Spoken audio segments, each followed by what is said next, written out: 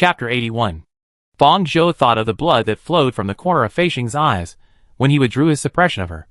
And he was more certain about the owner of that eye. Fei Xing's power carrier was the beautiful red eyes. I saw a discussion about Fei Xing in the game forum before. His target was originally her. But for some reason, he disobeyed the order and turned to Fang Xuanjiang. He became a discarded child because he did not complete the task. And became a victim of the experiment? Fang Zhou was originally going to kill Fei Xing the next time he saw him. His ability was too terrifying. If there was really no way to crack it, he would be the most terrible enemy. Now she didn't need to do it. And the other party was in a state of life and death. As an enemy, Fei Xing must die. But the problem is that the other party gave her a chance to live, which led to her own death. This made Fang Zhou feel a little complicated. If Fei Xing really died because of this, she would not be happy about having one less enemy. At the same time, she understood that this time she had taken the experimental subject hostage to solve a potential powerful enemy for herself. The other party suddenly picked up this experimental subject that had been stopped. And it was clear who they were going to deal with. Fang Zhou pulled away from his own thoughts and continued to follow Lei Qia's words. I always thought this was due to ability limitations. Lei Qia, ability limitations? You could also say that it is actually the upper limit of what the power carrier can do. They will use this method to squeeze out the last value of some criminals or betrayers. According to what Raikiri said, it is not possible for just anyone to bear these carriers at the same time. Otherwise the abandoned experimental products would not be picked up again. There are probably only a handful of people who can meet this condition for them to conduct experiments. What about you? Where is the part that carries the power? Unfortunately, I am not this type of transcendent. Raikiri raised his eyebrows. I don't have a specific part that carries the power. The whole body is the source. So I can be considered to have escaped. Can be considered to have escaped? Fang Zhou caught his key words and glanced at him. Ding. The elevator arrived at the destination floor. And Fang Zhou followed Raikiri out. But their conversation had not stopped. Do they have any successful experiments in this regard? Yes. Rachel paused, but we don't know who it is or what power it has. Fang Zhou couldn't help but think of the information in the game forum before. The humanoid weapon Mila created by the Archon, which was often mentioned in the central line. Could it be her? She had a hunch that this person would be a difficult opponent to deal with. If so, that person must have more than one powerful transcendent power. This week she has another chance to enter the game forum. It will be 5 days before the next reset. She doesn't know what will happen in these 5 days. Fang Zhou will not enter the forum to look for information for the time being. She wrote down this information and prepared to enter the forum in a few days to conduct an accurate search. Coming out of the elevator, she quickly observed the surrounding environment. Shi Xiang had just taken her to the 9th floor of the headquarters, and now they were on the 5th floor. After passing through a blank area in the middle, Lei Qia underwent a triple identity check before opening the door inside. Fang Zhou walked in. There were several mainframes occupying the room on both sides. She could see the images of all the cameras outside the mall through the screen above, and even the surveillance images of other places in Xinjiang City. This is Yi Ji's database. Lei Qia walked to the FM port in the center. She couldn't help but say, you and that boss Wang seem to trust me very much.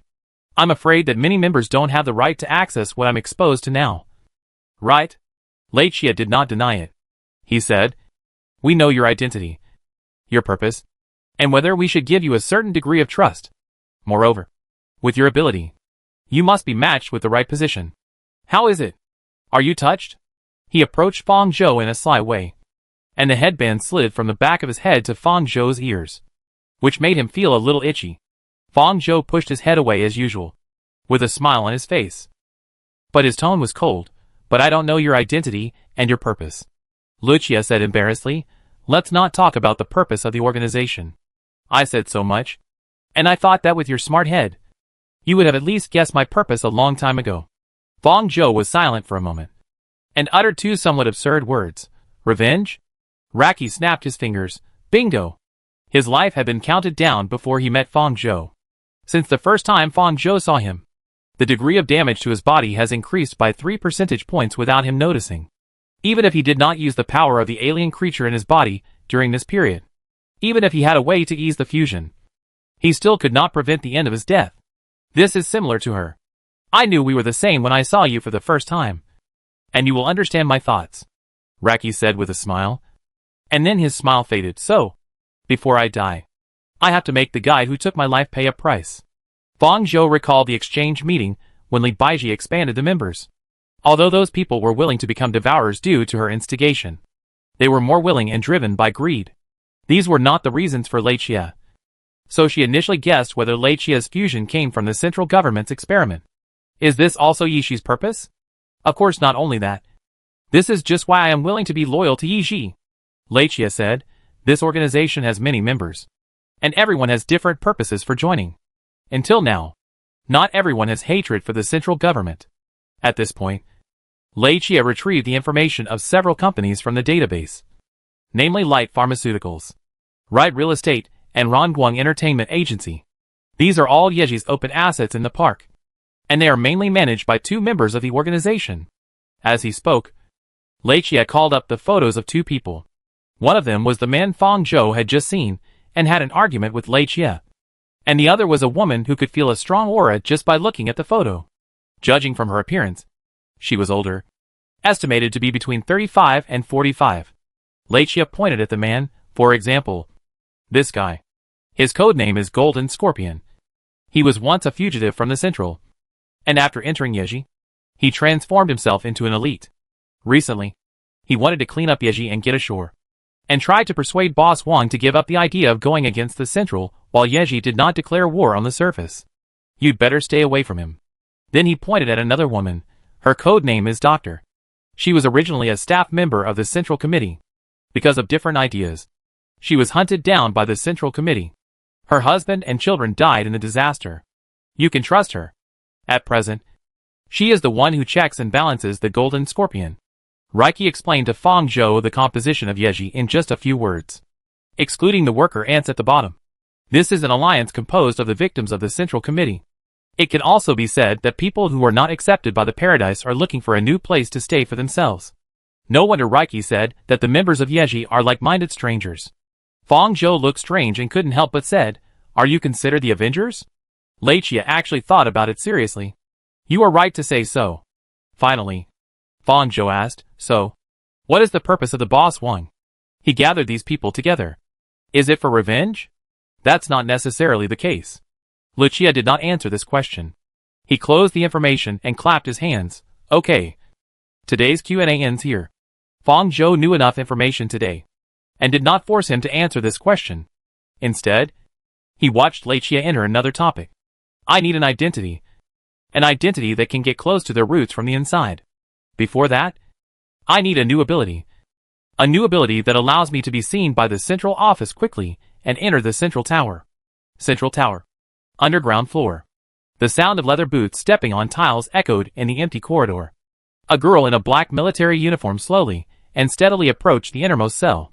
She was tall and straight, with short hair and a face that could not be ignored. Identity authentication successful. Special department. Mile. Zila. The heavy explosion-proof steel door slowly opened, and Milo stepped in calmly. Her eyes swept around indifferently and fell on a figure in the corner. He sat in the corner with his silver hair and closed his eyes. He wore a collar around his neck to suppress his ability, blending in with the snow-white cell. He did not react when he heard someone coming in. You are so lucky. Milo walked to Fei Xing and saw that he did not respond. So he grabbed his hair and pulled him up, saying expressionlessly, my brother was kidnapped. Congratulations.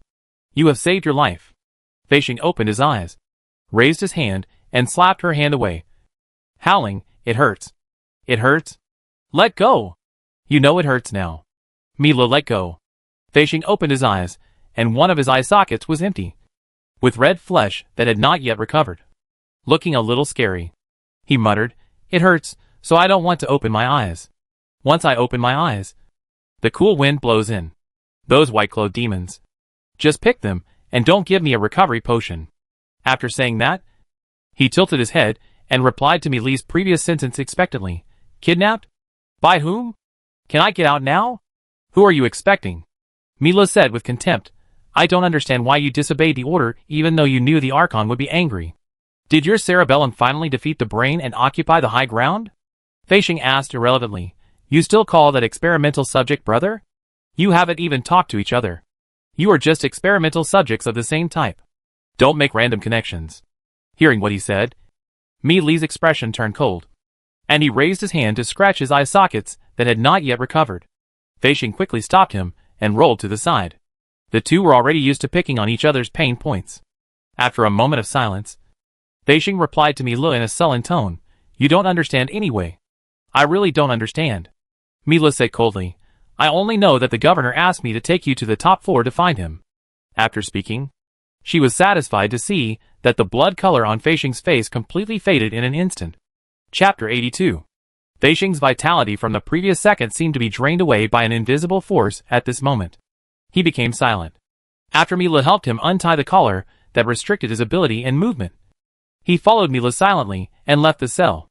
It took 10 minutes to get from the underground floor to the top floor 200, during which time neither of them spoke until the elevator was halfway up. Mi Li spoke, "If you had known this, why did you do it in the first place? Didn't you think about the consequences when you did it?" Fei Xing pursed his lips and rarely argued with her. Ding.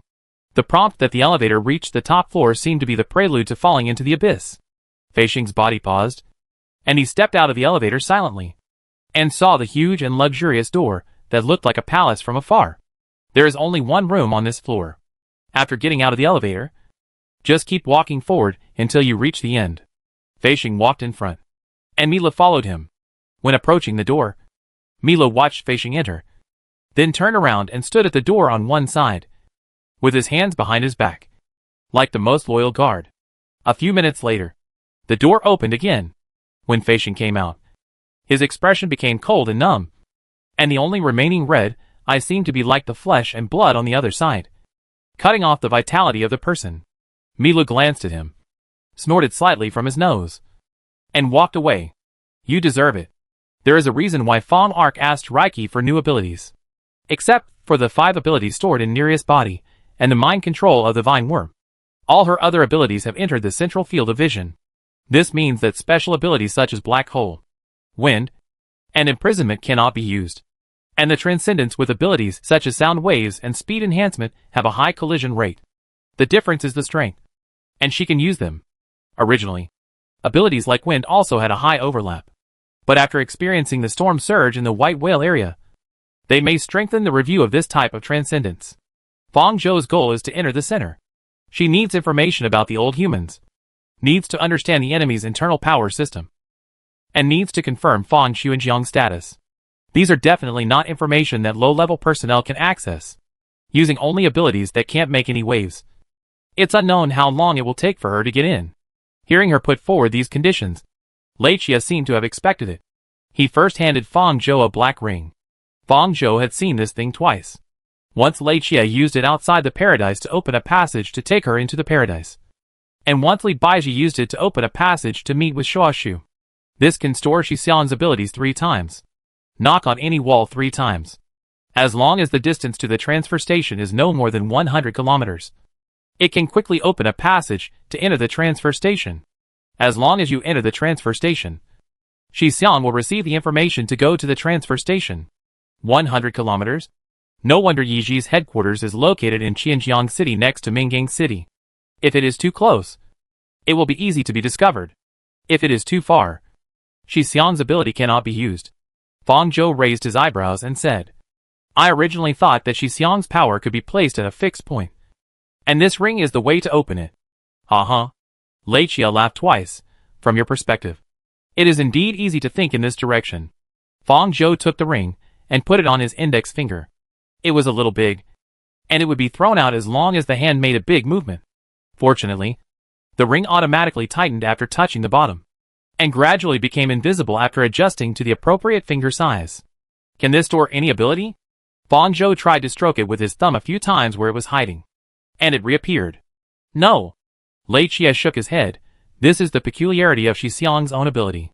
The black hole of the cave monster can also be regarded as a space system, like Xixiang's opening of the channel. Their pre-swing is very long, not suitable for use in battle, and far from being flexible. With this peculiarity, Xixiang's space system is more flexible than ordinary space systems. This flexibility does not refer to the aspect of opening space, but her ability is like the trunk of a big tree, and those scattered members are branches. When combined with her, She condenses into a tree, integrating information and danger at the first time.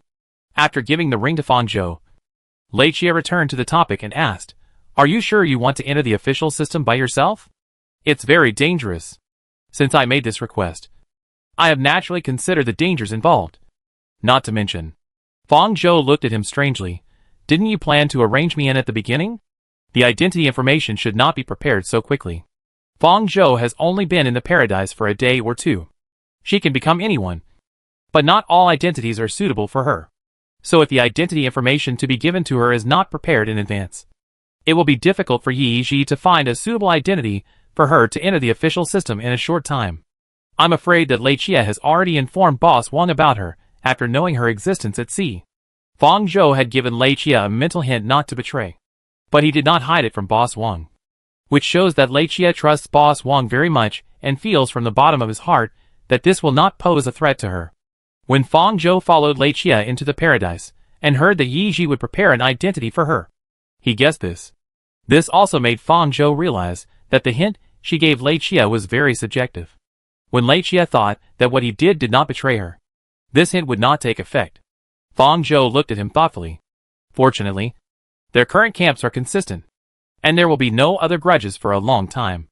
Preparing abilities suitable for Fang Zhou was not in the plan. Lei Chia thought about it and realized that to be seen quickly, one does not necessarily need to have strong enough power, but needs to be special enough. After a while, Lei Chia said, "Maybe there is an ability that meets your requirements. Follow me." Lei Chia's answer was within Fang Zhou's expectations. Li Baizi was able to bring out so many alien creatures at the exchange meeting, so there might be more at their headquarters. Fang Zhou followed Lei Chia, left the database, and re-entered the elevator. She asked, "Are there alien creatures in the park?" At that time, Caesar was able to bring the vine insect out of the park accidentally, which means that there are also alien creatures in the park. She was asking knowingly. The main reason is that Fang Zhou doesn't understand how they got in. The defense of the park can be regarded as an iron wall, especially for alien creatures. There should be no way for them to enter from outside the park. It is impossible that alien creatures with space teleportation cooperated with other alien creatures to sneak in. That would be too scary. "Yes," Lei Chia said, "I didn't expect it. But the number is small. Not as arrogant as outside the park, but compared with some alien creatures outside the park, the ones in the park are generally more powerful. And once they appear, they will turn the world upside down." At this point, Lei Chia had the same doubts as Fang Zhou. "I really don't understand where they came from." After that, the elevator arrived at the destination, which was the 8th floor. After coming out of the elevator, this floor was full of adjacent compartments, and there would be a branch every few steps. The structure was a bit like a maze. Fang Zhou couldn't see the situation in the compartments, and didn't know if there were alien creatures locked in them. Rai Chia led her inside, and finally stopped and stood in front of a compartment. Fang Zhou stopped at the door with him, and soon a prompt message came in front of her. "Alien creature Night Swallow. Submit to you voluntarily. New illustration Night Swallow. Submit voluntarily." Is this an alien creature below level B? Fang Zhou tilted his head and looked at Rai Chia with a little doubt. Except for the special existence of the line python, some C-level and D-level aliens she subdued were basically useless in terms of ability, and would not improve her. She couldn't imagine that C-level aliens could have any special power that would make the official department look at them differently. Just as she was thinking about what else a C-class alien could be used for, new illustrations followed. No. 28. Night Swallow. Level: C-class integrated with danger and wisdom. Main ability: following like a shadow. After absorbing the target's blood, it can locate and track the target. It turned out to be a tracking ability. Fang Zhou's heartbeat accelerated a little. No wonder it is C-class. This ability is useless on alien creatures and poses no threat to humans, so its ability level is at most C-class. But it is completely different on humans. As long as it has the target's blood, it can track anyone it wants to track. From the moment she knew the power of this alien creature, she overturned her original plan, and a clearer route appeared in her mind instantly. She knew how to use its power to quickly attract attention. Lei Chia opened the door through the identity recognition at the door. Above this compartment, there was a blood-red alien creature hanging upside down. It looked like a bat and was very small, but the difference was that it had two pairs of eyes on the outside of its wings. seeing Fang Zhou coming in. It couldn't wait to spread its wings and fly towards her. Fang Zhou raised her hand, and Yi Yan landed on her arm, moved 2 steps towards her shoulder, and rubbed her neck.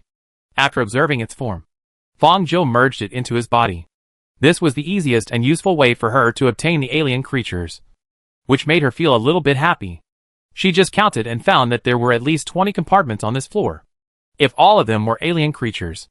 To be honest, she wanted to plunder this floor. I'm curious. How did you find it? It's hard to experiment with this ability, right?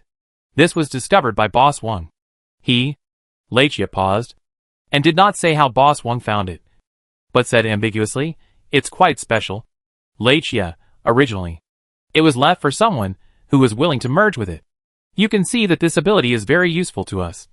But we have to ensure that the person who is willing to merge is absolutely loyal to Yi. So it has been left there. And there is no suitable person. That's a great bargain for me. Fang Zhou asked after he finished speaking, are there any wider rivers here? Lei said, you asked the right question. Qianjiang City is named after Qianjiang because there is a river called Qianjiang under the city that runs through the entire city and extends to Minggang City. Ha ha ha. After hearing what Lei said, Fang Zhou was stunned for a moment and couldn't help laughing. She laughed so hard that her waist bent, her shoulders shrugged, and her pale cheeks flushed. This was the first time Lei had seen her laugh like this since he met her. He shook his body and felt goosebumps all over his body. He raised his hand and stretched out his index finger to push her shoulder. Hey, what's wrong with you? Stop it quickly. I'm scared of your laughter. Fang Zhou stopped laughing, waved his hand away, stood up, and returned to his normal speed. He sighed, nothing. I just thought of something happy. Reiki? She did not answer Reiki again, but separated the mother-faced demon in her body. It was very large. As an S-level alien creature, it could adjust its size appropriately and barely fit under this roof. Fang Zhou let the mother-faced demon stay in the knight's headquarters and said to Reiki, you can take it with you if there is a mission later. You can leave traces of its abilities, but you can't let people see its traces. Then she said, take me to Qianjiang. Reiki didn't quite understand what she was doing, so he listened to her with interest and rode her from the knight's headquarters to a bridge. It was getting close to night. The sky was dark, and there were neon lights everywhere. Fang Zhou stood on the bridge. Under the bridge was a dark lake reflecting colorful lights. There was a train track on the back of the bridge. When the two of them arrived, a train hanging on the track on the back passed silently, and was reflected on the surface of the river. At this time, there were many pedestrians and vehicles on the bridge, and it was inconvenient to move. Fang Zhou observed for a while, and said to Lei, let's move to a place where no one can see Qianjiang. Lei made an okay gesture, whoosh, and took her away from here. When they reached a dead corner with few people, they used teleportation to transfer. After teleporting, the place they were in seemed much more desolate than the prosperous area just now. There were few pedestrians, and the shops on the riverside closed early, making the light in this area not as bright as other places. Fang Zhou got off his motorcycle, walked to the riverside, and separated all the demon bats and imprisoned beasts from his body. The demon bats and imprisoned beasts were originally alien creatures in the ocean. They were surprisingly large in size. After being separated on land, they received Fang Zhou's instructions in advance. Like the mother demon, they shrank their bodies moderately and followed Fang Zhou's hand into the river silently, without causing a splash. In this way, she separated all the S and alien creatures in her body, which meant that her ability was directly reduced by 60%. Only the child demon, Vineworm, Nereus and Line Python were left on her body, as well as some low-level alien creatures that were of little use. However, the abilities stored in Nereus in her body were enough to help her survive some crisis that she couldn't handle. What are you doing? Rachel followed her all the way, watching her separate the alien creatures from her body one by one, and didn't quite understand her intention. I have to tell them that the Ark is coming. What? Her eyes were bright, watching the devil bats and the caged beasts disappear in this not-so-wide Xinjiang River, and her soft and gentle voice seemed firm and sharp at this time. From now on, they are the Ark. Chapter 83. Fang Zhou originally planned to conceal the fact that she had come to paradise, but now all plans had to change. Today was too smooth. She was almost hungry, and there was food nearby. She wanted to kill someone, and someone handed her a weapon. Coincidences happen one after another. This is really a good river. Fong Zhou gently stroked the surface of the river with his hand, and sighed sincerely. A river that runs through the entire city means that the devil bats and caged beasts that fall into the river can go to any part of the city. And here they can come and go freely like the real her. This is why Fong Zhou laughed so hard when he heard Lei introduce Qianjiang. Isn't this enough to make her happy? When she finished these words, Lei understood what she wanted to do. You want these alien creatures to become your activities here, so that your other identity is not doubted. And at the same time, you can use your ability to quickly gain attention? Lucia squatted down with her, and his eyes were as bright as Fong Zhou's after understanding her intention. Yes. Fong Zhou raised his hand with river water in a good mood, and shook it at Lucia next to him like teasing a kitten. The cold water drops sprinkled on his face, and she stood up. Lucia was not angry either. He raised his hand to rub his cheek, his eyes staring at her tightly, and his thoughts were still immersed in what Fong Zhou said. If it was just an ordinary and limited river, the Ark would be limited in their activities and have many loopholes. At most, they could fool those people in the early stage. With Qianjiang, everything would be different. It simply pushed the feasibility of her plan to the highest point. The central government now knows that the Ark has the power to drive alien creatures and use their abilities. But in order to hide, she rarely set alien creatures to act alone, except for low-level alien creatures that observe the environment. Not to mention separating all the S-level in her body, which is equivalent to reducing her own abilities. Her usual style of doing things will make those people's thinking fixed, and it will be difficult to change it all at once, when they realize that it is only the action of the alien, not her. It must be a long time later, as long as they know that she has entered the paradise. Her other ability will come in handy. If they really want to capture her, the central government will definitely spend a lot of money. As for the premise that blood is needed for tracking, it just gives her time. This is indeed a very good plan. Raiki's tone is excited. I need your cooperation. Small problem. I will regard them as your new partner in Yeji. Raiki stood up and stretched out his fist to her with a smile. Fong Zhou raised his hand and touched it with him. Happy cooperation. For Fong Zhou, separating them is not just for these purposes. Yeji has the mother-faced demon, the devil bat and the caged beast, which means that Fong Zhou can know the information they want to convey to her without contacting the headquarters of Yeji. This is simply cheating. At this moment, Fong Zhou seemed to be the chess controller on the chessboard, using her hands to lead the insider to the direction she wanted. Half a month later. Tell me, how did you know his location? The interrogator in the familiar black military uniform of Fong Zhou looked cold and looked at her with contempt. This is the interrogation room of the Joint Defense Bureau in Mingyang City. Fong Zhou sat on a chair. Her hands were unnaturally handcuffed to the back of the chair by the handcuffs specially used to suppress the transcendent, and she could not move at all, which made her feel very uncomfortable. She showed a flattering smile on her face. Sir, I haven't eaten for a day. Can you give me something to eat first? The interrogator kicked her chair leg, causing her to fall to the side with the chair. A trace of murderous intent flashed in Fong Zhou's eyes, but she suppressed it. She used the blind spot of her vision to cover the surveillance and the interrogator's vision, and used the wire python to cushion herself, so that she didn't get hurt. She tried to pretend that she was hurt. Their handcuffs are useful for transcendence, but she is not a transcendent. The principle of power operation is completely different from that of a transcendent. To trap her, she may need to control the chains of alien creatures. The interrogator who kicked her chair felt a chill in an instant. What happened? Was the temperature of the central control set too low? He glanced at Fong Zhou with a little doubt, thinking it was just his illusion. As Lei Chia said before, the paradise is divided into 2 areas and 7 cities. The first area is centered on Mingyang City, with 4 cities scattered in 4 directions, including Huajin City in the east, Qianjiang City in the south, Anil City in the west, and Lilin City in the north. The second area is composed of 2 cities far away from Mingyang City, named Yanqing and Dangyang, although located in the paradise. These 2 areas have a clear class gap, and not everyone can live the same life. When the fall came, half of the relatively better people won the quota of the paradise, and had the qualification to enter the paradise. Technology in the park is developing rapidly, and there are different levels of excellence. As time goes by, there will naturally be a greater and greater class gap within this countable range. District 2 is where the lower class gather. Fong Zhou's new identity is a woman named Yin Shui. She was born in Dangang, District 2, dropped out of high school, is 22 years old this year, and is unemployed. The word Dang means indulgence.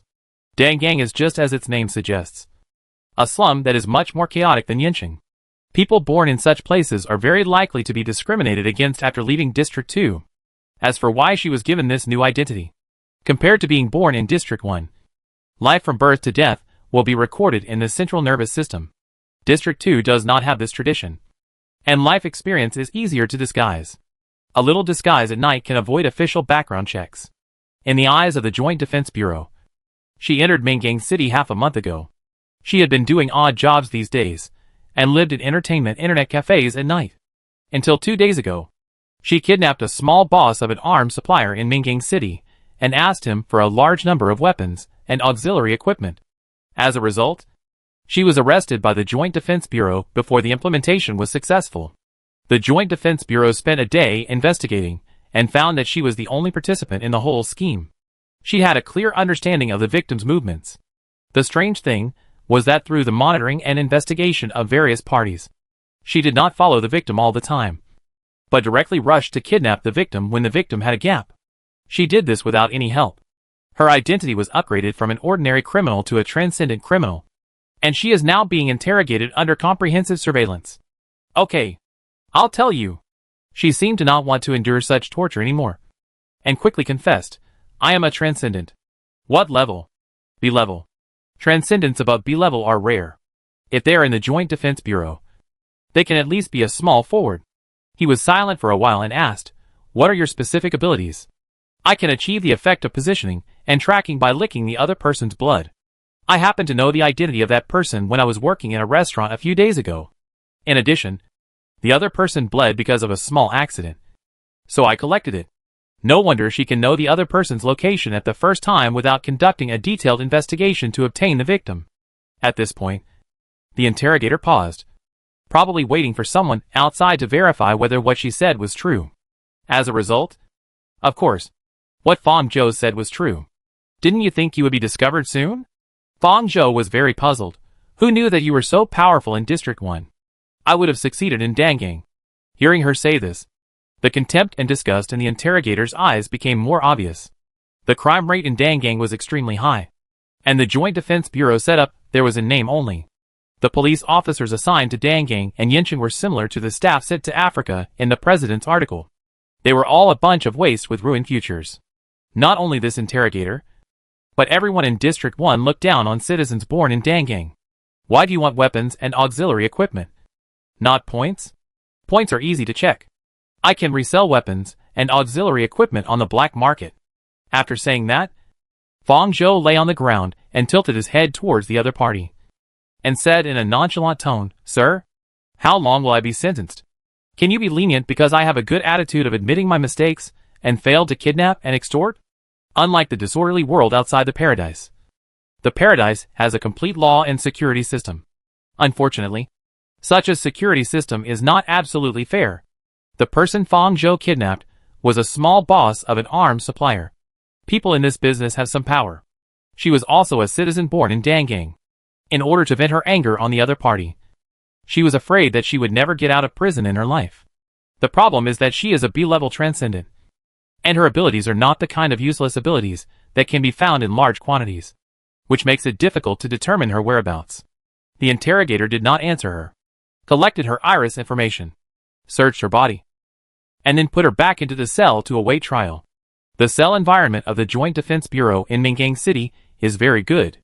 It is probably a special cell for the detention of transcendents. It is a fully enclosed single room with magazines and a small TV. It is cleaner and more transparent than the apartment in Dangang. There is a wash basin and squat toilet in this small compartment.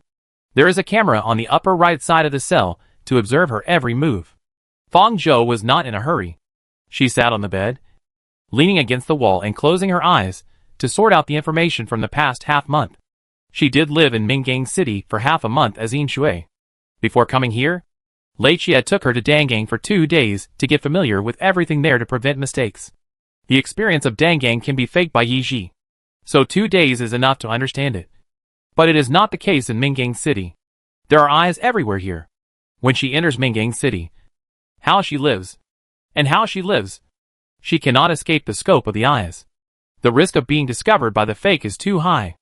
Although Fang Zhou does not have much time and is eager for success, she understands that some things cannot be rushed. The more anxious, the worse the consequences. She just needs to understand the operation mode in the park during this time. So far, everything has been going smoothly. Now all she needs to do is wait.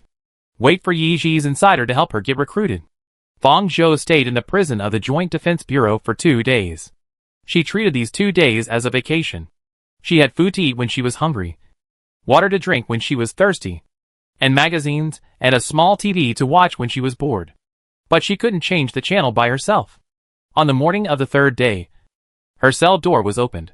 Fang Zhou opened her eyes and looked at the door. A foot in a long boot stepped in. The person who came in was estimated to be more than 1.8 meters tall, with semi-long hair tied behind his head. His eyes were very light, and he had an androgynous face, making it difficult to tell his gender. Fang Zhou looked at the person's neck, which was very flat and without an Adam's apple. So she should be a woman. Rachel did not tell her who their spy in the Joint Defense Bureau was. On the one hand, she was untrained and easily exposed. On the other hand, the spy did not trust Fang Zhou, who had just joined the group, and refused to tell him his identity. So Fang Zhou was not sure whether the person in front of him was a member of Yi Ji. So he could only treat it as if he did not know that there was an insider of Yi Ji. She was wearing a very fitting black military uniform of the Joint Defense Bureau, with dark red hems on the cuffs and collar. After Fang Zhou's remedial lessons during this period of time, this red hem meant that this person was at least a deputy captain level character. After she came in, she looked around. Her eyes were full of arrogance and contempt for the superior. And finally her sight stopped at Fang Zhou. Fang Zhou was lying on the bed, lazily crossing his legs, holding a magazine in his hand, and half of his head was poked out from the side of the book to look at her. When he saw her looking at him, he even blinked at her. This person couldn't help but pause for a moment. And after a few seconds, he spoke to her. "Are you used to the life these 2 days?" Like her appearance, her voice was also very neutral. "This is much more comfortable than my life outside. Your cell is more luxurious than the housing in Dangang." Fang Zhou acted like a country bumpkin who had never seen the world. "The food is delicious, and I don't have to worry about food or clothes. I don't want to go out. Otherwise, you can lock me up for life." "That won't do," she smiled and said. "Wouldn't it be a waste to keep a talent like you locked up here?" After hearing this, Fang Zhou put his legs down, sat up cross-legged with a puzzled look and looked at her. "What do you mean? Do you want to try to use your ability to help us? If your ability is really as you said, there will be a place for you here, and you don't have to worry about food and clothing, and you will have enough money to enjoy life." She sighed. "There are so many delicious and fun things in Mingang City. When you have money, it's better to be free outside than in a cell, isn't it?" The surveillance camera above the cell flashed a red light as usual, and Fang Zhou lost his ruffian spirit and looked serious. There was a little respect in his eyes. He pretended to be moved by what she said. After hesitating for a while, he asked, "What do I need to do for you?" Everyone knows what this means. It is too difficult for people born in Dangang to climb to a normal position. Not to mention that this is an official unit, a stable job. So she naturally has to make a corresponding response. "It's very simple. We need to test your ability first. So let's start by finding someone," the man said, using the projection pen in his hand to project a person in the air. "Don't worry about finding a medium. We will provide you with his blood." Fang Zhou was not unfamiliar with that face. It was the blonde star Jiang Biafu whom she had seen on the screen and in the housing system before. Fang Zhou knew that Yi Ji had begun to help her act. Chapter 84. As long as the Joint Defense Bureau has the opportunity to recruit Fang Zhou, the first step will be successful. Fang Zhou got off the bed and leaned in front of the projection. She had a teasing look on her face. "Isn't this a big star on TV? Why? Missing?" Fang Zhou didn't expect that the first person they asked her to help find was a singing and dancing idol. It seems that this person's identity should not be as simple as an idol star. Of course, they can't find others, so they choose to find you. Fang Zhou didn't continue with this topic, but smiled and leaned in front of this person and asked, "Sir, what's your name?" "My name is Yin Shui. Wu Yuan Bai. Wu Yuanbai replied with a smile. She didn't care about Fang Zhou's rude attitude and turned off the projection in the air. Come with me. Compared with the police officers from the Joint Defense Bureau that Fang Zhou saw on the way, Wu Yuanbai basically didn't look down on her. This didn't mean that she didn't discriminate against people born in Dangang. When she first stepped into the cell, her contempt for superiors was much stronger than those police officers. But such emotions disappeared completely when she communicated with Fang Zhou. And she didn't even react to being offended when Fang Zhou was a little rude. This just shows that Wu Yuanbai is a smart person. When facing valuable people, she will give due respect and make people willing to do things for her. Such people are the most difficult to deal with. Fang Zhou collected his thoughts and followed Wu Yuanbai out of the cell, talking almost non-stop all the way. Officer Wu, according to what you just said, does it mean that if I help you find someone this time, I can make up for it? If someone like me joins you, is there room for advancement? Officer Wu, what are the salaries and benefits of your police officers? Do you pay for the 5 insurances and 1 housing fund? Do you provide food and accommodation? I just came to Mingang City, and the rent here is too expensive. I can't find a place to live. Officer Wu, how old are you this year? Are you from Mingang City? Do you have a partner? Officer Wu. Wu Yuanbai suddenly stopped. She was very tall and Fang Zhou almost bumped into her. If Rachel sees Fang Zhou now, she will find that half of her acting references come from him. It is difficult for her to act without a specific reference. She simply acts according to Rachel's usual state, but makes some exaggerated or subtle adjustments based on him. Of course, Rachel is not so noisy and gossipy. Fang Zhou has many choices. She can choose to play a taciturn and gloomy citizen from Dangang. This is easy to play, and it is not easy to reveal the truth if she speaks less. But it is difficult to obtain information from this kind of character. In a new working environment, it is often the group of people who are more gossipy and noisy who can know all the information in the new environment first.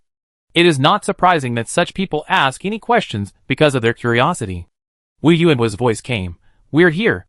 Fang Zhou poked his head out from behind her and found that she had taken her to an office. The nameplate on the door read Office of the Captain of the Special Investigation Detachment. Wu Yuanbai took her directly to her office. It seemed that her guess was right. The other party was indeed at the captain level. But how could she, a captain-level person, have an independent office? She followed Wu Yuanbai in.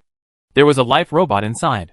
After Fang Zhou came in, it very skillfully brewed 2 cups of tea from one side and put them on the table, and then moved to the corner with a grunt. Please. Wu Yuanbai sat down on the chair next to him and motioned Fang Zhou to sit down with him. Fang Zhou sat down without hesitation and took 2 sips of water. He looked around and took in all the layout of the office. Not long after they came in, there was a knock on the door. Captain Wu. The man was holding a set of clothes and a small storage box. Fang Zhou guessed that the clothes were prepared for her, as she was still wearing a prison uniform. The other party put the 2 things on the table and left. Fang Zhou was not polite. She picked up the clothes and looked around. She didn't find any cameras. She raised her eyebrows and asked, Is there a surveillance camera in here? No. Wu Yuanbai sat down on a chair and answered her. After getting the answer, Fang Zhou took off the prison uniform without hesitation and picked up the clothes on the side to put on. Wu Yuanbai paused as he looked at her. His light brown eyes moved to the side unnaturally. His eyes were no longer on Fang Zhou. She reminded him, There is an independent bathroom at the corner next door. Fang Zhou put on his shirt. I'm just trying to make you feel more at ease, so you don't have to worry about me running away. I believe you won't make such a stupid decision, unless you deceive the interrogator about your ability. She said, Besides, it's not that easy to run away from the Joint Defense Bureau. Indeed. After hearing what she said, Fang Zhou picked up the remaining clothes and left the office. She walked forward 2 steps and found the bathroom at the corner. After entering the bathroom, Fang Zhou's expression became cold. The other party gave her the black uniform of an ordinary police officer of the Joint Defense Bureau. It seemed that they were not going to give her transition time. It seemed to remind her that she had to either wear that prison uniform or this uniform. There was no third choice. What a tough style. Fang Zhou changed the remaining prison uniform, and the mirror on the side showed her current appearance. Her half-long hair was draped over her shoulders in a mess, and her face was barely pretty. After changing into a well-fitting black uniform, the frivolous feeling on her body was suppressed a lot. It is not so easy to put yourself into another role. In the past half-month, Fang Zhou has been living as the fictitious person Yin Shui. Now even when no one is around, it is difficult for her to get out of the role. After changing clothes, Fang Zhou returned to Wu Yuan's office.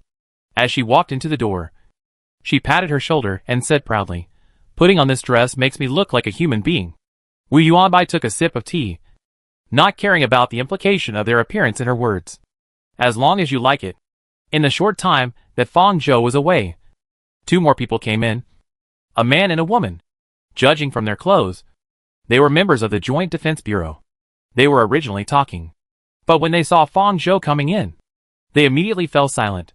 Seeing the 2 of them, Fang Zhou approached them in a familiar manner and extended his hand to them. "What are your names?" "My name is Yin Shui. We should be colleagues in the future. Please take care of me." Pei Liangji, a member of the Special Investigation Detachment. Gong Yi, a member of the Special Investigation Detachment. The 2 people were very cold, only saying their names and positions, and no one stepped forward to shake hands with Fang Zhou. Fang Zhou didn't care and took his hand back. Wu Yuanbo said, "The storage box contains Jiang Biefu's blood. The matter is a bit urgent. If there is no problem, let's start." She observed Fang Zhou calmly. The Joint Defense Bureau did not accept everyone, especially those from Dangang whose origins were unknown. Generally speaking, the Joint Defense Bureau would directly exclude people from District 2 when recruiting people. But Fang Zhou's ability is very special. The higher-ups have observed her for 2 days and investigated her identity in Dangang. They still haven't decided whether to recruit her. Unexpectedly, such a mistake happened. Chi-chi. With a sound, Fang Zhou pretended not to notice Wu Yuan's inquiring gaze and opened the storage box on one side. The white gas dissipated, and there was a small tube of blood inside. She took it out and poured a drop into her palm, then put the rest in. Then raised her hand and licked the drop of blood. The taste of rust spread in her mouth. After a few seconds, the entire Mingang city appeared in Fang Zhou's mind like a map without roads. And Jiang Biefu's location kept flashing in one of the locations. Fang Zhou was silent for a while and said, "He is about to leave Mingang city. He is moving now and is approaching the border of Huajun city. We need to hurry over. My tracking can only last for 3 hours. If you want to track the same person again, you can only wait until the next day." Hearing her say this, Wu Yuanbo looked up at her and said, "You didn't say this during the interrogation. And you kidnapped Li Jie 2 days after he was injured." "Alas. So didn't I say that I collected his blood? Not immediately using my power? My power is limited, and it's not always suitable for me to take action," Fang Zhou said calmly. As Fang Zhou said, they had investigated her whereabouts in the past few days clearly. In the restaurant where Li Jie often came to Fang Zhou to work, it is possible to find out his daily routine through his conversations with customers. Under this premise, Fang Zhou can infer when it is suitable for her to track and kidnap Wu Yuanbo. In this case, she needs to overturn her original evaluation of Fang Zhou. This method is much more difficult than continuous tracking. She can't just do an ordinary tracking navigation. However, there are more urgent matters ahead, and Fang Zhou's location can only be determined after this incident is over. Jiang Biefu has now reached the border of Mingang City. If Jiang Biefu leaves Mingang City and enters Huajun City, then they will have to notify the Joint Defense Bureau of Huajun City to solve the problem. By then, it will take several hours to solve the problem. Wu Yuanbo thought about it. If the other party is not moving, just let Fang Zhou report the location and send someone over. The problem is that the other party is moving. After she finished thinking, she immediately asked Fang Zhou to take Pei Liangji and Gong Yi to Jiang Biefu's current location. Yin Shui will go with the 2 of you, and she will lead the way. No matter what the situation is, bring Jiang Biefu back safely. After she finished speaking, she paused. If there are others who resist, you can kill them directly. Gong Yi/Pei Liangji, got it. Captain Wu. Only Fang Zhou asked eagerly, is he kidnapped? You were able to capture me so quickly, but now you can't locate him? The eyes of Mingang City are everywhere, which means that the other party has enough anti-reconnaissance awareness, or has a specific ability to avoid the eyes. This is where you need to play your own role. You should be glad that we can't locate you. Otherwise you might really spend the rest of your life in a cell, Wu Yuanbo said, blocking her mouth. Okay. I got it. Fang Zhou stopped when he saw that things were going well. Fang Zhou then followed Gang Yi and Pei Liangji out of Wu Yuanhua's office. Fang Zhou said to them, "Hey, how is your work here? Is it easy? What do you usually do?" The two of them ignored her, and naturally did not regard Fang Zhou as a future colleague. After leaving Wu Yuanhua, they only treated her as a transparent person. After a few rounds, she got bored. Alas, she encountered workplace bullying as soon as she arrived. After leaving Wu Yuanhua's office, Pei Liangji and Gang Yi went to the weapons and equipment warehouse of the Joint Defense Bureau. They did not order to take Fang Zhou with them. They did not have the authority at the time, and they would not take her with them. When they came back, they had already changed into combat uniforms and equipped with weapons. Fang Zhou also realized that the Joint Defense Bureau only wanted her to be a mobile navigation, and she didn't need to participate in it too deeply. It was precisely because of this that Fang Zhou set a certain degree of restrictions on his ability. Gang Yi looked at Fang Zhou coldly and said, "Can you drive? Just lead the way." "Yes. I have been driving for 5 years." Fang Zhou got on the driver's seat. After hearing what she said, the two immediately got on the back seat. The next second, Fang Zhou said again, "But I don't have a driver's license. You won't arrest me, right?" Pei Liangji/Gang Yi. Before they could say anything, Fang Zhou had already stepped on the accelerator and drove out.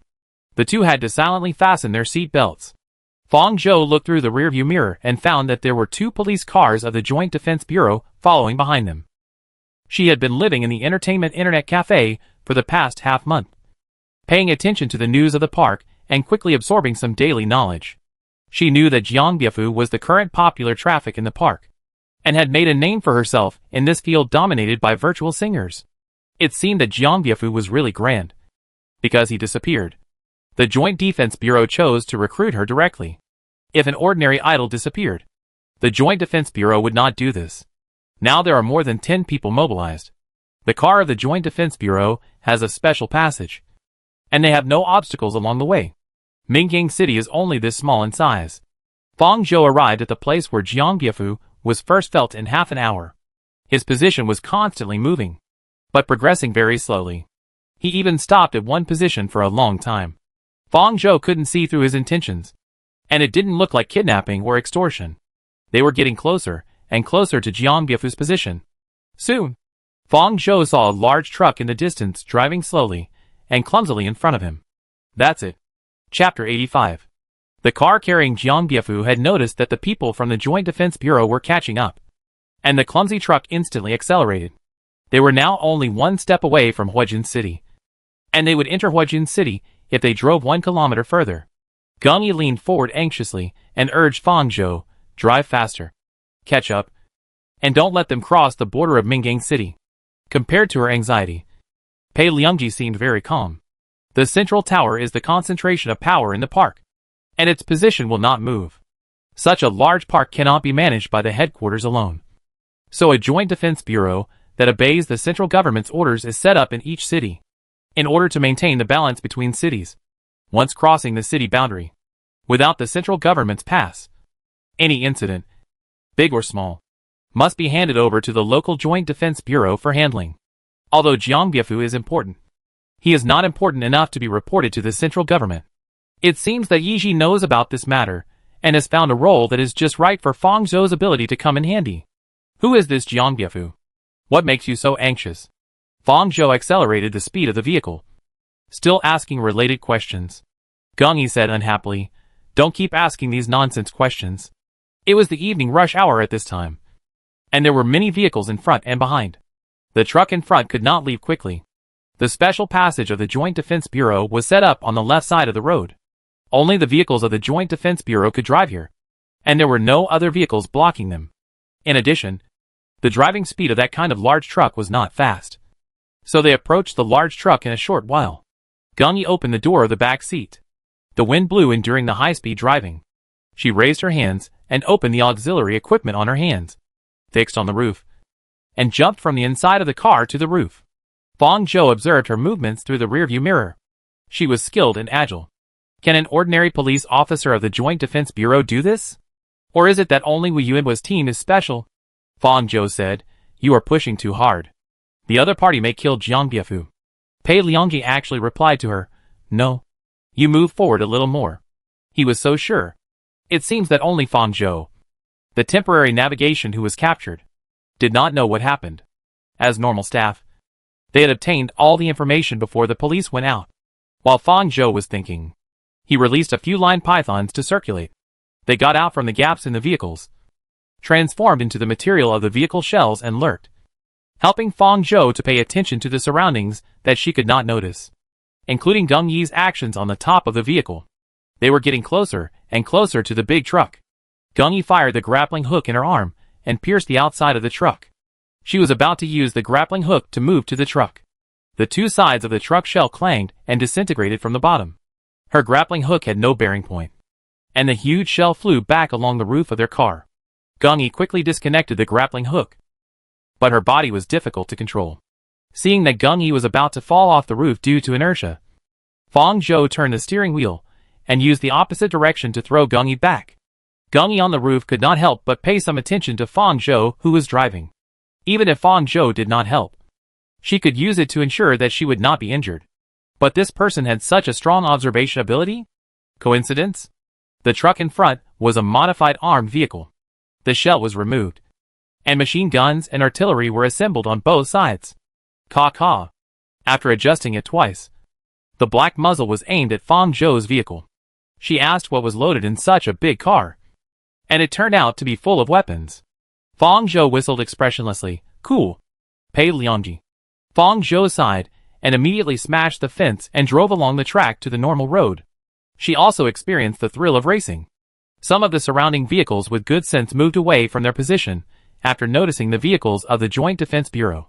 Unfortunately, the two vehicles of the Joint Defense Bureau following behind were damaged. The body of the vehicle was bulletproof, and the bullets were good, but they could not avoid the explosion. The shells fell by Fang Zhou's exhaust, and the explosion was deafening behind them. The vehicle was directly overturned to the ground, and only the three of them were left. Fang Zhou used a wire python to block her ears in advance, so that the explosion did not hinder her. Now the opponent's target was only them, and they had to take into account Jiang Biafu in the armed vehicle. They could not do the opponent's free throwing of weapons, and they became passive. After driving to the normal road, the other party did not want them to get close, and the shells hit their position one by one. Fang Zhou could only concentrate on paying attention to the other party's movements to avoid these things, and then quickly approach the vehicle when the time was right. Get ready to go, Fang Zhou said to Pei Lian Yuan in the back seat. When the two cars were parallel, Geng Yi on the top immediately moved to the top of the truck. Fang Zhou had already opened the side door. She was not wearing combat uniforms and carrying auxiliary equipment, so it was much more difficult for her to leave the car than the two people. Pei Lian Yuan would not consider how Fang Zhou left. He used a similar method as Geng Yi to move quickly. After the two people left, Fang Zhou needed to control the distance and speed of the vehicle. If she left the driver's seat directly, the vehicle would lose direction due to the short period of unmanned driving. Fortunately, the Joint Defense Bureau was the Joint Defense Bureau after all, and the vehicle system used was one of the more advanced ones at present. She turned on the vehicle's intelligent driving mode, allowing the vehicle to maintain its original speed and direction without her control. The only ability Fang Zhou could use to leave no trace was speed enhancement. In order not to arouse suspicion from others, she needed to compress the intensity of speed enhancement to a speed that a normal person could burst out. The wire python outside reported all the surrounding situations to Fang Zhou clearly. At the moment when the machine gun on the side turned towards the direction of the vehicle, Fang Zhou used speed enhancement to jump up, grabbing the machine gun on the side with both hands and stepping on the bottom. Her physique made it difficult to support her weight. The wire python emerged around her hands and feet to help her jump to the top. Seeing Fang Zhou following along, Geng Yi and Pei Liang Yuan seemed a little surprised. She didn't have any auxiliary equipment on her. How strong must her on-the-spot reaction and physical fitness be to be able to follow along? Geng Yi looked at Fang Zhou with a strange look in her eyes. Was it because the physical fitness of a transcendent was higher than that of an ordinary person? Speaking of which, the person in front of him was still a B-level transcendent. If such a person was not born in Dangang, he would have an innate advantage in entering the Joint Defense Bureau through normal procedures. What you think in your heart and what you say on the surface are two different things. Geng Yi said, just stay in the car. Why are you following along?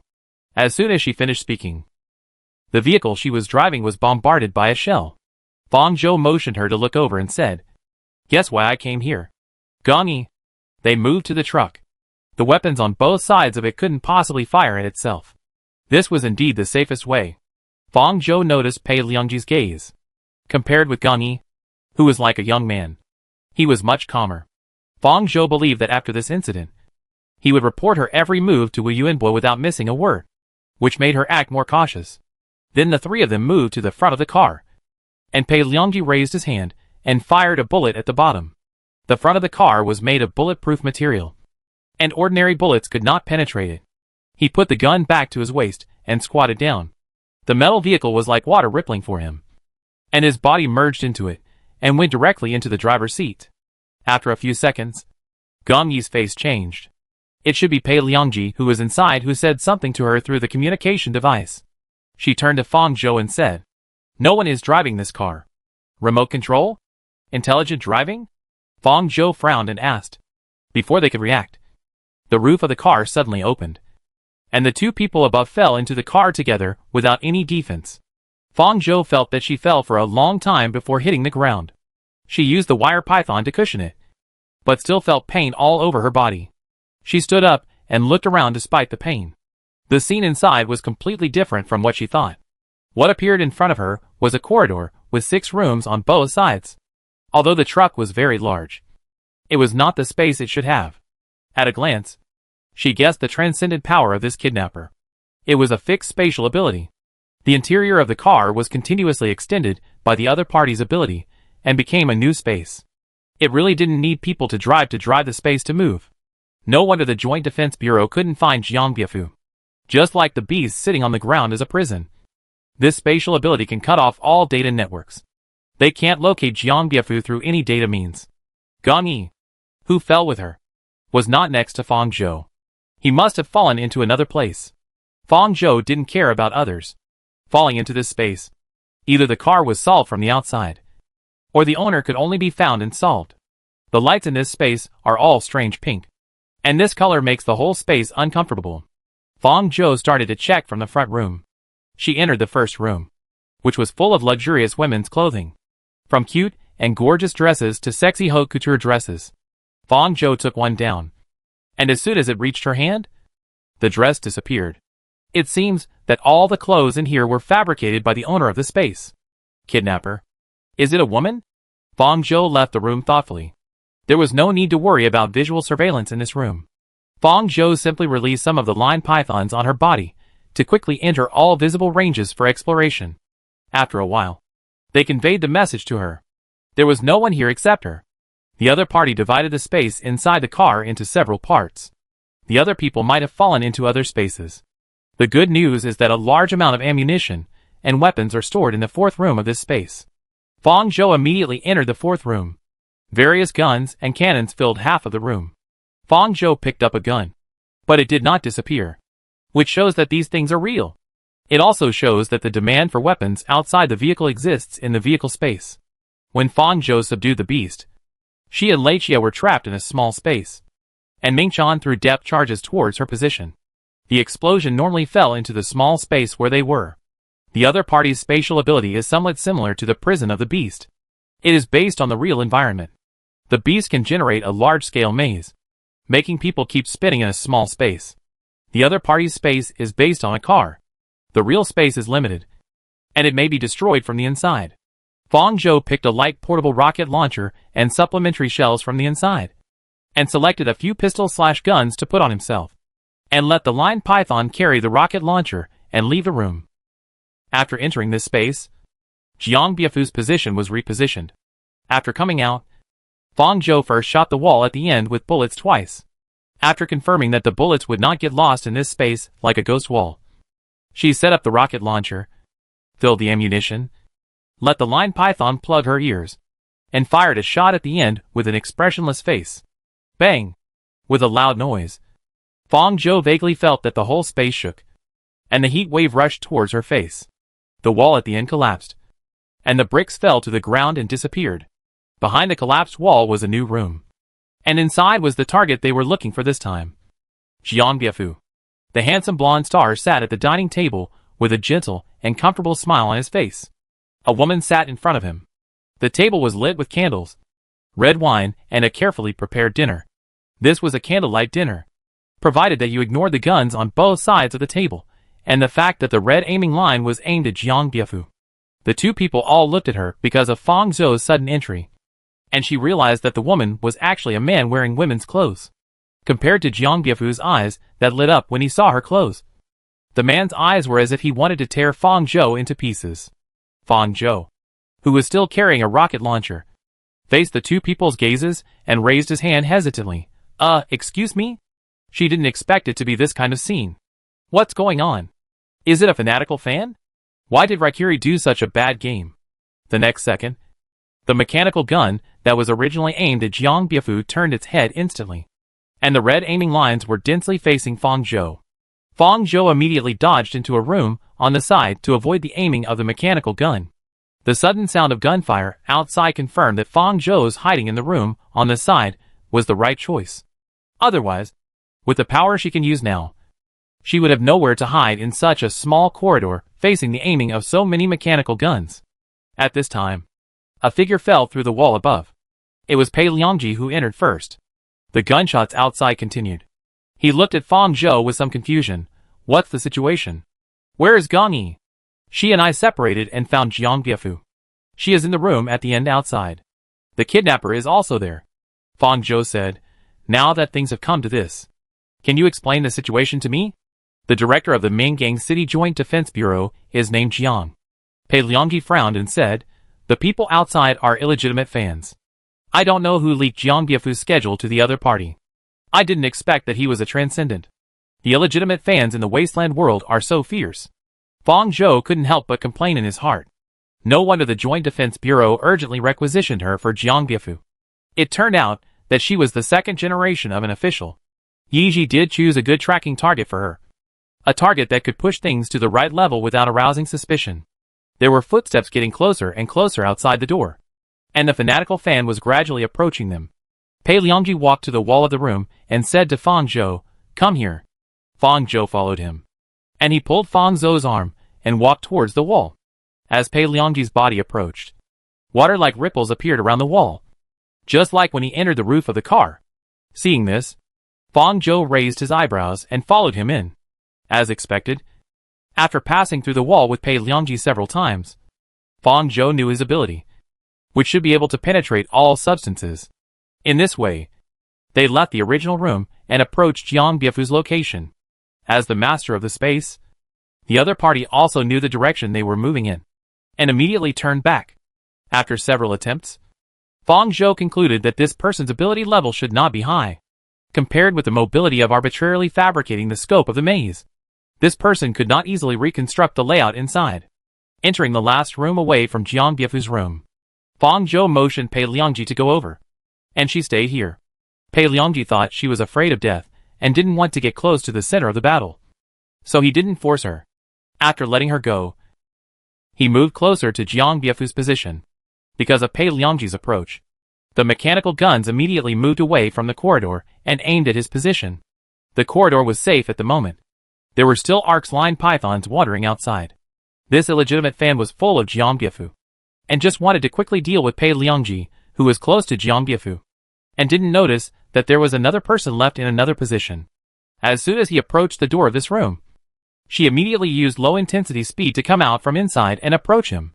When he didn't react, she pretended to use her arm. But in fact, the line python transformed from the inside of her arm, hooked his neck, and dragged him back. Jiang Biefu was still sitting at the dining table in the room. The other party still had several guns aimed at him. He didn't dare to act rashly. Fang Zhou's figure was in his sight. Yeji? Fang Zhou said in a voice that only the illegitimate fans could hear. She had never seen an enemy who acted so in accordance with her wishes, so she couldn't help asking. There was only cruelty in this person's eyes. He hated Fang Zhou for disturbing his good things. Obviously, he didn't understand what Fang Zhou was saying and wanted to catch her backhandedly. It seemed that this person was not a member of Yeji, but just a target selected by Yeji for committing crimes. Fang Zhou breathed a sigh of relief, quickly put the gun to the man's head, pulled the trigger, and harvested his life. Chapter 86. Fang Zhou was getting close, and the blood splashed onto her body.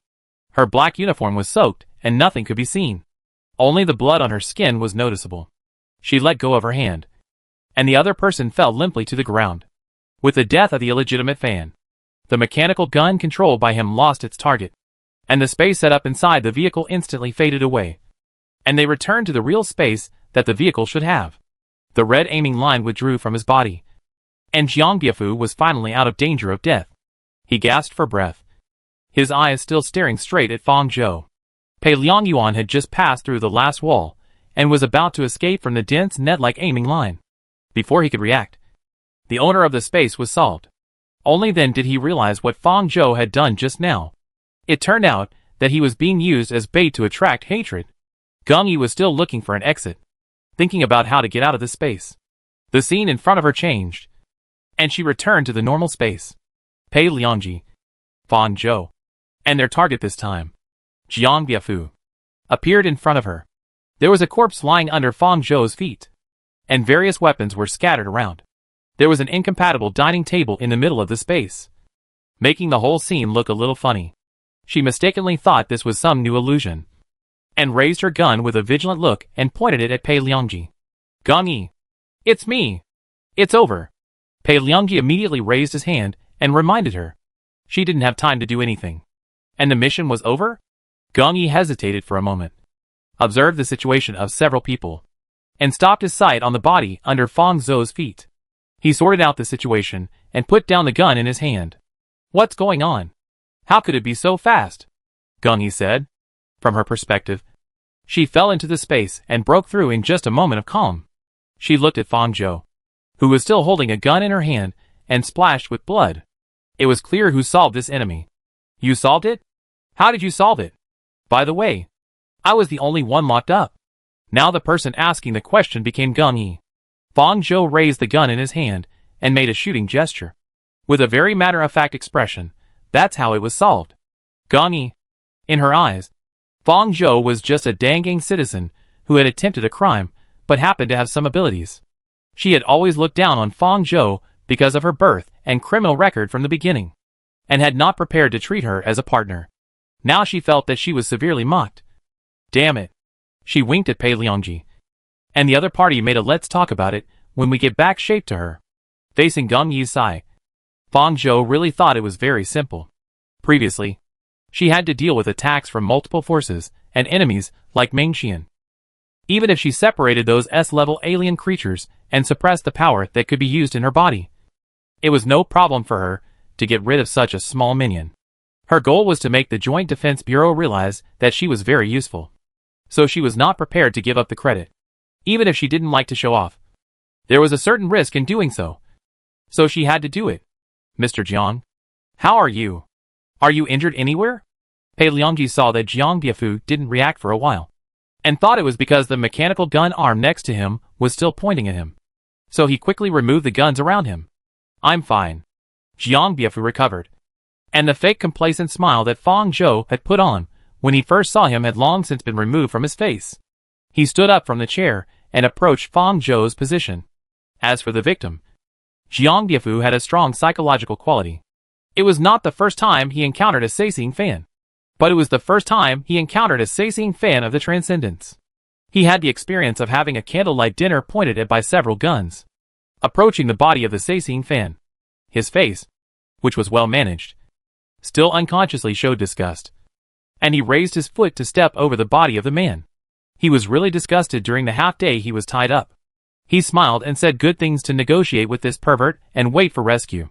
If it were not for his good upbringing, he would really want to kick the body of this man. When he walked in front of Fang Zhou, his expression eased a lot. He took out a clean handkerchief from his body and wanted to wipe the blood on her cheek. When he met her eyes, Jiang Biafu's peach blossom eyes moved aside embarrassedly, and finally just handed the handkerchief to her, like a non-aggressive golden retriever. Officer, what's your name? He coughed and asked Fang Zhou. In the past, it was always others who approached him, but this was the first time for him to approach someone. Fang Zhou put his gun on his waist and replied, ink water. Jiang Biafu took out a pen and paper from his body, scribbled a few lines on it, and handed it to Fang Zhou.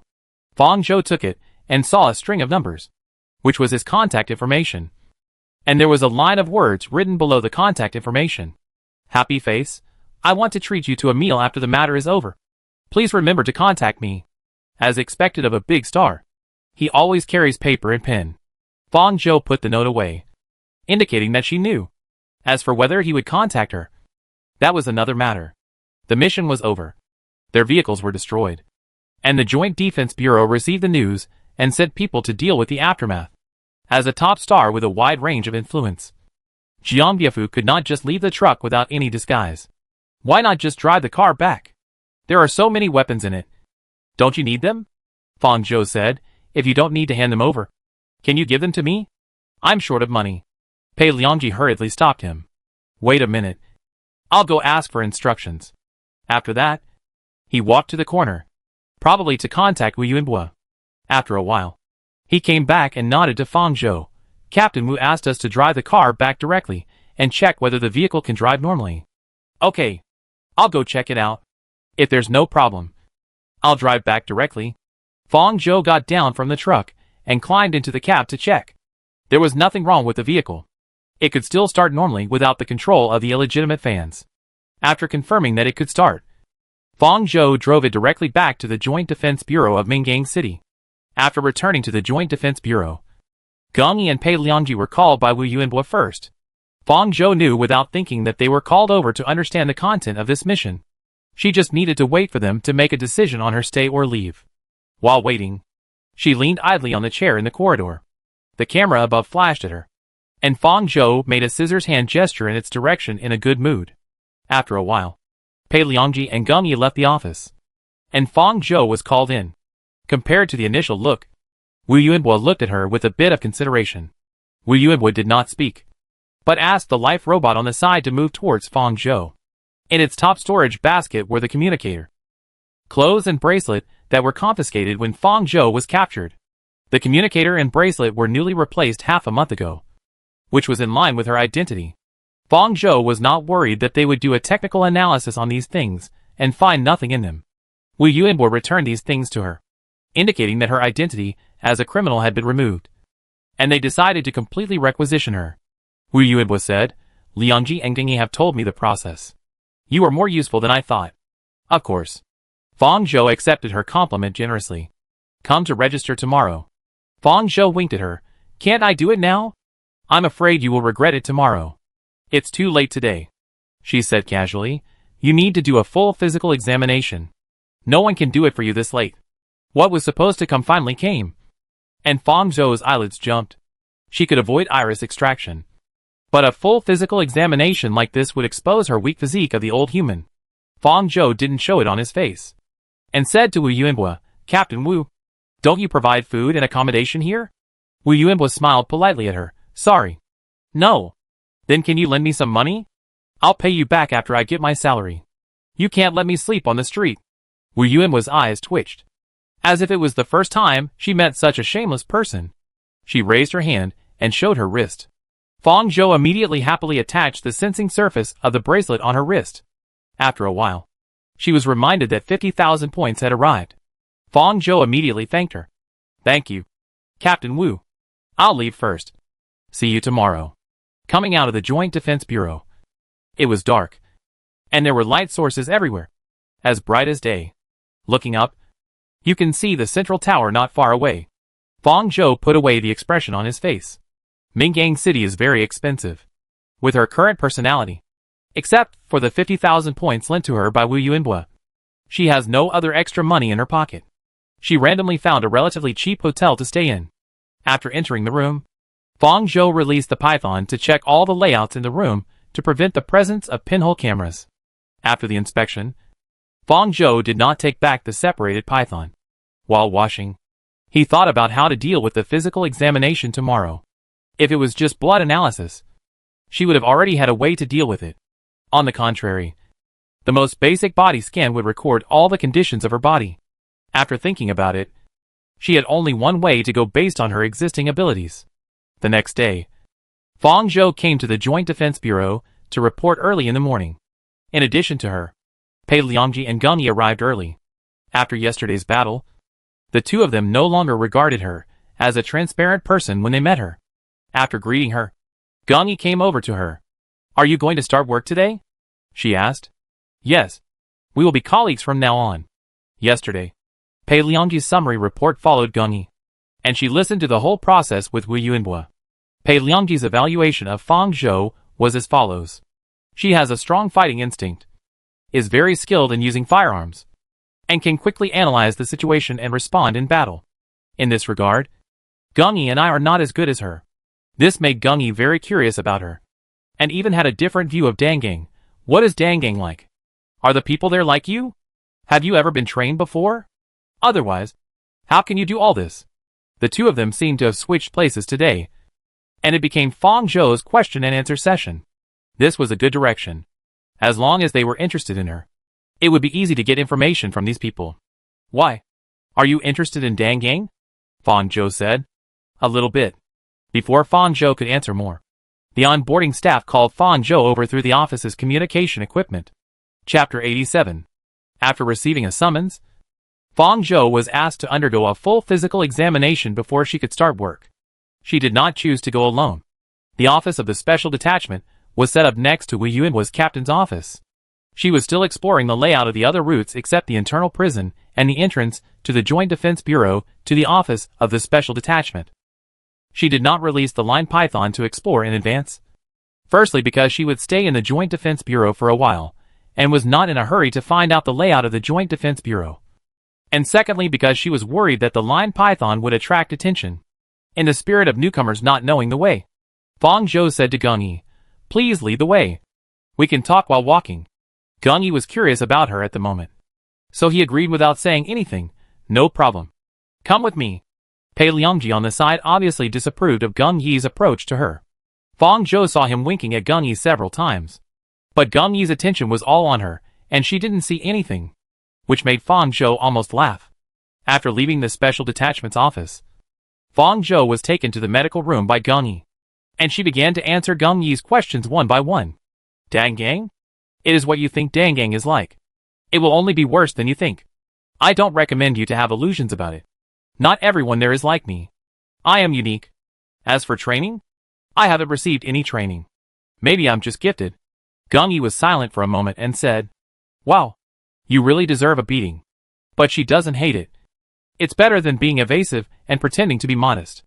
In fact, Fang Zhou seemed to have answered all of Gong Yi's questions, but in fact, none of them were answered to the point. Compared to a character like Pei Liangji, who has a lot of thoughts, Gong Yi is a carefree guy who is easier to deal with. Although her personality will result in her knowing less confidential information than Pei Liangji. After answering the other party's question, Fang Zhou began to take the initiative. What does our department mainly do? You are ready to start work without knowing anything? Gong Yi was a little surprised, thinking that since she was going to start work anyway, there was no need to hide such basic questions. She thought for a while and replied, "We are different from those law enforcement departments. We mainly deal with special incidents. Some things that are not very public." After that, she denied, "Oh, that's not quite right. It's just some things that can't be reported normally. For example, some internal disputes, or illegal crimes of cable power holders." Fang Zhou said it more tactfully. Through the incident of Jiang Biefu, it can be seen that this department is for power. Served by Sh. Gong Yi approached her and made a gesture to silence her. "Don't say that, or we will be drowned by spit." That's right. The class gap has led to the lower class people's strong hatred for the upper class citizens. The Joint Defense Bureau, as a scale to maintain peace and order, also has a special department for such upper class lackeys. Even if everyone knows about this in this context, those in power will not be criticized if it is spread out. And these lonely dogs will be the targets of attack. This is a good thing for Fang Zhou. Such a department is more suitable for her than those normal law enforcement departments, and she will be exposed to more secrets. How many people are there in our department? With you. There are 7 now. That means there are still 3 people Fang Zhou hasn't seen. She continued to ask, "Are you all transcendents?" Speaking of this, Gong Yi seemed a little proud. Yes. This time, Fang Zhou only saw Pei Liangji use his transcendent ability, and had never seen Gong Yi use it. There were only a few transcendents in the Order Bureau at the beginning. It is not easy to form a department full of useful transcendents. I'm afraid that other law enforcement departments can only allocate 1 or 2 to a team. Besides, as the captain of a team, Wu Yuan's power is obviously a bit excessive. In the process of tracking Jiang Biafu, she also deployed police officers from other departments, which means that she has the power to mobilize other departments. Geng Yi interrupted her thoughts. We're here. Go quickly. Do you remember the way back? If you do, I won't wait for you, and we'll go back first. Fang Zhou looked up and saw that they had already arrived at the medical department. Fang Zhou, okay. Go back. I remember the route. Geng Yi returned and Fang Zhou entered the medical department. After entering, her vision was all white, which made Fang Zhou feel like she was back at the experimental center. There were several medical rooms outside and the examination room inside. Fang Zhou pushed the door open and entered. The facilities inside were relatively simple, with 2 scanning cabins in the middle. In addition to blood tests, other examination items were left to the scanning cabin. There was only one medical staff member assisting in the examination. She sat in front of the data recorder to debug it. When she saw someone coming, she looked up at Fang Zhou, stopped her work and took out the props. Let's collect blood first. Fang Zhou glanced at the ID tag on the other person's chest, which read Medical Department, Yang Yue. Fang Zhou followed the other person's actions and collected blood from the veins of her left arm according to the routine procedures. She pointed to an obvious blood vessel and said, Poke this, Dr. Yang. This vein of mine is the easiest to puncture. The other person glanced at her and agreed, looking at the needle piercing her arm. Fang Zhou smiled and talked to Yang Yue. How long have you worked here? Dr. Yang? Is it usually busy? 2 years. Not busy. Yang Yue said, I am only responsible for the inspection work. There is not much change in the personnel of the Joint Defense Bureau. That's really good. An easy iron rice bowl.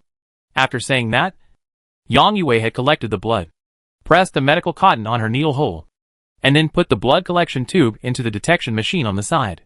Yang Yue did not collect Fang Ark's blood. The reason why the line python can repair the flesh/body is because they can turn into any substance, including her muscles, her blood vessels, and any tissue in her body. It is enough to use the line python to build a new layer of flesh/body on the skin to wrap a small part of the blood that does not belong to her to confuse the audience. As for the blood in Yang Yue's collection area, it was provided by Lei Chia. In order to help her survive this disaster, take off all your outer clothes and enter the scanning cabin. Before the blood test results came out, Yang Yue started the next task for her. Regarding privacy, medical examination rooms generally do not install surveillance cameras. Fang Zhou looked around and did not find any conspicuous cameras. Just in case, she also released the line python to carefully inspect the scanning cabin while Yang Yue was checking it to confirm whether there were any pinhole cameras that were invisible to the naked eye. Dr. Yang, will the data generated by this scanning cabin be uploaded directly? Will there be any mistakes? I will upload the data only after I confirm that it is correct.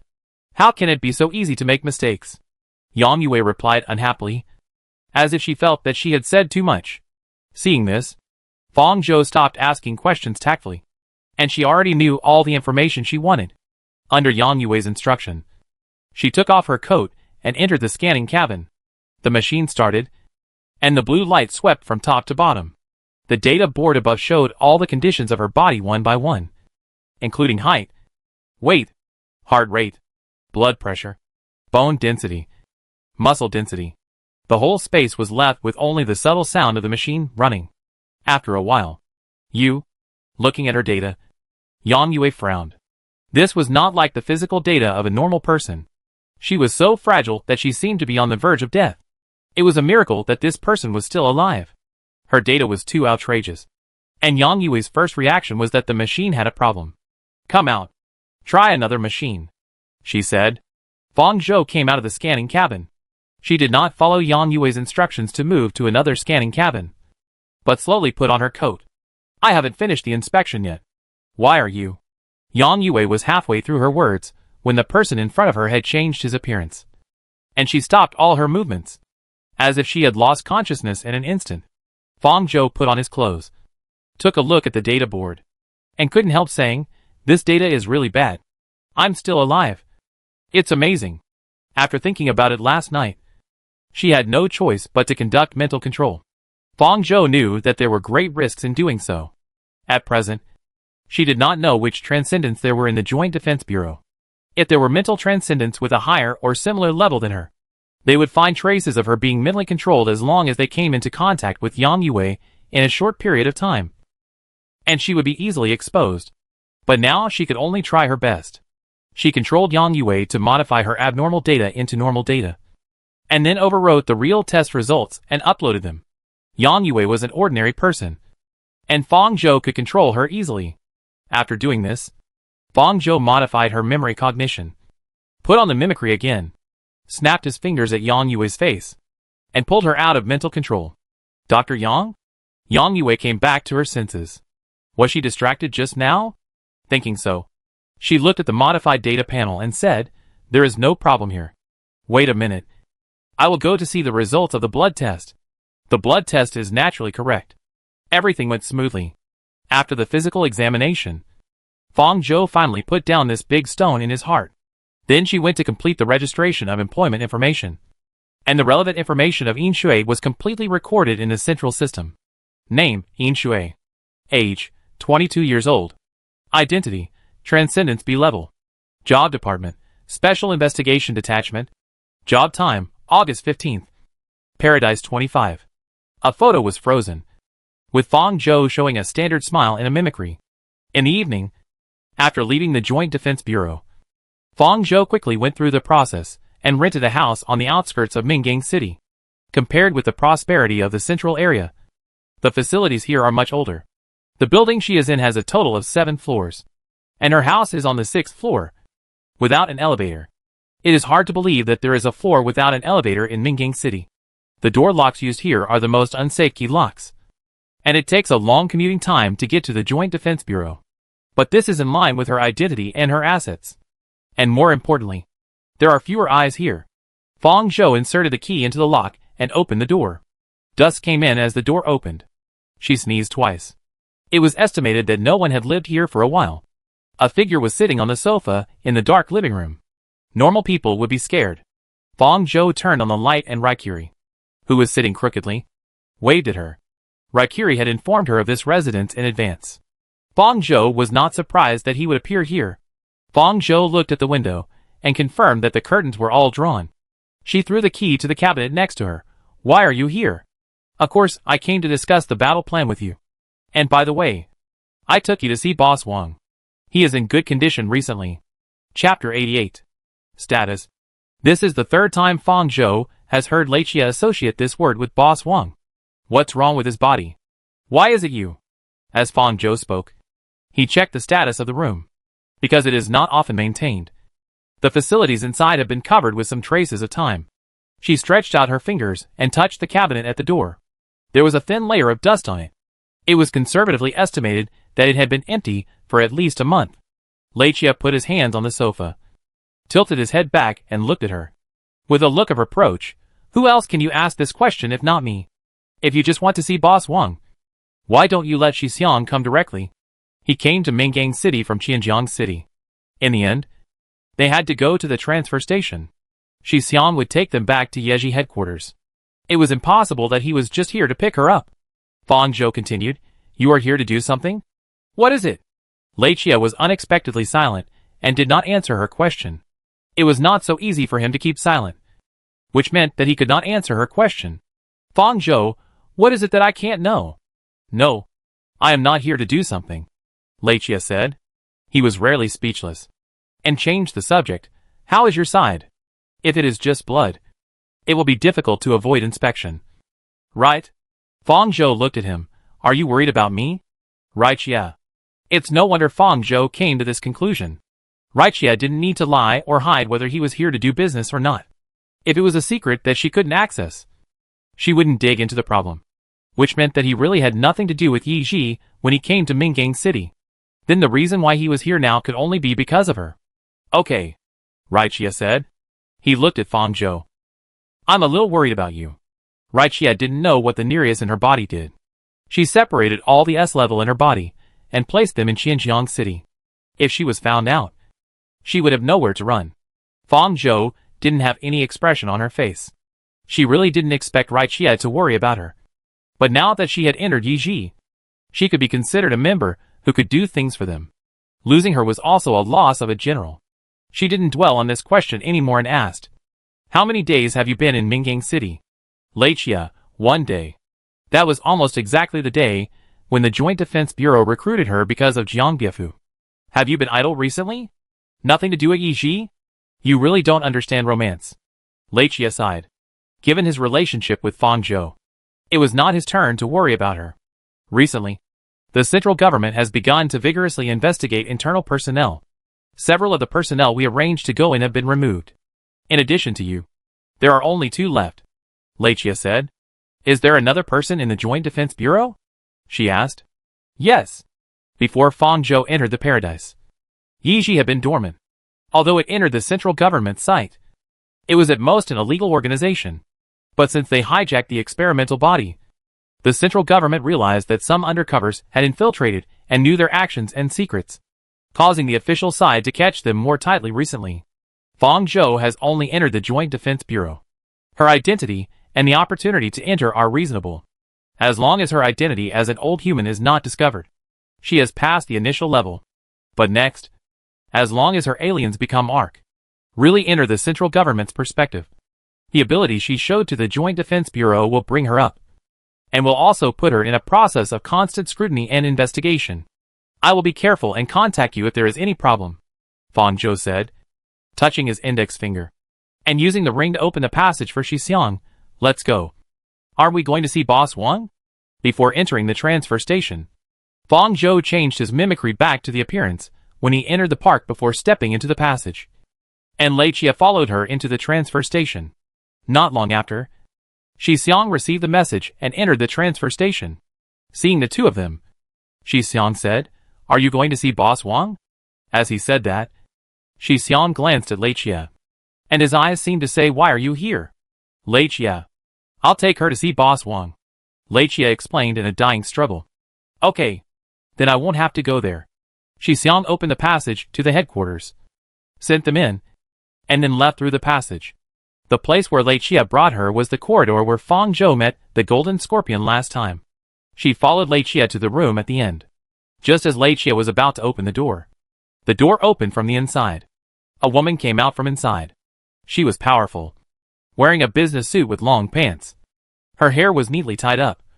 Her face was pretty, and there were slight fine lines at the corners of her eyes. Fang Zhou recognized that this person was the doctor who Laichia had mentioned to her at the beginning, who was restraining the Golden Scorpion. "Doctor?" Laichia greeted this person and smiled and gestured to her. "Can the 2 of us go in now?" The doctor glanced at Fang Zhou next to Reiki, with a little scrutiny in his eyes. After a while, he retracted this impolite look and said to Reiki, "No problem at the moment. I have something to do here, so I'll leave first." After that, she nodded slightly to them and walked out of the door sideways. Fang Zhou could smell the smell of disinfectant gas coming from her body when she left them. Since Reiki mentioned Jin Xia and the doctor together, it means that their positions should be similar. The previous Jin Xia couldn't even step into the door, but this doctor could come and go freely. Fang Zhou followed Reiki into the room. The space inside was very large, and the outside was a very regular single office. The color tone was soft and warm, which would not give people a strong sense of oppression. Going further in, entering the room at the corner, there is a full-body disinfection room at the entrance. Through the disinfection compartment, Fang Zhou can see white and cold instruments everywhere. Unlike the outside, this is more like a laboratory than an office or a room, with various research equipment placed. Fang Zhou can also see some of the remains of some alien creatures soaked in containers. Rachel mentioned to Fang Zhou that the doctor was eliminated because of her different ideas from the central government, her code name, and the experimental instruments here. Fang Zhou guessed that she should have been an experimental staff member of the central government. But since I came to see the boss, why are there so many things like this here? Fang Zhou was confused and followed Laichia inside, finally stopping outside a compartment set up in this room. This compartment set up inside covers an area of about 20 square meters. The external materials can be called a solid wall of steel. The doors used are all explosion-proof steel doors of the highest quality. It is impossible to see what is inside. Is it here? She asked in confusion. Laichia nodded and contacted the inside through the intercom at the door. It's me, Boss Wang. I brought the person here. Is it convenient for you now? Thank you for your hard work, Laichia. Let her in. A soft male voice came through the intercom at the door. As his voice fell, "Chi-Chi." After 2 sounds, the tightly sealed explosion-proof steel door in front of her slowly opened. Fang Zhou hesitated for a moment. This kind of space was too abrupt to be set up here. She didn't know why the leader of Jian Yeji needed to enter such a place. She couldn't help but doubt in her heart. If she was locked in such a space, she would have no chance of escaping without those aliens. Thinking about it, she glanced at Lei Chia.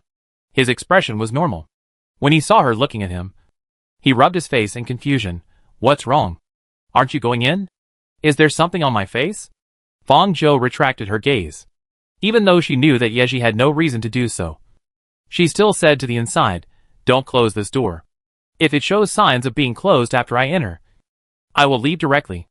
After a moment of silence, a laugh came from inside, and the man replied, "Okay." Fang Zhou then entered the separated compartment. As soon as she stepped in, she saw the situation inside, and her face flashed with surprise that was difficult to conceal. In this compartment, there was a small pool that could accommodate 3 or 4 people. It was filled with an unknown solution that was light blue. She looked carefully and found that it was not the color of the solution. A flaxen-haired man leaned in it. He had a sick face and amber eyes. His entire lower body was immersed in the solution. Blue tentacles extended from his waist and occupied the entire pool. Some of them even climbed up the side wall, propped up and swayed left and right towards her. The guest, as if observing her, on his body appeared a reminder that Fang Zhou had not seen for a long time. Roll, Devourer. Body damage, 95% can be seized.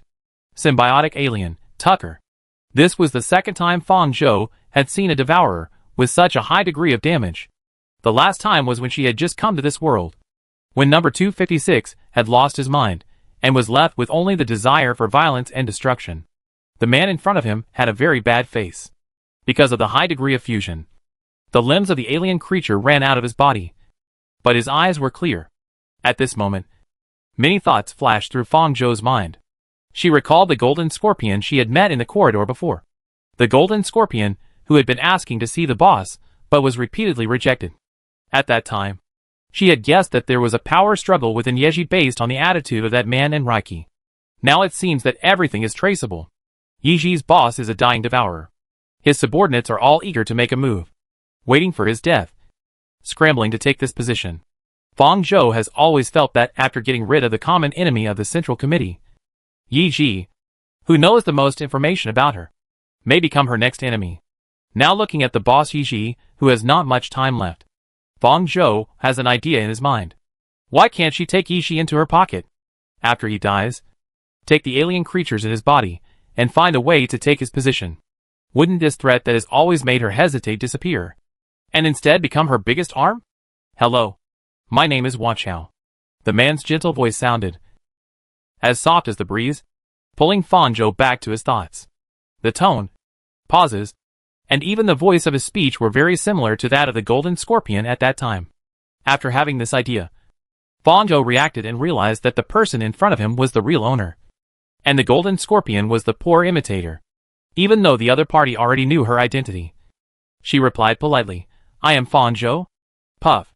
Suddenly, a cold and slippery touch climbed up her wrist, and the other party's tentacles moved out of the water and came towards her without knowing when. And one of them had already hooked her wrist. Fang Zhou looked up, and Wang Chao's pale face was apologetic. Looking at these messy tentacles, he seemed very embarrassed. He raised his hand to fish the tentacle that hooked her wrist in. After failing, he said to Fang Zhou, "Sorry. It's hard to control it in my current state." Chapter 89. Fang Zhou stared at the eye-catching 95% on the other person, shook his head to indicate that he didn't mind, and brushed away the tentacle that was wrapped around her hand. It seems that this space is so strictly guarded to prevent Wanchao inside. According to his current fusion degree, he will lose consciousness at any time and be occupied by the instinct of the alien creature. And the name Wanchao means octopus, which should be the code name taken by the other party based on the appearance of the alien creature in the body. For various reasons, I was unable to see you the first time you came to the paradise. I hope you can forgive me. Wanchao continued. Seeing him like this, Fang Zhou certainly understood why he had not seen him before. Even if he didn't know Fang Zhou could see the Devourer's information. As long as he wasn't stupid, Ordinary people could guess it from his appearance. Seeing him like this directly was a sign of trust and recognition. I'm afraid that the golden scorpion never saw him again after he couldn't control the alien creature hiding in his body. This was something Fang Zhou hadn't expected. It's not a big deal. We're meeting now, Fang Zhou said, staring into Wang Chao's amber eyes. You're dying. With his damage. If it was an ordinary devourer, it would take at least a day or a week. I didn't expect Fang Zhou to point it out so directly. Wang Chao was stunned when he looked at her eyes. There was no pity, surprise or confusion in them. They were as calm as a lake without waves. This made Wang Chao smile and answer, yes. I don't have much time left. Is this pool of water used to ease the fusion? Yes. Can't you get out of here? Yes. But it will speed up the fusion between me and Tucker. Then how long can you live? I don't know about this question either. Excluding the possible changes that may occur in the middle. I should be able to live for more than half a month. If I'm lucky, I may be able to live for a month. When it comes to death, Wang Chou's attitude is very calm, as if he has already accepted this result. He is very patient and answers almost every question from Fang Zhou, even telling the truth about the time of his death. That's really urgent. This is more urgent than Fang Zhou's lifespan. She still has at least 3 months to find a way to save herself. In Wang Chao's previous life, he must have been trying to find hope for life. These means that can delay the fusion of the devourer are evidence. Unfortunately, he still didn't find the final solution in the end. Fang Zhou didn't want to end up like this. When I die, you can take Tucker away, Wang Chao suddenly said. And these tentacles that emerged from the pool were ready to move again. They raised their bodies and circled around Fang Zhou, looking like they wanted to get close to her, which caused the smile on Wang Chao's face to become a little stiff. He explained, it doesn't usually do this. You are special, which makes it very excited. Fang Zhou was silent, not because of the proximity of these tentacles, but because of Wang Chao's words after death. She can take Tucker away, since he can become the leader of Yeji. The alien creature in his body is definitely not an ordinary alien. So Fang Zhou started thinking about how to get it after he left after seeing him. But what she thinks and what the other party is going to do are two different things. Wang Chao took the initiative to mention that he would transfer the alien in his body to her, which meant that he was more or less willing to give her his position. She didn't understand Wang Chao. Who will take over your position after you die? If it were someone else, Fang Zhou would not ask so directly, but would guess it herself. But she could sense that if she asked him this question directly, he would answer.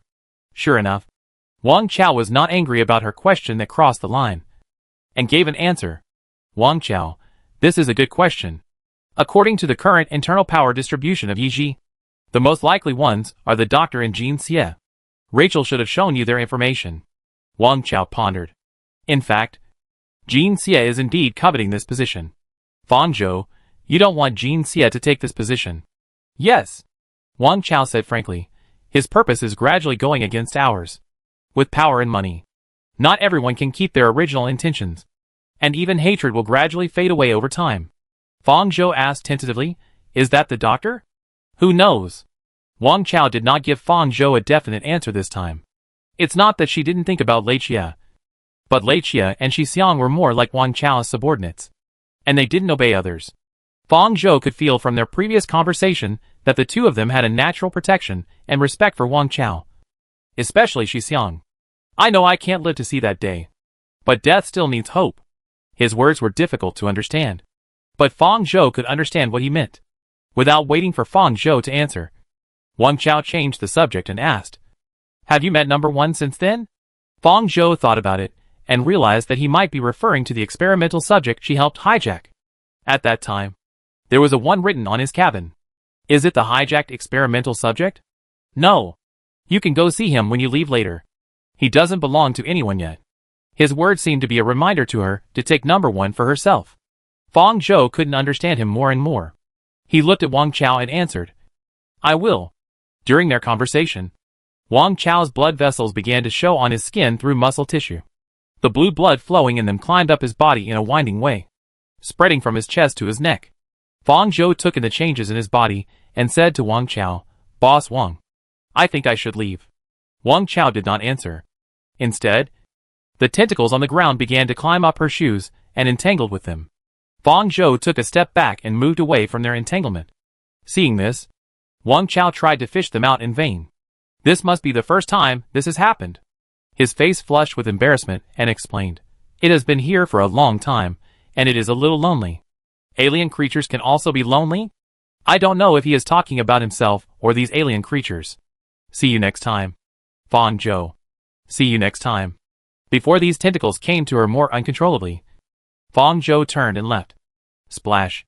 There was a sound of water flowing behind him. Fang Zhou walked out of the room and looked sideways. Wang Chao had already lain down at the bottom of the pool. Those messy tentacles had crawled back into the pool after she left. The heavy explosion-proof steel door closed slowly after she came out, and then made a click. Locking sound. She retracted her gaze. Raki was waiting for her outside. When he saw her come out, he smiled and came over to ask, "How was your chat with Boss Wang? He's a nice guy." Right? It was indeed nice. Completely different from what Fang Zhou had imagined. As the leader of such an organization, she thought he would be a more cold character. Not this kind of softness from the inside out. But people are multifaceted. Fang Zhou doesn't think that he can understand what kind of person he is just by meeting him once. People will show different appearances in front of different people. She answered Lei, "It's quite pleasant. He is much more honest than you and won't play tricks on me."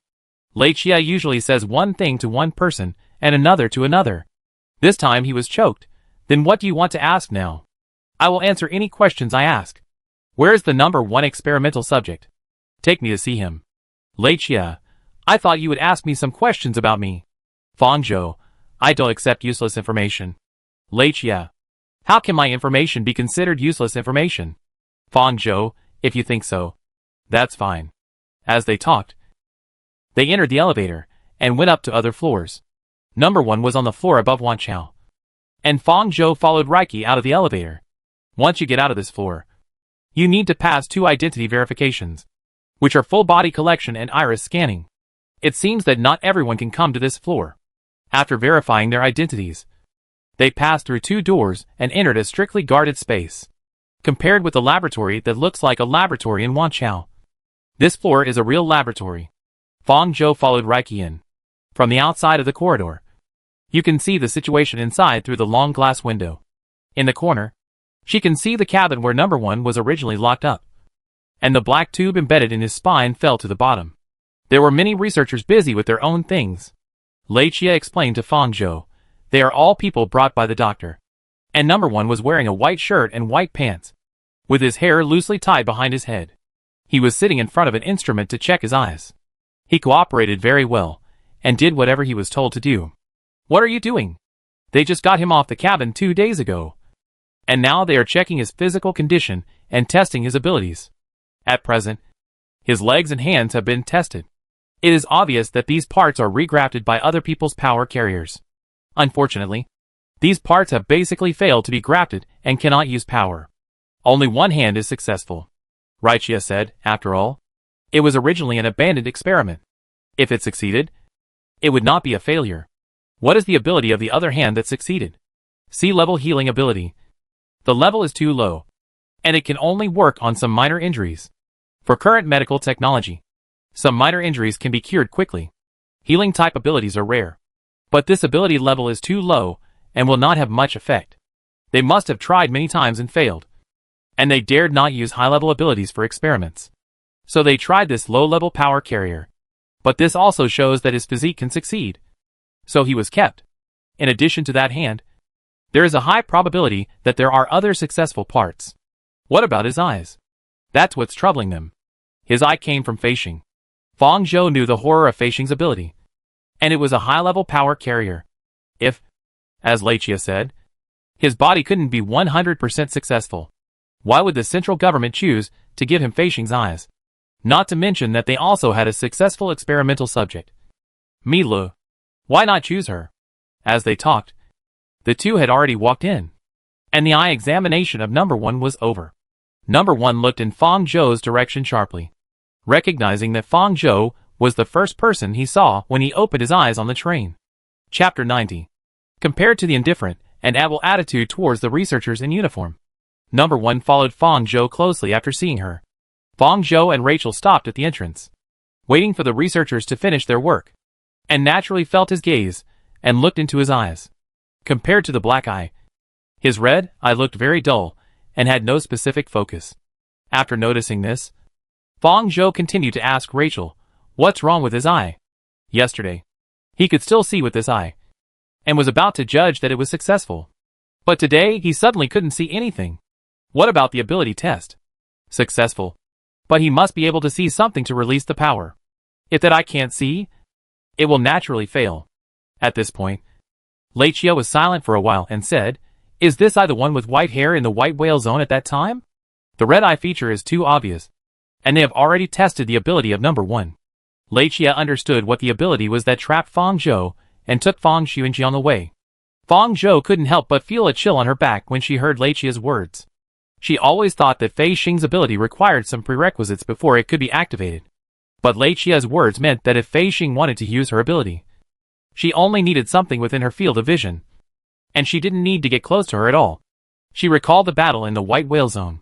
She had a hunch that if she chose not to answer any of Fei Xing's questions when she saw him, but attacked him and wanted to kill him, he would directly use his ability to capture her instead of letting her go after weighing the pros and cons. At that time, she didn't know Fei Xing's ability at all, and she didn't have any way to deal with it. Seeing that Fei Xing didn't show hostility, she didn't act rashly and chose to stabilize Fei Xing first. Fang Zhou suddenly realized at this time that the indecisiveness that she chose to abandon at that time saved her at that moment. "What are you thinking about?" Seeing Fang Zhou suddenly silent and thinking, Leichi couldn't help asking. "I think people are really complex and contradictory creatures," Fang Zhou said. "It is precisely because of this contradiction that after I thought I made the wrong choice, I realized that those choices were not absolutely wrong." Leichi didn't understand what she was referring to, but he could feel the ease in her tone. One thought. There is her. And there is Fei Xing. Because of her one thought, Fei Xing chose to let her go. But she became a victim. And Fei Xing's one thought allowed her to escape from the hell she might enter.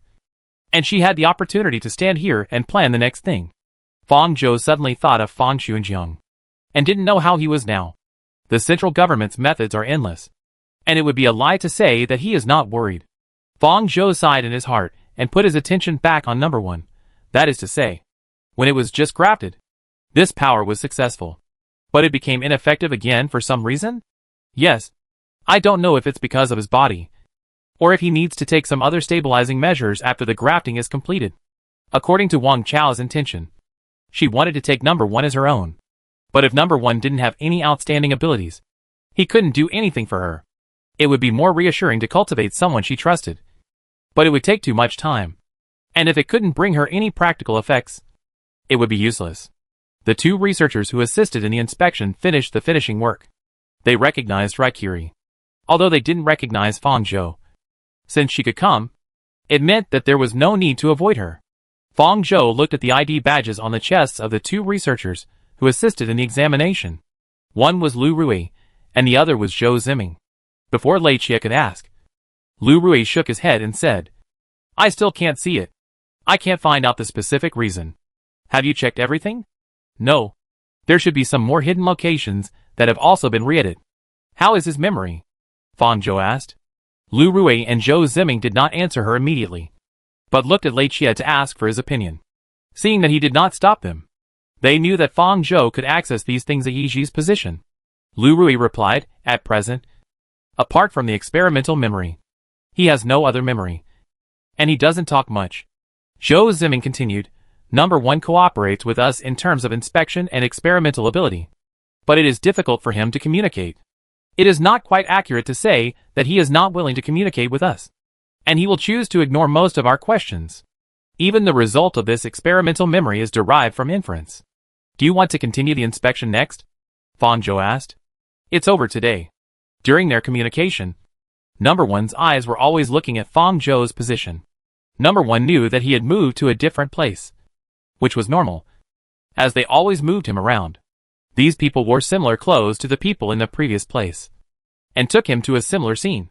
But they did not cut off his limbs or dig out his organs, but only did some painless examinations. Although it was troublesome, he preferred this tedious and boring process compared to the pain of rapid recovery after the injection of growth agent. But where did the person he met before go? Number 1 has been thinking about this for the past few days. It was not until Fong Zhou appeared here that he realized that he had really changed places and was brought here by her. Hello. Fong Zhou stretched out his hand to Number 1. You can call me Night Walk. Hearing her words, Lei Chia glanced at her. Fong Zhou randomly gave herself a code name. Currently, only Lei Chia and Wang Chao knew that she was Fong Zhou. After these 2 times, she knew that there was a power struggle within Yi Ji, and not everyone could be trusted. It would be impossible for her to use her real name in Yi Ji in the future. Yi Ji means the night is leaving, and the dawn is coming. Fong Zhou had seen their slogan on the promotional posters issued by Li Baiji, and she always remembered it. Fong Zhou's Night Walker was simplified from Night Walker, and she was still walking in the dark stage of Yi Ji, facing Fong Zhou's hand extended to him. Number 1 seemed very confused, as if he did not have the concept of handshake in his cognition.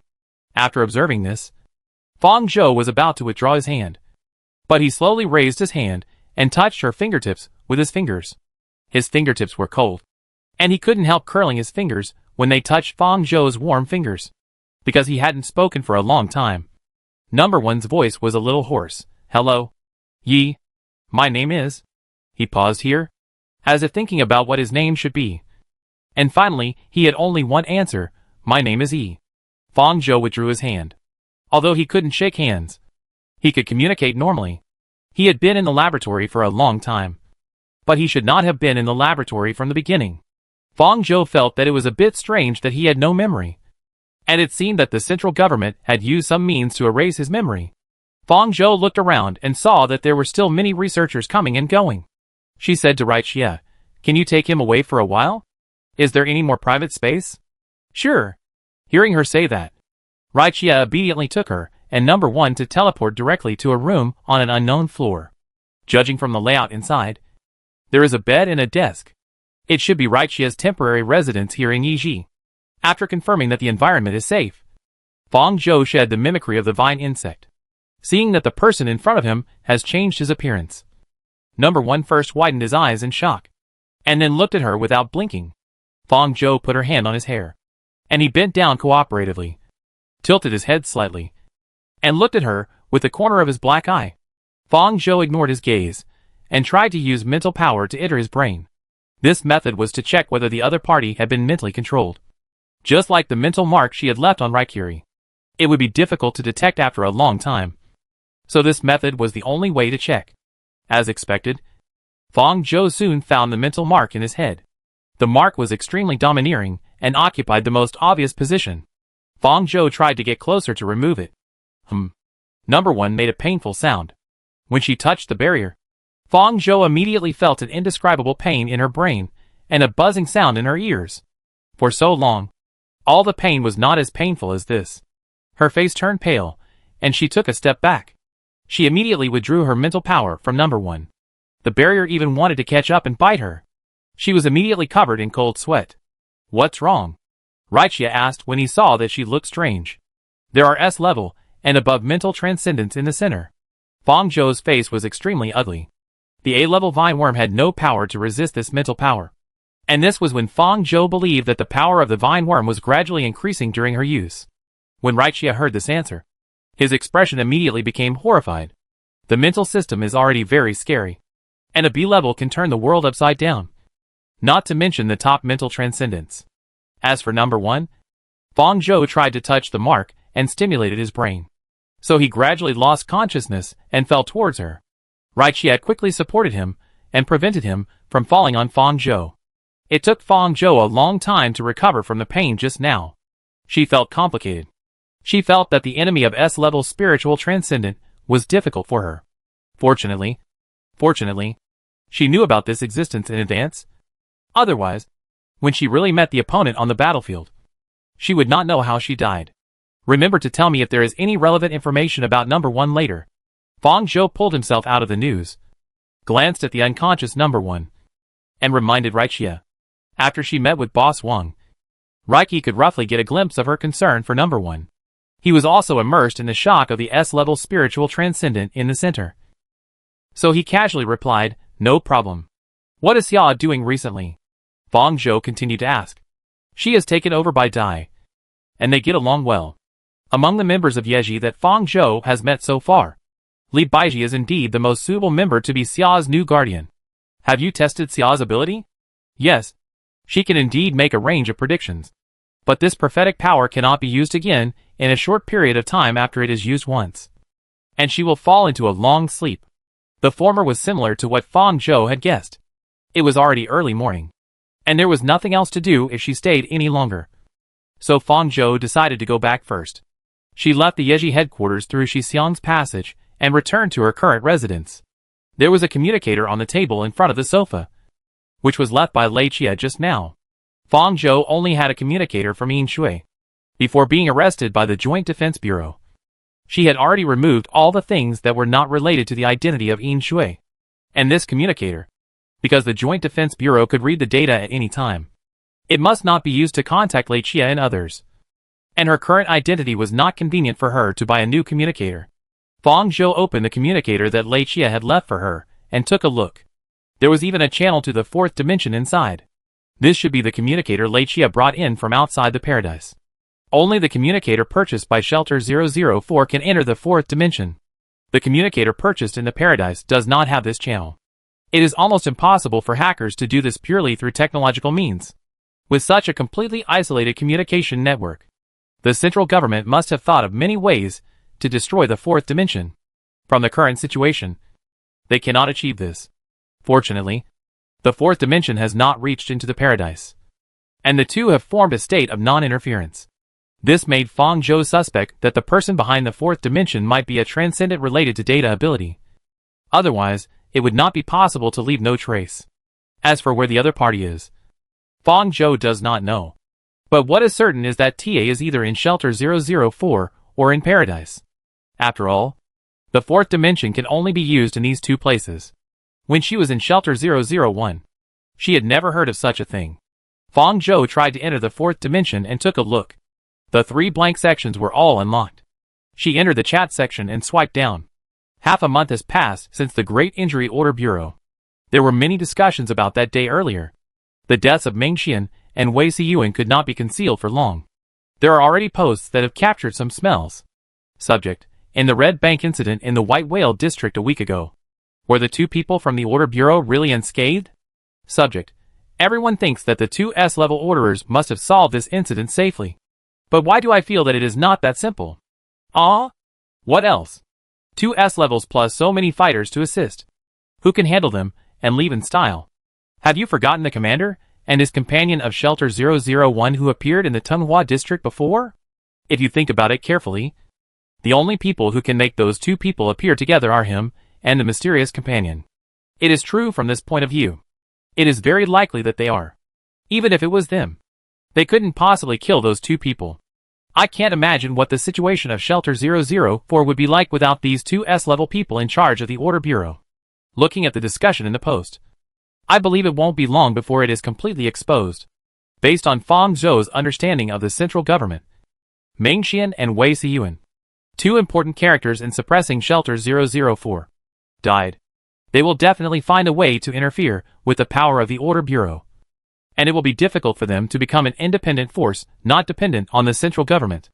Fang Zhou will not sympathize with them. They should have guessed this when they were cooperating with the central government.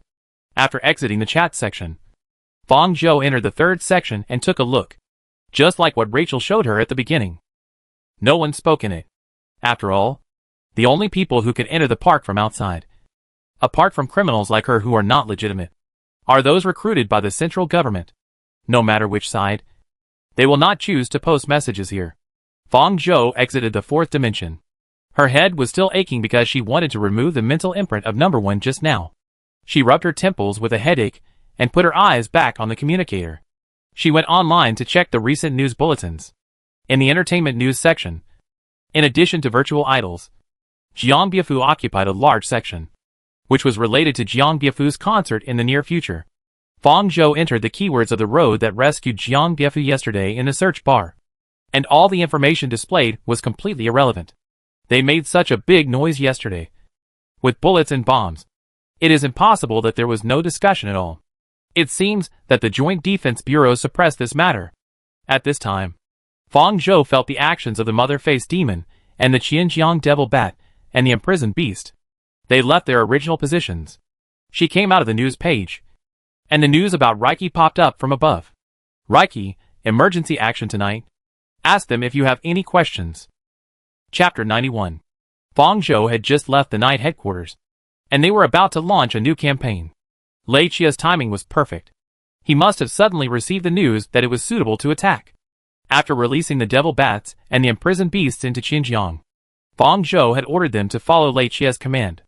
If Lei Qia wanted to take action, she only needed to find them at the location where she released them. She focused her attention on the 3 alien creatures, and could clearly sense their locations. The mother-faced demon was still on the floor of the night headquarters, where the alien creatures were housed, and there was no sign of movement. The devil bats and imprisoned beasts had already begun to move to other locations. Fang Zhou did not specifically send a message to ask Lei Qia why. Or it could be said that Lei Qia did not even need to send this message. She only needed to explain the incident to her alien creatures. The intelligence level of the imprisoned beast is not as good as that of the devil bat, and the incident was conveyed to Fang Zhou by the devil bat. After a while, Fang Zhou got it clear from the devil bat. Lei Qia's informant sent back the news that the whereabouts of alien creatures were found in Xinjiang City. Lei Qia arranged for the imprisoned beast and the devil bat to go to the location of that area in advance. Fang Zhou had previously asked Lei Qia about the appearance of aliens in the park. Although there is no possibility of aliens appearing at any time here like outside, they also exist. She has been busy with how to enter the Joint Defense Bureau recently. She has lived in Mingang City with the identity of Yin Shui for half a month, creating traces of this person's existence to deal with the background check after entering the Joint Defense Bureau. During this time, she certainly couldn't think of looking for new alien creatures to tame. But it's different in the eyes of the central government. Based on her actions outside the paradise, they can infer that Fang Zhou has been looking for aliens to subdue them to enhance her own strength. And she has never stopped this action no matter where she goes. Now that she has entered the paradise, she will not stop either. In this case, her traces are detected, which is in line with her behavior logic. Since Reiki has already obtained the news, the official side will not be slower than him. At this time, they must have been considering how to dispatch. And they may even have investigated the type of ability of this alien. As for who they would send to deal with this kind of thing, it doesn't take much thought to know that the role that usually handles this kind of incident must be the Joint Defense Bureau. This reminded Fang Zhou of the special detachment she was in now. It was her first day on the job, and she hadn't officially been on a mission yet. She roughly understood the general work of this detachment from Geng Yi's mouth. I believe that not only the Joint Defense Bureau of Mingang City, but also the Joint Defense Bureaus of several other cities in District 1 must also have special detachments. A team of all transcendence is probably not only dealing with the affairs of the powerful. The special detachment, including her, has a total of 7 people. In addition to Wu Yuanbua, Geng Yi and Pei Liangji, there are 3 people Fang Zhou has not seen yet. They should be on a mission. I don't know if I can see these 3 people tomorrow.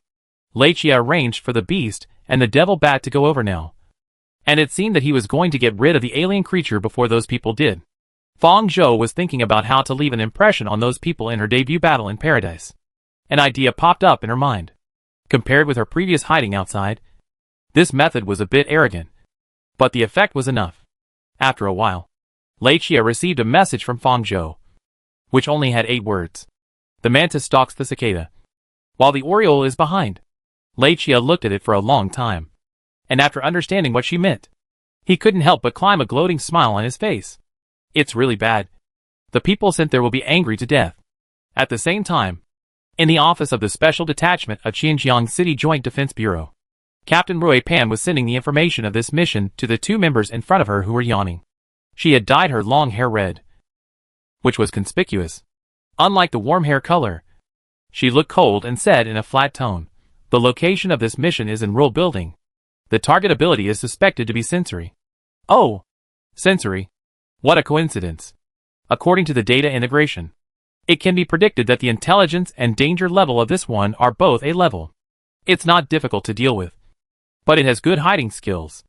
After all, it has A level intelligence. Our people have been observing it for many days and can't find its location. This time we can finally determine its approximate location. Anyway, I'm here. I will go with you. Rui Pan's words sounded like chanting a sutra. and the two of them really wanted to fall down and sleep.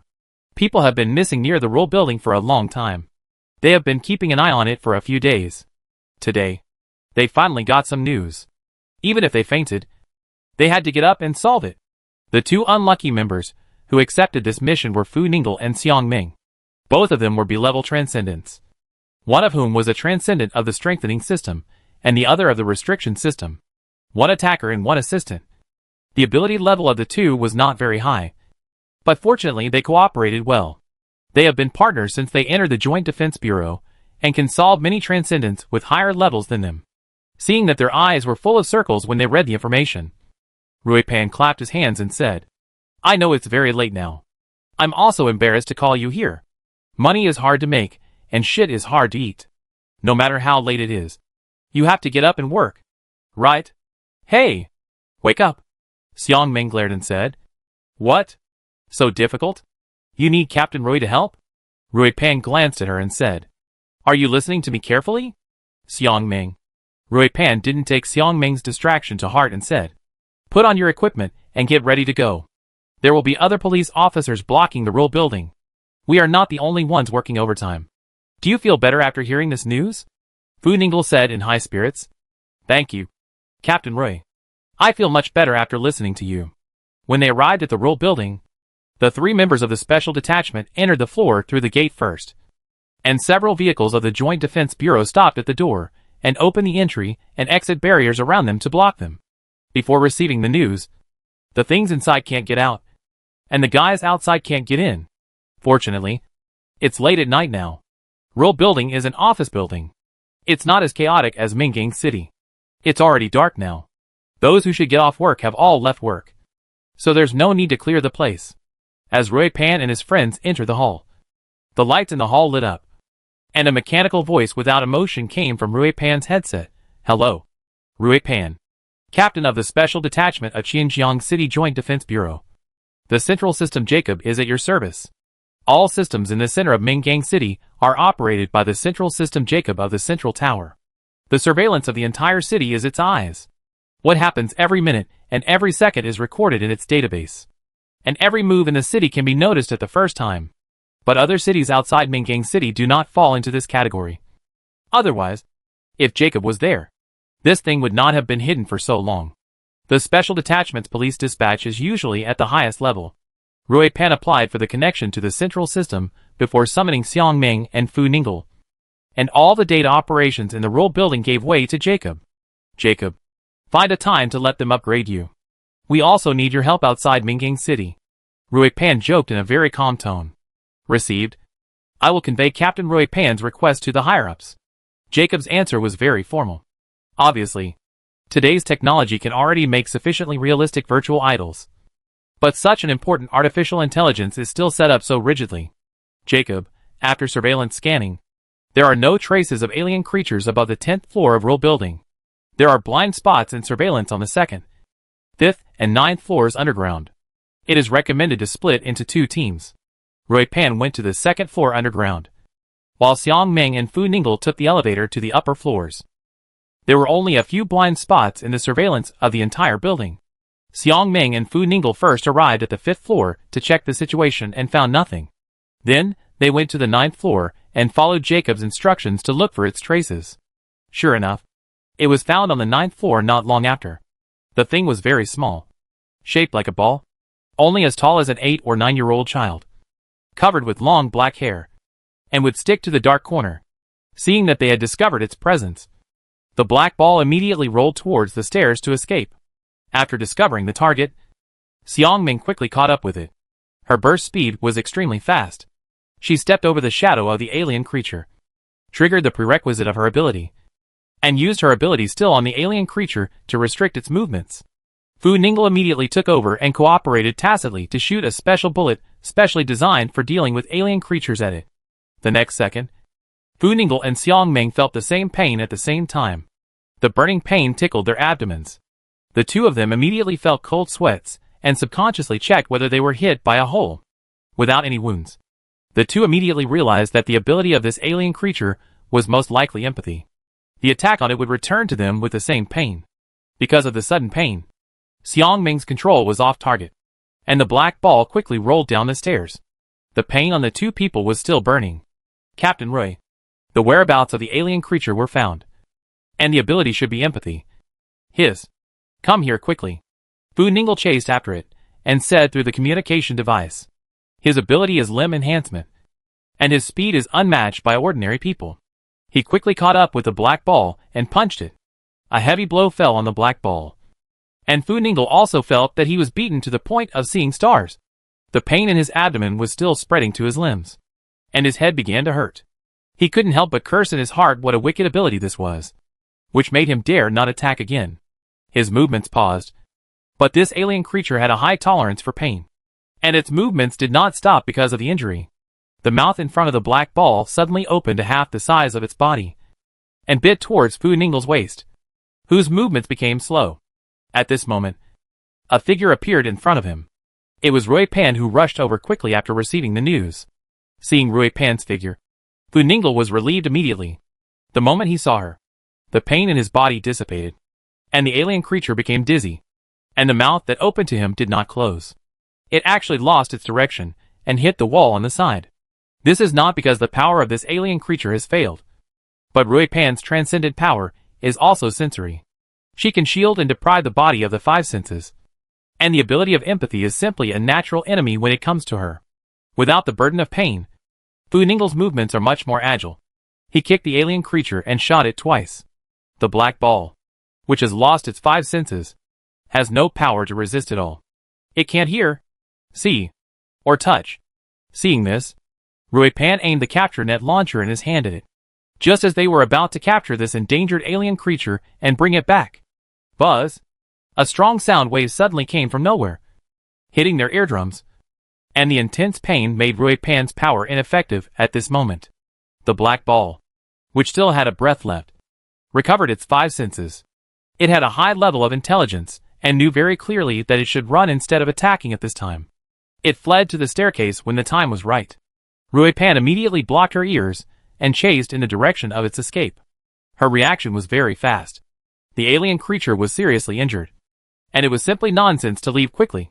As for the sound wave that suddenly appeared, she had to deal with the alien first before considering what was going on.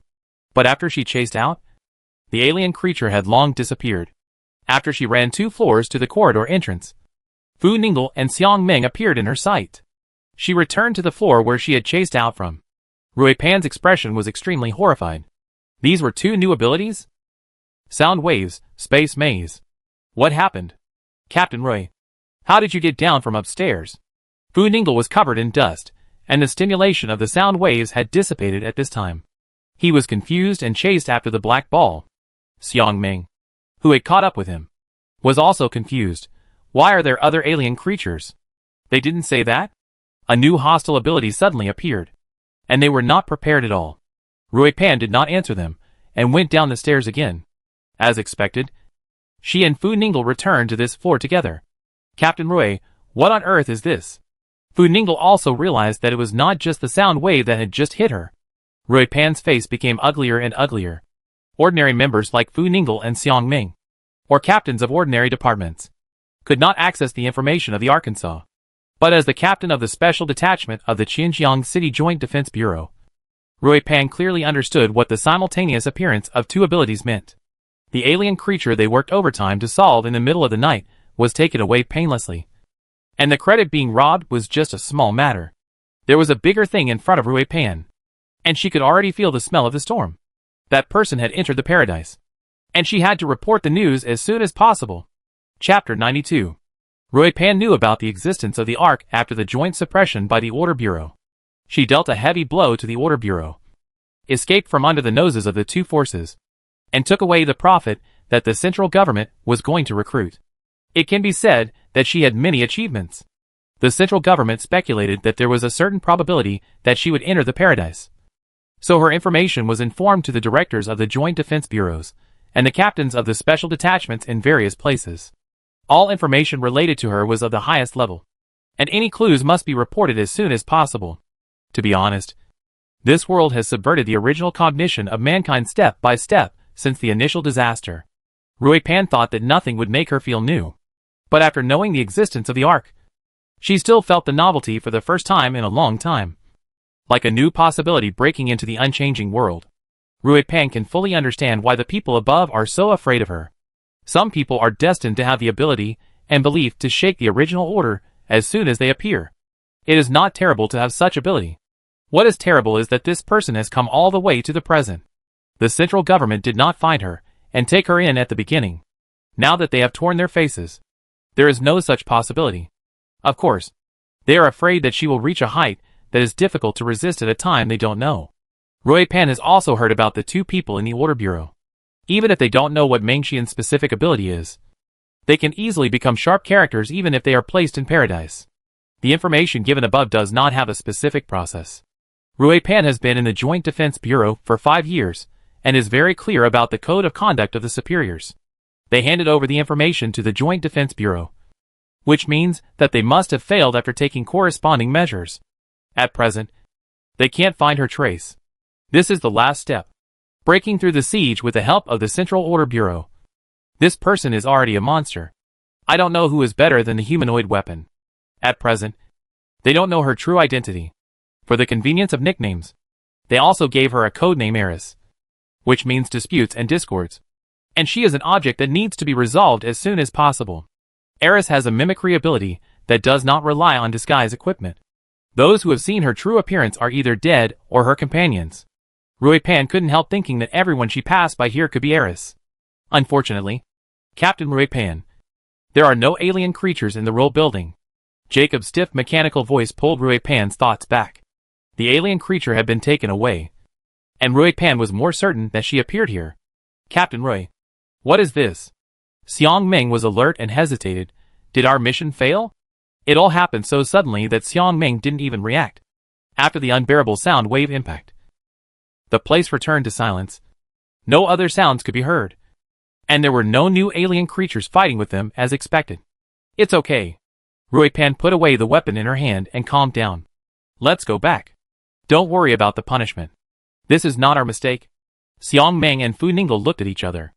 Although they didn't know what was going on, this was probably information they couldn't access. No matter how curious they were, they knew what to do and didn't ask any more questions. Several messages popped up in front of Fang Zhou. You seriously injured the alien creature Black Ball. You have the qualifications to absorb the opposite sex creature Black Ball. Do you choose to absorb it? This alien creature was already seriously injured by the attack of the people from the Joint Defense Bureau. She only needed to let it leave the side of those people, and use the sound waves of the devil bat to give it a proper blow. Fang Zhou chose yes. The name of this alien creature was really random. She could imagine what it looked like without seeing it with her own eyes. The devil bat and the prison beast were hiding in Xinjiang. Fang Zhou could not know what they were doing at every moment. She could only use the prison beast's ability to sit on the ground as a prison.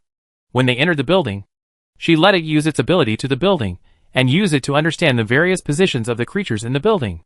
In this way, she could infer the progress of their actions through their positions. When the people from the Joint Defense Bureau reunited, and the alien creature stopped moving, Fang Zhou knew that the time had come. This method was very risky. It was very likely that various changes would occur due to the failure to grasp the timing. But doing so would make it easier for them to think that it is on the scene, to achieve enough confusing effect. After absorbing the new alien, its ability information appeared in Fang Zhou's mind. New illustration Black Ball. Number 29, Black Ball. Ability level, a level. Main ability Empathy. Can unilaterally synchronize empathy for creatures within the visual range. Seeing this ability, Fang Zhou couldn't help but feel a little complicated. This is a relatively large-scale ability, but with her physical condition, it is best not to get hurt. Empathy can affect the actions of others, which is a fatal injury to her, and she must use the line python to repair it as soon as possible. It can't be said to be useless, but she couldn't think of what role it could play in normal times. It can only be implemented on the battlefield. It's not a very necessary ability. Fang Zhou didn't care too much. Anyway, her target is not this alien creature. Lei Chia's message came at the same time. Okay. He has taken the injured Black Ball away. Fang Zhou ordered the beast to remove the prison for the people of the Joint Defense Bureau, and replied to his message. Fang Zhou, throw it into Xiang's passage and transfer it to me. After a while, a black passage opened in Fang Zhou's room, and a scarred alien creature was thrown from the passage and rolled on the floor she had half cleaned. After throwing the target, the black passage was immediately closed. It can be seen that the owner of the passage is very impatient. The black ball contains bullets specially made for aliens. No matter how good the recovery ability is, it will take a long time, and it may not be able to spit out the bullets and die. It lay on the ground and immediately rolled to her feet after finding Fang Zhou. Its hair blocked any facial features, and it was full of servility. Fang Zhou found it a little funny and merged it into his body. After merging the black ball, Fang Zhou asked it about the power information of the people who came to capture him this time. Strengthen, immobilize, and eliminate the 5 senses. Fang Zhou looked subtle. What bad luck this black ball had. It suddenly encountered a 100% restraining ability. She glanced at the time. It was 2 o'clock in the morning. The Xinjiang City Joint Defense Bureau acted very quickly. It took only 15 minutes from the time they arrived at Rule Building to the time they solved the problem. Basically, after discovering this alien creature, the battle was over in less than 3 minutes. She still had to report to the Joint Defense Bureau at 9 o'clock tomorrow morning. Now she could still sleep for a while. On the other side, there was chaos because the appearance of Fang Zhou caused a lot of waves. After Fang Zhou finished this matter, he cleaned the room properly and fell asleep before dawn. The next morning, Fang Zhou rushed to the office of the Special Detachment during the morning rush hour. This sleep was a bit short, but fortunately she slept well and was still energetic after waking up. 2 members had already arrived in the office. In addition to Geng Yi, a familiar face, there was another stranger Fang Zhou had never seen. Seeing Fang Zhou, Geng Yi's attitude towards her had changed to that of a friendly colleague because of the good conversation with her yesterday and her recognition of her strength. She raised her hand and greeted her. Good morning. Good morning, Fang Zhou replied with a smile. Compared to her, the other person's face was not so good. He sneered from his throat, not knowing whether he was laughing at Geng Yi or Fang Zhou. Fang Zhou tended to laugh at both of them. She didn't care about these things, and said to the other party in a formal way, Hello? I'm new here. You can call me Yin Shui. This person ignored her, and she was not embarrassed. This was another person who looked down on her because of her Dangang status. Fang Zhou had been prepared for it. She raised her eyebrows at Geng Yi here, put her hand to her mouth and asked softly, Who is this? Geng Yi waved his hand at her and whispered, His name is Duanja. Don't bother with him. He is just like this. He is weird every day, as if everyone owes him. As soon as Geng Yi finished speaking, Duanja sneered again. Who does our Joint Defense Bureau confess now? Compared with Pei Liangji and Geng Yi's silent exclusion at the time, this person's malice was not concealed. And I looked down on you was written all over his body. Fang Zhou replied, If I were you, I would work hard to get a higher position, and then make a rule that prohibits citizens of District 2 from entering the Joint Defense Bureau. You? Before Duanja could go back, Pei Liangji came in from the door, holding the information in his hand, and knocked Duanja on the head. You were almost there. Duanja's eyes were full of anger. He didn't have time to say anything. Why was he almost there? I didn't expect that they both changed sides in just one day. Fang Zhou felt that he would jump up and curse untouchables in the next second. Geng Yi was very happy with his teeth bared. He also gave Fang Zhou a thumbs up. It seems that he was often ridiculed by him. After being told by Pei Liangji, Duanja did not continue. When Wu Yunbo was not around, Pei Liangji was her incarnation. After stopping Duanja, Pei Liangji's eyes fell on Fang Zhou. The information about her origin in Dangang was not so transparent. Wu Yunbo asked him to observe her more. When there were no special events, their work was similar to that of other police officers in the Joint Defense Bureau. At noon, there were still only 4 of them in the office. Wu Yunbo would not say that she might be in her office. Fang Zhou had not seen the other 2 people yet. Fang Zhou could not help but ask Geng Yi, Didn't you say there were 7 people? What about the other 2 people? The 2 of them have been working for the tower recently, and have the opportunity to work inside the tower. Geng Yi answered, Dangang City's Joint Defense Bureau has a unique advantage. It is located under the central tower, and is closest to it. The police officers here have a higher priority to enter the central tower than those in other places. Of course, even if small leaders like the director and captain are not in the tower, their positions are much higher than some people in the tower. Just as Fang Zhou was thinking about this, Wu Yunbo appeared at the door. Fang Zhou looked over, and saw that her face was not very good. There were slight bruises under her eyes. Fang Zhou guessed that she should have not slept since 3 o'clock last night. After entering, she looked at Fang Zhou and said to her, "Yin Shui, come with me." Fang Zhou was a little confused and followed her into the captain's office next to her. After entering the office, Fang Zhou saw a familiar silver storage box on her desk. Was there another person she needed to find? The timing was too coincidental, which made Fang Zhou a little alert. She observed the box and saw Paradise 23 above the opening. The time word seemed to be the storage date. Before she could take a closer look, Wu Yuanbo opened the storage box on the desk. There was a small bottle of blood sample in it.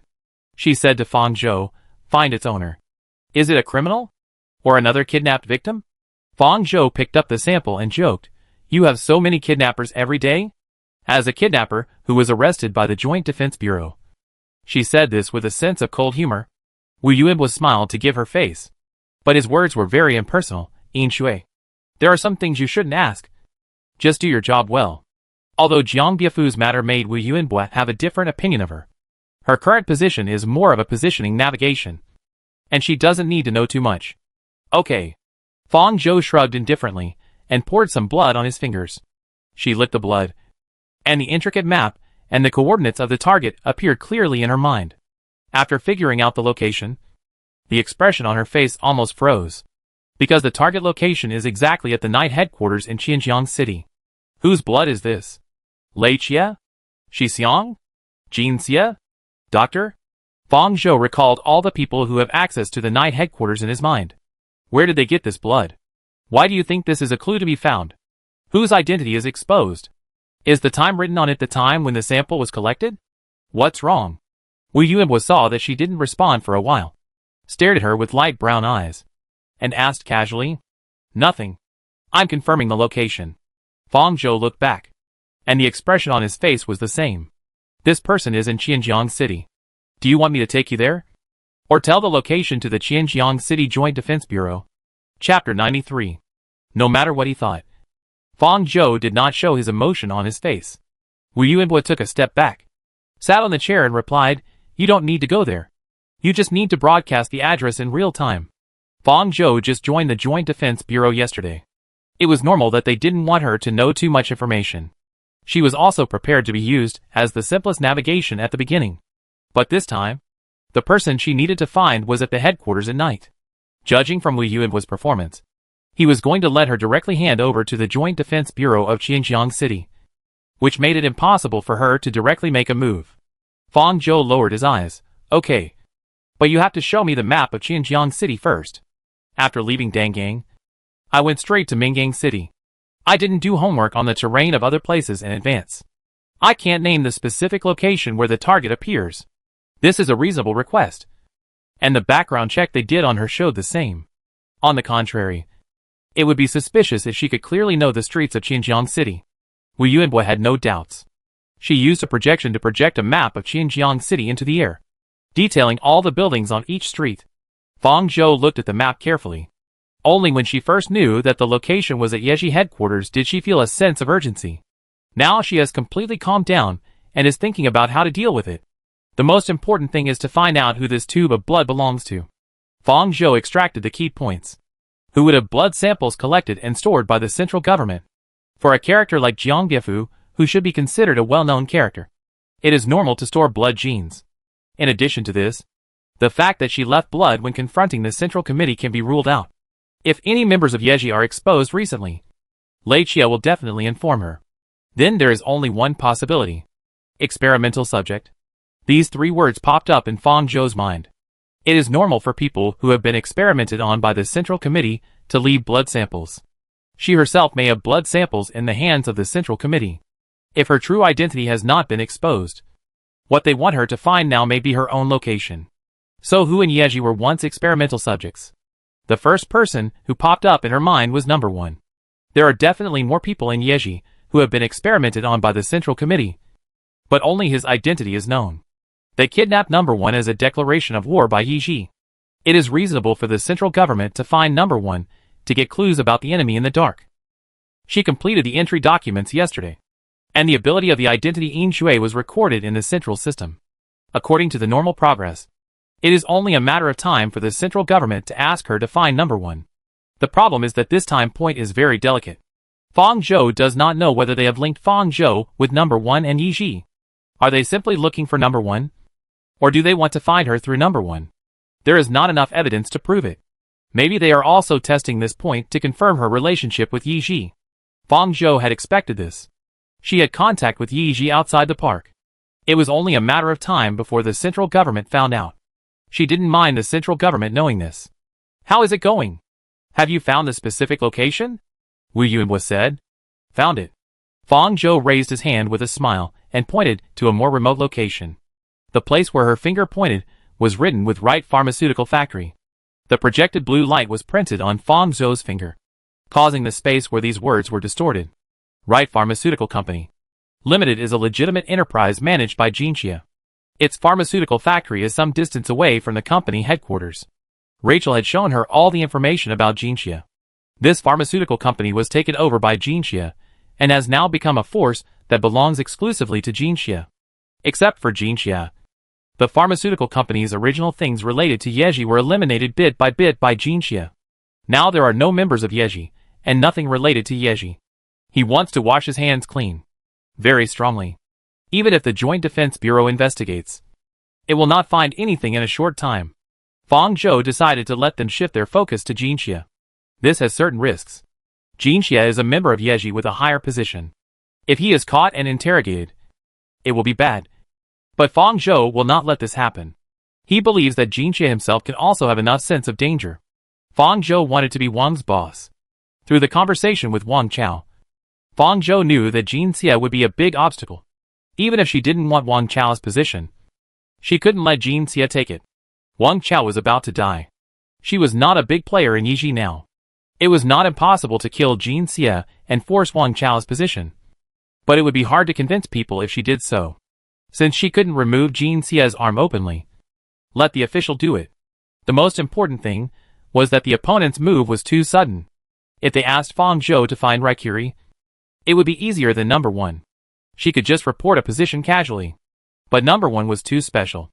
If she just reported a position casually, they would suspect Yin Shui. On his body. Pharmaceutical factory? Wu Yunbo looked at the location she pointed to. Is it inside? Yes. Fang Zhou dealt with Wu Yunbo while letting the beast and the devil bat approach the pharmaceutical factory. After getting the location information, Wu Yunbo sent a communication to the Order Bureau in Xinjiang City. After the call was connected, a red-haired woman appeared in front of the projection screen. Fang Zhou had asked Hyo about the characteristics of the 3 people last night. This characteristic was too obvious. Fang Zhou knew at once that this person was the transcendent who restrained Hyo's empathy. Hi. Captain Wu. Rui Pan waved casually at Wu Yunbo behind the screen. She looked listless and seemed to not want to receive this communication. She looked decadent and didn't want to go to work. Wu Yuanbai nodded at her. Long time no see.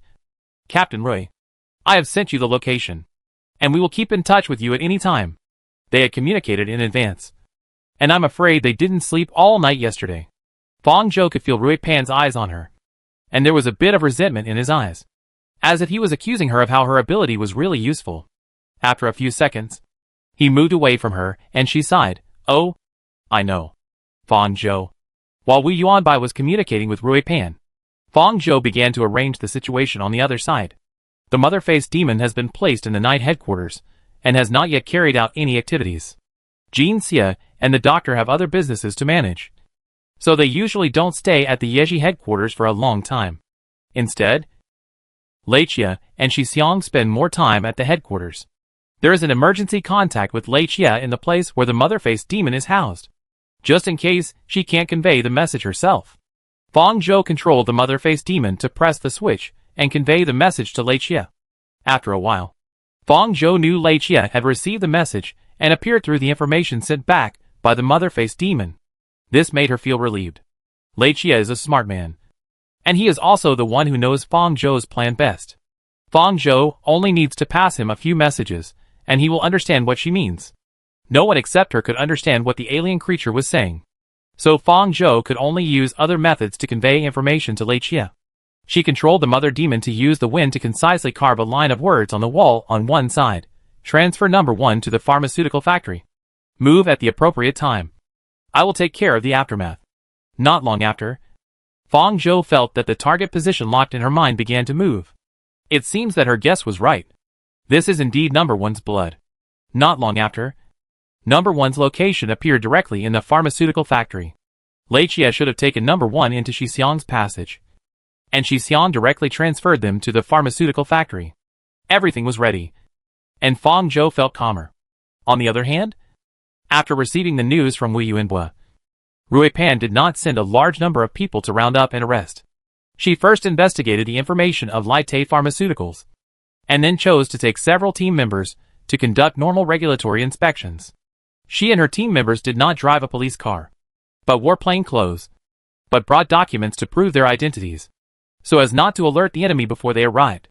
Fong Zhou and Wu Yuanbua were able to observe the situation over there through the pinhole camera on her chest. She arrived quickly, and only let 2 members follow her in, and the others guarded the entrance and exit, because they were wearing ordinary plain clothes. They were driven away by the security at the door at first, until they saw the information of the documents that could not be forged. They immediately changed their attitude and welcomed them in. The people from the Joint Defense Bureau came to conduct supervision and inspection, and the staff of the pharmaceutical factory cooperated with them very well. Rui Pan did not notice anything wrong from the reactions of these employees. This pharmaceutical factory is divided into 2 floors. The location given by Fong Zhou is likely to be the warehouse of the pharmaceutical factory. When she proposed to go to the warehouse for inspection, the foreman did not intend to intercept her. This made Wu Yuanbua and Rui Pan feel a little confused. Wu Yuanbua looked at Fong Zhou with her light brown eyes, paying attention to all the micro-expression changes on her face. Just when Rui Pan was about to go to the warehouse, she saw Fong Zhou suddenly frown and said, "Wait! His position has begun to move, and he is heading to the exit in the opposite direction. Now we can chase him." After hearing what Fong Zhou said, Rui Pan told the 2 to continue to the warehouse, and she immediately notified some of the team members outside to guard the entrance and exit, and she quickly rushed to the location Fong Zhou mentioned. When Rui Pan arrived at the location Fong Zhou mentioned, no one who met the target appeared in front. Wu Yuanbua looked at Fong Zhou with some suspicion. "Where is the person?" "No. He should be here." Fong Zhou acted impatiently. "I am also surprised. He obviously has not moved since just now." The next second, the projection screen was suddenly cut off, and a line of words jumped in the middle, unable to establish a connection with the device. The communication device in Wu Yuanbua's ear suddenly became quiet. This phenomenon made Wu Yuanbua realize something. She looked solemn, leaned forward, and said to the communication device, "Hello? Rui Pan? Please answer if you hear me." The communication from Rui Pan was suddenly cut off. Not only Rui Pan, but all the members brought by Rui Pan were cut off. Wu Yuanbua took a deep breath. Fong Zhou pretended to widen his eyes. "What happened?" "It's the space," Wu Yuanbua said after a moment of silence. She seemed to recall something and asked her, "When you rescued Jiang Biafu before, how did you know the location of the space owner after entering the space?" Pei Liangji is a character with strong observation ability. In a battle, he can remember all the details and report them to Wu Yuanbua, which is why he can be reused by Wu Yuanbua. In that battle, Fong Zhou's use of rocket launchers to bombard the wall behind him was like knowing the position of the target in space in advance. "How did you know this?" Fong Zhou deliberately pretended to be surprised. Wu Yuanbua's face darkened. At first glance, Fong Zhou's words seemed like self-exposure, with a strong meaning of "I am now hiding the target's position." The next second, Fong Zhou said as a matter of course, "Hey, Captain Wu, don't look at me like that. That's because I and the target are both in the space. The premise of wanting to obtain a person's position is of course to be in the same space. If we are not in the same space, how can I obtain the other party's position?" Hearing her explanation, Wu Yuanbua was stunned for a moment. When Fong Zhou found out that the illegitimate fan who kidnapped Jiang Biafu had spatial abilities, he was waiting for this moment. A moment she directed and acted out by herself, and they had to give up her human-shaped navigation positioning, so that she could become a navigator who could know more information. Chapter 94. The benefits of letting Fong Zhou lead the way as a participant were shown in the last mission. Wu Yuanbua temporarily fell into deep thought after listening to her. There was no news from Rui Pan at all. Wu Yuanbua was separated from them by a city. The joint defense bureaus of each city could not interfere too much. They had no other choice but to wait. On the other side, after Rui Pen found that the communication connection was cut off, she knew that she was trapped in the space cage again. She couldn't help but feel frightened. In just one day, she had met Eris twice. Rui Pen observed the surroundings vigilantly. She tried to think of various ways to leave this space. Several attempts were fruitless, so she was now completely passive. The other party might kill her in this space at any time. Rui Pen didn't expect that she would be in today's search mission. The higher-ups didn't give the specific identity of the person they were looking for, and only asked the Joint Defense Bureau of Mingang City to help. Rui Pan's first reaction was that their target was Eris. She quickly denied this. If the target was Eris, those people would definitely make full preparations. Not so casual. That means the target they were looking for was related to her. I don't know if the higher-ups had anticipated this. Rui Pan sighed deeply. She gave up looking for the space exit and sat down on the steps to the side. Space abilities usually have to hurt their owners to be cracked. Eris's ability is too overbearing. Rui Pan has basically no way to crack it at present, so there is no need to work hard. Anyway, the other party doesn't seem to be ready to kill her so far. After an unknown amount of time, Rui Pan heard a slight electric current sound in her ears, and the disconnected communication equipment was reconnected to the communication network. The other party's space ability was evacuated, and they must have left this area. Captain Rui Pan? The communication is restored. How is the situation on your side? Wu Yuan's voice came from the communication equipment. Wait a moment, Rui Pan said. After the communication was restored, Rui Pan did not choose to ask the Ark about the target location immediately, but counted the people she brought through the communication. Fortunately, there was no loss of personnel. The other party did not choose to confront them head-on at this time, and Rui Pan breathed a sigh of relief. After doing all this, Wu Yuanbua, the captain of Rui Pan's team, said, "How long have I been trapped? Can I get the target's location again?" 10 minutes. Wu Yuanbua replied. Fong Zhou then replied, "Yes. They have left Berlin Road and have entered the north-south road now. The two places are not far apart, so there is still a chance to catch up." But there was no prompt for the next specific location immediately. So Rui Pan asked, "What is the specific location?" Wu Yuanbua, who was here, looked at Fong Zhou after hearing her question, and seemed to be thinking about whether to catch up next. "I don't recommend catching up, Captain Wu." Fong Zhou put away the not-so-serious teasing on his face. Wu Yuanbua looked at her, stared at her for a while, then tilted his head slightly to signal her to continue. She continued, "It's been an hour and a half now, and my tracking time is up in half. Do you have the confidence to catch the other party during this time? Although I don't know who you are chasing. The other party can trap so many people in one space, so he must be a character that is not easy to deal with." Fong Zhou began to brag expressionlessly. "If it doesn't work, you will completely expose my existence if you chase him again, letting the other party know that you have a transcendent who can be tracked. If it were me, I would definitely try my best to kill this transcendent first. To be honest, I'm afraid of death. I'd rather stay in jail for my whole life than die. So I hope you can use my abilities after you've made sufficient preparations. This is my request and my advice to you." After Fong Zhou finished speaking, Wu Yuanbua didn't speak. The air suddenly became quiet. She squinted her eyes, stood up from a chair on the side, and leaned towards Fong Zhou. Fong Zhou could smell the scent of her women's perfume. She lifted her chin with her fingers, and her light brown eyes looked at her face carefully. "I now think it was a strange thing to be able to catch you at that time." Fong Zhou looked back at her with a sly smile on his face. "That's because I don't know enough about Mingang City. If I had done enough homework in advance, it wouldn't be so easy for you to catch me." Wu Yuanbai let her go and said to Rui Pan on the other side, "Did Captain Rui hear it? What do you think?" Rui Pan didn't want to continue chasing at all. She was just asking for it. She replied, "Your team member's words make sense. I think it's good. Let's do it this way. We'll discuss the rest later. I'll go back and write a report first."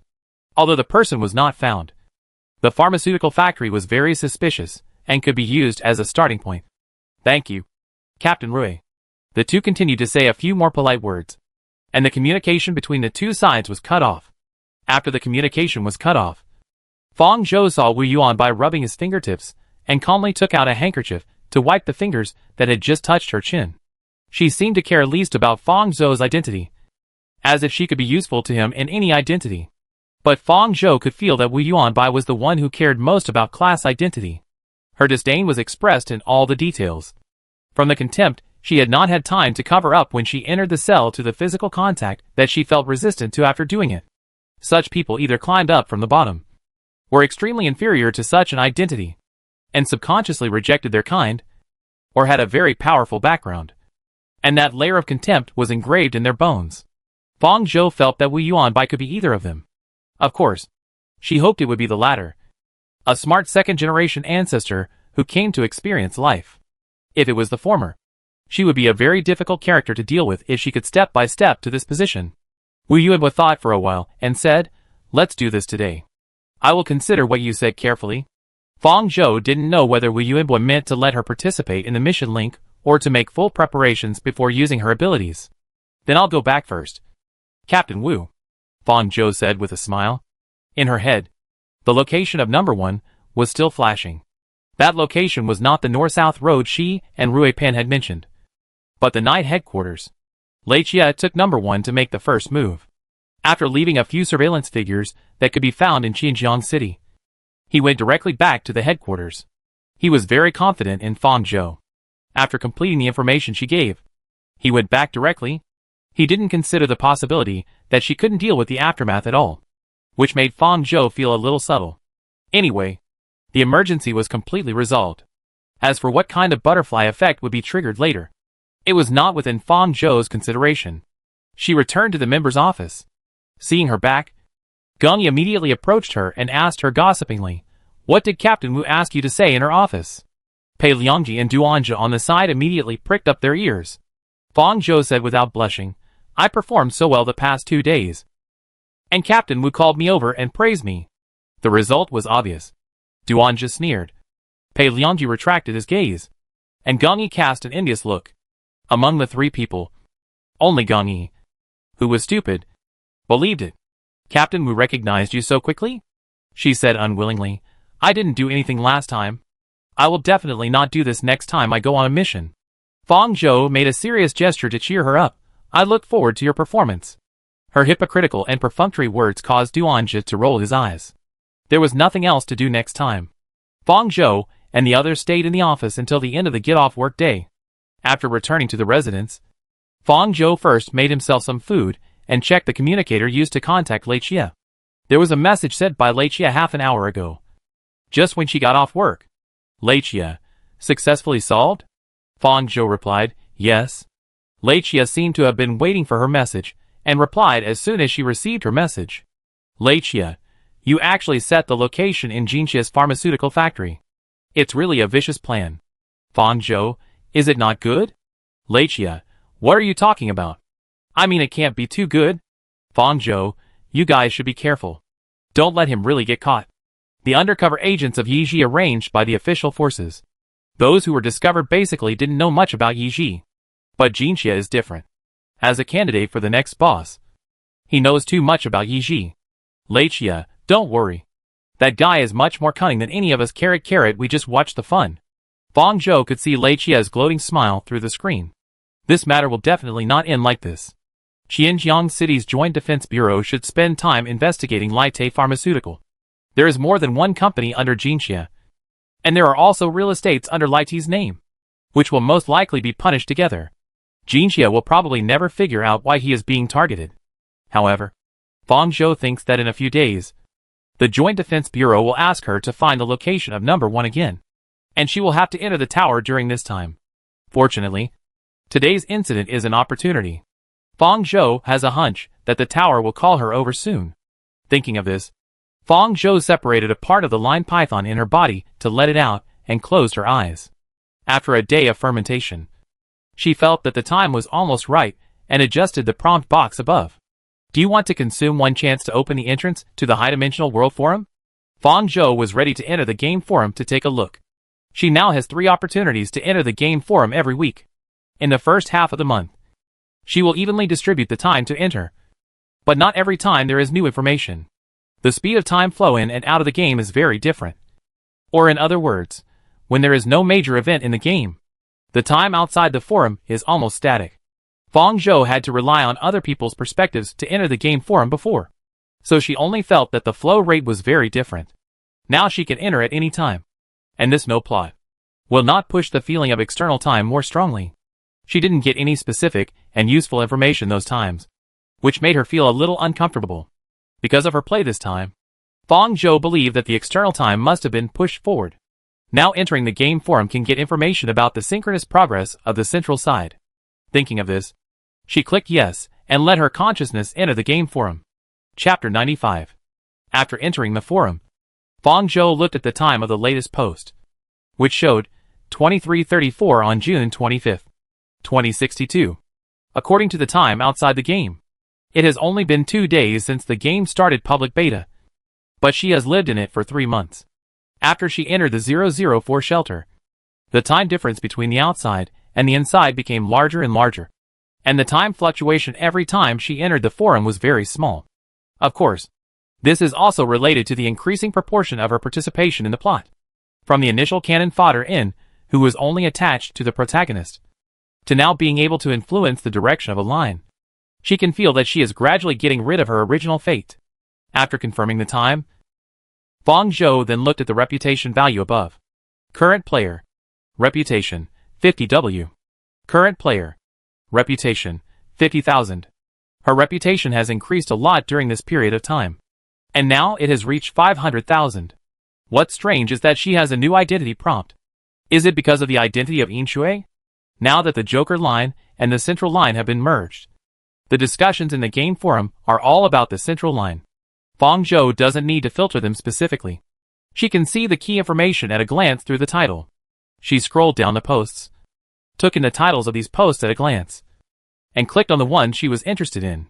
Topic: Yin Shui, a new member of the Main Gang City Joint Defense Bureau. Is she a new character? Main post. She appeared from the perspective of the Main Gang City Joint Defense Bureau. Will there be many scenes related to her in the future? Such a detailed process of recruitment, from being captured to joining the company, should be the first one for the Joint Defense Bureau? 1L. I am also confused. Her ability is indeed quite special, but she is just a B level. Why is there so much trouble to give her so many scenes? 2L. According to the setting of Old Wasteland, there are actually very few B-level transcendents. They are not cabbages running around everywhere. 3L. I almost forgot. To be honest, the various battles at this point in the plot are too supermodel, which makes me feel that B-level people are all low-level transcendents. 4L. Me too. Ha ha ha. In fact, there are only a few top transcendents. 5L. At present, some of the combat power within the Central Committee is still unclear. I feel that they should have a lot of trump cards. 15L. It seems that there has been no plot about District 2 yet. Maybe it is to expand District 2? 20L. I don't think it's that simple. Excluding this ability, her combat reaction and breaking skills are great. Since she is given so many roles, there must be a reason. I look forward to the next development. 21. Will she use her ability to find Fong Zhou? 22L. It is possible, but her ability is based on having a blood sample. Fong Zhou's identity has not been exposed. The Central Committee does not know Fong Zhou's identity, so naturally they would not think that they actually have her sample. The heavy rain in the Order Bureau before washed away all traces, and it is even more impossible to collect her blood under such circumstances. This post is the earliest discussion about her identity of Yin Shui. The game does not give her a three-party perspective, but chooses to give her this identity from the perspective of the Joint Defense Bureau. This is something Fong Zhou has not thought about. No wonder she has a new row of reputation identities. However, from the perspective of story presentation skills, this method of confusing information gaps can place doubts. And finally reveal this layer of identity can indeed give players a better experience. It's just that this presentation method makes Fong Zhou feel that he has a sense of important role treatment in this process, which is a highlight plot created for her. Is it the change of the first identity that leads to such an effect? Fong Zhou thought about it while continuing to look through the posts. The next discussion about her identity as Yin Shui was about what happened today. Subject: Sister. Sister, you finally showed up. The center was in chaos. You are worthy of being my only sister. Main post: Sister Zhou can cause a stir without even showing her face. Oh! It turns out that the experiment was kidnapped by my sister. I just found out about it. 1L. Did the author jump to the three-party perspective? Fong Zhou came to the park half a month ago in game time. There is the whole process of her kidnapping. Number 1. 2L author, I don't know. Let me go back and look through it. 3L, Zhou, 2 skills. Let the Joint Defense Bureau work overtime for me all night. 4L, the smile is similar. Not only the Joint Defense Bureau, but also many people in the tower are working overtime. Just like me, who is still writing plans late at night. 5L, as a worker. I feel the same as Captain Rui at this moment. At this moment, I temporarily break up with my sister. 6L, sister. You really. The way you moved number 1 away without leaving any residue, and now accepting other people's spoils without hesitation. You are so damn charming. 7L, everyone hates the people in the central government. Ha ha ha. I'm actually okay. Except for the Archon. Everyone is pretty cute. Just a hard-working worker. 8L, this is a fun story. 9L, there are still too few scenes about Fong Zhou. Obviously. Her three-way perspective has been shown. Right? Why can't there be more? 10L, we are the same as Captain Rui in these 2 times. We didn't even see the sister's face. Oh, I miss her. Can't I see the sister's heroic figure? 15L, let me digress. I think the character Yin Shui is so scary. I'm starting to worry about the sister. 16L, I understand. This character didn't have much discussion at the beginning. Everyone seemed to ignore her. When it came to this plot, I was really scared. I said that the official would not give such a detailed entry record for an unimportant character. 17L, damn. I just realized how scary this ability is. If it goes on like this, can't they start tracking at any time? 18L, I understand what 15L meant. The scary thing about this character is that she knows how to hide her ability. If it was just once, it would be hard for my sister to think that there would be such a character in the enemy camp. It would be easier to think that the friendly camp accidentally revealed the trace. If she lets Rui Pan chase her again, my sister will definitely figure it out quickly with her brain. 19L, I guessed before that the central government would use her ability to deal with Fong Zhou, but I didn't expect it to come so soon. 25L, this time it was just a trial use.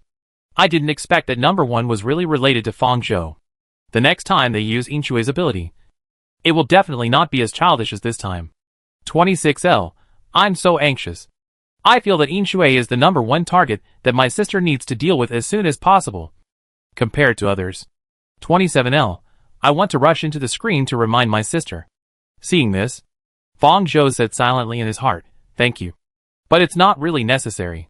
Now the foreign players are particularly biased towards her.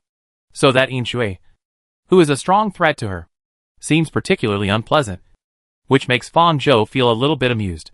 Seeing that the content of the forum is gradually updated to the content of her current world, it means that Fong Zhou's guess is correct. Only major events in the game can promote external development. There are some posts about Yin Shui and her on the homepage, and the content is similar. Fong Zhou did not click in again, but began to read other discussion posts arrived during this period, trying to find useful information. Subject, I just checked the beta information of Old Wasteland, and I heard that there was a third line for players to create their own characters during the beta. Main post, is this true? Why did you delete this project? I really want to play it. 1L, is there such a thing? 2L, it is true. During the beta, you could enter the setting interface of the third line after completing the trial plot of the 2 lines. But it was not perfect at that time and could not be entered. So it was directly deleted during the third beta. 3L, it sounds very interesting. Don't you consider doing it? Even if it is a plot-oriented game. The degree of freedom is too low now. A higher degree of freedom will attract many new players. 4L, +1 to the above comment.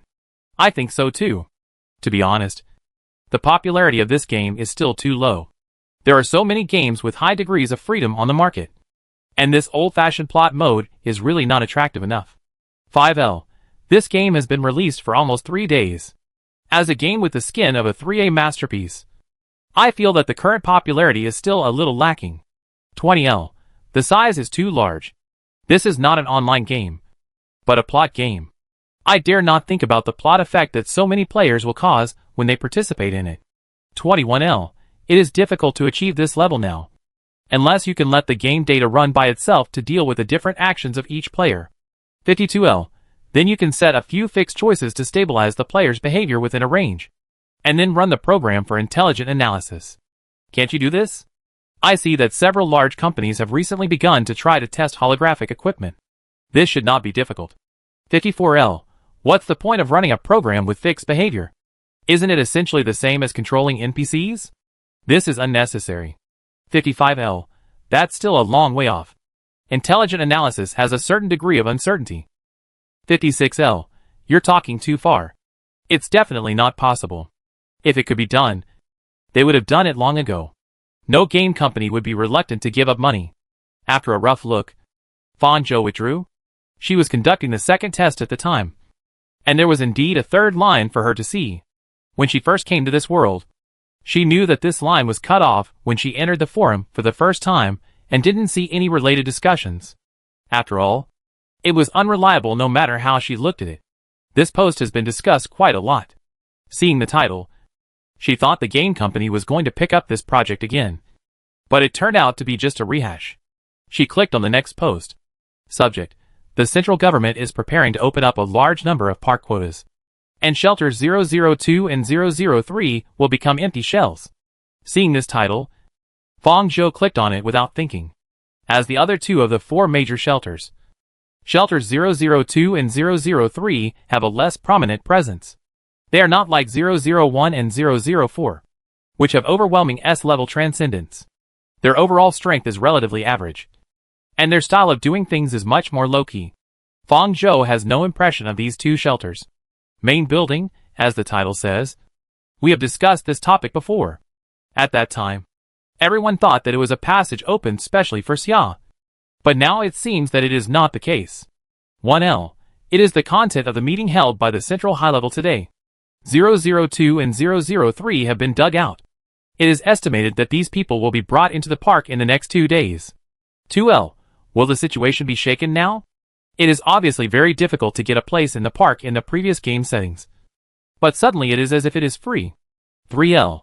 The words of those people in the meeting are the park is already stable. It is time to add fresh blood. 4L. Wow. I haven't seen this yet. Is there no objection to this? The entry of a large number of new residents should affect the allocation of resources in various aspects. Now the park is actually very saturated. Especially the entry of some ordinary people will only increase the number of residents in Dangang and Yanqing. 5L. There are opponents, but unfortunately the most influential governors are in favor of this measure. So naturally the votes are overwhelming. 6L. You all watched it carefully. I skipped this part of the meeting. I don't like watching this. It makes me want to sleep. 7L. Can't I watch some plots that don't require brainpower? Damn. Fong Zhou's thoughts are similar to these players. She can't figure out the real purpose of this measure. To expand the staff? If it is for this, they can try it at the beginning. Why wait until now? And what does paradise has been stable mean? She thought about it. Scroll down and read the whole post. It can be seen that everyone doesn't like to read this kind of serious policy plot. The discussion volume is much less than that of the discussion of water printing. On the contrary, she really needs this kind of post to appear.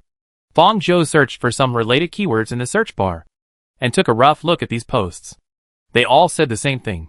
After returning from the search bar, the posts on the homepage were automatically refreshed, and Fong Zhou saw a newly published post appearing on it. Subject: It took 2 days to sort out the current information and personnel positions about the tower according to the plot. Seeing this title, Fong Zhou didn't have time to think about it. She clicked in immediately, and the active fluctuations of her thinking were simply visualized into an elusive afterimage at this moment. What a great post! This title exuded holy light in her eyes. Main post, as the title says. I looked through the forum, and it seems that no one has sorted this out. This is mainly sorted out based on the characters that have appeared in the plot so far. I may be backstabbed later, so please be gentle. Currently, the power in the park is mainly concentrated in the central tower. The joint defense bureaus of the 7 cities are attached to the tower to handle the trivial matters of various regions that the tower is unwilling to manage. This post is mainly about some sorting out in the tower. The tower has a total of 200 floors. It is certain that the higher the floor, the greater the power. The people on the bottom 100 floors are like the lowest level worker ants in the company. They are responsible for maintaining the daily life of the tower and maintaining the tower in the park. The management of resources, enterprises, and central systems is an indispensable nameless person. However, starting from the 150th floor, the management mode is completely different. The floors above the 150th floor are divided by the number of floors, and each floor has a manager. They are responsible for very different matters, but they have enough say in these matters. Fang Zhou has some impression of this. When she first came to the paradise, she went to the 155th floor. The blue-haired man Qinyu who injected her with the vaccine was the manager of that floor. While thinking, she continued to read quickly. According to my statistics, half of the masters above the 150th floor have appeared, and the other half are unknown. The focus of my post this time is on these 50 floors. Chapter 96. 151st floor, Armed Forces directly under the Archon. The garrison that separates the 150th floor. The manager Mi Lo, one of the main perspectives of the central line. The important supporting character Fei Xing also belongs to this floor. First appeared in the central line 1-1 chapter. 152-155th floor. The central line plot has not appeared yet. 156-166th floor, related to the research of alien creatures. The manager Zhong Ji, one of the main perspectives of the central line.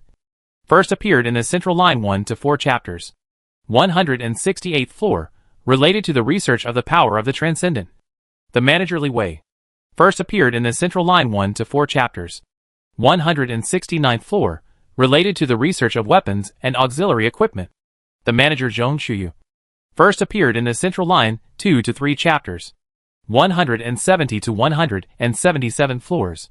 The central line plot has not appeared yet. 178 floors. The data network in the park is sorted and updated. The manager Tao Sun. First appeared in the central line chapters 1-3. 179-187. The central line plot has not appeared yet. 188 floors. Intelligence analysis related. The manager Bai Chung, one of the main perspectives of the central line. With less scenes. First appeared in the central line chapters 2-5. 189-191 floors. The central line plot has not appeared yet. 192-194 floors. Exploration outside the safe zone. Composed of the elite of the Central Army. The managers have 2 generals. Agatha and more. First appeared in the central line chapter 3-1. 196-198th floor. Senior managers. A total of 3 people. Zhong Piling, Jiang Dong, Zhang Zhongshu, etc. These 3 people control the financial power of the park, and many of their relatives and bloodlines have internal power. The power to exercise power is only lower than that of the Archon. It first appeared in chapters 3-5. 199th floor. Meeting floor. No main manager. First appeared in chapters 3-5. 200th floor. The highest authority.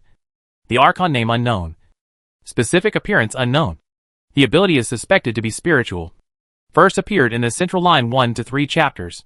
Except for a few rulers with wider power. These floors cannot manage each other. The above is the information available at present. There may be omissions. Welcome to add to it. 1L. I haven't had time to watch it yet. I'm in the front row. 2L. I'll take it first and watch it later. 3L. This is the first time I've caught up with the hot stuff. 4L. Oh my god. It's awesome. I took a quick look. How did this come out? Some characters really just showed their faces. I never paid any attention to them. 5L. Code it. 6L. When did the Archon's ability appear? Why don't I have any impression of it? 7L. Was it the time when Fei Xing was called to the top floor after taking off his eyes? The OP looked at it very carefully. There is no specific scene of Fei Xing meeting the Archon in this part. I didn't understand it at that time. It is very likely to be a psychic system. Fang Zhou went back and read the information in the main building several times, and engraved all the information in her head. After making sure that she had memorized all of it, she refreshed the post and continued to read on. 10L original poster. The story of the central line is not strong enough, and the perspective is not just one like the Joker line, but it is unfolded through multiple perspectives. Many plots can even be called boring. So there are very few players in this line since the public beta, and the discussion of the central line in the forum is less than 1/10 of the Joker line. I like the worldview of this game very much. I discovered it during the 3rd beta and followed the public beta, but I have many doubts about some of the settings of the worldview. I can't find the answers to these through the Joker line. but I can get a glimpse of them through the central line. So I will read every plot very carefully. However, I always felt that the central line lacked a rebel perspective, which made the story conflict not strong enough. I originally thought that this character would be Joker. In fact, it was indeed developed in this way during the internal test. So I kept waiting for him to walk in from outside the park and waited for the grand finale after the two lines merged. I didn't expect that the Joker line was directly closed, which made me depressed for a day. And then I thought of sorting these things out. 11L. It can be seen that the OP really likes the central line. 12L. It is really detailed. Some parts of the central line are too obscure and difficult to understand. I often forget what was said before while playing. This game has been released for too short a time, and no one has analyzed the plot yet. 13L. At 155th floor. I remember it appeared in Joker line. It is about the research of the old world. Ark comes here every time for antigen injection. Manager Chienyu. 14L original poster reply 13L. I actually missed the Joker line when I sorted it out. Thank you for the supplement. 20L original poster. At 155th floor. Related to the research of the old world, including the research process of the old humans. Manager Chienyu. First appeared in Joker line 1 to 5 chapters. 21L. When can the Archon show his head more? It doesn't matter whether he is bad or not. I like this because I am a face control. 22L. To be honest, other powerful people in the central government basically have strong family backgrounds. The Zhong family and the Jiang family are even the key contributors to the construction of the park. Why did the Archon sit in this position? 23L. Upstairs. I am also very surprised by this. This post was posted not long ago, and there are not many replies. Fong Zhou refreshed repeatedly, went out to read some other posts, and then came back to read them again. Until this time the forum time was used up. She was forced to exit the game forum. She turned over from the bed and began to organize the information she had just seen in the forum and write down the keywords on paper to deepen her memory, in case she forgot them after leaving the forum. Fong Zhou wrote and organized while writing, and she circled the two places 155 and 156 to 160. This post helped her a lot. There were too many floors in the central tower. Even if she entered the tower, she didn't know where her goal was. The effort and cost of exploring these by herself were unimaginable. The enemy was not stupid, and the pace of approaching came very quickly. She didn't have that much time to explore these. With half of the tower information in this post, she could clearly understand which floors her target was after entering the tower, which greatly reduced her trial and error cost. Two of the information were extremely important. One was that the 155th floor contained all the research related to the old world. Although she knew that she was injected with antigens on the 155th floor, she was not sure whether that floor was a research center. Now the answer to this question has become clearer. The other is the research floor for alien creatures. The floor for studying these little monsters occupies a full 10 floors. You can imagine how huge the volume is, and how many living creatures are imprisoned in it. Fong Zhou felt her heartbeat quicken, and she shook her head to calm herself down. After sorting out this information, Fong Zhou realized that there was no location of the central prison cell in this information. The central government would not hand over a character like Fong Xuanqiang to the Joint Defense Bureau for detention. They must have their own prison cell, which is likely to be in the tower. Could it be in those floors that have not yet been determined? Of course, it is also possible that it is in the floors related to the research on the power of the transcendent. Now it is just waiting for the central government to call Yin Shui to go to the tower. She breathed a sigh of relief, and suddenly remembered that Yeji had another member inside the central government, and Yeji might know some information. There was a condition that could be used, so Fong Zhou had no reason to leave it unused. She crumpled the sorted papers into a ball and threw them into the mouth of the lion python that emerged from behind her. She displayed the channel ring on her index finger, knocked on the wall, and entered the channel to the transfer station. When she arrived at the transfer station, Fong Zhou waited for a while, and Xiong came out from the channel on the side. Her hair was wet, and it seemed that she had just taken a shower and had not had time to dry it. She was not unhappy when her rest time was interrupted. Yiji's affairs ranked higher in her heart. After seeing Fong Zhou, she asked, "What's the matter? Where are you going?"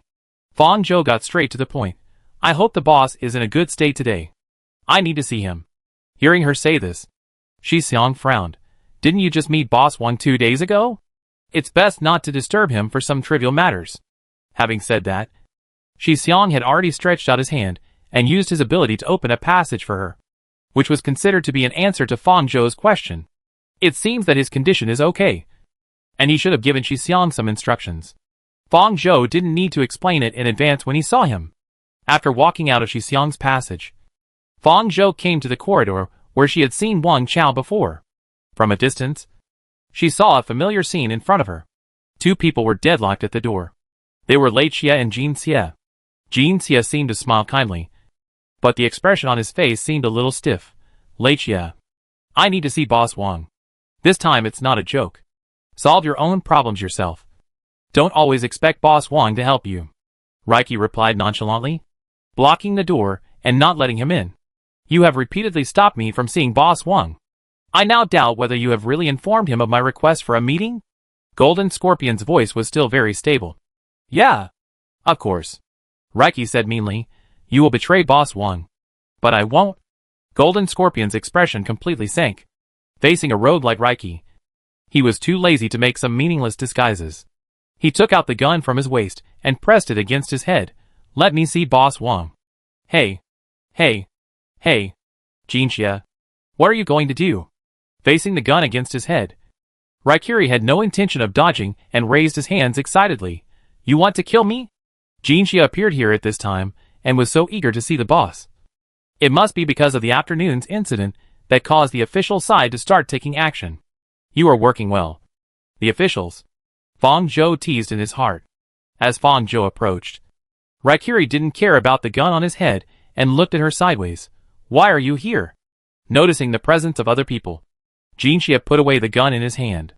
The atmosphere around him became soft again, and he turned around and smiled at Fang Zhou, as if he was not the one who was on the verge of a fight with Raikiri in the last second. I want to ask Boss Wang something. Fang Zhou could feel that after she said this.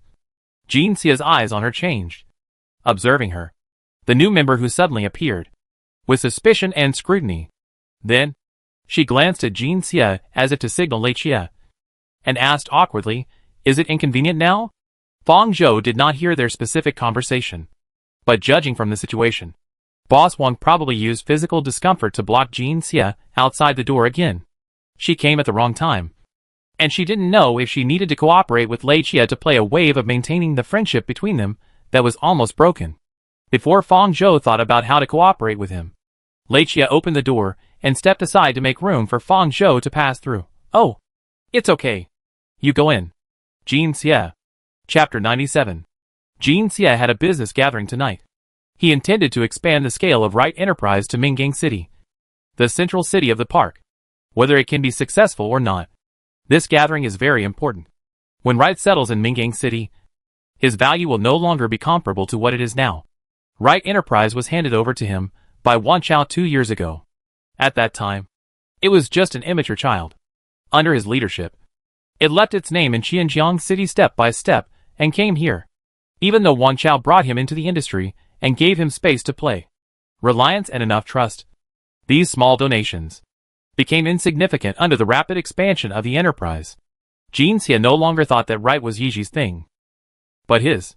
If he hadn't been constantly using Right's funds to feed Yiji, they would have died in poverty long ago, and there would be no time to practice the so-called righteousness. Jin Xie learned from Wang Chao to be at ease in the social circle. After being influenced by the world of fame and fortune, he forgot that he was once a criminal imprisoned by the central government and forgot the loyalty he had promised to Wang Chao. He felt that Yiji should be his, and Wang Chao's position should also be his.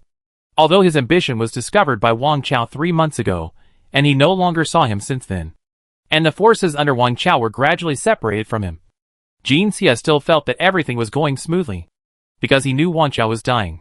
He was waiting for Wang Chao's death, waiting for the right time. But Wang Chao was not dead yet, and Lai Te was in trouble first.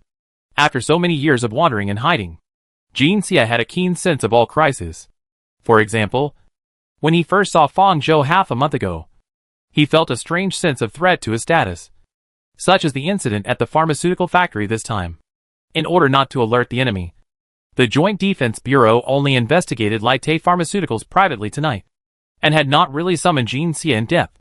Rui Pan's routine inspection at his factory looked very ordinary and normal. But after receiving the news, Jin Xia felt that things were not that simple. He must meet Boss Wang.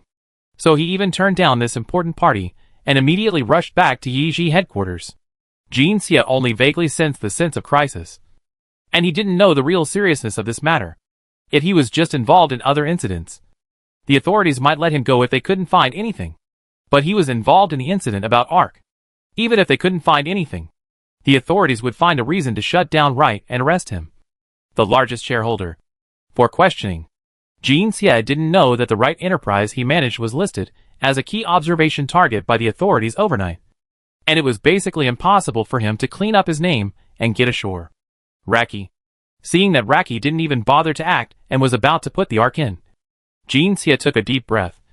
If you insist on doing it your own way, if Wright Enterprise has problems, the operating funds provided by Wright to Yiji will be interrupted, and any consequences will be caused by you. Jin Xia understood that it was Boss Wang who didn't see him, not Lei Chia who unilaterally stopped him. This sentence was actually a reminder to Wang Chao. Lei Chia glanced at him and laughed contemptuously. Fang Zhou watched enough of the show and gave Jin Xia a hypocritical smile that was exactly the same as his, then nodded to him to indicate that he would go ahead and enter the room from the position Lei Chia gave up. As soon as she stepped in with her other foot, Lei Chia closed the door behind him, isolating all the sounds outside. Fang Zhou entered the room. She thought that this time she would have to enter from the outer office like last time. But she didn't expect Wang Chao to be in the outer office. As soon as she came in, she saw him leaning against the double sofa by the door, wearing a clean white shirt and black suit pants. His whole body was as soft as the warm-toned decoration here. Above his head was a visual monitoring screen that could take in all the outside situations. Everything that was said and done outside was clearly transmitted in. This guy has a bad taste. Fang Zhou looked at the extent of the damage on his body. It was just 2 days since he last saw him. Just like the last time she saw him. He did not continue to rise. The alien creatures on his body did not run out like they did in the water. It seemed that he was in an unusually good condition today. After seeing Fang Zhou, Wang Chao curved his eyes in a good mood, moved to the side, and made room for her. I didn't expect that we would see each other again so soon. I thought that the next time I saw you might be when I was about to die. Fang Zhou sat down next to him and looked at him sideways. You seem to be in good condition today. But is it okay to leave like this? Isn't it said that it will accelerate the fusion of the body? I have stayed here for too long. My bones are about to fall apart. It should be okay to come out for a short breath of fresh air. You have persisted longer than I thought, Fang Zhou said bluntly. Wang Chao was still a good-tempered Wang Chao, and would not get angry because of her words. Instead, he teased, you are too anxious. I feel a little hurt. After saying that, he raised his eyes and glanced at the golden scorpion who had not left outside, but compared to you, the little ungrateful wolf outside is really looking forward to receiving the news of my death the next day. Fang Zhou, it's hard to say now. Before this matter is resolved, he probably doesn't want to hear about your death. Riki should have told Wang Chao about her inducing the authorities to deal with Jin Xia. She didn't need to pretend that she knew nothing. Wang Chao was stunned for a moment, and his smile became more full. Indeed. Thank you for finding a breakthrough for us this time, Fang Zhou said. I just did it for myself. They can't directly attack Jin Xia from within. Internal fighting will only make the organization collapse faster. So even if they know that Jin Xia has 2 minds and their goals are no longer consistent, Wang Chao can't directly clean up Jin Xia in his current position.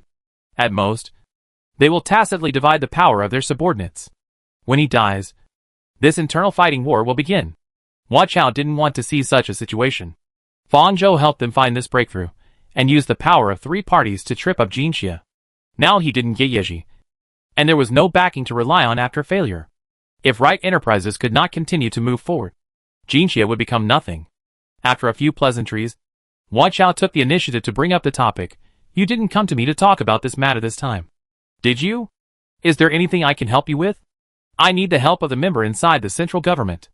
It should be in the next 2 days. I will go to the tower.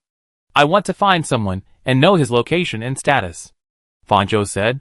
She already knew the specific floor information about the old humans and the gathered alien creatures through the forum, and she would take care of it herself. But it might not be so easy to find where Fang Xuanjiang was. Your brother? Are you going to take him away from there? It's not that simple. Wang Chao looked at her and asked. It's him. Fang Zhou nodded. I just want to know his location and condition. And I'm not going to take him out. I know now is not the best time. After she answered this question, Fang Zhou actually saw some envy in Wang Chu's eyes. His amber eyes looked forward. You are so kind to him. Willing to go to that place to find him. If I switch positions with him, he will come to me too. He doesn't even consider things like timing. Wang Chao continued, if it's just this question, I should be able to answer you.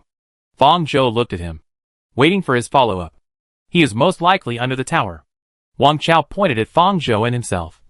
Just like where we are now. Yi Shi's headquarters is located underground. Does Wang Chao mean that there are underground floors in the central tower? Fang Zhou recalled carefully. There was no mention of the underground floors of the central tower in the game forum, which means that it has not appeared in the plot. How many floors are there in total? A lot. Wang Chao said, that is the central underground prison, where high-level criminals and some monsters that are neither human nor ghost are imprisoned. The protection level is extremely high. It is very difficult to get out of there. He repeated it seriously. It's difficult. If you are ready and want to steal something from them one day, you can call me. Maybe I can help you. He added with a smile. If I am still alive at that time. Fang Zhou replied, then I will try my best to find the right time while you are alive. That's great. It seems that this day should not be too far away. As for the person in the tower you want to know. Wang Chao paused. She can't be counted as one of our members. But she will help you. Does that person know who I am? Fang Zhou asked in confusion. As far as she knew, the undercover agents of Yeji didn't know each other's identity information. Wang Cha's statement was also ambiguous. What did it mean that she was not a member of Yeji? She doesn't know. But if you go to her floor after entering the tower and appear in front of her, she will know. As soon as Wang Chao finished speaking, several blue tentacles emerged from his waist uncontrollably, destroying the delicate atmosphere and also stopping Fang Zhou from asking further questions. Seeing this, he coughed awkwardly twice.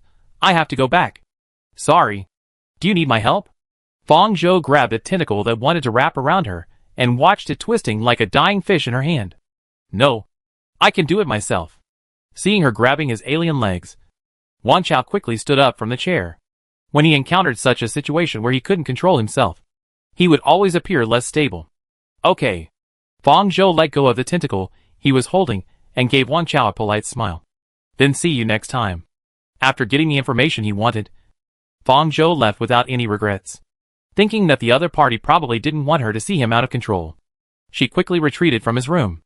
The golden scorpion at the door had not left yet, and he looked like he would not leave until he saw Boss Wang today.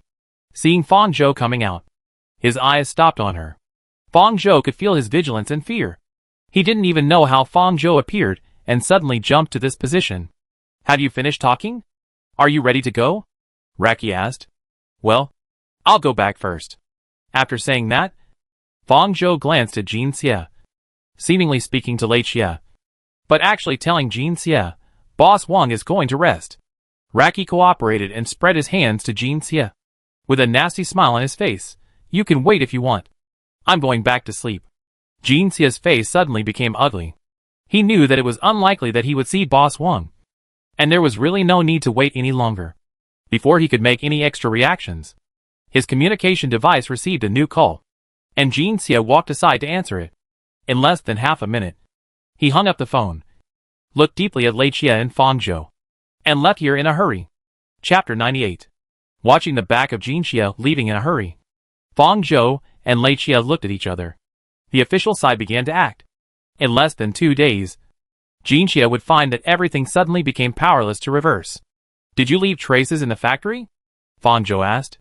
Well, I left. How can I help you if I didn't leave? Lei Xie raised his hand and pointed at a very small space with his fingers. A little trace. Qianjiang City has no central system to help. It takes some time to find it from the surveillance video. Now they should have noticed it. They are moving faster than I thought. Since Fang Zhou asked him to take number 1 over, there must be some traces left. Otherwise she can control the alien creatures to perform the whole process by herself.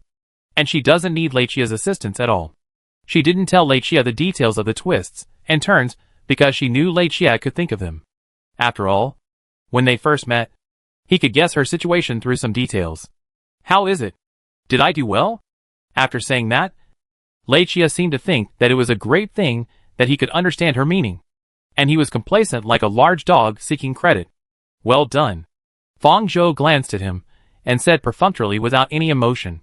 She continued, don't you need to find someone to watch Jin Xie? If you are forced into a corner, you may end up in a desperate situation.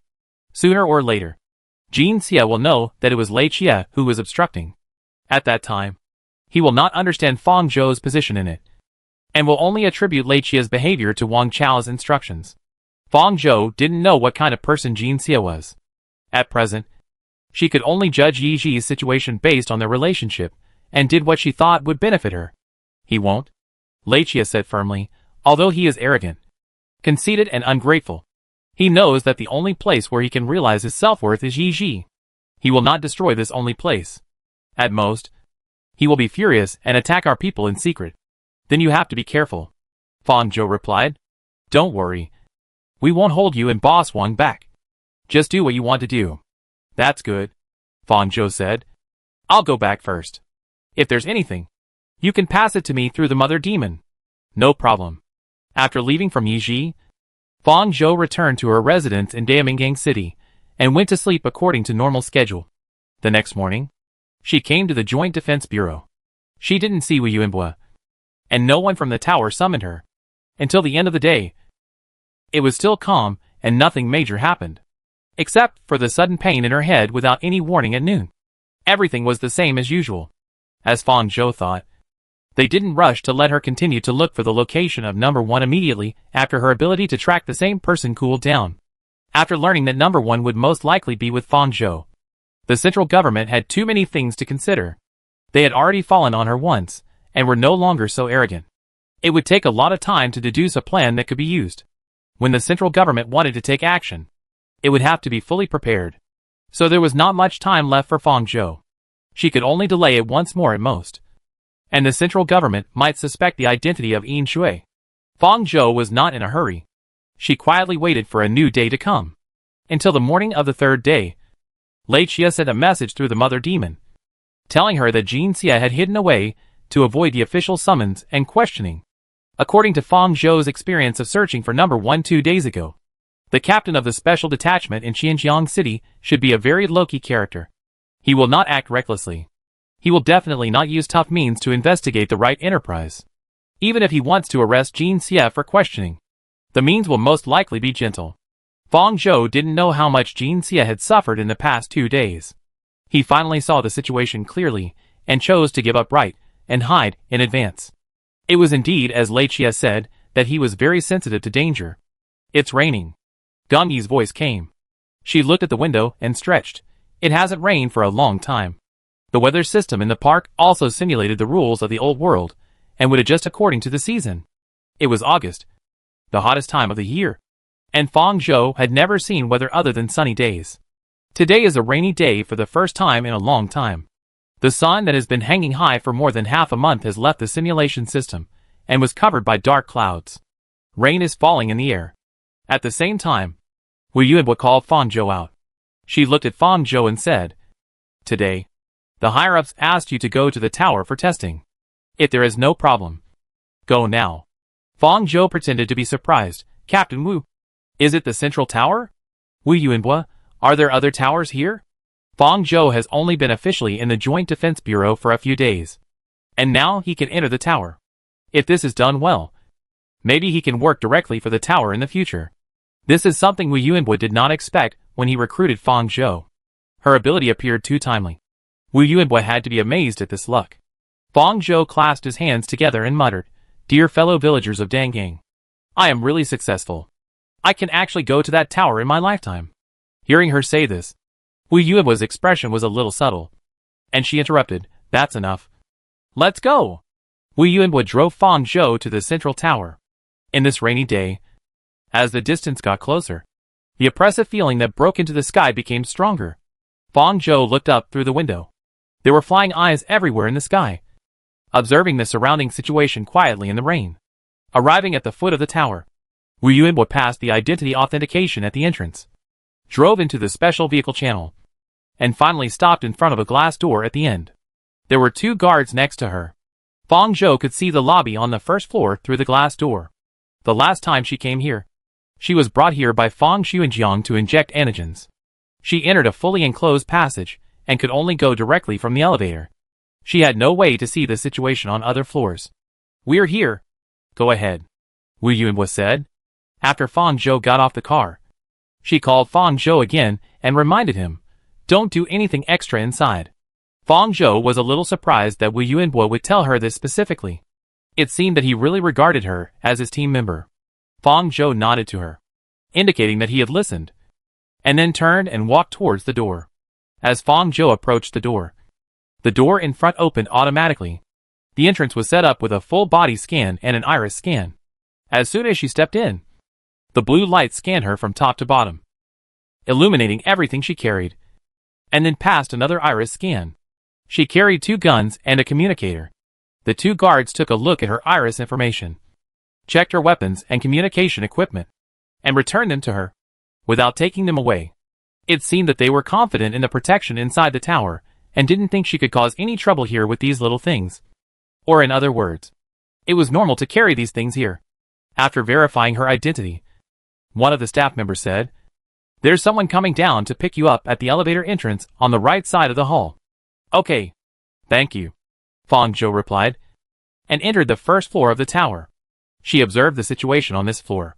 The first floor looked like an ordinary service hall. The busy staff didn't even look up. She walked to the right for a while, and found the elevator entrance on the right side that the man mentioned. There were 2 elevators in total. You could see the number on one of them was constantly changing, and it was rapidly descending from the 70th floor. Fang Zhou pressed the button on another elevator parked on the first floor, and after it opened, she poked her head inside. She looked like someone who came to the tower for the first time and was curious about the tower. This elevator only has buttons for the first 50 floors, which means that the staff on the first floor have the authority to go to these 50 floors at most. Of course, there is no underground button. Ding. The elevator on the other side came with a sound of arrival, and Fang Zhou looked at the slowly opening elevator door. Seeing the person inside, Fang Zhou's sight paused for a moment, and she was very familiar with that figure. His long white hair was tied up high. He was wearing long boots, a straight black military uniform, and a black eye mask on his face, covering the missing eye. The other exposed eye was glowing red, and he looked extremely indifferent under the reflection of the metal of the elevator. Fang Zhou was not surprised. She had known that Fei Xing was alive when she entered the forum the day before yesterday. The experiment could fail, and since number 1 only had one of his eyes, they must have made a 2-pronged plan. If it failed, they would keep him. If it succeeded, they would kill him and take his other eye. Number 1 was kidnapped by her before the results of the experiment came out, so it could only be considered a failure. But she didn't expect that Fei Xing would come to pick up Yin Shui, which made Fang Zhou feel a little jealous. Since they asked Fei Xing to come down to pick her up, she could guess how those people were going to use her ability to deal with Fang Zhou. Fei Xing's eyes stopped at Fang Zhou's face and asked, "Yin Shui?" "It's me," Fang Zhou said with a smile. "Come in. Follow me up." Fang Zhou stepped into the elevator. This elevator was no different from the one next door. It still had only the button for the 50th floor. Before Fei Xing could make a move to choose a floor, it automatically began to rise. The whole space seemed a bit dull. Fang Zhou said to Fei Xing, "What's your name?" "Sir?" "Fei Xing," he answered, his eyes always looking at the rising floors. His tone was so flat that no fluctuation could be heard, like a robot with a set program. From the first time she saw Fei Xing just now, she felt a sense of disharmony in him. Fei Xing's emotions were very obvious.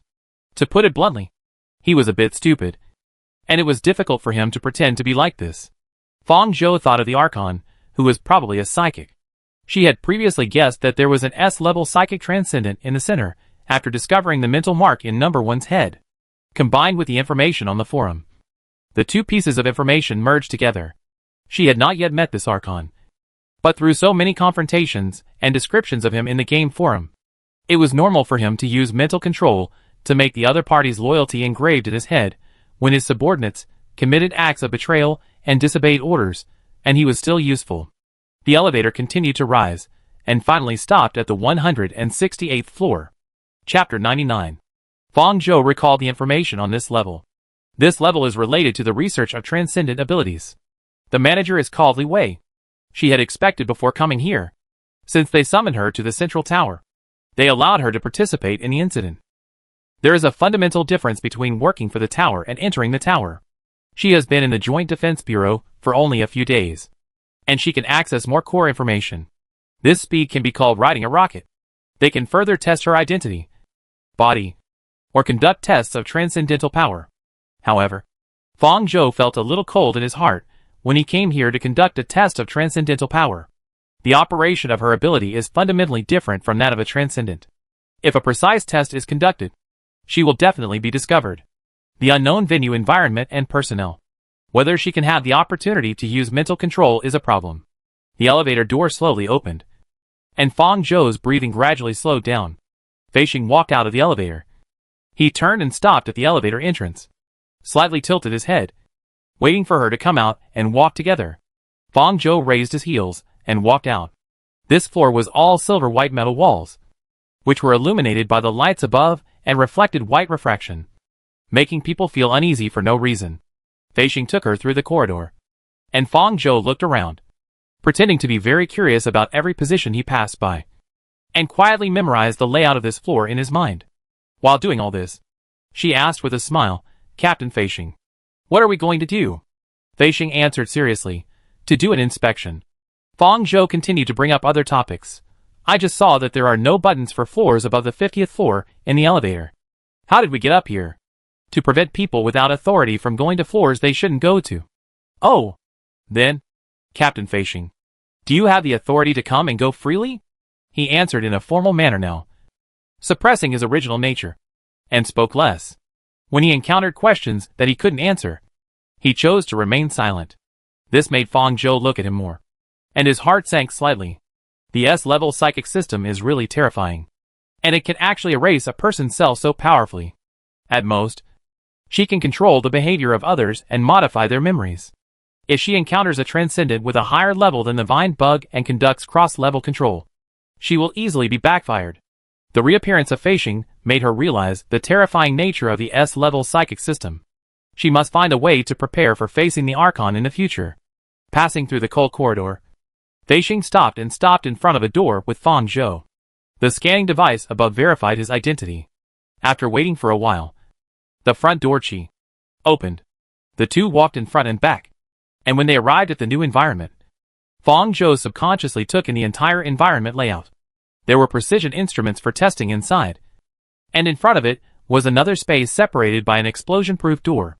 Above it was a glass window that could be used to observe the situation inside. It should be used to observe the effects of some abilities. There were a total of 4 people in the inspection room, 3 of whom were researchers in white clothes. Fong Zhou's attention was attracted by a girl standing in front of the instrument with her back to her. She was putting on the jacket of the military uniform, raising her chin and buttoning the buttons one by one to the highest position. After doing this, she said to the woman in front of her, "What's the result?" "Dr. Levi." In front of her was a mature woman with long light brown curly hair. She had deep facial features, a tall figure, and an obvious white face. From what she said, Fong Zhou knew that she was the manager of this floor. "Levi." Li Wei rubbed her head. "You are in good condition. There is nothing wrong with you." She lowered her head slightly, and obediently let Li Wei do it. When she was rubbed enough, she continued, "Okay. Then I will leave first. Bye, little Mila." "Bye." After saying that, Mila turned around and walked towards the door. When she turned around, Fong Zhou saw her face clearly. It was the girl she had seen before when she came to inject the antigen. "So she is Mila?" According to Fong Zhou's guess based on the forum information, Mila is most likely the successful experimental subject. The black military uniform that is exactly the same as Feishing's looks more straight on her.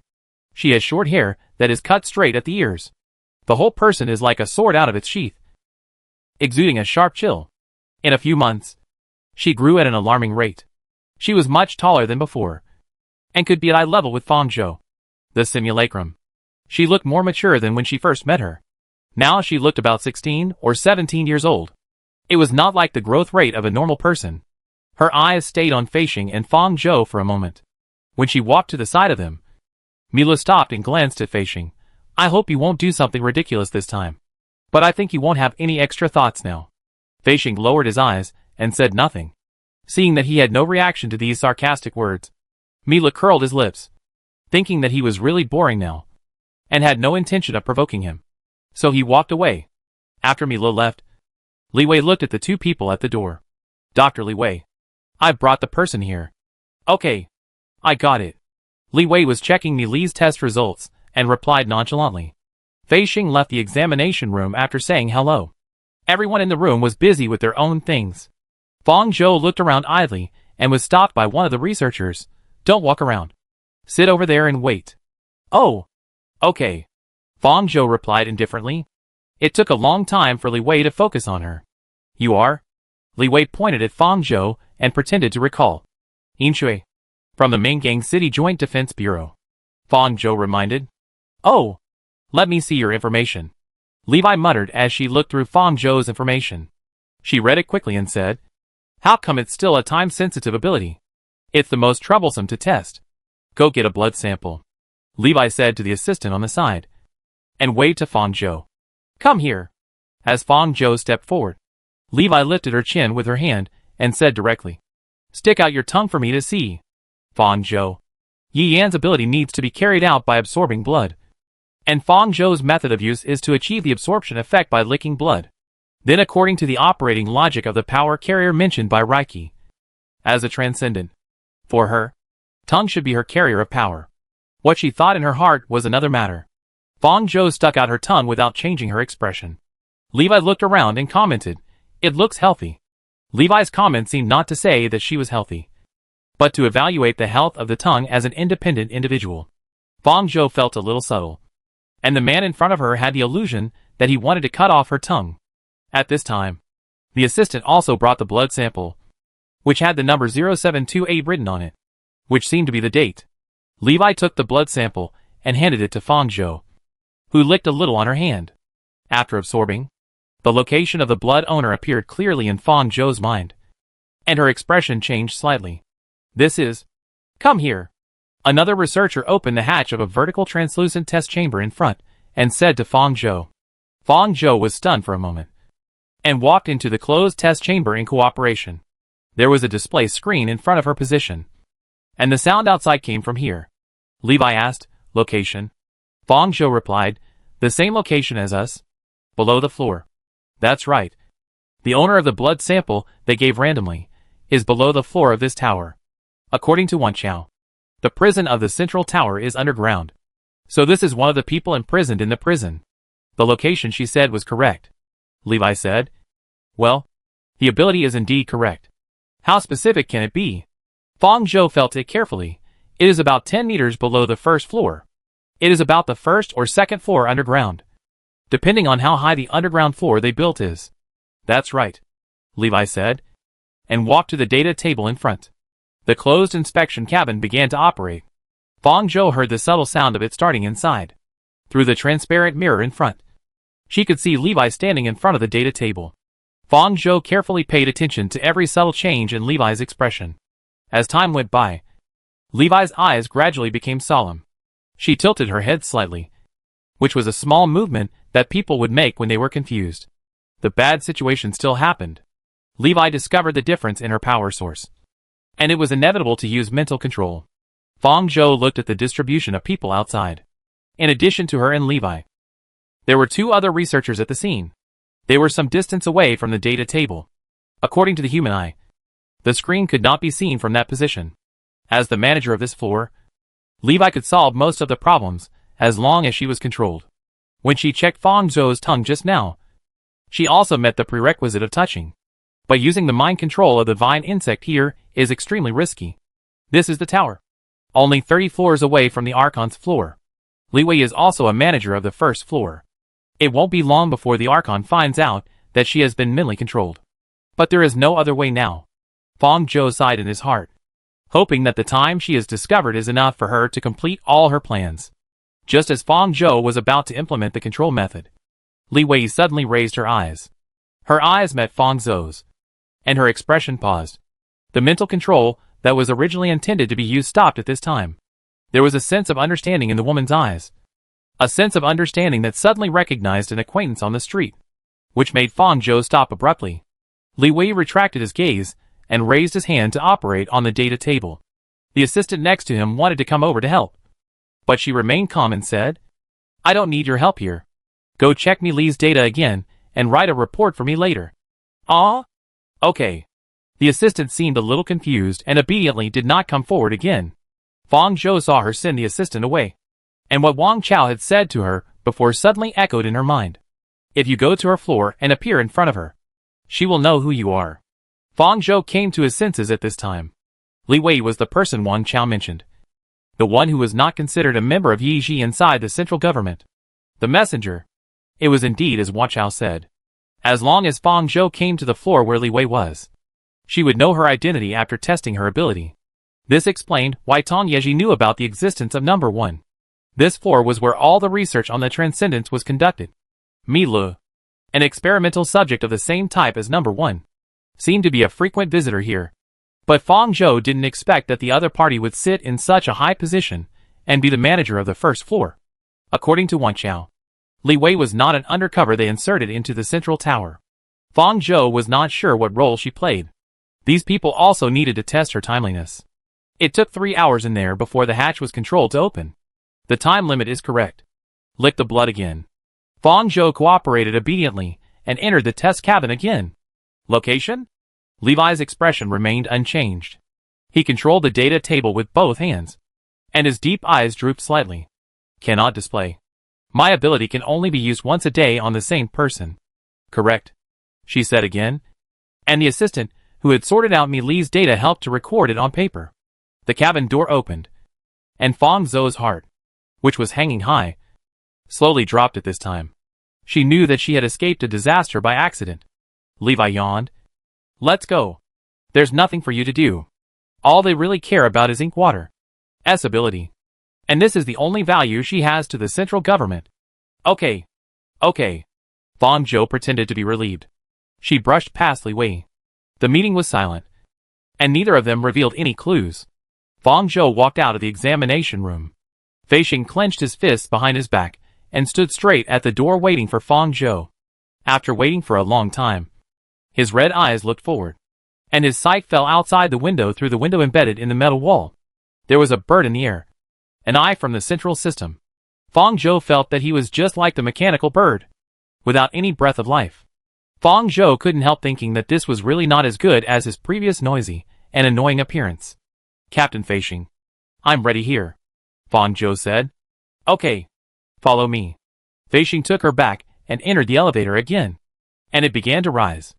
The protection of this tower was more troublesome than Fang Zhou had imagined. It was impossible to move freely to the floor. Fortunately, her purpose of coming in this time was mainly for exploration, and she was not prepared to take action directly this time.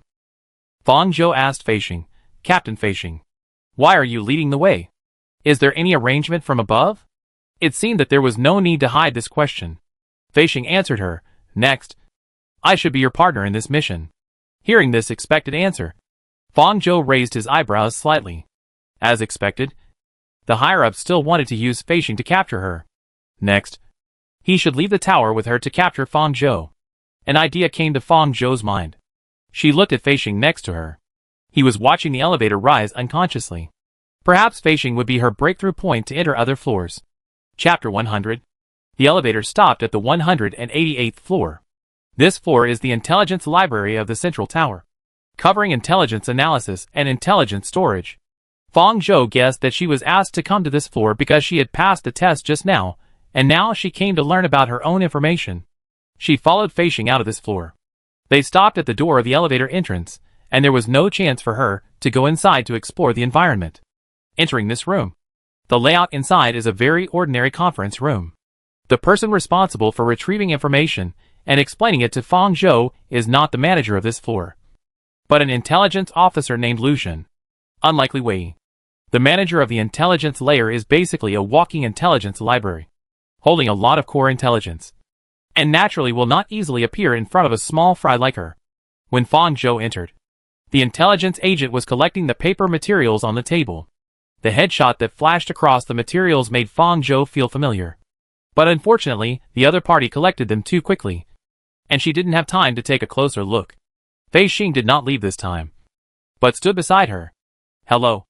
I'm Lu Xun," the intelligence agent said with a drooping eye. "This time I'm mainly here to tell you about someone's information. Please remember that the information you hear next cannot be leaked to anyone other than the participants of this event. Otherwise you will bear the consequences." The other party was so serious that Fang Zhou acted terrified. "Okay. I understand." After getting her answer, Lu Xun began to tell Fang Zhou's information one by one. The other party did not tell too much detail, but roughly sorted out the information about her abilities to Fang Zhou. Only the ability of sitting on the ground, as a prison, was fully explained to her. According to Captain Wu Yuanhua, you can locate the enemy in space. Yes, you can. But Fang Zhou made a proper surprise based on the other party's statement. There are such people in this world. I didn't expect that one day she would hear information about herself from others. And Fang Zhou had to adjust his expression according to the situation. To be honest, I'm a little tired of pretending. What surprised Fang Zhou was that she thought they would introduce number one to her. After all, he was the target she was about to track. But after talking about her, Fang Zhou waited for a while, and made sure that Lu Xun had no follow-up. Fang Zhou hesitated and said, "You are too difficult. How can I help? You don't really want me to risk my life, do you? If I had known that I would have to face such a dangerous enemy to make a living, I would rather stay in jail until I die." Hearing her unpromising answer, Lu Xun's face flashed a trace of contempt, as if she thought that she, a guy from Dangang, was really stupid, regardless of whether she was willing to risk her life or not. After coming here and knowing this information, she could only choose a single choice question. What you think is one thing. Lu Xun knows that Fang Zhou plays an important role in this. He did not force him, but chose to throw out direct benefits. If this operation is successful, you will be the first-class hero. You can come to the tower to work. Money and power will flow to you like water. This is the highest point you can reach as a citizen of Dangang. Oh! Fang Zhou pretended to be moved. According to what you said, I want to fight for it. No one doesn't love these two things. I will assist you.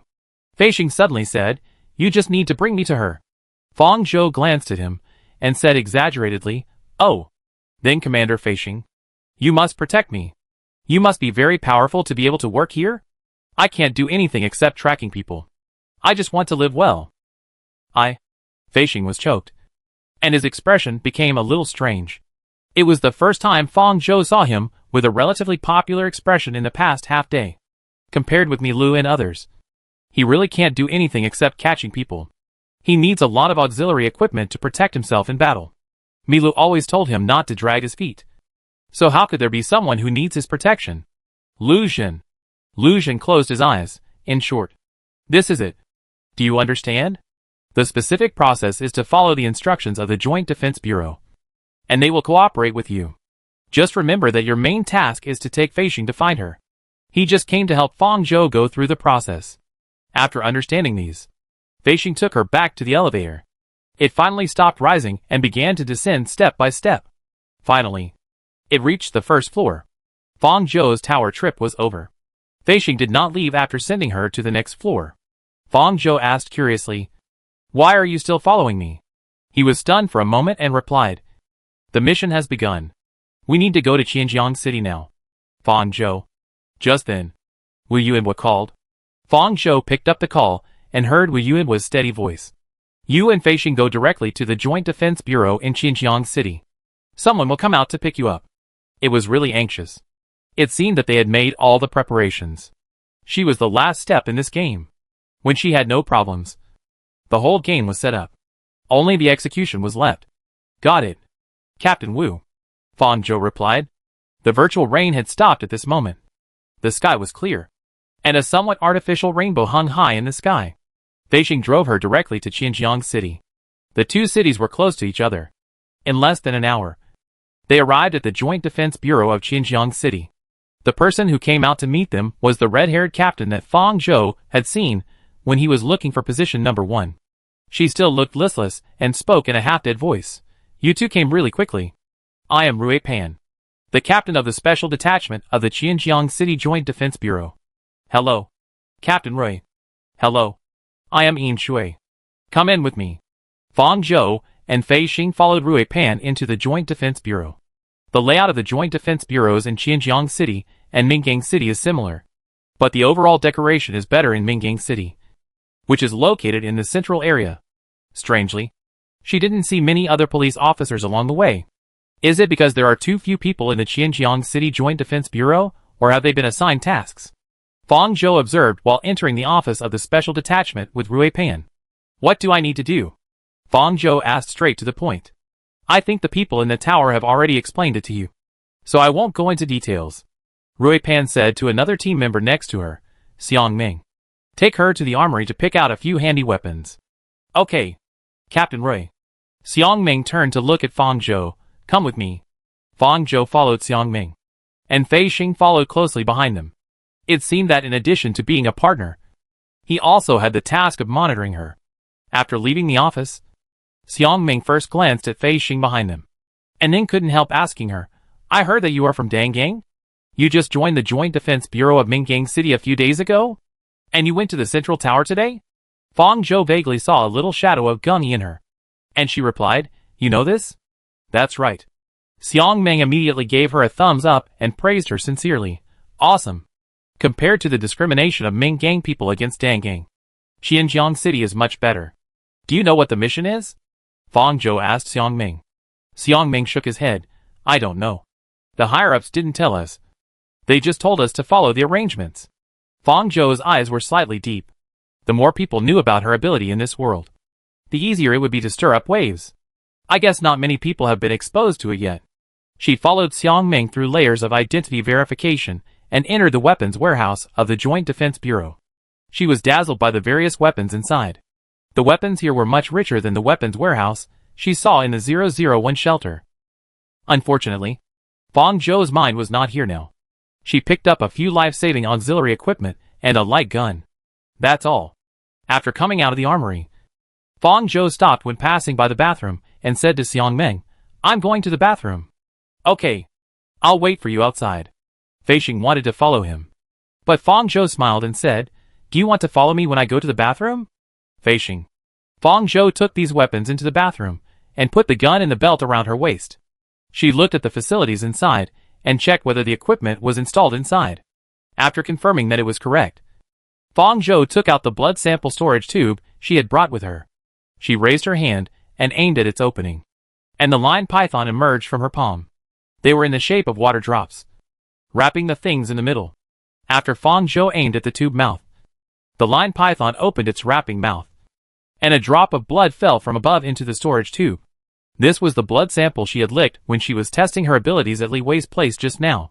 She used the python to store part of the blood sample in her body and took it away.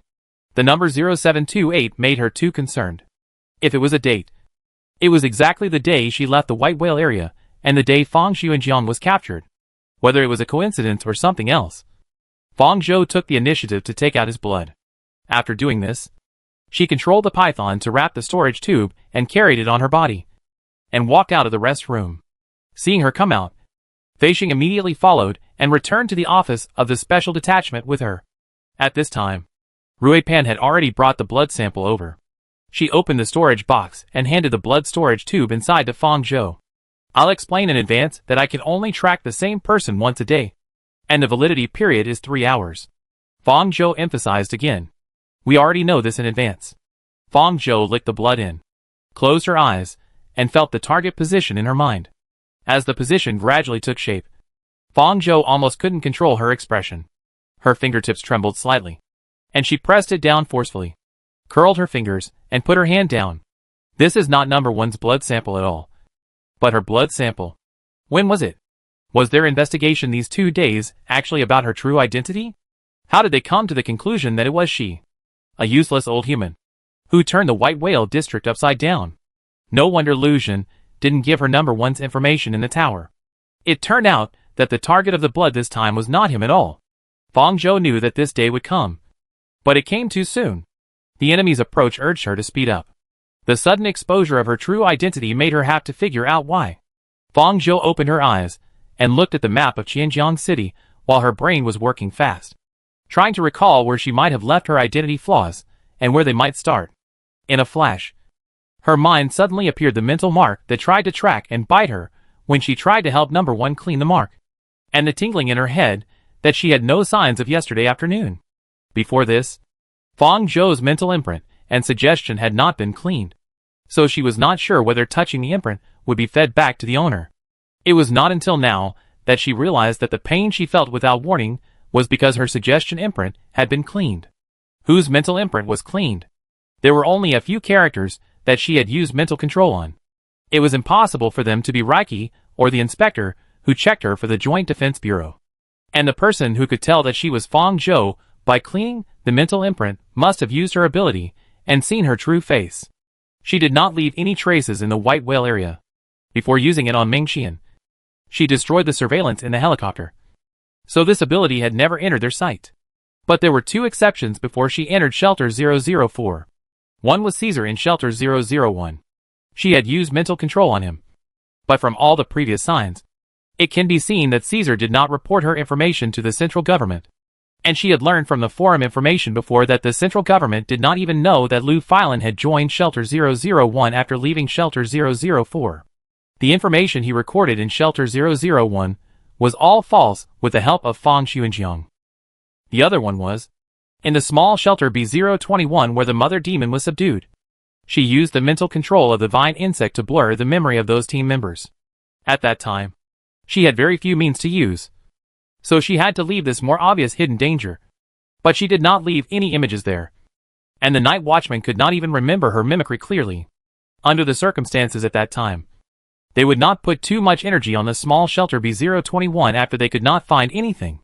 Paradise would not interfere too much in the affairs outside the paradise, even if they knew that they might have been affected by the psychic system.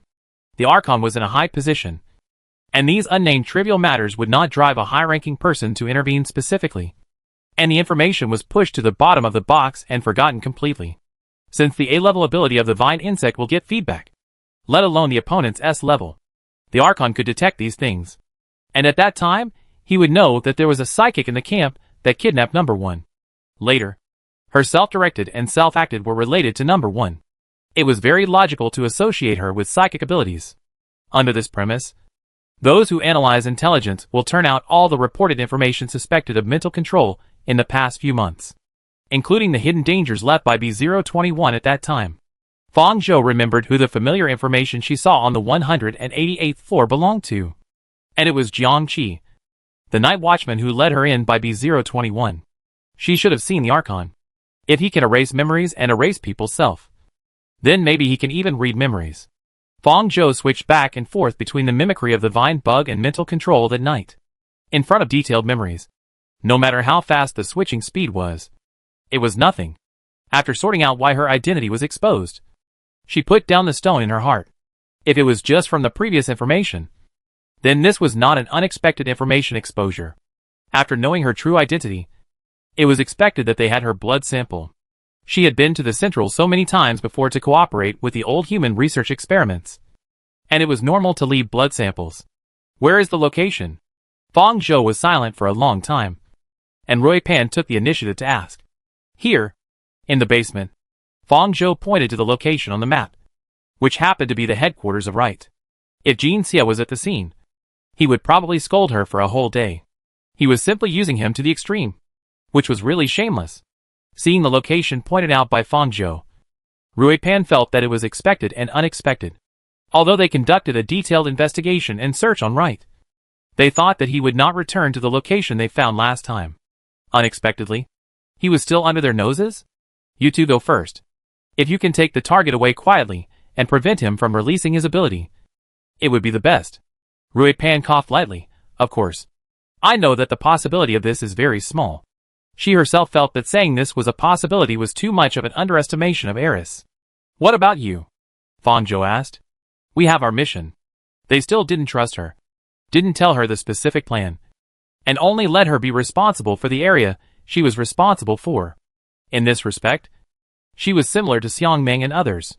Xiang Meng handed Fang Zhou a communication headset and said, "This is the Central System Auxiliary. Wear this and you can communicate with it and your companions." They were well prepared this time. They upgraded the Central System overnight, and the Central System could manage Qianjiang City for half a day. Fang Zhou wanted to see what they were up to. She nodded, took the headset and put it on. A stiff mechanical voice came from it. Hello. Officer Yinshui. Jacob from the Central System is at your service. Fang Zhou felt a little uncomfortable. She said to Rui Pan, then Chief Feishing, and I will set off first. After the division of labor was clear, Fang Zhou and Feishing drove ordinary vehicles and headed towards Right Company Limited. They followed Rui Pan's instructions, and did not drive the Joint Defense Bureau's vehicles to avoid alerting the enemy. As Fang Zhou and Feishing approached the location she mentioned, Rui Pan's voice came from the communication equipment. Don't enter from the main gate. Find a way to enter from another location. There is an accessible side door 50 meters to the east. Jacob also reminded at this time. Fang Zhou. They didn't report their location, but they knew her specific actions here. It seems that this is the role of the Central System. Okay. I know. Captain Rui. The Right Company has stopped work due to official pressure in the past 2 days. There are not many people in the entire building. Fang Zhou took Feishing to the basement here. What's the situation? Rui Pan's voice was interrupted. The communication equipment was suddenly disconnected. And Feishing asked in confusion, Hey. Suddenly. He leaned back suddenly. And his throat was locked, and he felt suffocated. It was Fang Zhou. She used her speed to quickly approach Feishing, holding his neck with her hand, and using the wire python to apply force. At the same time, the wire python quickly derived from her hand, and immediately covered Feishing's only remaining eye. Feishing had no defense against her, and her movements were so sudden and fast that he could not react at all in this time. But he had many auxiliary equipment on his body, especially his hands were covered with them. After realizing that he was attacked, the auxiliary equipment on his arms immediately started to work, trying to attack Fang Zhou. Fang Zhou knew Feishing, so he would not ignore this. After covering his eyes, countless ground pythons emerged from her body to form a strong rope, which locked his hands behind his back. Fang Zhou held the auxiliary equipment on his wrists with her hands, and used Lu Filan's material construction on the auxiliary equipment on his arms. The structure of Feishing's hand equipment that she touched clearly entered her head, and she neatly destroyed its important parts. A few sizzling sounds of electricity sounded, and 2 armed guards fell from Feishing's sleeves. Many of his equipment were protective, and Fang Zhou couldn't use the wire python or other weapons to attack his hands. He had to use material construction. Lu Filan's ability could directly destroy his hands, which further cut off his possibility of resistance. But she still needed Feishing for the next action, so she had to settle for the second best, and only destroyed his equipment, losing the most important resistance equipment in his hand. Fang Zhou used the hand that controlled the wire python to touch his whole body, confiscated the rest of his more conspicuous auxiliary equipment one by one, and finally separated some of the wire pythons to form a hard rope to tie him up, and then loosened the force that restricted his throat. In addition to the restriction of his body freedom, Feishing's remaining eyes were also covered, and he could not see anything. He coughed a few times and panted slightly. After a while, he asked Fang Zhou with a trembling voice, Who are you? Fang Zhou did not answer him. She pulled off the communication device in her ear and began to communicate with the beast, feeling the location information it conveyed. The entire Xinjiang City Joint Defense Bureau was dispatched, or perhaps more than the Xinjiang City Joint Defense Bureau. They surrounded the area where she was imprisoned. After realizing this, Fang Zhou ordered the beast to expand again. After the scope of the area changed, new personnel surrounded it outside the new scope. In the air and on the land, they spread out in circles, and continuously surrounded her location. With so many people, it must be more than just the Joint Defense Bureau of Xinjiang City. Fang Zhou understood their intention. If Yinshui and Feishing did not capture Fang Zhou, they were ready to fight her to the death this time, and they would not stop until she came out. It seemed that she had to act in advance. Chapter 101. Fang Zhou informed Eulachia of the current situation through the Mother Demon, asking him to prepare. As for those people outside, Fang Zhou had enough time to consume them. The ability of the imprisoned beast was very different from hers. She wanted to use the imprisoned ground, but the range was wide, and it would be easy to exhaust her over time. But the imprisoned beast was different. As a double-S alien creature, it lived in the vast sea, and could trap those huge ships in a sea area for several days and nights. Because the water area was too small, it could not fully unfold its body here, and its ability was reduced. But it was enough for consumption. Then, she turned her attention back to Feishing. They were in the underground passage of the right company, where words echoed and any sound would be amplified to the maximum. After Fei Xing asked her who she was at first, she now leaned against the wall like a dead person, without any sign of struggle, and the whole space was extremely quiet. Fang Zhou separated Nereus from his body, and the half-human high white jellyfish stood on the ground with its tentacles and swayed left and right, moving with her to Fei Xing. Have you sorted out who I am now? Fang Zhou squatted in front of him and asked. World. He paused and answered Fang Zhou. His voice sounded much calmer. He still called Fang Zhou by his nickname. It seemed that the Archon had not erased his memory, and his treatment method was different from that of number one. What are you going to do if you see me? I will catch you and hand you over to the Archon. This is my mission. Perhaps because he knew that he could not deceive Fang Zhou, he did not lie. From the current situation, it seems that you can't do this. Why did you let me go and catch Sun Jiang instead? Because I made a wrong judgment and thought that handing Sun Jiang over could achieve the same effect. Why did you make this judgment and take the risk of disobeying orders? The person the Archon asked you to catch should be me. Right? Wouldn't it be better to catch me in that situation? Fei Xing paused. He seemed a little confused. Silent for a long time. He said, I don't know. But it doesn't matter. Fei Xing continued, I won't make a wrong judgment again. Now Fei Xing. If Fang Zhou evacuates the lion python from his eyes, he will immediately launch the absolute cage on her. How many floors of the tower can you go to with your authority? What is the operating principle of the elevator in the tower? What are you going to do? Fei Xing said vigilantly. Fang Zhou's hand pinched his neck. Answer this question carefully. It is related to your life. I will not spend time to verify the truth of your words. Anywhere below the 155th floor is fine. How does the elevator work? Even if you kill me, I won't tell you how the elevator works. This violates his loyalty to the tower. Fang Zhou didn't care too much about this issue. She continued to ask, can we go to the underground cell? How do you know? Answer me. Fang Zhou's fingertips dug into his neck. Yes, Fei Xing said, his voice without any emotion. What's the point of asking these questions? I can't take you there. Fei Xing was originally a member of the armed forces directly under the Archon. His ability location was basically set in the underground cell under the central tower, so he naturally had the right to go there. Fang Zhou just thought of this possibility. Fang Zhou put his hand on Fei Xing's neck. His vision was dark, and he could only feel the touch. The space of sitting on the ground, as a prison, includes isolation from the world. After entering the field, any connection with the outside world will be cut off, including mental connection. She tried to contact Fei Xing's mental imprint in it, and it is highly likely that the Archon would not notice it. Fang Zhou closed his eyes and tried to use his ability to enter Fei Xing's brain. Sensing the familiar sense of invasion, Fei Xing suddenly stiffened and began to tremble. He said in resistance, No, don't. Fang Zhou ignored him. As soon as her mental power entered his brain, she felt the domineering power. She approached carefully, and the unbearable stinging feeling just after touching the edge hit her head hard. Fang Zhou did not withdraw immediately. She tried to attack her position and erase it while enduring the pain. This process could not be endured for long. Fang Zhou was covered in cold sweat and retracted her ability. The mark showed no signs of loosening, compared with the mental mark in number one's head that would turn around and chase her. The one in Fei Xing's head was much milder.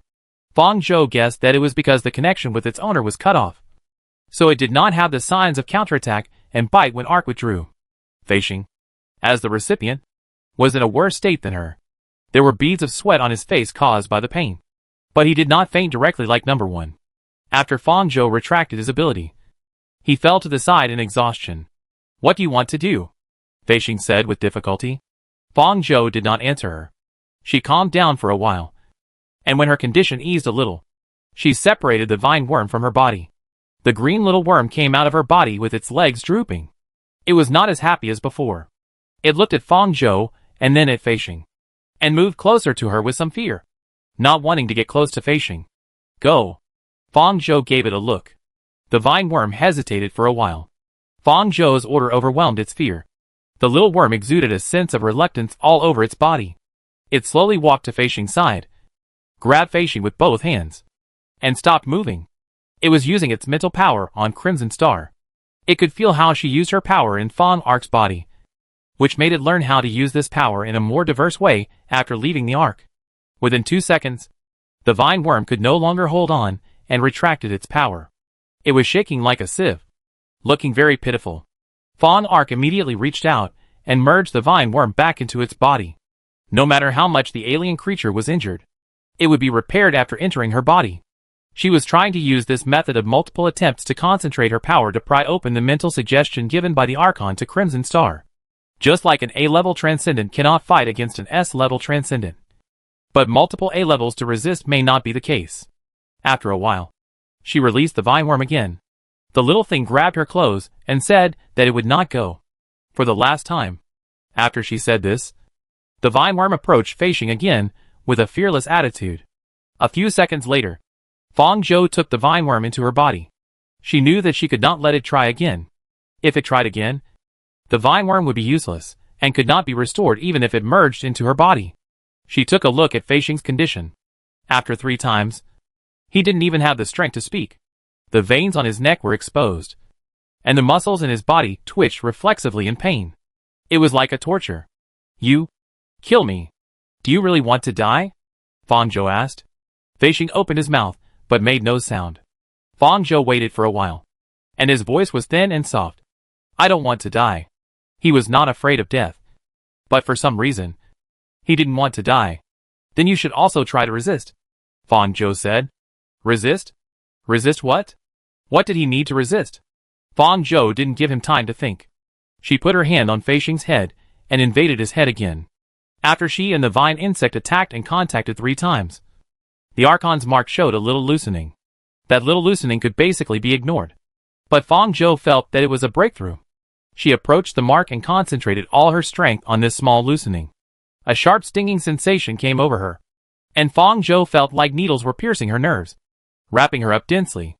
This time she did not withdraw immediately, enduring this inhuman backlash, and the gap became larger and larger. In addition to Fong Zhou's pressure, there was also a sense of self-resistance that uprooted the mark that had taken root with her.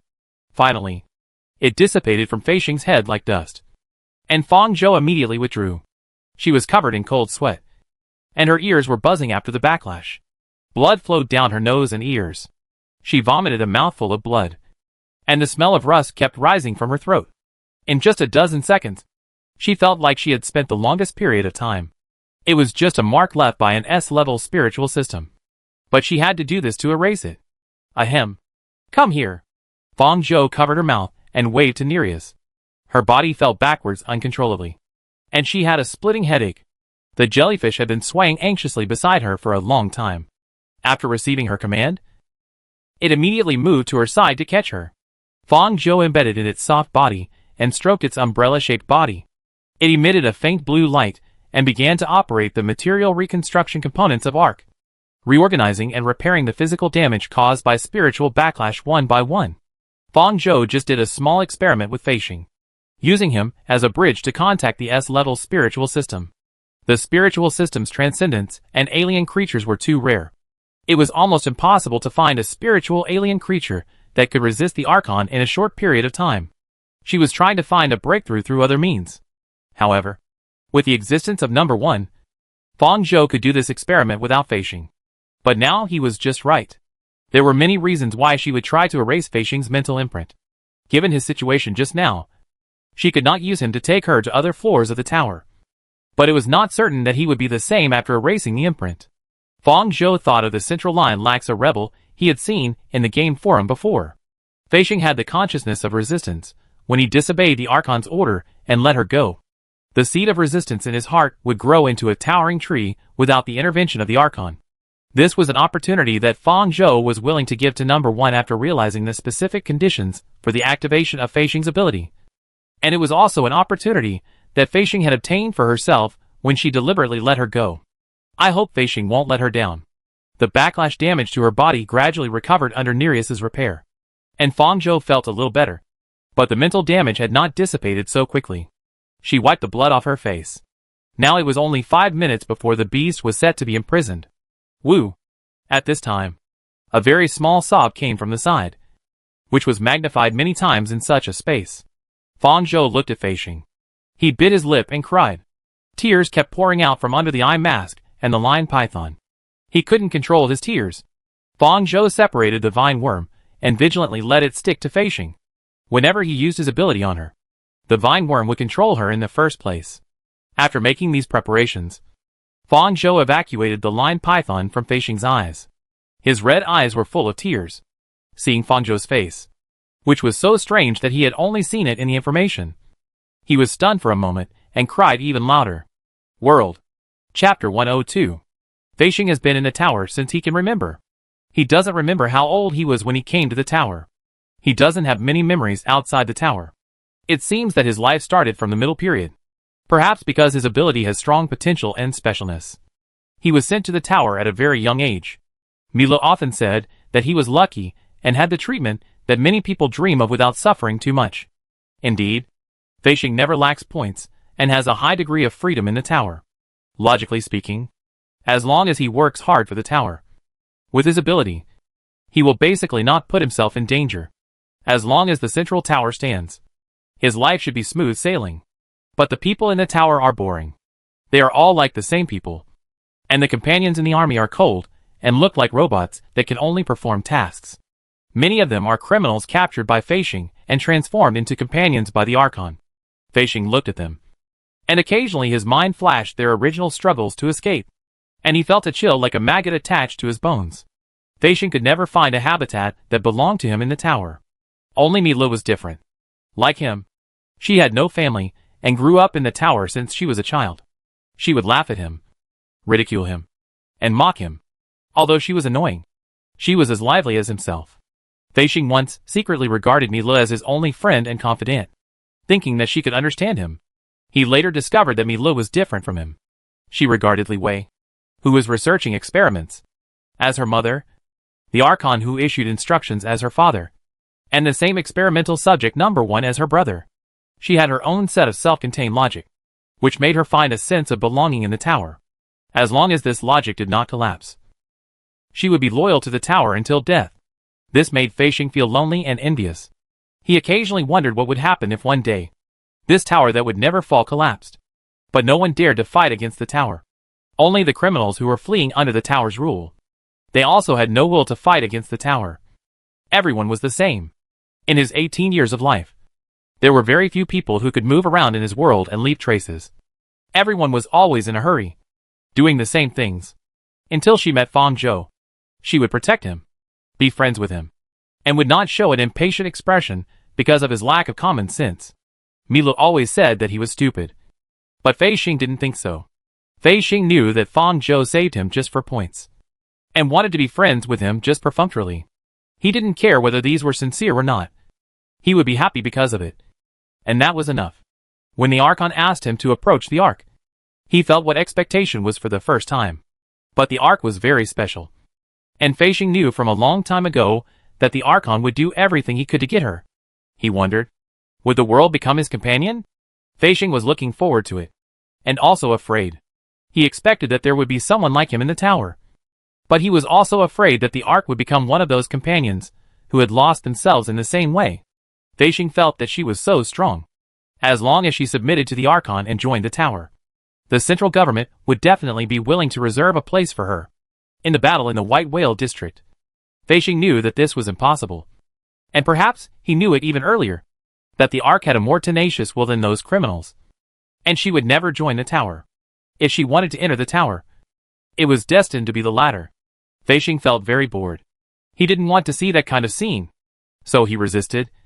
He interrupted the ability to capture Fang Zhou and let her go. This was not because he cared much about Fang Zhou.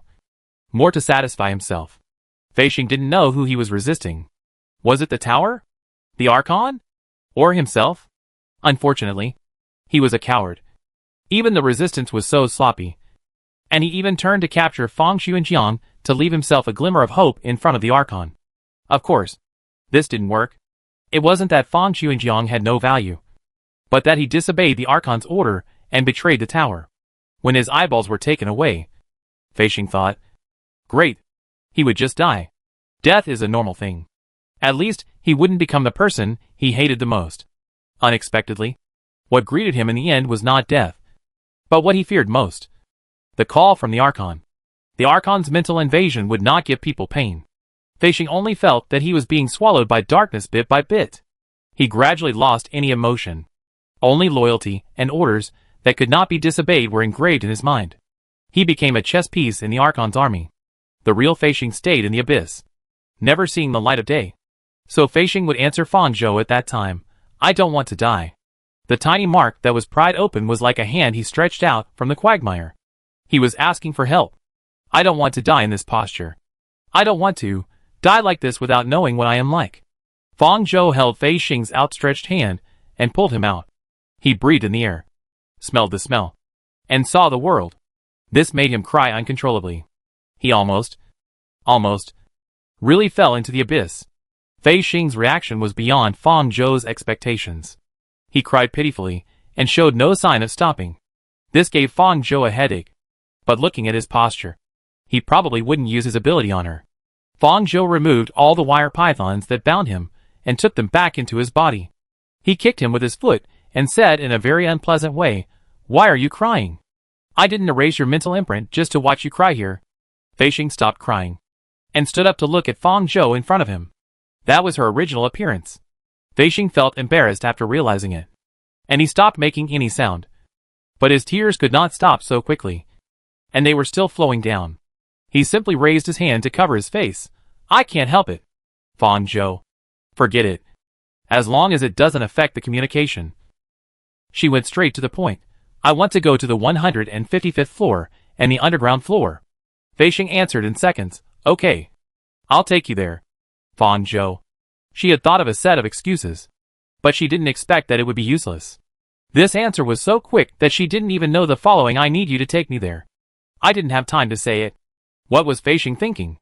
Fei Xing opened two fingers, and the only remaining red I looked at her through the fingers. "But you have to take me away. I want to go with you. Wherever you go, I will go." "Fang Zhou, you..." Seeing Fang Zhou's hesitation, Fei Xing put his hands down. He had stopped crying and gritted his teeth and said, "If you don't believe me, you can put a subconscious mental imprint on me that will not affect myself. Don't leave me." He repeated again, "Wherever you go, I will go." This is too unbelievable. This is the first time Fang Zhou has seen someone who wants to join her camp and become her companion so stubbornly. This person was even an unwavering enemy in the last second.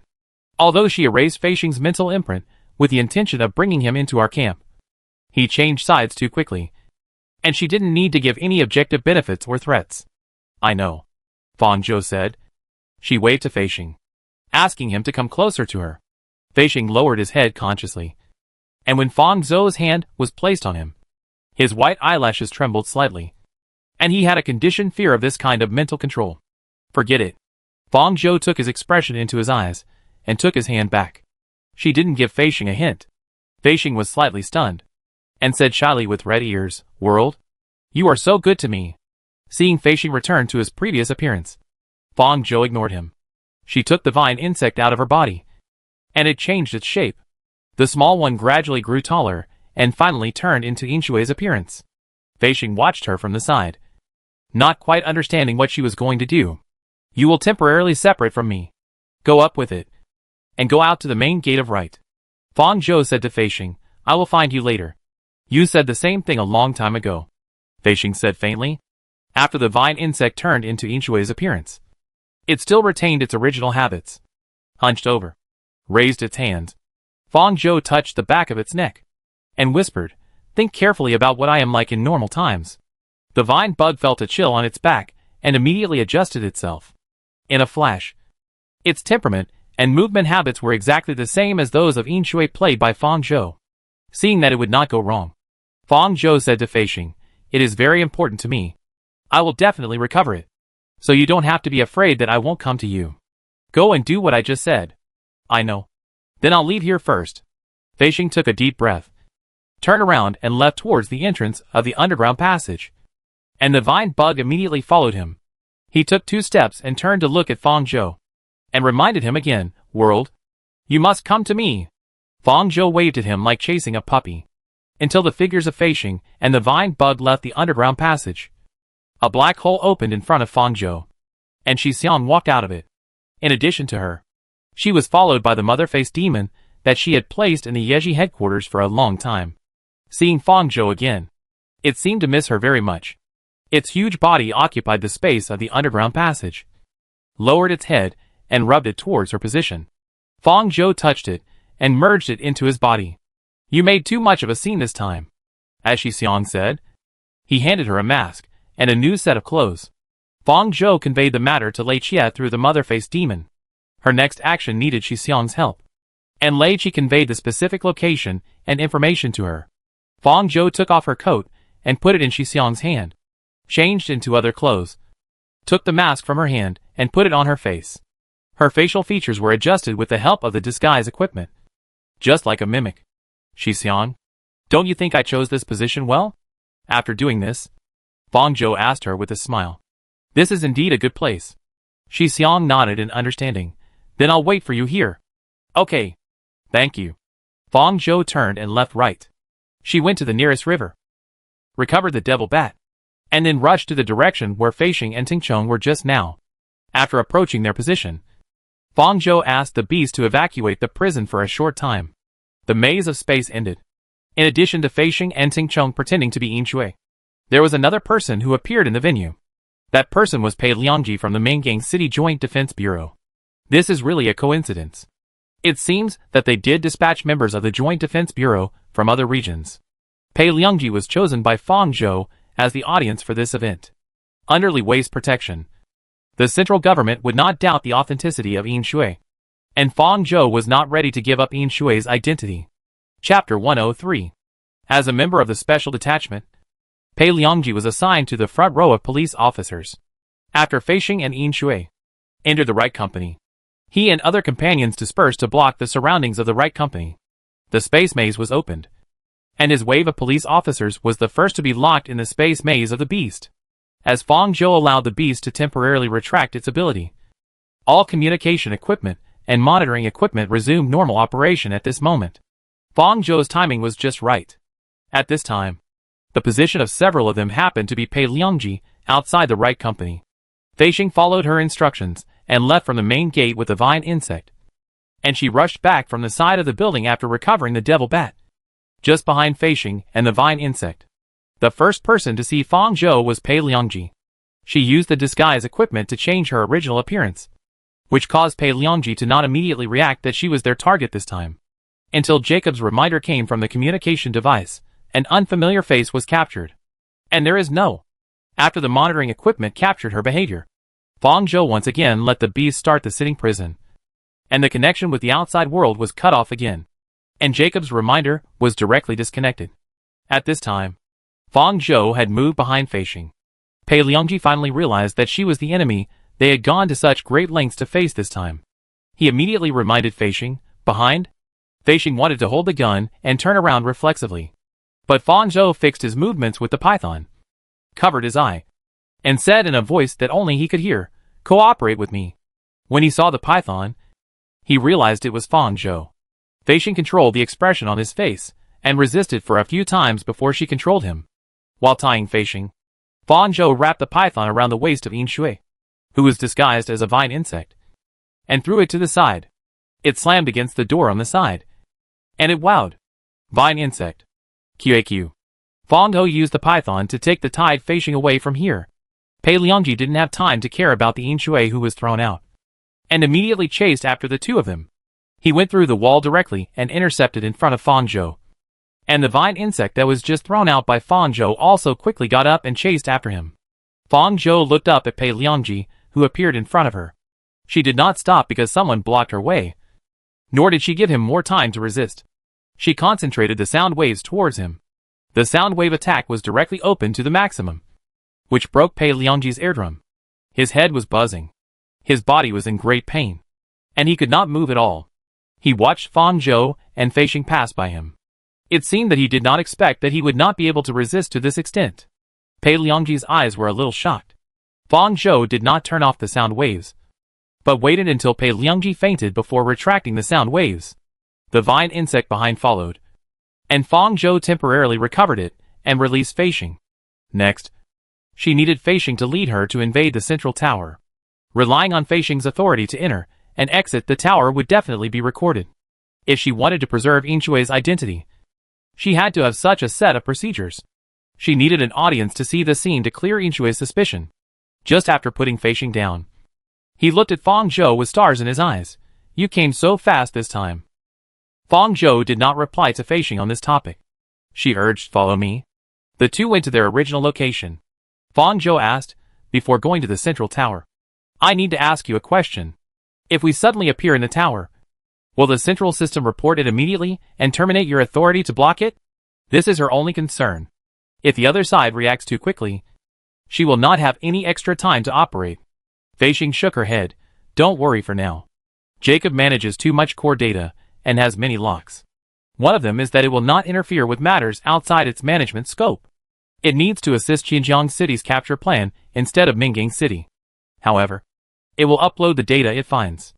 If Bai Cheng and his group notice it, it will not work. Fang Zhou knew that Bai Cheng was the manager of the intelligence analysis layer. No matter what, they had to solve this trip as soon as possible. They are now focusing on her in Xinjiang City. They will not think that she actually took Fei Xing to the tower in a short time. Thinking about this, Fang Zhou took Fei Xing back to the underground passage. Shi Xiang was still waiting there. Seeing the new face, she immediately became alert and put her hand on the gun on her waist. Shi Xiang, don't be nervous. We are one of you. Fang Zhou comforted. Fei Xing was wearing the uniform of the army in the tower, which symbolized his identity. Shi Xiang was familiar with his face. He had investigated Yi Ji before and disrupted Li Baiji's personnel expansion in Tunghua district. These unpleasant experiences made it difficult for Shi Xiang to let down her guard. For Fang Zhou's sake, she did not attack Fei Xing at the first time. Fei Xing looked cheerful, poking her head toward Shi Xiang, blinking her red eyes and looking cheerful. Hello, are you the companion of the world? Shi Xiang ignored him and looked at Fang Zhou. Where are you going? Take us to the central tower. I can't get into the tower. Hearing Fang Zhou's request, Shi Xiang frowned and said, they have facilities that affect the ability of the space system. Fang Zhou guessed this. If the space system could enter and exit the floors of the central tower at will, with Shi Xiang's presence, Yi Ji would have emptied the tower long ago. She said, no need to enter the tower. Just take us to the vicinity. Okay. I got it. Shi Xiang opened the passage on the side. She glanced at Fei Xing again and added, be careful. I hope the boss is optimistic about you. Don't play yourself to death. Fang Zhou knew that she was worried that Fei Xing's sudden surrender was a fraud. So she smiled at Shi Xiang. Thank you. I will pay attention. Then she stepped into the passage, and Fei Xing immediately followed her. The passage Shi Xiang opened was under the central tower, which was the closest position to the tower that she could open. Perhaps it was explored before Yi Ji, and the number of eyes and guards here were much less. World, follow me. After Fei Xing finished speaking, he consciously led the way in front. This was his home court. He led Fang Zhou to bypass the main entrance passage and verify his identity from other positions to enter the tower. This was completely different from the first floor Fang Zhou had just arrived at. It was a more hidden floor. There were 2 elevators in front of it, and no one was going in or out. Fei Xing led the way and explained to Fang Zhou, this is a special passage reserved for the military. Where should we go first? The highest floor that Fei Xing can go to is just below the 10 floors where the alien creatures are managed, which happens to be the 155th floor related to the research of the old world. So Fang Zhou has only 2 goals this time. One is to bring Fang Xuanjiang out of the underground floor, and the other is to go to the 155th floor to find the research data and new antigens of the old humans to solve the body problems. Wan Chao had said before that she could ask him for help whenever she wanted to invade the tower. But the situation was different this time. She couldn't go to the floor where the alien creatures were. Fang Zhou didn't plan to be so high profile as to attract the attention of the managers in the tower, and only planned to quietly complete these 2 things quickly. Fang Zhou thought about which of the 2 was easier to solve. She didn't know Fang Xuanjiang's condition at the moment, let alone his specific location. It would be more troublesome to find him and bring him out than to go to the 155th floor and use mental control directly. She finally decided to go to the 155th floor first, and then go to the underground cell. Let's go to the 155th floor first. No problem. Before they entered the elevator, Fei Xing lowered his head and operated the bracelet on his hand in advance. He remembered that Fang Zhou had asked him about the operation principle of the elevator before, and explained to her, this is a bracelet connected to the internal data of the tower. You need to enter the floor you are going to in advance. If it is a floor within the authority, the elevator will automatically run after the identity is approved. If it is not within the authority, it needs to be reported and reviewed before it can go. Fang Zhou thought, can it be used by someone other than the person himself? Fei Xing, this is not allowed. After applying for permission, Fang Zhou and Fei Xing entered the elevator, and it began to rise. Watching the floor rise, Fei Xing was silent for a while and asked, World, are you going to the basement to rescue your brother? At that time, Fang Zhou's identity was not exposed. Fei Xing did not know that Fang Xuanjiang was Fang Zhou's brother, and only regarded him as her companion. Now that she knew the relationship between the two of them, Fei Xing seemed a little uneasy. Fang Zhou replied, yes. Fei Xing looked dejected like a wilted ball. He apologized to Fang Zhou, I'm sorry. I took him away. I wanted to. Recalling his thoughts at the time, he couldn't say anything more. Fang Zhou glanced at him. Aren't you helping me get him out now? Fei Xing wanted to say something, but the floor arrived and stopped at the 155th floor, interrupting his thoughts. Fang Zhou remembered the route Qianyu took her to when she came here before. She didn't look for it one by one, but walked directly to the location in her memory and finally stopped aside. Fei Xing understood and walked forward, exposing himself on the display screen at the door, and transmitted his identity through the identification scan at the door. Fei Xing? This is really strange. Why did you come to my floor? Qianyu's slightly raised voice came from the microphone at the door. The managers of each floor are only responsible for their own affairs. Qianyu did not participate in the whole matter of Fei Xing cooperating with the Joint Defense Bureau to capture Fang Zhou, so he did not know that Fei Xing should not appear in the tower at this time. Qianyu believed in the tower's protection level, and also believed in the means of the Archon. He did not doubt the authenticity of Fei Xing's identity, and whether he had other purposes, and opened the door directly. As soon as the door opened, Fang Zhou flashed in, used his speed to move to Qianyu's side, grabbed his neck, and used the mind control of the vine insect before he could react. He was no different from the first time Fang Zhou saw him, still with messy blue long hair and casual and messy clothes, and was pressed by her on the white laboratory table to the side. Fang Zhou did this set of actions very smoothly. Researchers like Qian, you are basically low-level transcendents or ordinary people, and they can't resist Fang Zhou's sudden attack at all. Seeing that he fell into mental control, Fang Zhou said bluntly, give me the old human antigen study by Fang Zhou, and then tell me the progress of subsequent antigen research and the source of the information on the solution direction. Qianyu's eyes were unfocused. After digesting Fang Zhou's questions, he answered expressionlessly, no. What? Fang Zhou couldn't help but ask back. Not only her, but even Fei Xing on the side was stunned by this answer. There is no feasible solution. The injection of antigen for that lady was the last injection. What does that mean? Qianyu's words completely blocked Fang Zhou's active thinking. Humans who cannot adapt to the new world will eventually perish. You see? Before Fang Zhou continued to ask, Qianyu pointed to the plant in the transparent incubator in front of him. It was a mirror grass, growing very lush and wild, with branches and leaves spreading outward. The radiation concentration in there is equivalent to half of that outside the paradise, and it can adapt to it.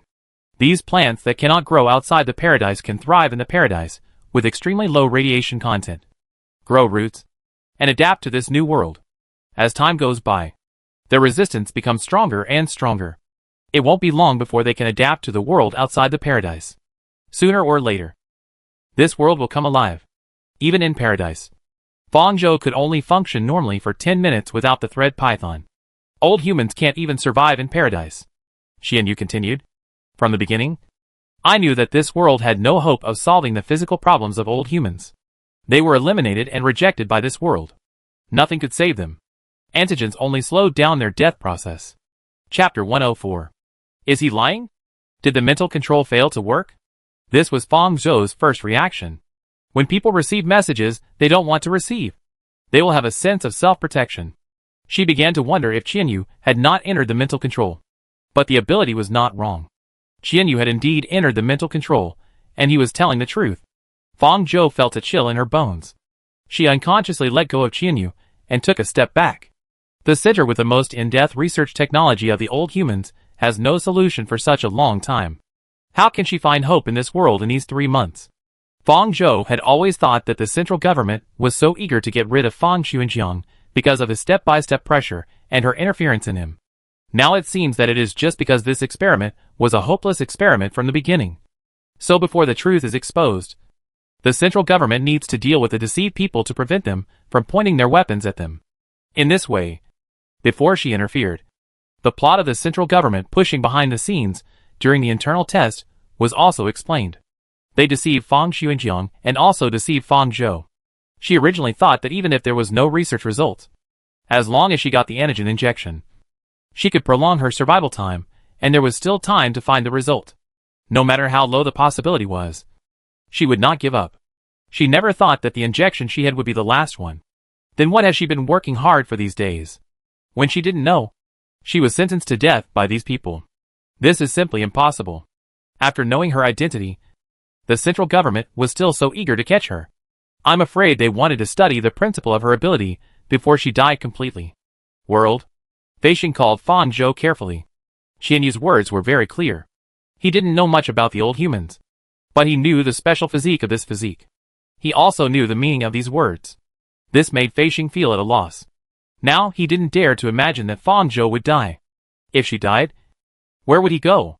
Feishing's voice brought Fang Zhou back to consciousness. Her heart skipped a beat, and she was shocked to find that she had broken out in a cold sweat because of Qianyu's words. After answering Fang Zhou's question, Qianyu, who was under mental control, fell into a long silence, waiting for her next instruction. She glanced at Qianyu, her throat dry, and took out a USB flash drive from her body, transferred the core research data of the old humans into it. Qianyu took the USB flash drive from her hand and obediently went to the data station on the side to transfer the data in. This waiting process made Fang Zhou calm down quickly. Will you die? Feishing asked with her eyes downcast. I don't know. Fang Zhou shook his head. According to Qianyu, she would definitely die. But Fang Zhou gave an ambiguous answer. No matter how this world sentenced her to death, she would never sentence herself to death. Even such absurd things as death traveling into the game would happen. So what else is impossible? If she couldn't find hope in this world, she would go to another world to look for it. Until the moment before death came, she would have hoped to live. Seeing her emotions gradually stabilize, Feishing was also affected by her. At this time, she gradually calmed down and waited quietly. A minute later, Fang Zhou took the data disk with the stored data and said to Feishing, go to the basement. Feishing, okay. Fang Zhou did not deliberately blur Qianyu's memory. With the presence of the Archon in the center, the mental control she used on Qianyu could not withstand any scrutiny. So there was no need to waste energy in such a place. However, in order to prevent Qianyu from tipping off, she temporarily did not take back the ability of the vine insect. She and Feishing left the research management room where Qianyu was and entered the elevator, which began to descend. She controlled the wire python to crush the storage tube of the blood sample that had been hidden in advance, and used the wire python to transfer it to the position of her hand. Fang Zhou was not sure whether there was a camera in the elevator, so he raised his hand and made a fake move and licked it in quietly. The location of its owner appeared in Fang Zhou's mind again. Her so-called the same target can only be tracked once a day was just a restriction to cooperate with her acting, to prevent the central government from using water seal to track the target without interruption. Yi Yan's own ability did not have this limitation. The location of the target did not change, and it was the same as the location she felt at Li Wei's place a few hours ago. Do you know which cell Sun Jiang is imprisoned in? Or is he in the cell? Fang Zhou asked Feishing. What happened just now made Feishing feel a little heavy. He urgently hoped that he could show his usefulness to Fang Zhou. After hearing her question, his eyes lit up and he answered seriously, I don't know. But powerful and useful criminals generally have two endings. One is to be washed away by the Archon and become his blade, and the other is to become an experimental subject on the 168th floor. I haven't seen Fang Xuanjiang on the 151st floor. The first possibility is ruled out. He didn't become our companion. It's possible that he... Feishing didn't say anything more. He stood aside a little awkwardly, his red eyes constantly glancing at Fang Zhou. The 168th floor is where Levi is. Fang Zhou got the blood from Levi, combined with the date and time above. It is more likely that the owner is Fang Xuanjiang. Fang Xuanjiang's ability is not triggered by a certain part of his body. He does not have a power carrier. Although his ability is powerful, it has no research value. Not to mention that they had cooperated with their research a long time ago. so that they initially made an air limiter to deal with him. Under this premise, Fang Zhou believes that Fang Xuanjiang's value is more inclined to the former mentioned by Feishing. It is obviously more in line with the Archon's consistent style to erase his memory and control his mind to make him a sharp blade. Since the other party did not do this, there is only one possibility that the Archon cannot do it. For some reason, the Archon's mental control of Fang Xuanjiang is useless. I know. There is no emotion in Fang Zhou's voice. As long as the person is alive, everything is easy to say. Then do you have the authority to open the cell? Is there anyone guarding it? I don't have enough authority to open the cell. I need to apply for it from above. The elevator stopped at the underground floor. Fang Zhou felt the position and judged that he needed to go down one more floor. Not on this floor, but one floor below. How many floors are there in the underground prison? Only 2, Feishing answered, while quickly changing the floor to go to. When they reached the second underground floor, Fang Zhou walked out of the elevator and said to Feishing, "You stay here." Feishing stood aside, raised his chin slightly. Like a working dog who received a mission order, "Leave it to me." The facilities on this floor are very similar to the floor where Li Wei is. The walls and the floor are covered with metal. She can clearly hear the sound of her heels hitting the metal when she walks on it. People with insufficient authority cannot go down to this floor at all. There is no one guarding around. Each compartment has a heavy metal explosion-proof door, and the situation inside cannot be seen. Fang Zhou relied on the ability of tracking and positioning to come to a door. Feishing did not have the permission to open it, so there was only one way to enter. She hesitated for a moment and put her hand on the door, using material reconstruction on it. Lu Filan had used her 5 abilities 3 times today. If the person inside was Fang Xuanjiang, it was conservatively estimated that she would have to use it once more after entering. The moment the ability was activated, the structure of the door immediately flooded into Fang Zhou's mind, and she could destroy its lock to open it. But things were not that simple. Its system was connected to the protection system of the entire tower. As long as she destroyed it, the system of the entire tower would enter the alert mode, and the entrance of the tower would be closed. The people above would immediately know that someone had broken into the tower and respond immediately. She wasn't even sure if it was Fang Xuanjiang inside, and whether it was really worth the risk. Fang Zhou sighed, and without much hesitation, he destroyed the important components. With a click, a sharp and piercing alarm sounded suddenly, and the lights at the top of the corridor turned into a warning red light, making this space a little more urgent. The tightly sealed metal door was broken, and a gap opened. Fang Zhou raised his hand and pushed it open, and the scene inside came into her sight. It was very different from what she imagined. It didn't look like a prison. What caught her eye was pure white, and a cabin was placed against the corner of the wall. Fang Zhou walked to the cabin, and the person lying inside was indeed Fang Xuanjiang. His eyes were closed, and his eyelashes cast shadows under his eyes, making his already fair skin look even more transparent. The cabin displayed various data of the person inside. From the data displayed above, he was in good health. At least, he didn't seem to have experienced any torture at present. Shi Xiang couldn't use his ability in the tower, so Fang Zhou couldn't take the cabin away with him. The alarm had already sounded, and time was running out. She had few choices, so she had to put her hand on the cabin and use material reconstruction again. The door of the hibernation cabin opened, and Fang Xuanjiang didn't open his eyes when he came into contact with the outside air. Fang Zhou quickly checked his condition. His limbs were intact. There were no obvious wounds on his body, and there was no sign of mental invasion in his head. He just fell into a deep sleep, including this hibernation capsule, which looks like it was specially built for Fang Xuanjiang. It contains components that suppress his abilities, and substances that maintain his body functions. They didn't imprison him like ordinary criminals. What is the purpose of putting him in this hibernation state? Fang Zhou patted his face, but didn't get the response he deserved. After failing to wake him up, Fang Zhou used a string python to roll him up and take him out of the capsule, preparing to take him and Feishing out of the tower first. Just as he moved to the door, a figure brushed against Fang Zhou and fell backwards. It was Feishing. She quickly controlled the string python to wrap Feishing's waist to prevent him from falling on the wall behind. Ahem. After being rescued, Feishing coughed twice. Blood gushed out of his mouth. He climbed up with difficulty, with a bit of fear in his eyes. He didn't expect her to come so soon. Duh. Footsteps sounded from the front. Her steps were slow, as if she was confident in catching the intruder who broke into the tower. Her tone was slightly raised. You are really always stupid enough to surpass my imagination. And you can do the same stupid thing twice. If you want to die so much, why didn't you tell me earlier? Chapter 105. The person who came was Milo, she said sarcastically. But her expression was puzzled. By the way, how did you recover?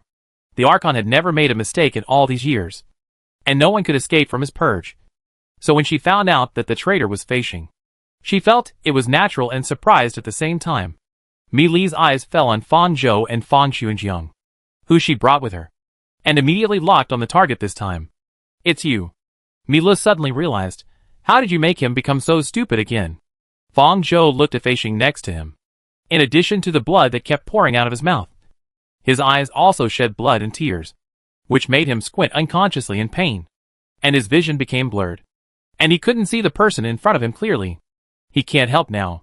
Mi Li and Fei Xing have been colleagues for many years, so she naturally knows Fei Xing's abilities. The first thing she did when she came up was to limit his abilities to prevent him from interfering. Fei Xing's abilities are most terrifying only when they are unknown and in the dark. But she also showed mercy, and didn't blind or kill him directly. Perhaps it was because they had been colleagues for many years. Or perhaps it was because she couldn't destroy Fei Xing directly, without the order of the Archon. Fei Xing covered her eyes, and he reminded her, World, don't let Mi Li touch you. Her hands can tear everything apart. Wow. Mi Li didn't give Fei Xing more time to communicate with Fang Zhou. She approached Fang Zhou quickly without stopping. Fang Zhou immediately threw Fei Xing and Fang Xuanjiang aside with a wire python and took a step back. A sharp wind passed by her cheek, and she could feel that the opponent's limbs were so strong that they split the wind wherever they were, which made her heart jump unconsciously. Before she could take the next step, Mi Li flicked her wrist, and a pocket hand/gun fell into her hand from her sleeve. She aimed at Fang Zhou's heart with her backhand, and was about to shoot. This kind of high-intensity attack method that uses limbs to achieve overwhelming attacks has only been seen by Fang Zhou in Mingchan, who is a physical enhancement system.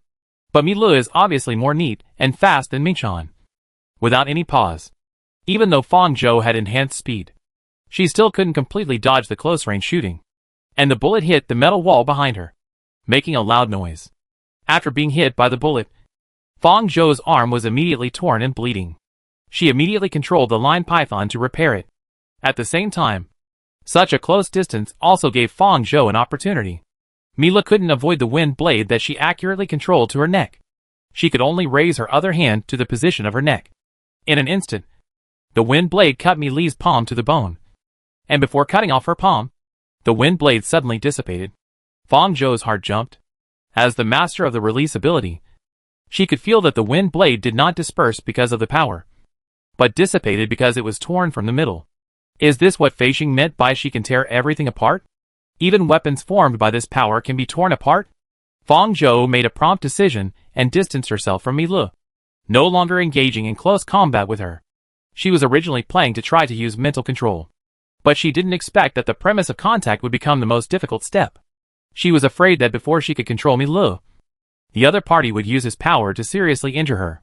Mi Li's goal was very clear, which was to deal with her as an intruder first, and then Fei Xing as a traitor. Fang Xuanjiang was not within her target range, so she didn't have to worry about her suddenly turning her spearhead against the two of them. Fei Xing was seriously injured by Mi Li, and could hardly join the fight between the two of them. The situation was not optimistic. They were now on the second underground floor, with closed cells on both sides. There was no other exit except the elevator. The alarm in the tower had already sounded, and Fang Zhou was not sure whether the elevator operation system had been closed as soon as the intruder was discovered. If it was someone else, Fang Zhou would have the confidence to quickly deal with it and leave. But Mi Li was the manager of the special army on the 151st floor, and she was constantly mentioned as a humanoid weapon on the forum. Fang Zhou knew without thinking that she was the one with the highest force in the entire tower. Not to mention that the confrontation in just a few seconds had made her feel that she was difficult. Mi Li also had the same idea as her, but Mi Li's reaction was beyond Fang Zhou's expectations. She looked very excited, with a faint smile on her face without obvious expression. She enjoyed the battle, and the feeling of being evenly matched. Mi Li's attack did not stop. Her eyes were bright. While attacking, she said to Fang Zhou, You are very strong. And much smarter than that idiot over there. I like you a little bit. If you don't struggle, I will apply to Mr. Archon to make you a companion on the 151st floor and my deputy. She said it as a matter of course. She had a full sense of self-confidence in her ability and the tower. And she drew the end of this battle on her own. It was indeed the case. In Fang Zhou's situation, there was basically no possibility of escape. Fang Zhou was not angry. And there was even a smile on her face. Really? Then why don't you leave here and become my companion? I am willing to accept you. How about it? Mila replied in a disappointed tone. That's a pity. Our ideas are not quite the same. The alarm above was still ringing. Since Mila appeared here, others would probably arrive soon. If it was somewhere else, Fang Zhou would not mind fighting with Mila. But in this environment and situation, leaving here quickly with Fei Xing was the most important thing. Fang Zhou could already foresee how many people were waiting to encircle her on the upper floors. The beast was arranged by her to besiege the group of people in Xinjiang City. So naturally, she could not take care of it here. Otherwise she could still escape from the encirclement of these people by sitting on the ground as a prison. She had to find a way to solve this problem quickly. In order to suppress these criminals with special abilities, the walls and floors of this floor were made of metal. Fang Zhou used this to develop his sonic ability and control the sonic waves to attack the walls in all directions. The powerful energy resonated with the metal facilities on this floor, and finally went towards Milu with a double shock wave. She was about to approach Fang Zhou, but was blown away by this wave of power, and hit the metal wall behind her with a bang. The pain was too strong, and the shock that invaded her body and bone marrow caused Mili's ears and exposed skin to bleed visibly. At the same time, a black hole appeared next to Milu, sucking in one of her hands before she could react. Fang Zhou took advantage of this gap and used his speed to move towards the elevator entrance, stretching out his line python to wrap Fei Xing and Fang Xuanjiang. However, this effect lasted less than a second. Just like the initial wind blade, the sound waves and black holes began to split in two from Mili's hands, like cloth and paper being torn apart. Ahem. Mila coughed twice, and her posture seemed unstable because of the sudden impact. The hand that was sucked into the black hole was even cut in half. Seeing Fang Zhou preparing to leave, she opened her feet slightly, and the metal road rolled like waves and gathered forward. Metal spikes kept emerging from Fang Zhou's feet, stabbing towards her at a very fast speed. She used the wind of the mother demon to soar into the air, and they quickly derived upwards to chase. When releasing the new ability, Mila was still moving towards Fang Zhou, as if she could not feel the pain. As expected, she was a successful experiment. She could use more than one ability, and the two abilities she showed were very powerful. There was a high probability that there was still power that had not been shown. In a flash, Mila shook her broken arm. Fang Zhou noticed that Mili's hand that was eaten by the black hole was completely restored in an instant, and a new hand grew. Her expression became completely solemn at this time. Mila actually had the ability to regenerate? To what extent could she regenerate? If she had the power of regeneration, how could she perform the grafting operation? Was this an active regeneration ability? Or was it that her experimental method was different from that of number one, and it was not a body grafting? Most importantly, her regenerative power means that no matter how Fang Zhou tries to stop her, she will get up again. And Fang Zhou simply cannot get rid of her and leave in a short time. Unlike the transcendent with regenerative power she met before, the opponent relies on regenerative power to fight, and has no other abilities except this power. So Fang Zhou can quickly deal with it. The regenerative ability is only an auxiliary ability for Mila, and it is not easy to hurt her, and it is impossible to solve it in that way. Fang Zhou was somewhat fortunate that he did not use time reversal before discovering this ability. Otherwise it would definitely be wasted once, and the opponent would know her hidden abilities. Mila leaned forward, and the metal on the ground suddenly erected a high wall behind Fang Zhou. She said, Jacob has closed all elevator permissions. The tower has been closed. Even if you enter the elevator, you can't get out of the tower. Compared to Mila, the most fatal thing for Fang Zhou now is the terrain she is in. Her enemy is not only Mila, but the entire tower. At this time, tick, Fang Zhou heard the sound of falling into the water. Where did the sound of falling into the water come from? Her thoughts were interrupted by this untimely sound of falling into the water. But after the sound of falling into the water, she heard the sound of splashing, flowing water. She distinguished the source of the sound and found that it came from under her feet. Fang Zhou suddenly lowered her head. At the moment she lowered her head, the metal ground under her feet turned into a pool of water, spreading to the position where Fang Xuanjiang and Fei Xing were. With a wow sound, she suddenly fell into the water flow, and someone caught her. As they fell into the ground, Mila moved to the position where she was just now. The top layer of water quickly condensed into translucent metal after she and Fang Xuanjiang fell in. Mila squatted down and touched it with her hand, and actually tore it open. But soon, as they fell in the water at the crack turned back to its original substance. Fang Zhou saw Mila open her mouth and make the shape of brother until the crack was filled with the underground material that should have been there, and the place where she fell was constantly turning into a pool of water. Fang Zhou lowered her head, and the person who caught her was number 1. His long black hair floated in the water. He held Fang Zhou with both hands, blinked at her, and a string of bubbles came out of his mouth. He let go of his hand and made a walk gesture to her in the water. Chapter 106. Fang Zhou turned his attention to the 2 people who fell after her. Fang Xuanjiang's body fell uncontrollably. He was unconscious and still breathing like he was on land. Fang Zhou immediately wrapped him with a lion python, covered his mouth and nose, and pulled him to his side. Fei Xing's eyes were already injured, and he couldn't open them in the water at all. He didn't hold his breath immediately after falling into the water. He raised his neck slightly and spit out a string of bubbles before he realized that he was holding his breath. She naturally took Fei Xing, who was inconvenient to move because of the injury, with her ability to control water to push the water flow, leading several people to follow number 1 and go downstream without any pressure. Number 1 was in the front, and his left hand would be in front of him at a distance. And then, he would turn his head to see if Fang Zhou was keeping up with him. Fang Zhou tried not to fall too far behind him, because once number 1 left his position for a while, the water would be like the time of the ability had expired, and it could not wait to change back to its original appearance. This was what Lei Chia had said to her as matter conversion, and the starting point was number 1's left hand, and the effect was much more useful than she had imagined. She had previously told Lei Chia to tell her if there was any relevant information about number 1. When number 1 was first examined, only his right hand had the healing ability and was useful, and the other parts were all failed grafts. But Fang Zhou thought about it afterwards and felt that it was not necessary. If after so many experiments, only one part of his body was successful, the failure rate would be too high, and the central government would not really transplant Fei Xing's eyes to him.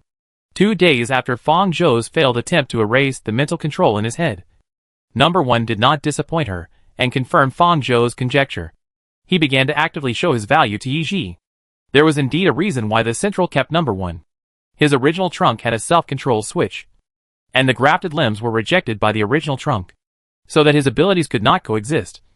Otherwise he would die because of the uncontrollable power explosion. But because of the switch in the original trunk, number 1 was able to shut down the power flow of various parts, leaving only one ability to operate. During the years when he was used as an experimental subject in the central, his body was constantly cut off and developed, and in the end, he naturally habitually left the healing. This ability is maintained, but his eye from the Crimson Star is indeed useless. The other parts are just closed, not the limbs. His eye is completely blind, and the original function is invalid. After swimming for a while, Fang Zhou's abdomen gradually reduced oxygen. Her body was not good to begin with, and her lung capacity was extremely low. She could not hold on in the water for long. When she felt the limit, they reached the end. Number 1 broke through the water surface and fell from above with a wow.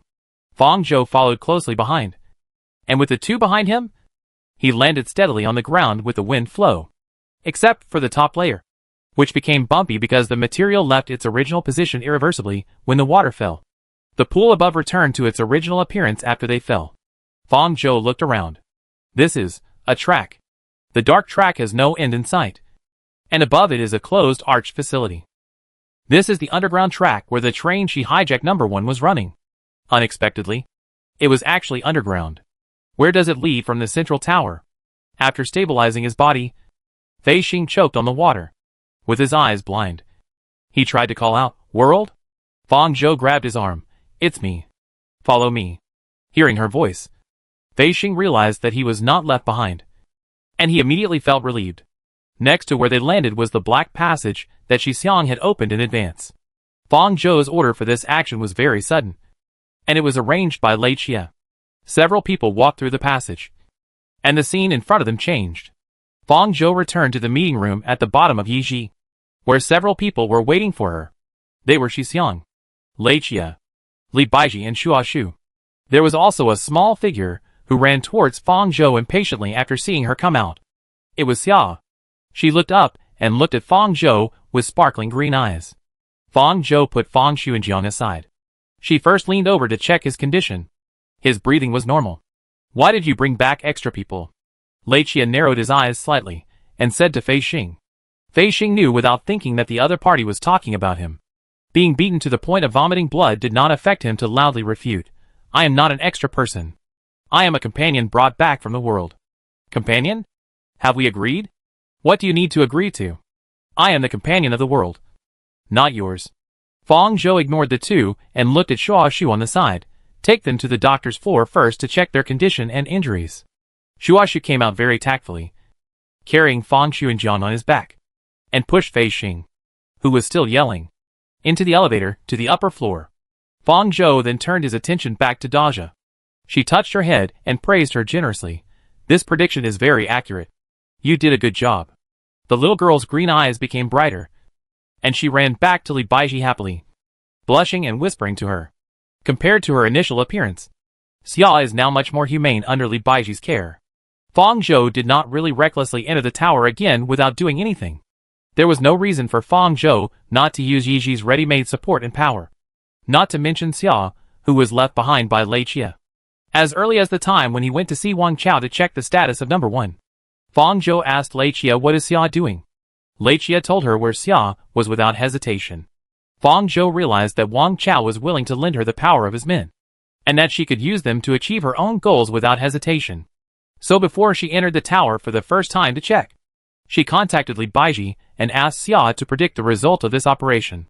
Xia's answer was affirmative, and she even mentioned the word 1. At that time, Fang Zhou didn't quite understand why she mentioned 1. It was not until Lei Jie told Fang Zhou about the display of number 1's ability, and his partnership with Fei Xing after coming out of the tower, that Fang Zhou connected Xia's prediction at that time. Without Xia's affirmative answer, she might not try to invade the tower this time. After all, Fang Xuanjiang's position was under the tower, and it was the most difficult to escape underground. Once Fang Zhou entered, it would be difficult to leave. This is why the central government set up the cell underground. After praising Xia, Fang Zhou looked at Reiki and the wet number 1 on the side, and frowned slightly. Number 1 is too slow. It was so slow that she almost thought something went wrong on their side, and was ready to try to escape. Reiki said helplessly, You always contact me so suddenly, and it takes time for me to arrange everything one by one. Number 1 blinked innocently, tilted his head and said, I did a good job. Didn't I? He directly took himself out with one sentence, and the slowness of his words was due to Reiki's arrangement. Reiki, why didn't I think this guy was so annoying before? Forget it. At least the result is good, Fang Zhou said. Meeting Mi Lu was indeed beyond Fang Zhou's expectations. She was stronger than Fang Zhou imagined, and the tearing ability of her hands was even more difficult to deal with. Most of Fang Zhou's abilities were known to the central government, so meeting Mi Lu and communicating with her was a good thing for Fang Zhou. The other party did not get more information about her, but she got unknown information. Then, she handed the USB flash drive wrapped by the wire python to Lei Jie. Give it to the doctor and see if she is interested. There was old human data about her in it. She was not a researcher, and there was no use for these data. Although Qianyu said there was no hope, she had gone there, so she had to bring something back. I see. Did you get the result? New antigen? Rachel said. Rachel's question made Fang Zhou silent and unable to answer. Pay attention to the situation of Golden Scorpion recently. Fang Zhou changed the subject. She couldn't stop now. ARC hadn't yet released the ability of the beast. The central government couldn't contact the group of people surrounding the right company. They were still wandering around. When mentioning Golden Scorpion, Shi Xiang raised her chin slightly. She looked down on Golden Scorpion even more than Rachel. She was very satisfied with Fang Zhou's arrangement of dragging Golden Scorpion into the water twice. She replied to her, We will. I don't know where he has been hiding these 2 days. After this, his right company is completely ruined. Fang Zhou separated a part of the line python this time, and put it in the headquarters for timely contact when it is inconvenient. Yes. You should be careful recently. I may not come back in a short time. If there is any problem in Xinjiang, remember to contact me in time. And Feishing. Treat his eyes well. He has nowhere to go. Don't worry that the central government is cheating. She gained a lot from going to the tower this time. There are gains and losses. As Yin Shui, she did not show enough role in this operation. Maybe it is not so easy to deal with him. Shi Xiang, don't worry. We are not so useless. We are just a small golden scorpion. I know. I know. Lei Chia responded, we will take good care of your brother and your companion. After giving the instructions, Fang Zhou changed his mimicry and turned back into Yin Shui's appearance. Seeing her turn back into Yin Shui's appearance, Shi Xiang understood and reopened the passage to right company. Fang Zhou looked at Li Baiji and Xia Ye behind him. The two of them had nothing to say about these issues. Fang Zhou didn't have many people he could use in Yiji. Xia Ye's prediction this time made Fang Zhou also pull Li Baiji and Shua Shu into the camp of knowing her identity. Seeing her looking over, the big and small showed her the same smile. Li Baiji waved to her, bye. Sister Zhou. Fang Zhou nodded to them and stepped into the passage. Returning to the underground passage of right company, she put the communication headset that she had taken off back into her ears. After doing this, Fang Zhou moved to the nearest river and right, observed the distribution of nearby surveillance cameras, and recovered the imprisoned beasts in the river. This time, she and the alien creatures in her body split up into two groups. They would definitely guess that she was throwing it into Xinjiang, and they must not leave the imprisoned beasts here. As she recovered the imprisoned beasts, the imprisonment in this area was lifted for less than half a second and then covered again. It was not until she returned to right company that the imprisonment was completely lifted. As the space maze disappeared, a subtle electric current sound came from the headset again. Chapter 107. At 3:20 p.m. in Paradise Time, Yin Shui and Feishing went to right company. At 3:34 p.m. in Paradise Time, Yin Shui and Feishing arrived at right company. At 3:36 p.m. in Paradise Time, Rui Pan, the captain of the Special Detachment of the Joint Defense Bureau of Mingang City and Xinjiang City, and Wu Yun would jointly mobilize personnel to right company to block. At 3:40 p.m. in Paradise Time, Fang Zhou unfolded a space maze with right company as the center. At 3:45 p.m. in Paradise Time, the space maze disappeared for 6 seconds and then covered again. The surveillance network captured Fang Zhou's figure. Suspecting that the alien creature was put into Xinjiang, Yin Shui brought Feishing to Fang Zhou's location, and Fang Zhou directly held Feishing hostage. There was a witness, Pei Liangji. At 3:46 p.m. Paradise Time, Feishing betrayed the tower and led Fang Zhou into the central tower and went to the 155th floor. At 3:48 p.m. Paradise Time, Xianyu was controlled and handed over the old human data, and Fang Zhou went to the underground floor. At 3:50 p.m. Paradise Time, the 2-15 central cell was forcibly destroyed, triggering the alarm in the tower. At 3:51 p.m. Paradise Time, Mila rushed to the underground cell and collided head-on with Fang Zhou. At 3:55 p.m. Paradise Time, the 001 experimental subject came to meet, and Fang Zhou took Fang Xinjiang and Feishing away together. At 4 p.m. Paradise Time, Fang Zhou recovered the alien creatures, and the space maze disappeared. The above is the relevant report drawn up by the subordinates of Bai Cheng, the manager of the 188th floor, based on the report of the Joint Defense Bureau and the monitoring data uploaded by Jacob. Seeing the final report, Lu Xun was stunned. How did she do it? It took only 15 minutes from Fang Zhou opening the space maze to taking Fang Xinjiang and Feishing away. The other party's actions were tight, and the goals of each step were very clear. The real active party was Fang Zhou, not these hunters who found her location and encircled her. Lu Xun took a breath. This is like it was planned in advance. Either she took action as soon as she found our encirclement, or this was a premeditated action. Another person said. No matter which conjecture is true, it is terrible.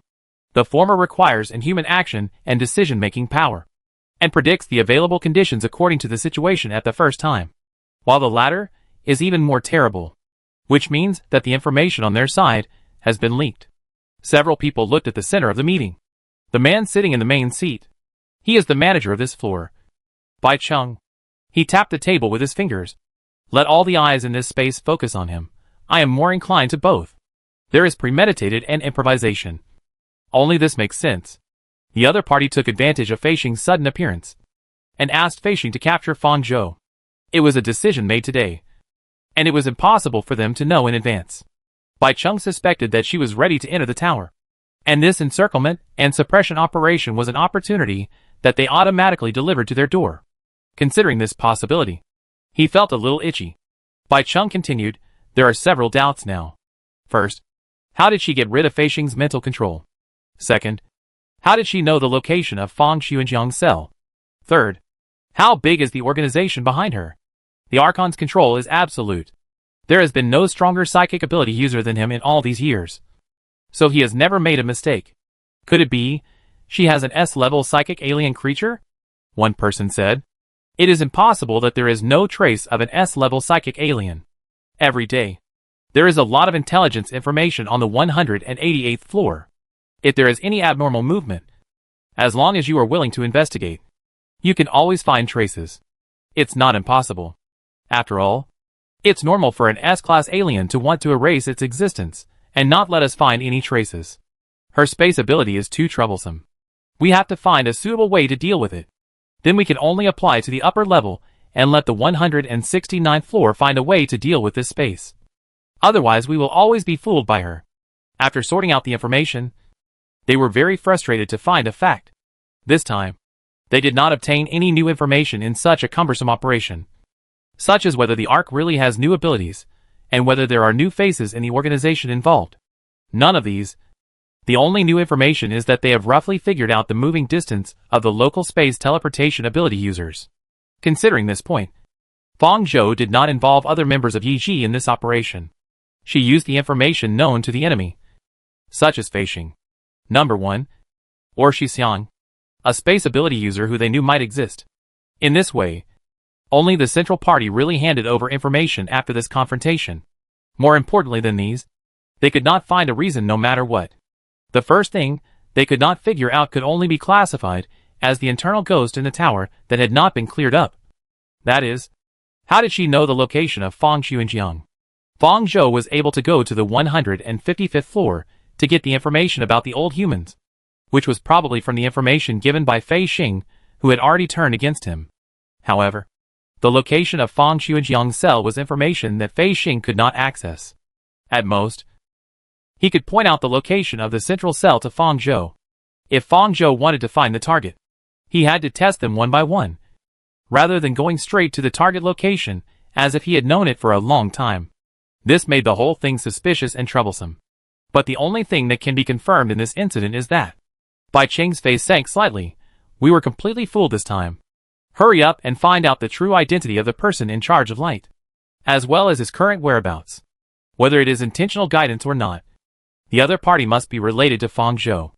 On the other side, Minggang City Joint Defense Bureau, Geng Yi and Duanja, who also participated in this mission, followed Wu Yuanbo back to the Joint Defense Bureau. Both of them looked confused. This time, the Joint Defense Bureaus of two cities were mobilized.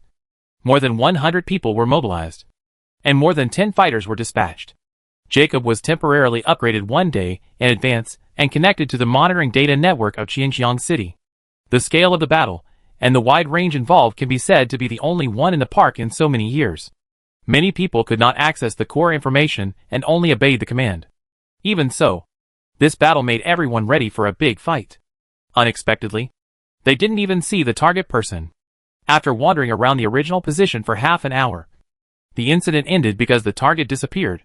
In the end, basically everyone was fine, with only one unlucky guy injured. The superiors didn't explain the whole story to them. It was like dropping a nuclear bomb on the ground. But it turned out to be a dud.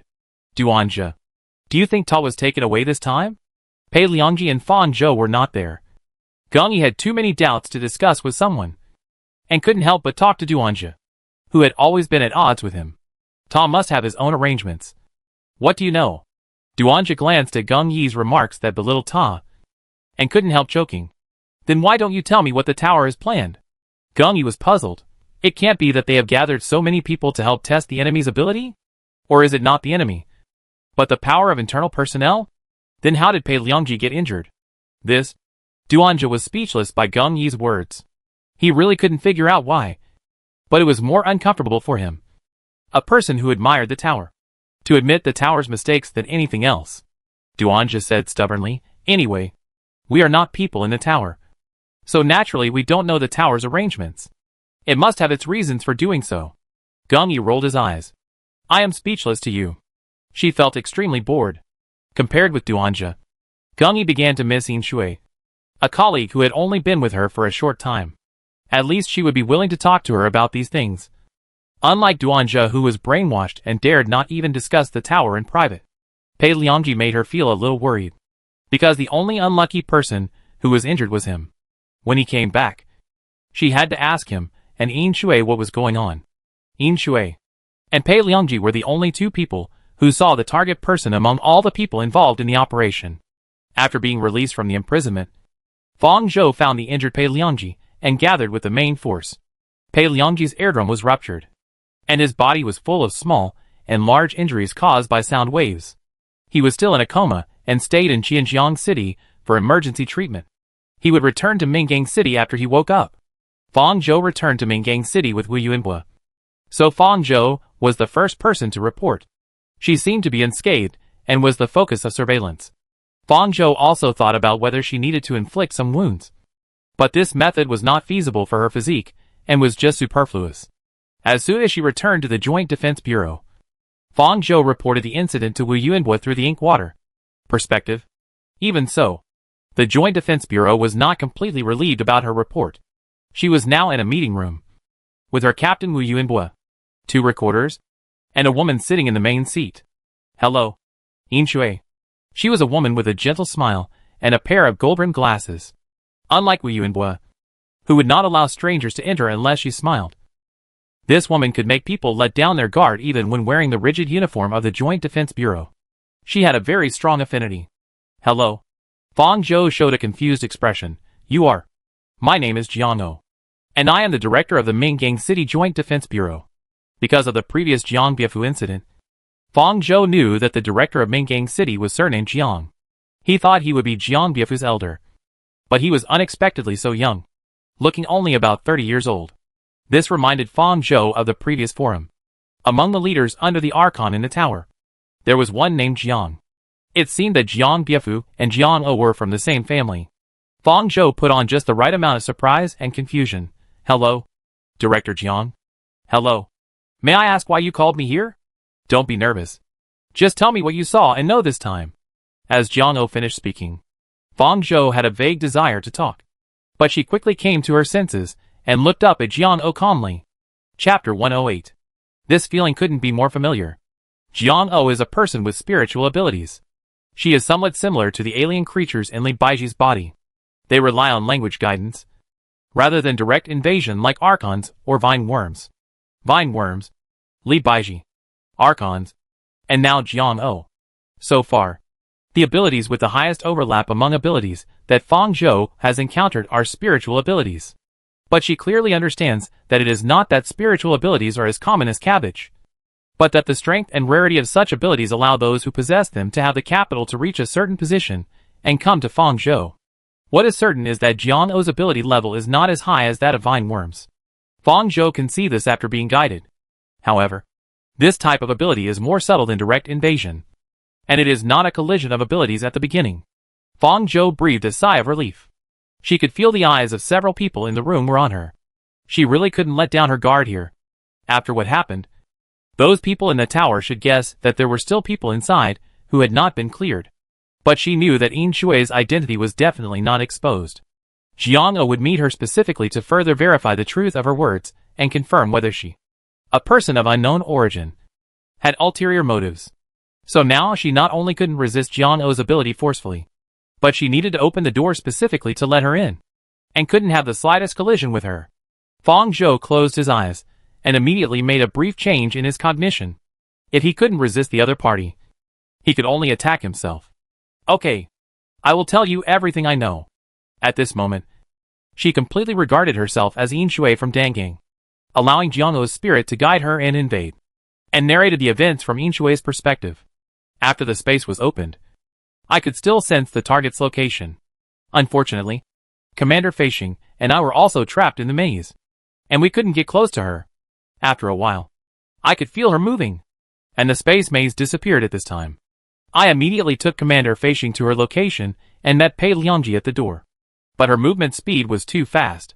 I only felt that her position was changing rapidly around me. And I didn't even know when she moved behind us. When she approached Commander Feishing and me, I didn't have time to react. She rushed towards Chief Feishing first, covered his eyes, and tied him up. To be honest, I think it's a bit strange when I think about it. Why did she cover Chief Feishing's eyes? She is now Yin Shui. As she talks, she is still a little bit frivolous even when facing Jiang O. She asks questions in a crooked way. Fang Zhou turned on the speed enhancement to complete a series of actions at that time.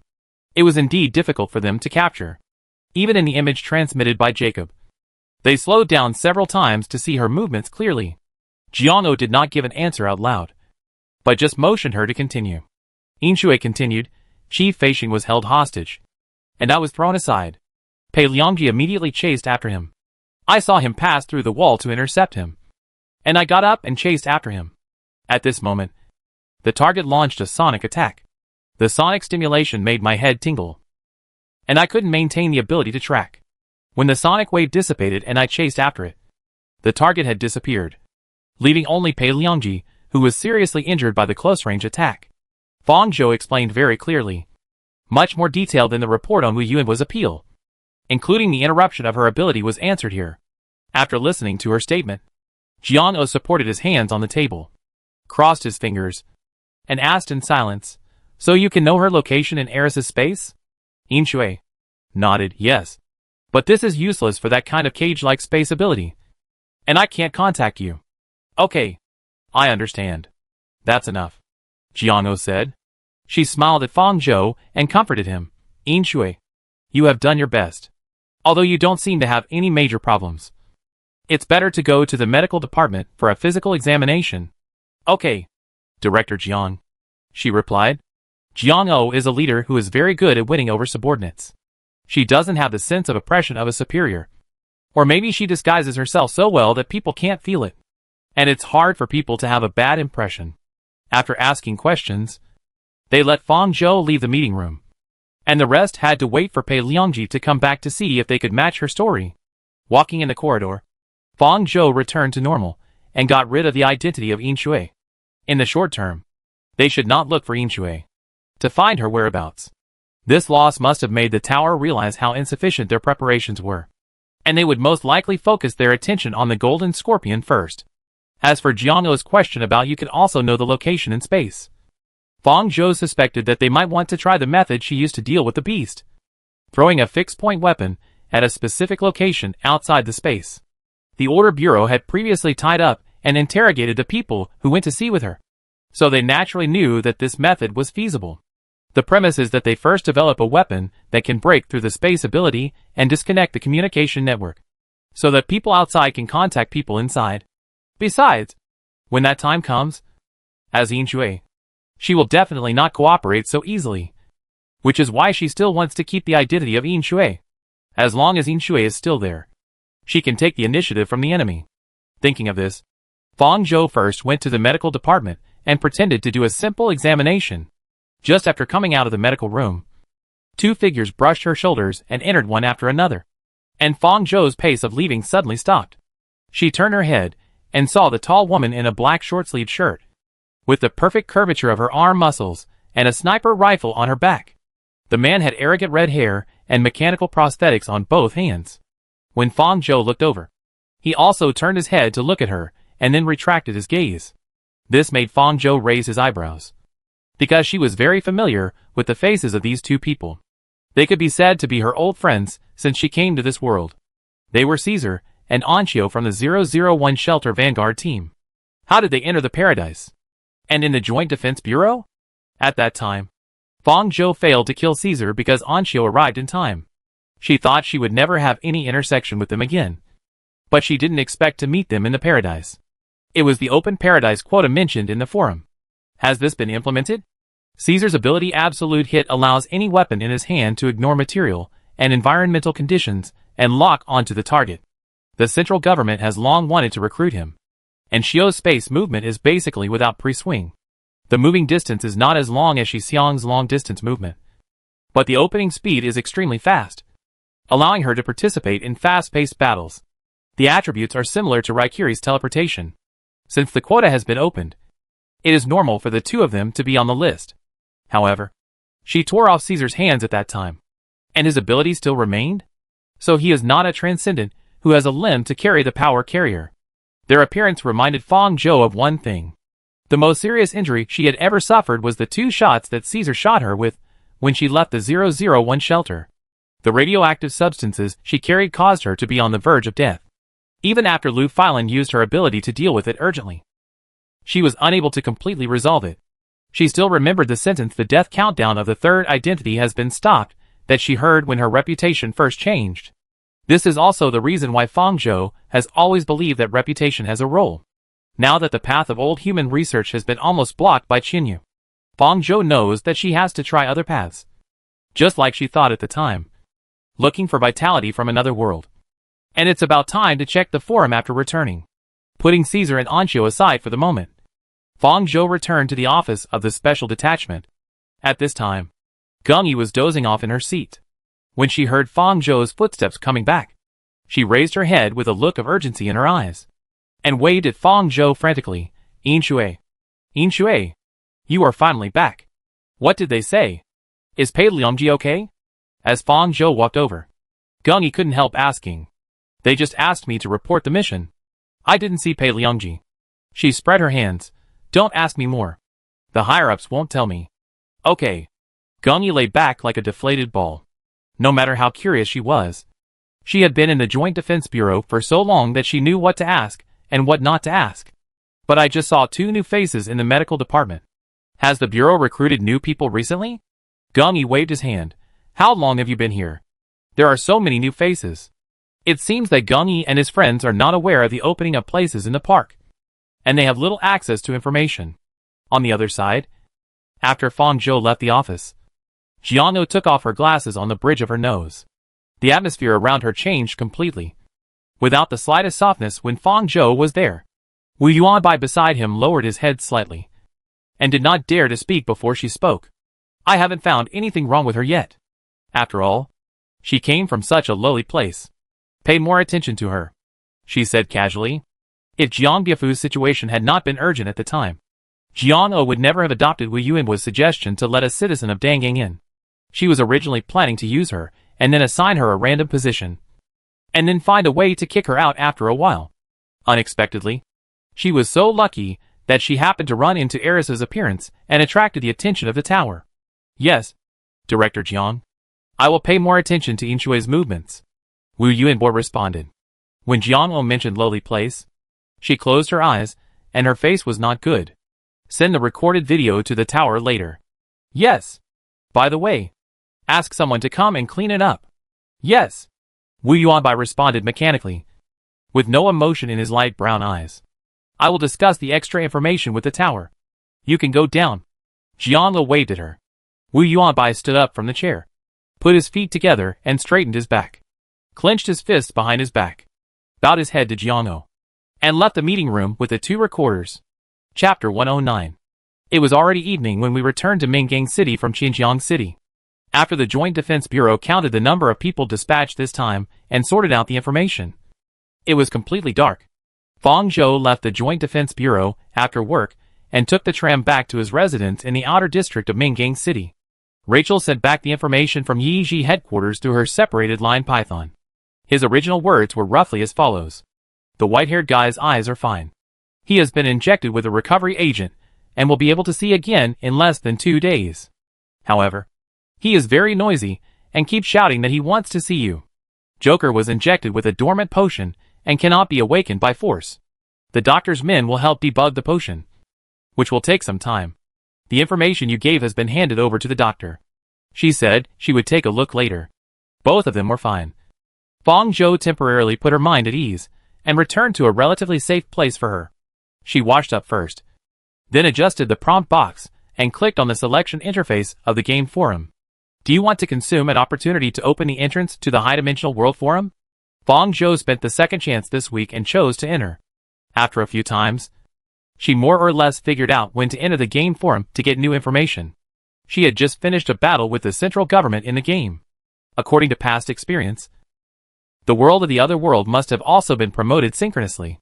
The last time she entered the game forum, the post about sorting out the tower structure provided her with a lot of information, allowing her to be so free in this action. If she asked Feishing one by one, it would definitely take a lot of time in the middle.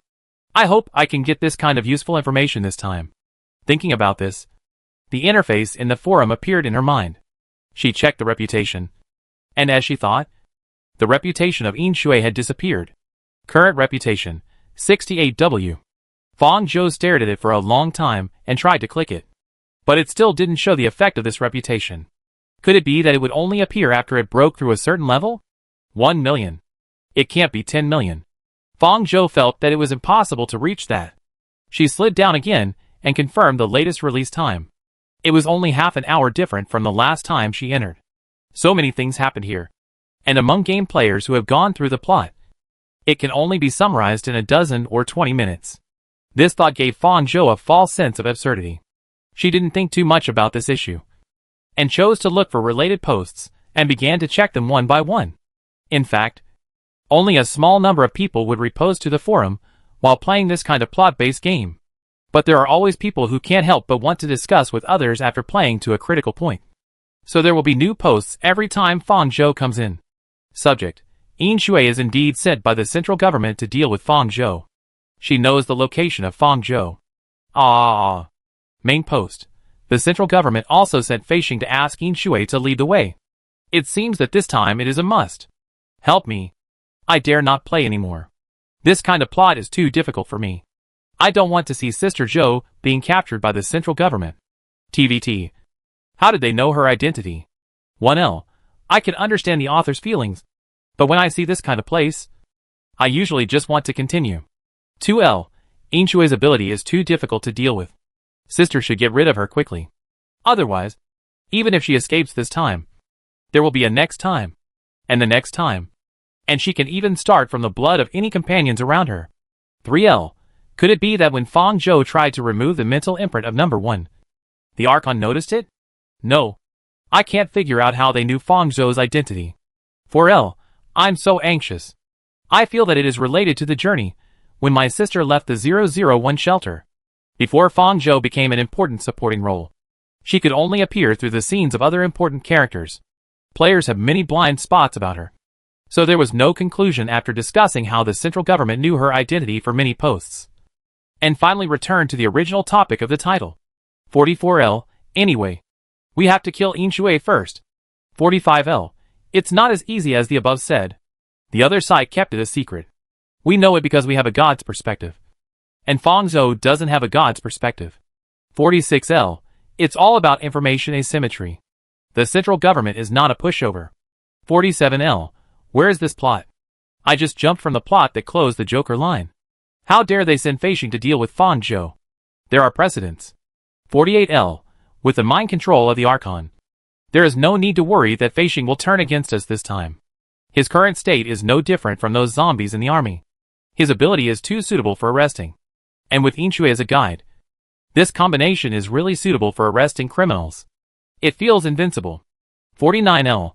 Black Heart Central never loses in how to perfectly utilize the power of the transcendent. 50L. The character Yin Shui appears at the right time. It's not early or late. Is this a plot killing by the screenwriter? 77L. Ha ha ha. You guys just keep playing. I just finished this plot and saw this post and couldn't help laughing. 78L. What's wrong with this? 79L. I too went to the forum immediately after reading it. I felt that there would be some very interesting comments. Sure enough, ha ha ha. 80L. If you are not afraid of spoilers, you can jump to the link directly from here. Link. As the link jumps, a very straightforward title answers the doubts of this post. Subject: Go Zhou. Zhou Air. Yin Shui. Fong Go. How many good aliases do you have that we don't know about? Main post: I'm already numb. I was thinking about killing Yin Shui just a second ago, but now I feel so embarrassed. I didn't expect that the clown is actually me. I feel so complicated. 1L. The title of your post is a bit spoiler. 2L. Clown plus 1. Zhou.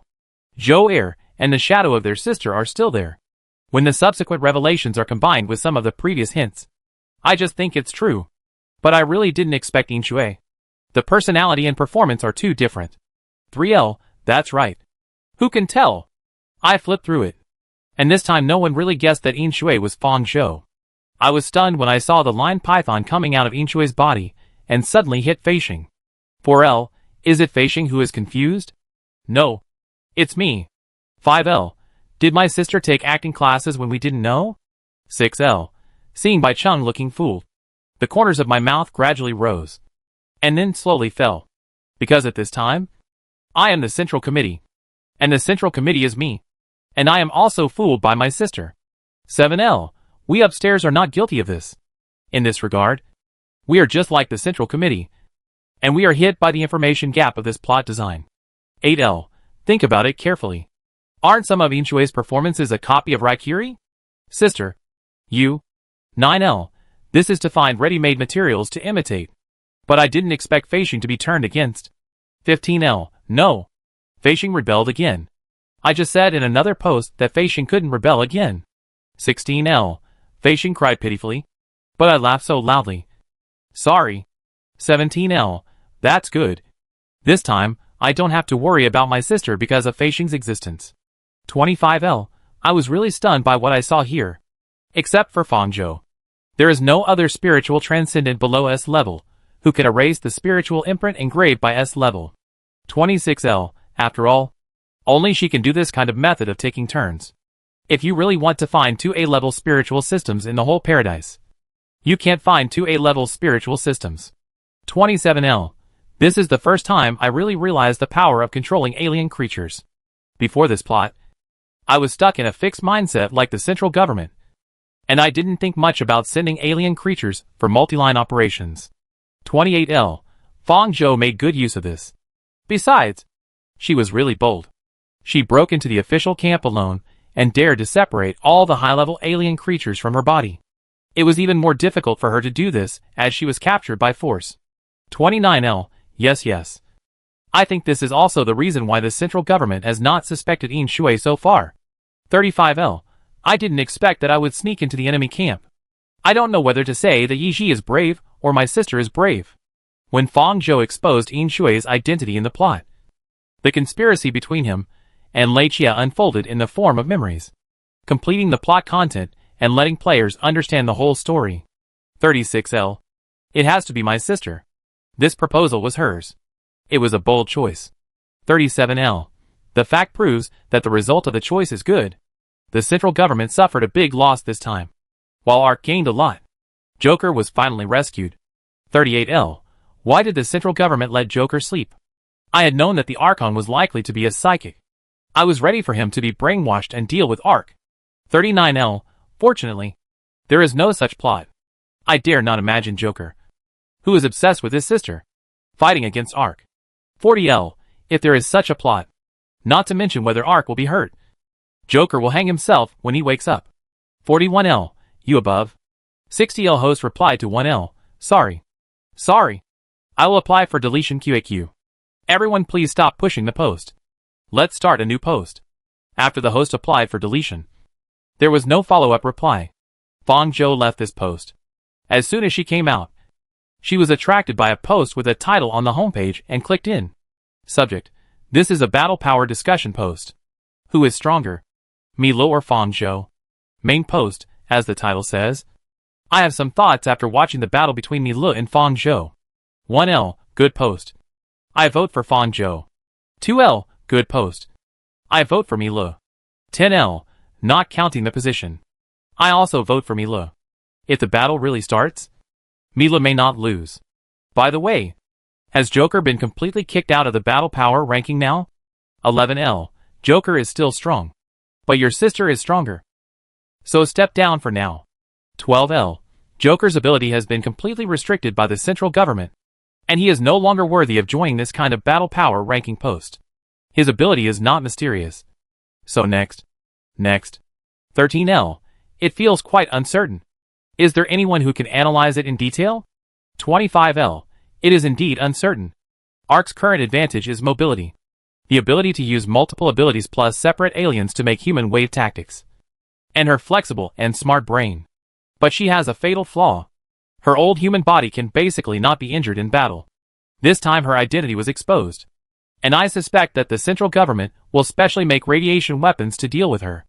As a test subject who has been trained since childhood, Mila has much more combat experience than Fang Zhou. She can also use multiple abilities, although she may not be as good as Fang Zhou in terms of quantity and mobility. Her advantage, as a test subject, is that each of her abilities is a carefully selected high-level ability. The few abilities that have been shown so far complement each other, and are extremely powerful. 26L. What the above said makes sense. Besides, Fang Zhou's physical fitness is completely different from Mi Li's. Mi Li's regeneration ability determines her durability in combat, and ordinary injuries cannot kill her at all. 27L. Just the ability of tearing completely overcomes many other abilities. It's too buggy. To be honest, how many transcendents did the central government use for experiments? 28L. Mi Li's ability is hidden, and I think Fang Zhou has hidden abilities as well. The alien creatures she has subdued are definitely not just the ones we have seen. 29L. I look forward to seeing these two people face off. I haven't seen a big fight scene for a long time. I want to see it. It is difficult to extract the information you want from so many replies to posts. But the radiation weapon mentioned in one layer of analysis did remind Fang Zhou of something. She couldn't help but think of the rough stone she saw on the train that hijacked number 1. What exactly is the central government going to do with it? Chapter 110. There are many new replies to this post. Fang Zhou continued to read it. Someone mentioned the Archon. Since there is no plot about the Archon taking direct action, this is temporarily doubtful. More discussions are based on her and Mi Li. There is no extra information. Fang Zhou left this post, searched on the homepage, and clicked on the next post. Topic: Has the 001 shelter been completely transferred to the central control? Main building. Bai Cheng has sorted out the list of the paradise to receive, and Caesar and Anchio are on it. After Joker left, the new commander is Caesar. Not to mention that he and Anchio are the core of the Vanguard team. They all came to the paradise. Who is in charge of the 001 shelter now? 1L. Hey, what's going on? 2L. Caesar actually went to paradise? 3L. Not only shelter 001. I suspect that shelter 002 and 003 will also be taken over by the central government. These two shelters have never had much presence. Shelter 004 is the largest of the four, but they lost Meng Xian and Wei Xiyuan, so it's hard to say now. 4L. The central government no longer limits the number of individual places. Those who were originally unwilling to enter paradise because of their relatives are now willing to come in. Maybe only those who hate the central government are unwilling to come in. 5L. But isn't Caesar famous for hating the central government? Getting Joker out of office is the only thing he has done in conjunction with the central government. Why would he go to paradise? 6L. The central government will always have a way. 7L. Judging from the situation, the central government is going to unify the management of the shelters outside the park? 8L. Will the end of this game really be a complete victory for the central government? This is not in line with socialist values. I will report it. 9L. You above? 25L. Seeing what everyone is discussing. I am a little creepy now. I wonder if anyone understands what I mean. 26L. You above? Are you referring to the fact that the central government has long wanted to take over all the 4 major shelters? 27L. Wait. You guys jumped to the topic too quickly. Why are you going to unify the management of the shelters outside the park? I haven't even had time to wrap my head around it. Am I the only one who didn't bring his brain online? After reading this, Fang Zhou's heart skipped a beat. She had been in the park for a while, and was not aware of the earth-shaking changes outside the park. Judging from the situation of this post, the speculation on the first floor is well-founded. Although the inside and outside of the park are separated by only a wall, they are completely two different worlds. After the fall, the park started to operate, and people outside the park gradually formed their own shelters. The two were completely unrelated at first. It was not until 10 years after the fall that the park slowly began to support the shelters outside the park and opened a unified new currency point system. The technology and talents of the 4 major shelters are definitely not as good as those in the park, but their systems are well functioning, and they have strong leaders to lead the shelters. Even if they get support from the park, they can't obey the central government. So they have always been a cooperative relationship and cannot be managed in a unified manner. If the central government wants to take over them, It is basically impossible to kill such a strong man in other people's territory with great effort. So there are only two ways. Sow discord, cause internal conflicts, wear each other down, and finally let the central government push behind them, such as Fang Xuanjiang and Caesar, or create a common enemy, give enough conditions for interest exchange, and kill people with a borrowed knife, such as the Order Bureau and her. No matter who is the knife and who is the person killed, the central government will enjoy the benefits. Fang Zhou felt a little strange when the Order Bureau pursued her with all its strength. She had never had a conflict with the Order Bureau, and Fang Xuanjiang's behavior would not cause them to pursue so closely. She thought at the time that Meng Xian and others had reached some agreement with the central government in private, and used mental control to ask. But because Meng Xian woke up in time, she did not get the result. Now this conjecture has been further confirmed, and it is very likely related to this unification. Fang Zhou didn't understand what the central government wanted to do. She kept this in mind silently, and continued to flip through a few pages. Seeing that there was no new information, she exited the game forum. After leaving the game forum, Fang Zhou went to the fourth dimension for the first time in a long time, and began to understand the situation outside the park by checking the posts in the fourth dimension. Topic: Does everyone know that the park quota is open? As long as you sign up, you may be selected. Have you all signed up? The questioner said it so easily, as if you can go to the park as long as you sign up. Given the hardcore conditions of the park before, even if the quota is open this time, it must be based on the value of the contribution. Right? It's a waste of time. I won't be selected anyway, so I didn't sign up. I think so too. But I still signed up. It feels like buying a lottery ticket. I haven't felt this way for a long time. Are you trying to make me laugh to death? I have the same mentality as the person who won the lottery. So I took my family to sign up. I almost couldn't squeeze in. It was the first time I saw so many people. By the way, doesn't the Order Bureau care about this matter? All the high-quality talents have been transported to the park. People outside the park don't want to live anymore. The Order Bureau is in such a state of disarray now. What do you expect them to do? It is confirmed that those two S-Class are gone. Right? To be honest, I saw the orderers come to register. Maybe those two S-Class are not dead. Maybe they were recruited by Paradise. Shit! What will this world become? The outside world is also in chaos. Fang Zhou can imagine that everyone is holding the registration form, like a lottery ticket that can make people rich overnight. After exiting the chat section, she accidentally touched the third section that was opened. Fang Zhou was about to exit, but saw that the section that had been blank for thousands of years actually jumped to a post. The title is, "What kind of forum is this? Why is there not a single post?" When Fang Zhou clicked in, the post was deleted, and she was redirected back to the homepage of the third section, which was blank as usual. Fang Zhou frowned, and went in and out several times. But the interface did not change.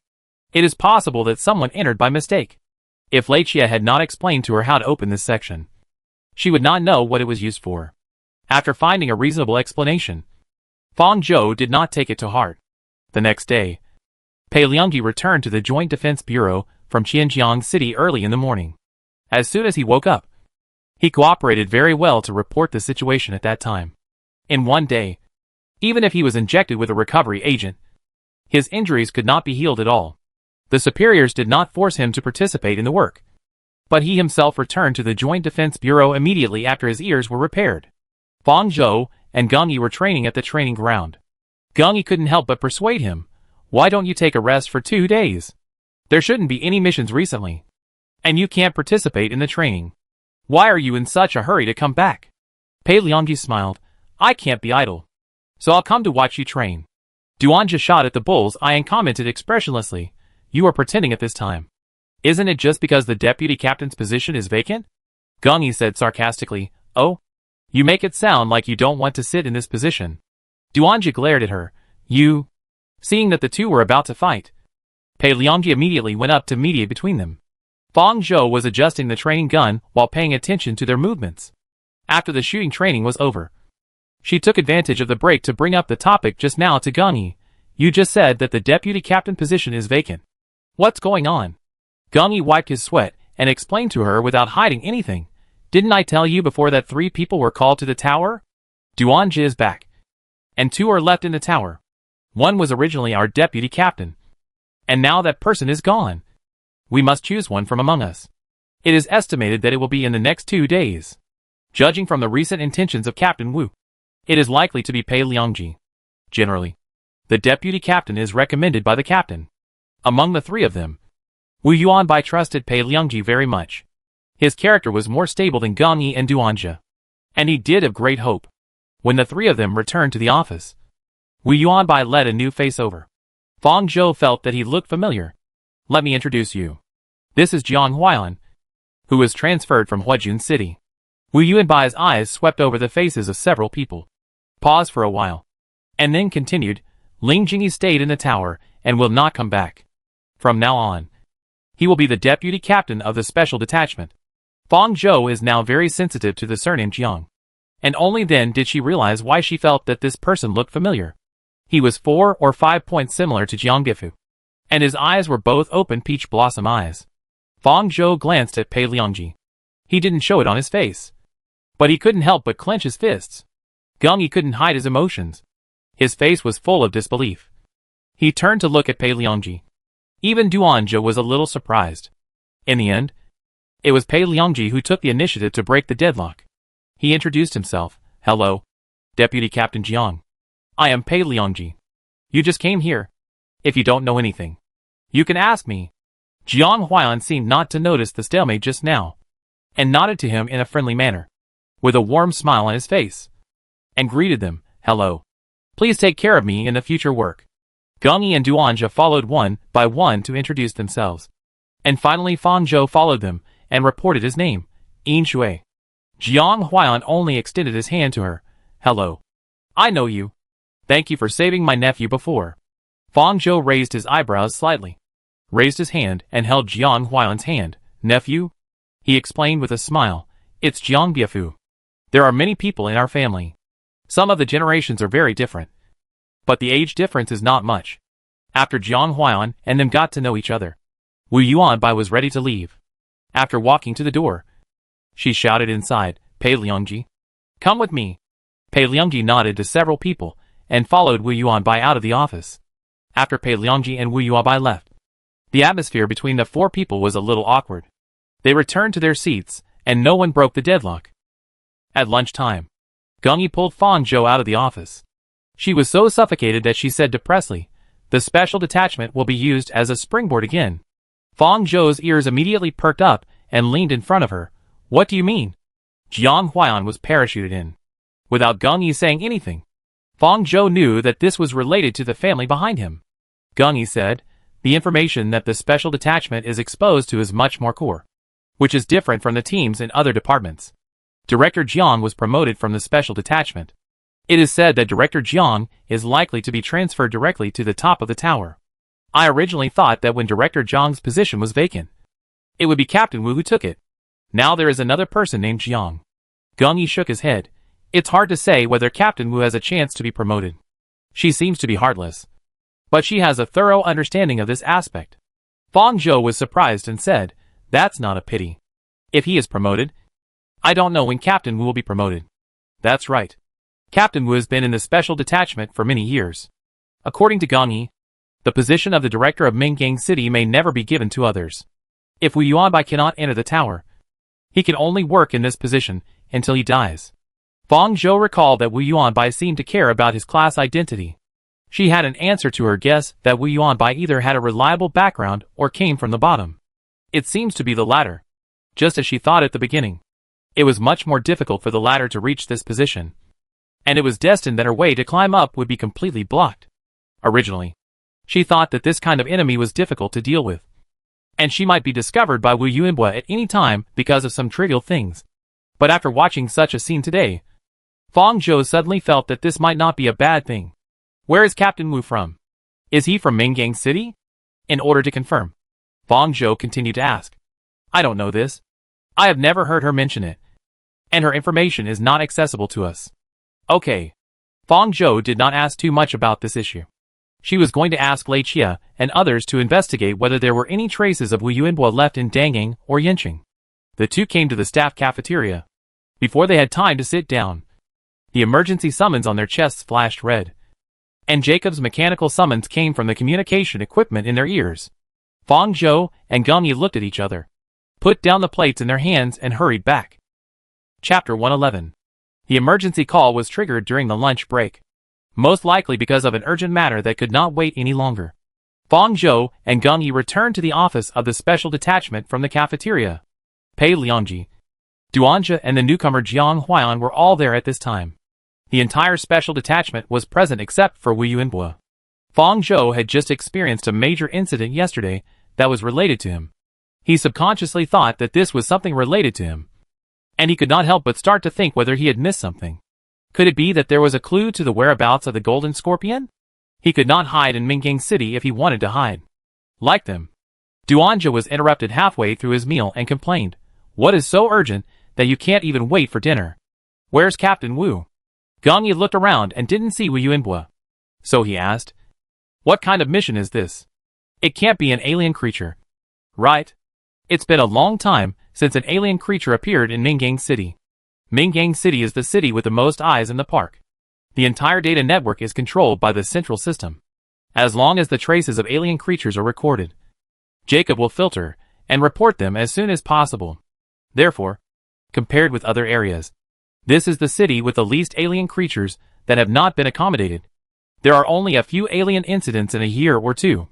Jiang Huaiyan walked up to the few people, and he smiled. "Captain Wu is busy for the time being. I will be in charge this time." Jacob explained the situation to them. It is unknown what Wu Yuanbo said when he called Pei Liangji over. Fang Zhou now saw that he was much more stable, and did not show any slight reluctance due to Jiang Huaiyan's leadership. Following Jiang Huaiyan's instructions, Jacob's mechanical voice came from the communication devices in the ears of several people. "Yes, Deputy Captain Jiang Huaiyan," Jacob said in a serious manner. "There are alien creatures near Huaya Avenue in Minggang City. No video footage has been taken yet. Its ability is suspected to be able to change electronic circuits and intercept data transmission. It is temporarily estimated to be electronic control. I have applied to Admiral Agatha of the headquarters for firewall protection to temporarily block the electronic control from the alien creatures. Please ask the police officers of the special detachment to solve it quickly." Geng Yi was surprised and said, "It's really an alien creature?" Fang Zhou had never thought that he would encounter an alien creature with such ability. According to Jacob, this alien creature may have been hiding in Minggang City for a long time. To be able to do this, the intelligence level of the alien creature must be not low. The most important thing is that its ability is electronic control, controlling electronic data and communication directions in the park. Fang Zhou knew what this meant, and she made a decision in an instant. It must be taken down. Even if it has to give up the identity of Yin Shui, it must be taken into its pocket. However, since it had escaped from their eyes before, how did they find it? Even now that they were asked to capture it. Jacob also said that no video has been taken yet. Did it not get filmed? Or was it deleted by this alien creature? If it's the latter, since the other party deleted the image, how did you determine its existence? Fang Zhou pointed out bluntly. Besides, Jacob only gave us an approximate location. How can we find it? Huaya Avenue occupies a quarter of Minggang City. We must not make a wasted trip. Jiang Huaiyan glanced at Fang Zhou, mixed with a little displeasure caused by her doubts, which was quickly suppressed by him. He chuckled and replied to Fang Zhou, "Don't worry about this. I came here to point out the direction for you." As he said that, he picked up the paper map on the table next to him. Fang Zhou was sharp-eyed and recognized that it was a specific map of Minggang City. When was it placed here? She couldn't understand Jiang Huaiyan's actions. Nowadays, electronic maps are more convenient than paper maps, and there are few such old-fashioned ways to see the road. So she basically didn't see paper maps here, unless Jiang Huaiyan did it for other reasons. Before coming, Jiang Huaiyan had a detailed investigation of the background information of several people, considering that they would be teammates in the next period of time. Jiang Huaiyan did not avoid them on purpose. He looked for a while and pointed out one of the locations. It was in the middle of Huaya Avenue, a street called Manko. 10 minutes ago, it was near this location. There was Agatha's firewall. It could not hide its tracks by modifying the electronic route for the time being. Jacob did not capture its trace, which means that its position has not moved. You just need to surround this place and check it one by one, and force it out. At that time, it will enter Jacob's sight. and Jacob will help you point out the specific route. Jiang Huailan also pointed out an approximate range. But the small street is much clearer than the information of the entire avenue given by Jacob. His actions made Fang Zhou realize that the existence of this alien creature would expose his coming to Minggang City. Is this his ability? Can he see the location of the alien creature through the map? If so, Jiang Huailan's ability must have certain limitations, such as he can't see the alien in her body. He can't detect the location that doesn't exist on the map, and the distance, the location of the ability user, etc., may all be his limitations. Otherwise, as long as he is given a specific map of the safe zone, he can find the location of all the alien creatures. Even if he has enough background, the central government will not let this kind of character train in the Joint Defense Bureau. It's just when did he come to Minggang City, and when did he know about this alien creature? From the fact that Jiang Huailan has contacted the tower and used the abilities of the people in the tower, it can be seen that this is definitely not a temporary decision today. At least the time must be pushed forward one day. Jiang Huailan's appearance is a red crisis signal for Fang Zhou. She is very glad that she did not abandon Yin Shui's identity in advance, and welcomed Jiang Huailan in the Joint Defense Bureau, and knew his abilities in advance. This mission is not difficult. The ability of this alien creature is clear, and its attack power is not strong. The main thing is to find it from its hiding place. You guys go to Huaya Avenue together. Split up and act from all sides. The sooner you solve it, the better. Jacob mentioned quickly solve it, and Jiang Huailan also emphasized this point, combining Jacob's report and what Jiang Huailan mentioned. They are so urgent, perhaps not because of the urgency of capturing this alien creature, but probably because the Admiral Agatha, who can restrain the electronic control ability of this alien creature to a certain extent, is in a hurry. Ark remembered the owner of this name. Agatha was among the information of the tower that had been passed in the game forum. She is one of the two managers of the 192-194th floor of the tower. These floors are responsible for exploration outside the safe zone and manage the elite troops of the Paradise. They are two different systems from the army of the 151st floor directly under the Archon managed by Mila. Get ready to go. After explaining the situation, Jiang Huailan said, the location of the Joint Defense Bureau is also a section of Huaya Avenue. Fang Zhou and his friends rushed there quickly. Mango Street is a street mainly for buying and selling electronic products. The decoration style of the whole street is very modern. After Fang Zhou entered with a few people, he could see the home robots placed in the display windows of the shops on both sides of the street, or the promotional videos of the housing managers put on the door. The hiding place chosen by this alien creature is very consistent with its ability. It really knows how to find a place to hide. How can it find it with so many shops here? Duanja said disdainfully, as soon as he saw the situation clearly. Just find it. You are so talkative. Geng Yi said. Geng Yi, are you sick? Did I offend you? Pei Liangji immediately separated the two of them. Don't quarrel. Don't quarrel. Jiang Huailan did not come with them. He was in charge of the Joint Defense Bureau and gave orders based on their positions, through the coordinate information embedded in their communication equipment. He knew that several people had arrived at the destination. His voice came from the communication equipment of several people. Duanja and Yin Shui are in one group. Geng Yi and Pei Liangji are in one group. You search separately. Geng Yi and Pei Liangji are old partners. Fang Zhou, who has just arrived, is naturally assigned with Duanja, who is alone. Duanja's expression froze when he heard this assignment. He was very dissatisfied with this assignment. From the beginning, he showed enough contempt for her because of her identity as Yin Shui, Dangang, and was even more unwilling to act with her. But he did not dare to refute Jiang Huailan, who was surnamed Jiang, and could only say to Fang Zhou in a sarcastic tone, garbage is useless when it leaves the garbage dump. You'd better not hold me back. Duanja was born with thin lips and thin eyes, and he looked even more mean when he said this. Deputy Captain Jiang, I want to report it. Fang Zhou did not respond to him, but said to the other side of the communicator without hesitation. Duanja did not cooperate with the work and spoke ill of his colleagues during work, which seriously harmed my physical and mental health. Duanja's eyes widened. The other side of the communication device fell into a short silence, and Jiang Huailan said, Duanja, colleagues should get along well with each other. Duanja gritted his teeth as he looked at Fang Zhou's back. Due to Jiang Huailan's warning, he did not dare to say anything rude to Fang Zhou, which made Fang Zhou's ears quieter. After searching for a while in the front, neither team found the alien creatures. At this time, Jiang Huailan suddenly reminded, in the store named Home on the 25th. Hurry over. Fang Zhou thought. It was not Jacob who reminded them, but Jiang Huailan. 10 minutes.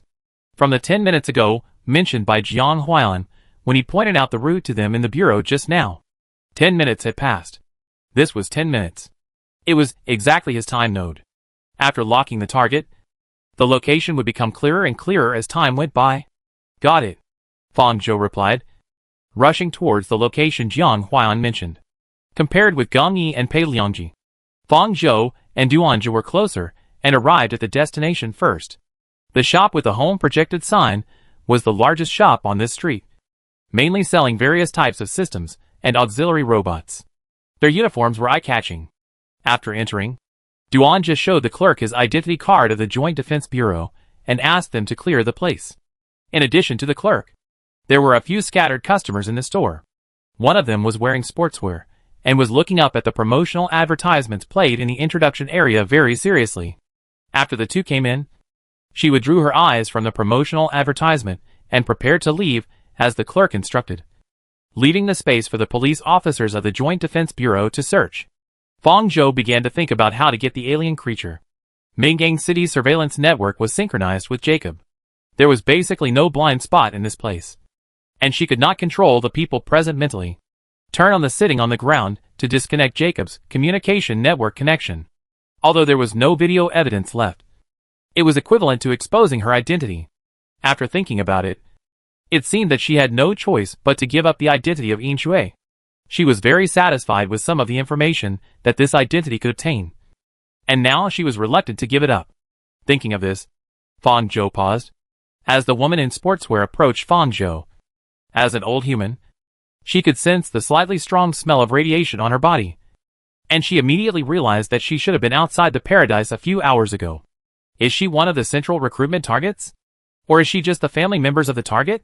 Fang Zhou couldn't help but cast his eyes. It was a shorter woman wearing a loose sportswear. She put her hands in her pockets and wore a black mask, covering half of her face, revealing only a pair of eyes. The dark circles under her eyes were very heavy, and the overall atmosphere was slightly gloomy. The facial contours and body shape looked a bit like a minor. When passing by her, Fang Zhou heard her say to her in a very small voice, "Do you want it? Can I help you?" Chapter 112. What? What is she talking about? Fang Zhou paused. His heart sank suddenly. His thoughts were in a mess. He raised his hand to pinch the communication device in his ear, and hooked the woman's hat with his other hand, asking the python to help secretly. She was pulled back by Fang Zhou. Her eyes widened, as if he had never expected her to make such a reckless move. The communication device was always in operation.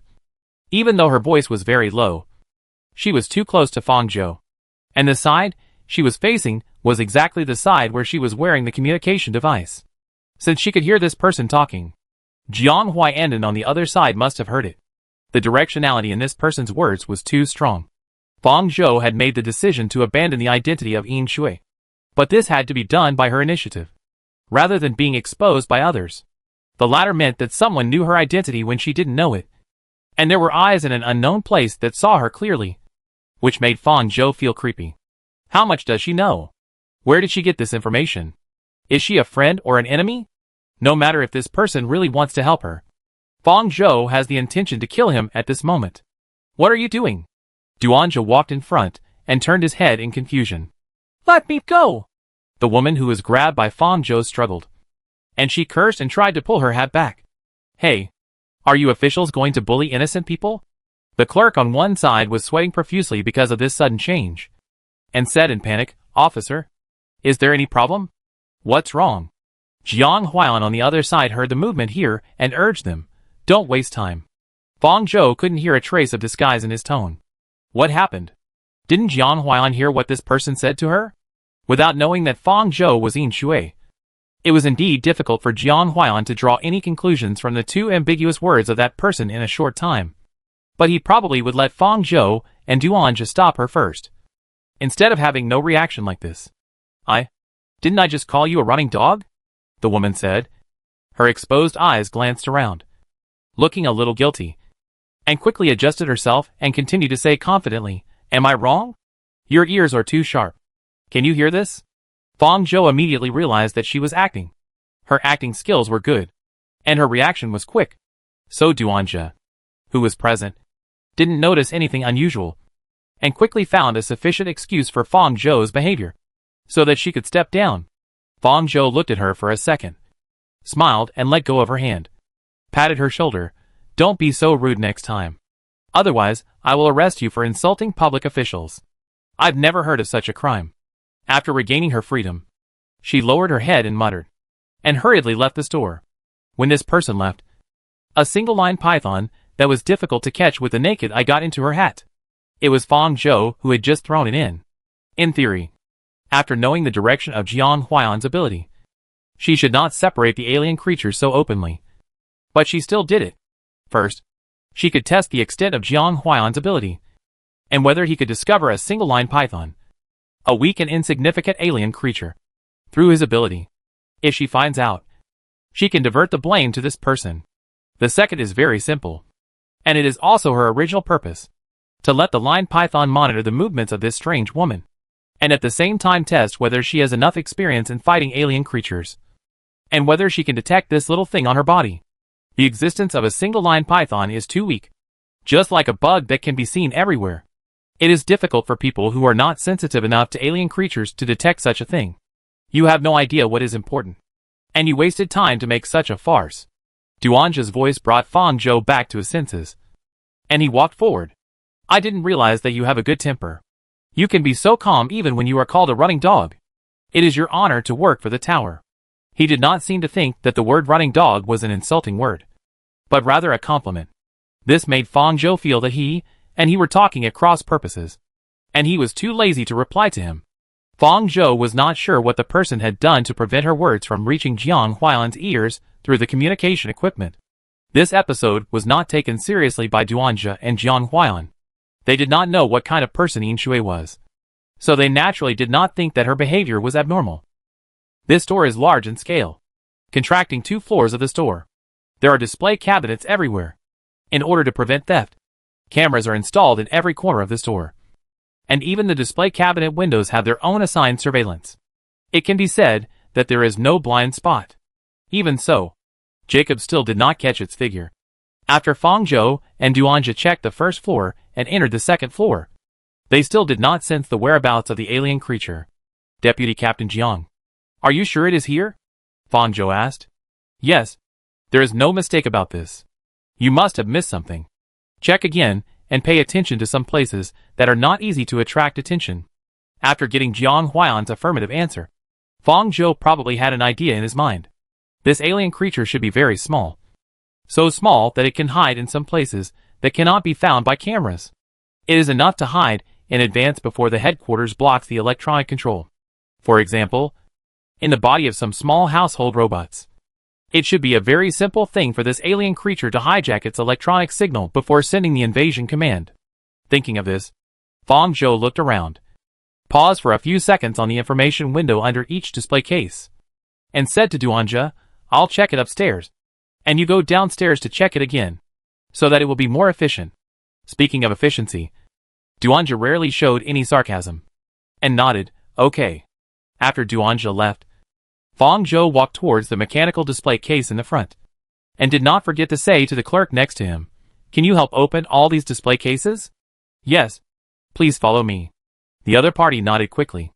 The existence of the tower is too absolute, and ordinary people are only qualified to look up to it. They have a natural respect and trust for officials such as the Joint Defense Bureau who work for the tower. After initially verifying her and Duanja's identities, they got the permission of the store manager. No matter what they asked, they responded quickly and came over to open these display cases one by one. From the storage information under the display case, Fang Zhou knew that the items on the second floor were newly stored and much later than those on the first floor. So he sent Duanja to the first floor. "How often do you change the exhibits?" Fang Zhou asked. "Usually, we change them once a day. We are more diligent on weekends. There are more customers today, and we changed a small part half an hour ago." Fang Zhou joked, "I didn't expect your business to be so good. I remember that the prices of housing systems and furniture robots are not cheap. The clerk said, "This is Mangang City after all. These things are not expensive for people here. With your salary as a police officer, if you want to buy a few top-level configurations, it may only take 2 days of work." Currently it is Fong Zhou of Yin Dangang Daoqian Yuan by Cheong Bishui. She changed the topic. Which ones have just been replaced? Let's start with the ones that have been replaced. The rows near the entrance are there. Please follow me. As the glass doors of the display cases opened one by one, the little guy who was originally hidden in them remained very calm and did not show any abnormality until the glass door in front of it opened. It was a cleaning furniture robot with cleaning tools installed on the outside. After the display case was opened, a small part fell off. Fong Zhou raised his eyebrows slightly. "Your quality control is not very good." The clerk was a little embarrassed. This situation rarely happens. "I will apply to the higher authorities for a quick review." Fong Zhou's guess was confirmed. It was indeed hiding in these machines. This alien creature was the smartest alien that Fong Zhou had ever met. It first hid in the body of a robot that had not yet been moved into the display cabinet, avoiding the all-pervasive eyes, and was locked in a display cabinet with a very high level of protection as it wished, and then waited for customers to buy it, and leave the store openly, and move to someone else's home without surveillance. Jiang Huayan's ability was not unreasonable for the alien creatures. He could see through this. Even if the information network established a firewall force that could restrain it, it could leave here quietly, and wait for Admiral Agatha to evacuate the firewall. Fong Zhou was very satisfied with it. The problem now was how she could get it. She did not take any action for the time being, but pretended to say to Duanja through the communication device, "Open the display cabinet and check the situation." Duanja said impatiently, "I know." Hearing her order, the clerk took the initiative to say, "I am the only one in the store who has the authority to open the display cabinet. Do you need me to go down and help the police officer? Then I'll leave it to you," Fong Zhou said. After the clerk left the second floor, Fong Zhou patted the uniform on her body. The identity of Yin Shui was so convenient that she was reluctant to give it up. She sighed. And just as she was about to start sitting in prison, after quickly weighing the pros and cons, Jacob's voice came from the communication device. "An unknown force is attacking the firewall. Please quickly unlock." Unlock. Unlock. Unlock. Jacob's voice became fragmented. And finally whoosh fell into silence. "What's going on? Jacob? Jacob." Fong Zhou heard Duanja's voice. Jacob was actually disconnected from their information network. Fong Zhou saw other possibilities. She immediately retracted the power she was about to release and said to the communication equipment, "Deputy Captain Jiang? Can you still hear? What happened? Is this alien creature changing the electronic route?" Jiang Huayan on the other side was also caught off guard by this development. He replied, "It can't be it. You two don't have to worry about it. Even if Jacob can't help you, you have to find it out. Keep an eye on every exit. It has nowhere to escape." At the same time, the line python released by Fong Zhou also sent back the information. After the woman left home, she was holding the communicator in her hand and leaning on a bench by the roadside with her eyes closed. Did she do it? Or was the central government's assessment of this alien creature wrong? Whatever the case, Fong Zhou knew that now was a good time. She quickly locked onto the abnormal machine and launched a very slight sonic attack on its interior that would not damage the parts. As Jiang Huayan said, after being separated from electronic control, this alien creature itself had no attack power at all. Fong Zhou only attacked it lightly, and it rolled and crawled, pushing open the maintenance port of the home robot and rolling out from inside, and fell out of the display cabinet with a click and fell to the ground. It was an alien creature the size of Fong Zhou's palm, standing on 2 feet, with white hair growing longer than its head, except for its exposed palms and soles. It had a long tail behind it, and looked a bit like a shrew. Before Fong Zhou could make any follow-up moves, it spread its limbs and knelt in front of Fong Zhou, lying flat on the ground without any movement. Then a prompt sound came from Fong Zhou's ears. "Alien creature wall rat. Willing to submit to you." Added illustration wall rat. No. 30. Wall rat. Level. A based on comprehensive danger and intelligence level. Main ability data manipulation. Can manipulate electronic data through related media. Change electronic communication tracks, etc. Fong Zhou. A smart alien creature will make the right judgment according to the situation. But this one is too spineless. Fong Zhou resisted the urge to complain.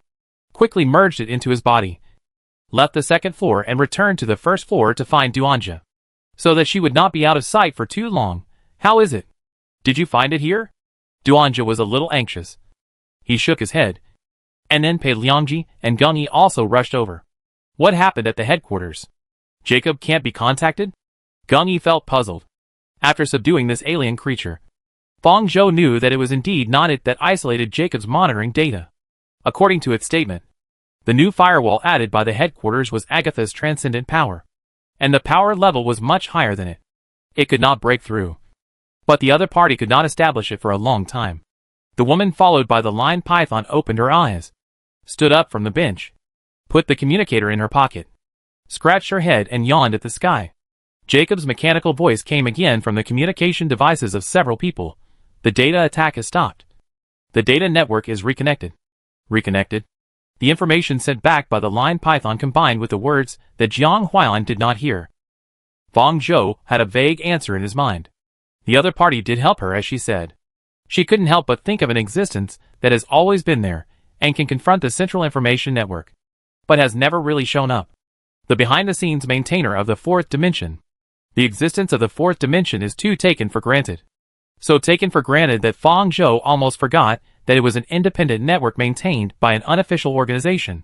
If it is maintained by a high-level transcendent who can control the data network, then it makes sense that it can be independent of the data network of the central tower. This unnatural force is certainly not something that can be completely resisted by simple technology. It is not difficult for people who can freely roam in the data world to obtain her information. In this case, why should she help her?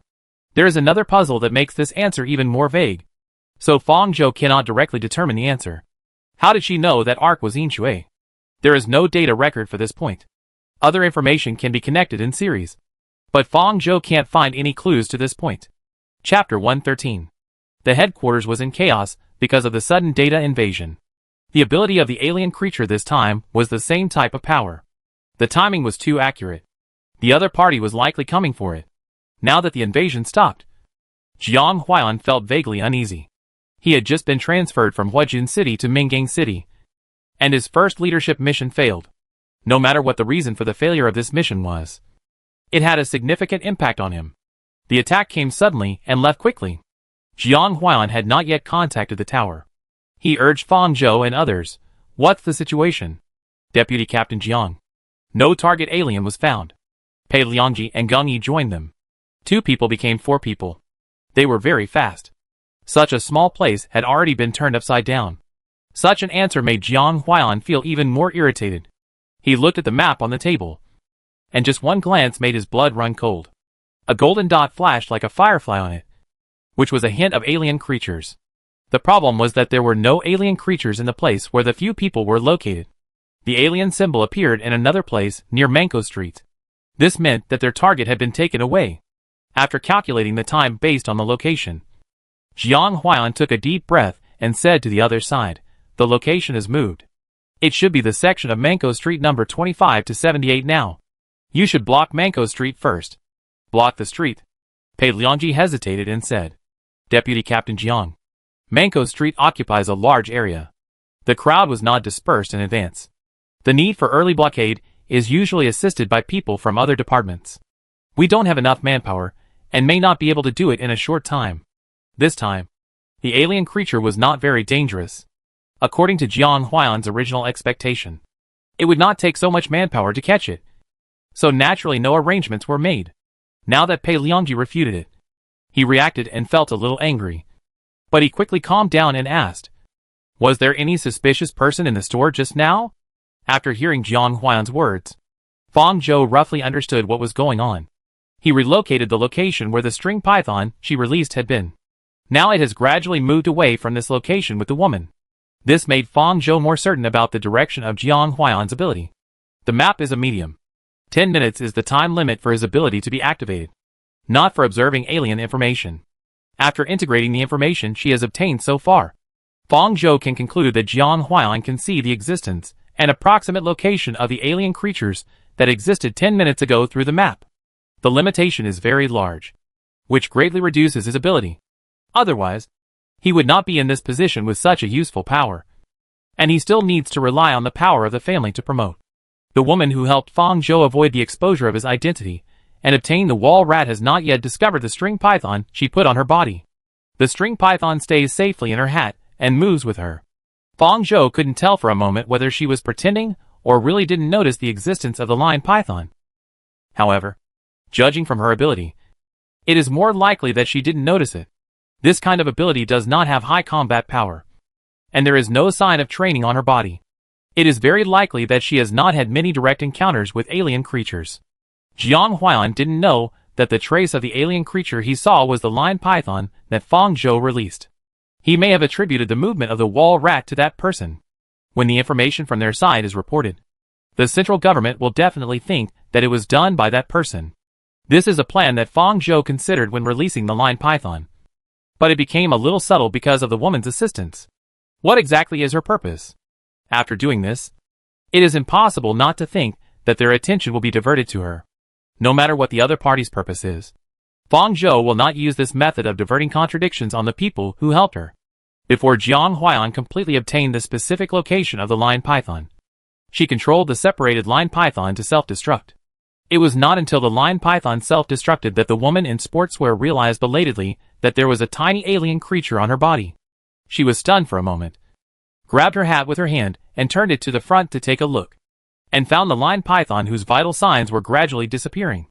Knowing Fang Zhou's information, she certainly knew who put it there, and she hissed. He uttered a sound and couldn't help muttering. As expected of her, she is so vigilant. This was the information Fang Zhou obtained before the python's vital signs completely disappeared. As expected of her? Does this person know her well? Fang Zhou felt a little headache. This was the first time she felt so difficult, so she had to temporarily shift her attention away from this person. Duanja thought of the conflict Fang Zhou had just caused when Jiang Huan mentioned the suspicious person. He said, the person who had a conflict with Yin Shui just now. Jiang Huan immediately commanded, Jacob, call up home. This half-hour surveillance video. Lock the target, who had a conflict with Yin Shui, to leave home. All the routes after that. 2 seconds later, Jacob replied, sorry, Deputy Captain Jiang Huan. I didn't catch the movement track of the target you mentioned. How is this possible? Duanja couldn't help but speak out. There are surveillance networks everywhere around here. As long as they are here, there is no way Jacob can't find them. Jiang Huan was checking the video footage sent by Jacob. No, nothing. The person seemed to have disappeared after leaving home, which further confirmed his guess. Jiang Huan looked at the map again. The golden light that was originally flashing in his eyes was completely extinguished at this time. His face became even uglier. The communicator on the side sent a communication contact prompt, and the note displayed on it was cousin. He cut off the communication device in his ear and picked up the phone. A minute later, Fang Zhou received a notification from Jiang Huan. He said to the others, no need to look for him. Come back. The others looked at each other and had to go home. When they got back to the car, Gung Yi couldn't help complaining, what's going on recently? Why do we run in vain every time? Can this new deputy captain really do it? I was stunned when he asked us to block the street. Fang Zhou nodded and agreed, that's right. How come he has no experience at all? Duanja leaned back from the passenger seat and groaned at them. Do you have the right to question the decision above? Gung Yi didn't say anything, but looked at him seriously. After a while, he said, Duanja, you are such a good dog. Damn! If he hadn't been tied up by a safety belt, Duanja would have jumped up and fought with Gung Yi. The first item in the employee handbook is absolute loyalty to the tower. If you don't agree with this, why are you still in the Joint Defense Bureau? Who said I don't agree? But don't treat yourself as a dog. You are so flattering. Gung Yi, I'm going to kill you. Pei Liangji didn't join their chat. He looked at the road ahead and drove the car without saying a word. Without his obstruction, Duanja and Gung Yi soon calmed down. Back at the Joint Defense Bureau, they each wrote their own task reports and prepared to hand them in, without summoning them one by one, except for the half-minute of being invaded.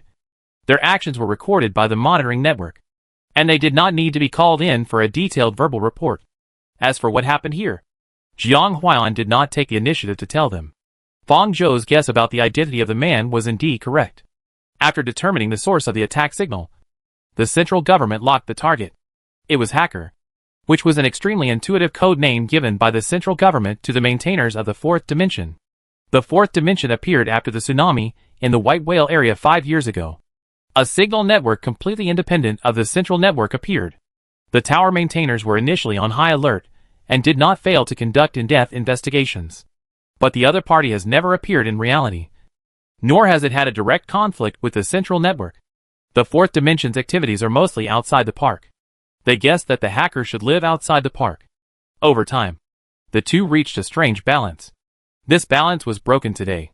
The hacker entered the park and interfered with an alien capture operation, taking away an experimental alien they favored. This is undoubtedly a direct declaration of war. After being silent for so many years, it suddenly appeared without any signs, which made Bai Chung, who was already overwhelmed by the arc, even more headache. Also affected was Jiang Huailan, who applied for assistance this time, as the director of the Joint Defense Bureau, and Jiang O, who recommended Jiang Huailan to become the deputy captain of the special detachment. They were under considerable pressure. After returning from the tower, Jiang O called Jiang Huailan into her office. As the door closed, Fang Zhou, who was still writing a report in the office, heard the two people's voices clearly reach her ears. Waste. Jiang Huailan. You can make mistakes in such a small matter. What's the point of transferring you here? Your transcendence power is neither up nor down. And your execution ability is neither up nor down. You don't even know how to check the guests in the store and let the target slip away from your eyes. Jiang O's voice was irritable, not as warm as he showed in front of Fang Zhou at that time. Cousin, even if Wu Yuanbo did this, the result would be the same. Can she still resist data intrusion? The director's office is a corridor away from them, so they shouldn't be able to hear their voices. Fang Zhou knew that her audience perspective was working for the first time in a long time, so she pricked up her ears. How can this be the same? You just came here and failed the mission. How can I promote you without any achievements? There is a difficult Wu Yuanbo above you. She is very ambitious and her desire for power is beyond my imagination. As long as she is useful. Some guys in the tower don't care about her background. I have spent a lot of effort to keep her in this position over the years. Jiang O paused, not to mention that it took me a lot of effort to transfer you directly to the deputy team position. You are better. If you were more useful, it wouldn't be like this. I'm sorry, cousin. There won't be a next time. There was silence inside, and Jiang O sighed. Forget it. It's useless to say these now. I will be transferred to the tower to replace my aunt soon. Deputy Zhou will take my position. You have to find a way to get rid of and take the remaining deputy position. And that Yin Shui. Put the blame on her. Her behavior this time is very strange. The headquarters is investigating traitors recently, which is a good opportunity to cut in. I understand. Cousin. Fang Zhou, who accidentally heard their loud conspiracy, raised his eyebrows. Wow. Chapter 114. Fang Zhou listened with great interest, wishing they could talk more. And even better, tell all the plans they were going to make. Unfortunately, there was no such good thing. And the two stopped talking here, just after discussing how to suppress Wu Yuanbo. The protagonist of the topic appeared in the office. Wu Yuanbo looked around and fixed his eyes on Fang Zhou. Yin Shui. Come with me. Fang Zhou followed Wu Yuanbo into her office, and the life robot on the side controlled its small rollers to get busy as soon as it saw the people coming, and moved to their side. Wu Yuanbo picked up the teapot brought by the life robot on the side, poured her a cup of tea personally, and said, Did the mission go well today? Fang Zhou took the teacup and showed a helpless expression. Captain Wu, stop teasing me. Don't you know that the mission failed? Wu Yuanbo did not answer. She put her finger on the rim of the teacup in front of her and turned it around. Jiang O did not tell her about Jiang Huailan's mission this time. She completely skipped her as the captain and handed the power to Jiang Huailan, the deputy captain. Under the power. The rules are shit. A small person like her has no right to question the rules. She brought up another topic. It's been a week since I started working. What do you think of the Joint Defense Bureau? It's pretty good. There is food and drink. So far, the mission is relatively easy. It's the life of my dreams. Fang Zhou added, Everyone treats me with respect when I go out in this uniform. I never thought of this before. Now I look forward to the day of salary payment the most. Yes. Wu Yuanbo laughed. She raised her hand to adjust her cuffs and stroked the red color of the uniform edge. which symbolized her position. Her eyes darkened slightly, and she agreed. Once you put on this uniform, you don't want to take it off. You can get respect from most people with just this uniform. Fang Zhou leaned forward a little, raised his tea and raised it to her. Thank you for discovering me, Captain Wu. Without you, there would be no Yin Shui today. Wu Yuanbua, you stayed by yourself. Fang Zhou smiled and said, Captain Wu definitely didn't call me here just to say this. Right? Wu Yuanbua said. And she asked directly to warn, be careful with your recent actions, and don't do anything out of line. Wu Yuanbua has worked under Jiang O for so many years, and she knows his personality and methods very well, and has long been sensitive enough to this kind of hidden arrow. So after knowing that this mission failed, she could more or less expect that they would definitely put the spearhead on her, and then push the responsibility of the failure to the person who is most likely to bear it. But she didn't know what the means would be this time. Fang Zhou didn't expect Wu Yuanbua to come to remind her. Could it be that he felt sympathy for her similar identity and fate? Fang Zhou replied, I will. Thank you for reminding me, Captain Wu. After Fang Zhou left Wu Yuanbua's office, she called the other people in one by one, perhaps because summoning only her would attract the attention of Jiang O and others. In the evening, Fang Zhou left the Joint Defense Bureau and returned to his residence. Only then did he finally have the energy and time to sort out what happened today. The timing of the audience's perspective was just right this time, allowing Fang Zhou to know Jiang O and others' plans in advance. As she discussed with Geng Yi before, Jiang Huaiyan was transferred here to bypass Wu Yuanbua and let him take over the position left after she left, so that the Joint Defense Bureau of Mingang City would continue to be in the hands of their family. But Fang Zhou didn't expect that the failure of this mission would prompt them to speed up the progress and completely solve the stumbling block of Wu Yuanbua, and put the responsibility on her, although she was indeed the culprit of the failure of this mission. From this point of view, there is a sense that she has implicated Wu Yuanbua. But even if Jiang Huaiyan's failure of this mission was not a catalyst, they would find a way to solve Wu Yuanbua. Before, she asked Lei Chia to investigate the information of Wu Yuanbua in Dangang. After so long, there must be an answer. Fang Zhou did not contact Lei Chia first to ask about Wu Yuanbua's information. She held the communicator in her hand and tried to activate the ability of the wall mouse, preparing to familiarize herself with its use first. At the moment of activation, Fang Zhou felt as if she had entered another world. Countless electronic signals were derived from the communicator she held. They were crisscrossed and complicated. Fang Zhou couldn't help but want to get close to these lines. In an instant, numbers, words and pictures appeared on the lines they connected. Would you like to play the newly released game together? Do you have an appointment at 6 o'clock tomorrow? I want to treat you to a meal. I really can't stand this stupid X-company. I get little money but suffer a lot of anger. Wow. It's incredible. I ate a super big melon. Real-time communication information, call records, surveillance videos. All these things poured into Fang Zhou's head at the same time. She suddenly felt that her head was about to explode. She received too much information, causing her whole body to be in a state of stiffness, and her brain couldn't function at all. The wall rat immediately shouted in her body, Master, turn off. Turn off. Don't accept all the information. In the noisy reality where these information were pouring in, Fang Zhou caught the voice of the wall rat in her body. Turn off? How to turn it off? Wall rat, don't think about accepting all of them. Isolate them from the outside. She tried to cut off the uncontrolled influx of information and shut them out. And the information that appeared on the interlaced fluorescent green lines was suppressed. Fang Zhou was covered in cold sweat, gasping for breath, and the veins on his temples were throbbing. The wall rat was terrified with her in her body. And Fang Zhou asked it, why didn't you remind me earlier? The wall rat was timid. You opened it too suddenly. I didn't expect. Ark. She calmed down. This ability destined the wall rat to be more human than other alien creatures. It had been exposed to the overwhelming human information in the information network, and its expression was clearer than any alien creature in her body. Its intelligence was probably higher than that of the lion python.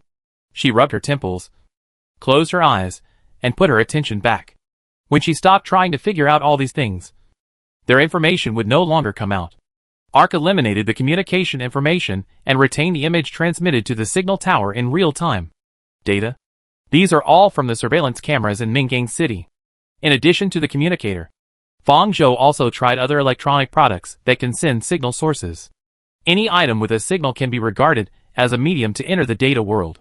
The ability of the wall mouse cannot allow Fang Zhou to go farther along these signal lines. But she can access the data in Minggang City. Fang Zhou even wants to try to enter the database of the central tower. Fortunately, although she is eager, she has not tried it so recklessly. The scope and depth of the sportswear woman I met today must be broader than the ability of the wall mouse. Some of her mysteries have no direction for Fang Zhou to find. And the other party's purpose has not yet been revealed. Fang Zhou believes that he will meet her again in the future. After testing the ability, Fang Zhou sent a message to Lei Chia in advance.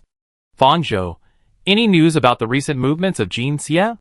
After a while, Lei Chia replied, he may be in Minggang City in the near future. The headquarters does not need to worry. He actually dared to come to Minggang City? Is this the most dangerous place, the safest place?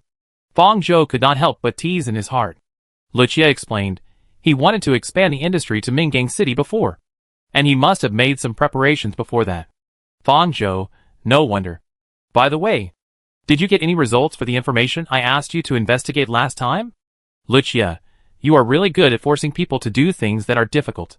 Isn't your identity as a citizen of Dangang because the background of District 2 is the most difficult to investigate? Fang Zhou, I believe this is not a difficult task for you. Reiki, give me another half day. Fang Zhou glanced at the current time. It seems that Reiki will have to work overtime tonight. After receiving the reply, Fang Zhou mobilized the ability of the wall rat to erase the electronic traces of her contact with Reiki. Before, she communicated with Reiki more through alien creatures or met directly, and the communication information did not exceed 3 times, mainly because she was worried that the triggering keywords would be intercepted. Now with the ability of the wall rat, she no longer has to worry about this. Fang Zhou is not worried that Reiki will not find anything. As she said before, as long as a person has lived, it is impossible for him to leave no trace at all. Inkwater. This identity is not completely fabricated. There was indeed such a person in Dangang, but her experience and growth were vague and could be reshaped by Fang Zhou at will. Then Wu Yuanbo must be the same. Fang Zhou needs to know what kind of person she is before deciding whether to create a stage for her. Jin Xie has been very depressed recently. In just a few days, the group he worked hard to run has entered a half-dead state due to official crackdowns. And in order not to expose his identity, he can only start hiding. This is too much of a gap for him, who was still planning how to expand his business to Minggang City a few days ago. It can be said that he fell from heaven to hell. Wang Chao no longer trusts him because of his previous behavior. Jin Xie felt very unwilling to accept this. This was all too strange. When did everything start to go wrong? He recalled the newcomer that Lei Chia had brought before. The newcomer that Wang Chao had called several times in a row. She was too suspicious. His people in Yizhili did not get any information about her. This made Jin Xie realize that Wang Chao had completely separated his power from him.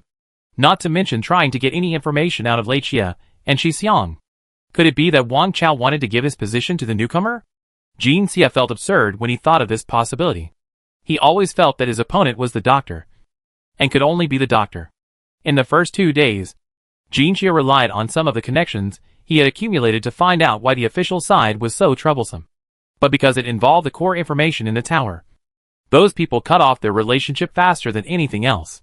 Boss, I think this matter is related to Yeji. A companion next to him said. His name is Zhou Chong. He is also a member of Yeji. A member recruited by Jin Xie, and naturally a follower of his lineage. In front of his subordinates, Jin Xie did not pretend to be gentle. He said unhappily, do you need to tell me this?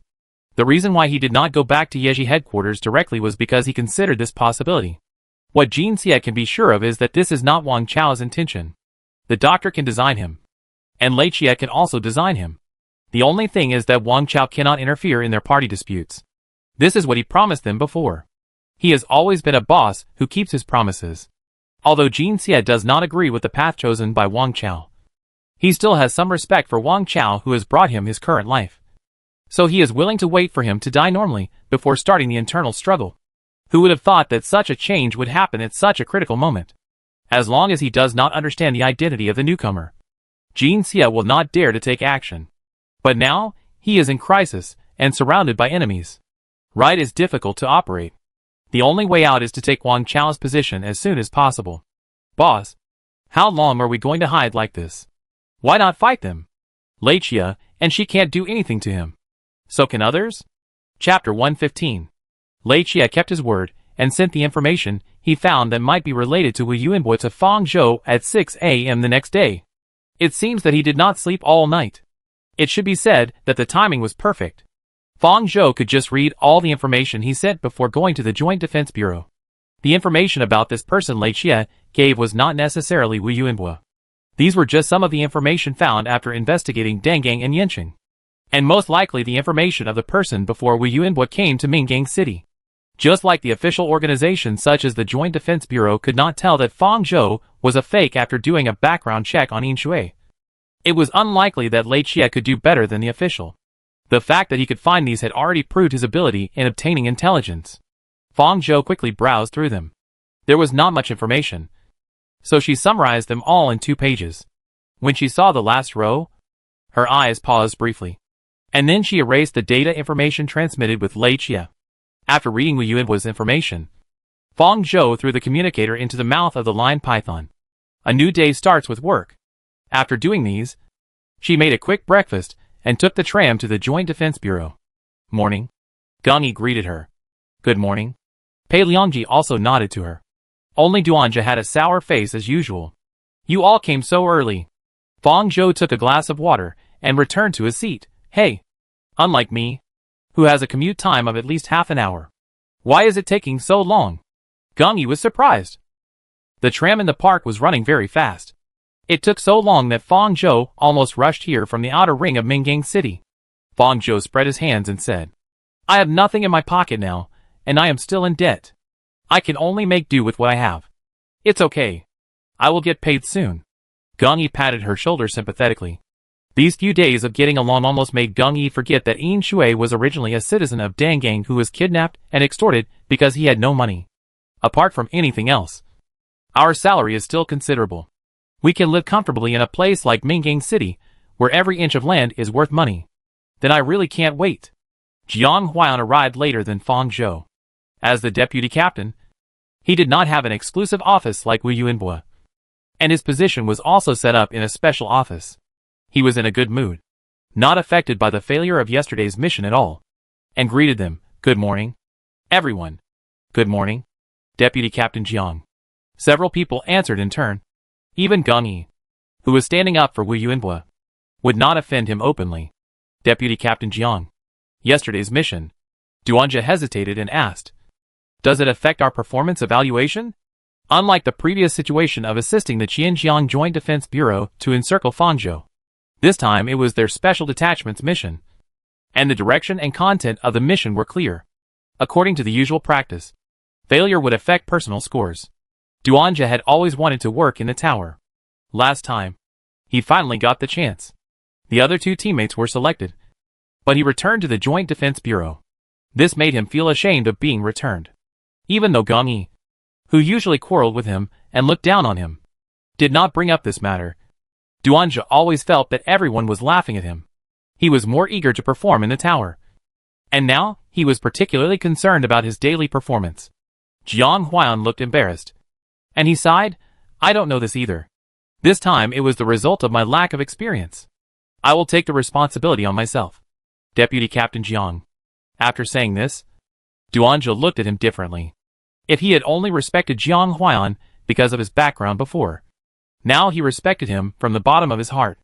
Jiang Huan continued, Your reports yesterday have all been submitted to the tower.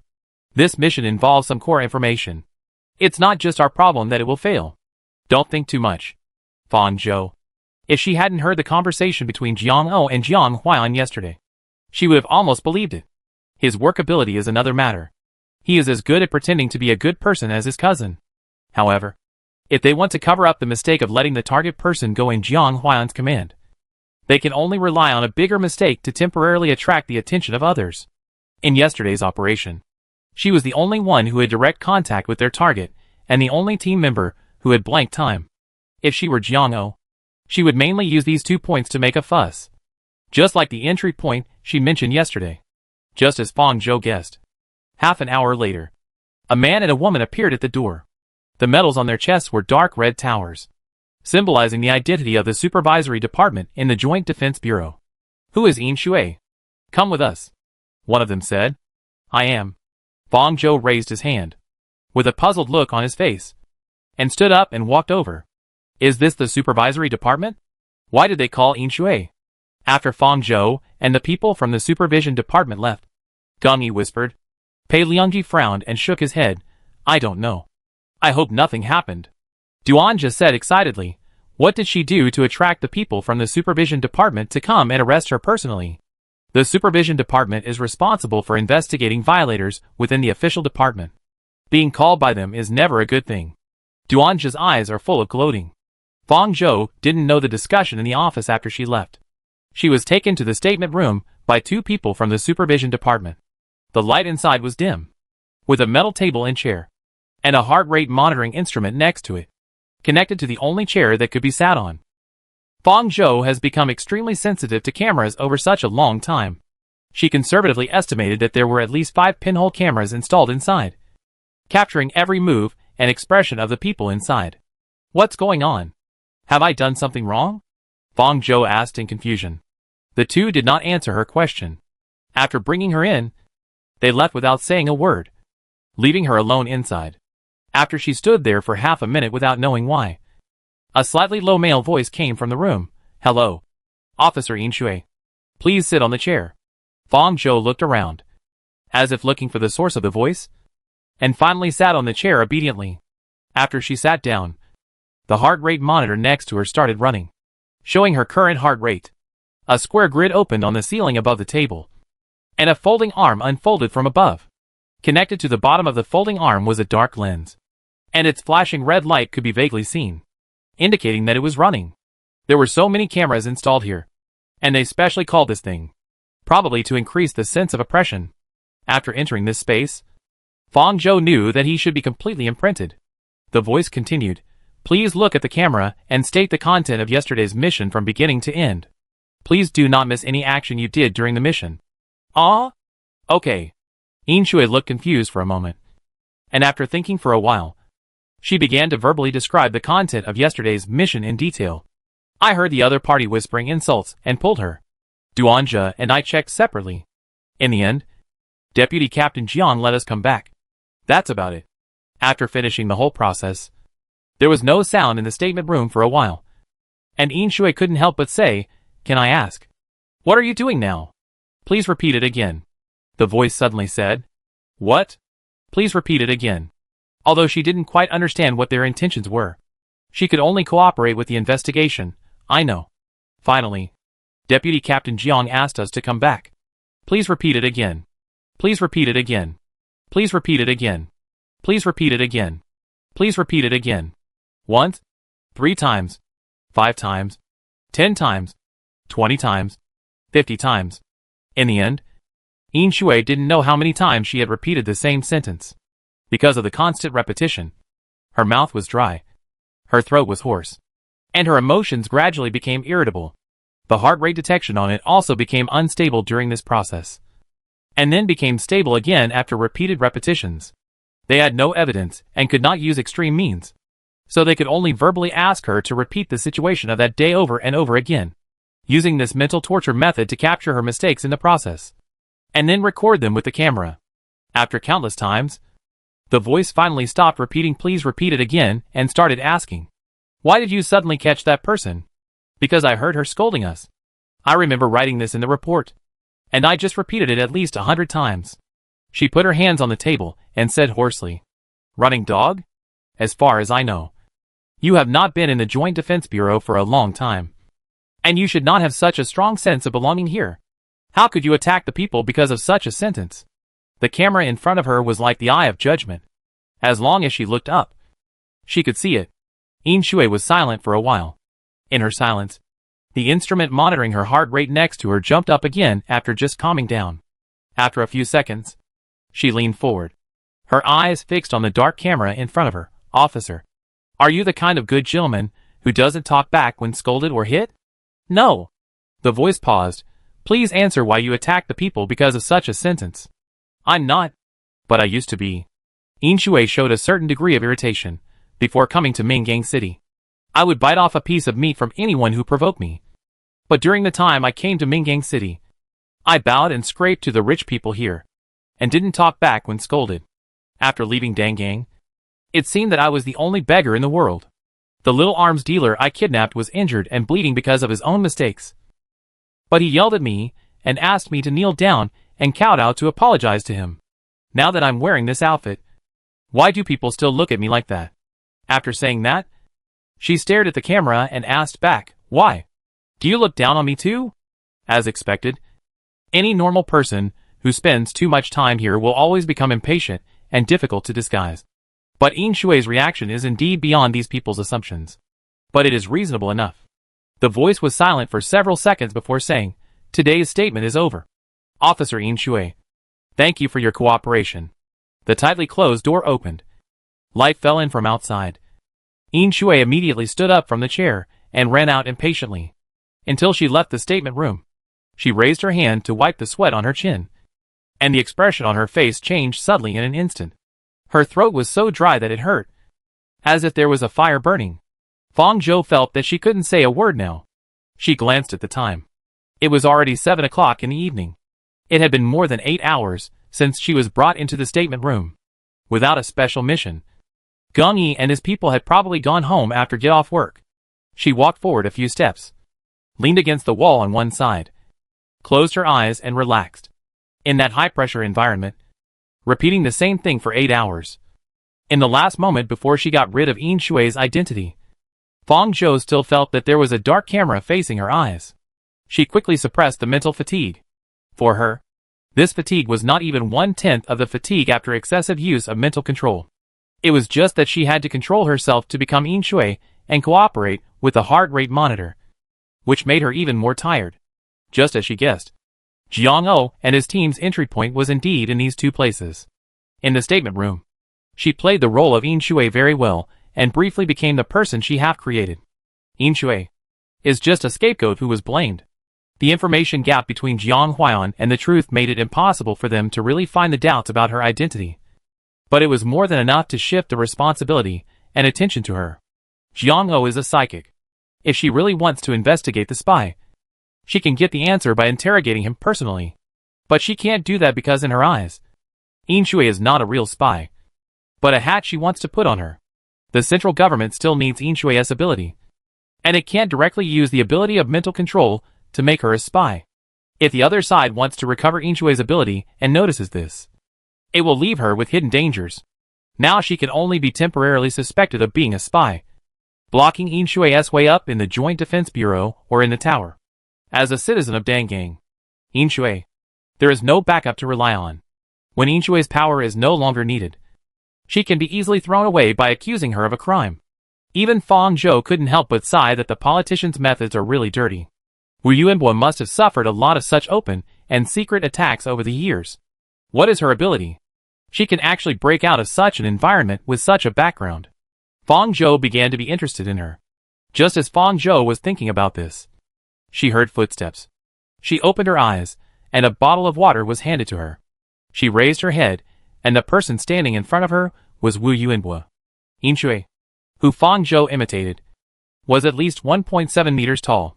She was still half a head shorter than Wu Yuanbo, and was looked down at by her. How could Wu Yuanbai be here? Was she following those people from the supervision department just now? She came out of the room next to the statement room. And the room where Fang Zhou was observed from behind the camera should be there. It makes sense. She is the captain of the special detachment. Fang Zhou joined the Joint Defense Bureau, and she discovered it. It is normal to inform her of such things. If her identity as a spy is confirmed, Wu Yuanbai may be implicated. Thank you, Fang Zhou said with difficulty, took the water from her hand and drank it in big gulps. After drinking a bottle of water, Fang Zhou felt that his throat felt better. Why is Captain Wu here? Let's go back first, Wu Yuanbo said. Yes. Fang Zhou responded and followed her. After a pause, she continued slowly. I almost thought I was going to die in there. What do they mean? Did I do something wrong? Or did I offend someone? Wu Yuanbo did not answer her question directly, but said, you and I will be temporarily transferred to Xinjiang City tomorrow to assist the Joint Defense Bureau there. After returning, organize the things you are going to carry. Fang Zhou was surprised. So sudden. Her voice was still hoarse. I'll go. But as the captain, What's the big deal about you being transferred to assist them? For a position like Wu Yuanbua? Besides the situation where all the members are dispatched, she is more likely to be in charge and lead. This kind of assistance is like treating her as an ordinary police officer, which is somewhat insulting. The only person in the entire Joint Defense Bureau who wants to directly transfer her is Jiang O. If she leaves the special detachment for one day, Jiang Huailan can replace her position more quickly. If she leaves Mingang City, Jiang O may be able to take action against her more easily. As for Jiang O's ability to reasonably transfer Wu Yuanbua, there should be some new news in Xinjiang City. Golden Scorpion? Didn't Rachel say that he is likely to be in Mingang City recently? I am just a small character who is called here and there. I will do whatever the higher-ups arrange. Wu Yuanbua said. Really? Fang Zhou said. I don't think so. Captain Wu will definitely get to the position you want in the future. Wu Yuanbua glanced at her. I didn't know you were so good at flattering. It's okay. I've almost used up the money you lent me last time. There are still many days before the salary is paid. Captain Wu. You see? Wu Yuanbua was a little speechless. She reached out to touch her wrist. After entering the number, Fang Zhou heard the sound of points being credited. Clicking it. It was 5 times what Wu Yuanbua gave her last time. Fang Zhou blinked and said, I don't think I need so much. I like what you say. I'm not in a hurry to pay it back. Oh. Thank you so much. Captain Wu. I wish you a promotion soon. Back at her residence, Fang Zhou noticed a subtle change in the layout of the house as soon as she entered the door. The half-drunk cup she had drunk in the morning moved very slightly, and there was dust on the carpet at the door. The people from the supervision department really went to her residence and turned her simple house upside down. Fortunately, she had anticipated it and destroyed the communication equipment for contacting Reiki. Otherwise, a blank communicator that could not find any contact signal would really confirm that she had countless connections with that woman. Fang Zhou briefly turned on the electronic control. Pinhole cameras were installed in the living room, and eavesdropping devices were also installed in the bedroom and bathroom. Should we say that they respect her privacy? No cameras were installed in these 2 places. Jiang O's move made her situation much more troublesome. Fang Zhou didn't care about these little gadgets in her house, and began to pack her luggage for Xinjiang City. After packing these things, she asked Xianmong to convey the relevant information to the trusted person at the Yeji headquarters. I will return to Xinjiang tomorrow. The captain of the special detachment has also been transferred there. Pay attention to the dynamics of Jin Xie.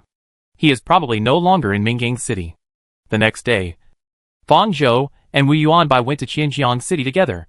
After arriving at the Joint Defense Bureau here, Wu Yuanbai immediately met up with Rui Pan, the captain of the Xinjiang City Special Detachment. Fang Zhou had contact with the members of Xinjiang City Joint Defense Bureau last time. Xiang Meng was very familiar with her. When she saw her this time, she waved to her enthusiastically. Hey, Yinshui. I didn't expect to see you again. Fang Zhou went up to her and high-fived her.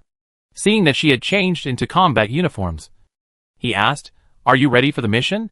Yes. She put the gun into the holster on her waist. Well, you should go too. Team Rui has been waiting for you. Fang Zhou originally thought that they would be in Xinjiang City for at least a few days, but they didn't expect to set off as soon as they arrived. She went to the meeting room with Xiang Ming. She asked, By the way, your captain is here too? Yes. Wow. What are you thinking? Transferring the captain to assist? To be honest, I haven't figured this out either. They chatted as they arrived at the meeting room, where Rui Pan and Wu Yuanbo were already waiting, along with another team member. As the host, Rui Pan should be the highest commander of this operation.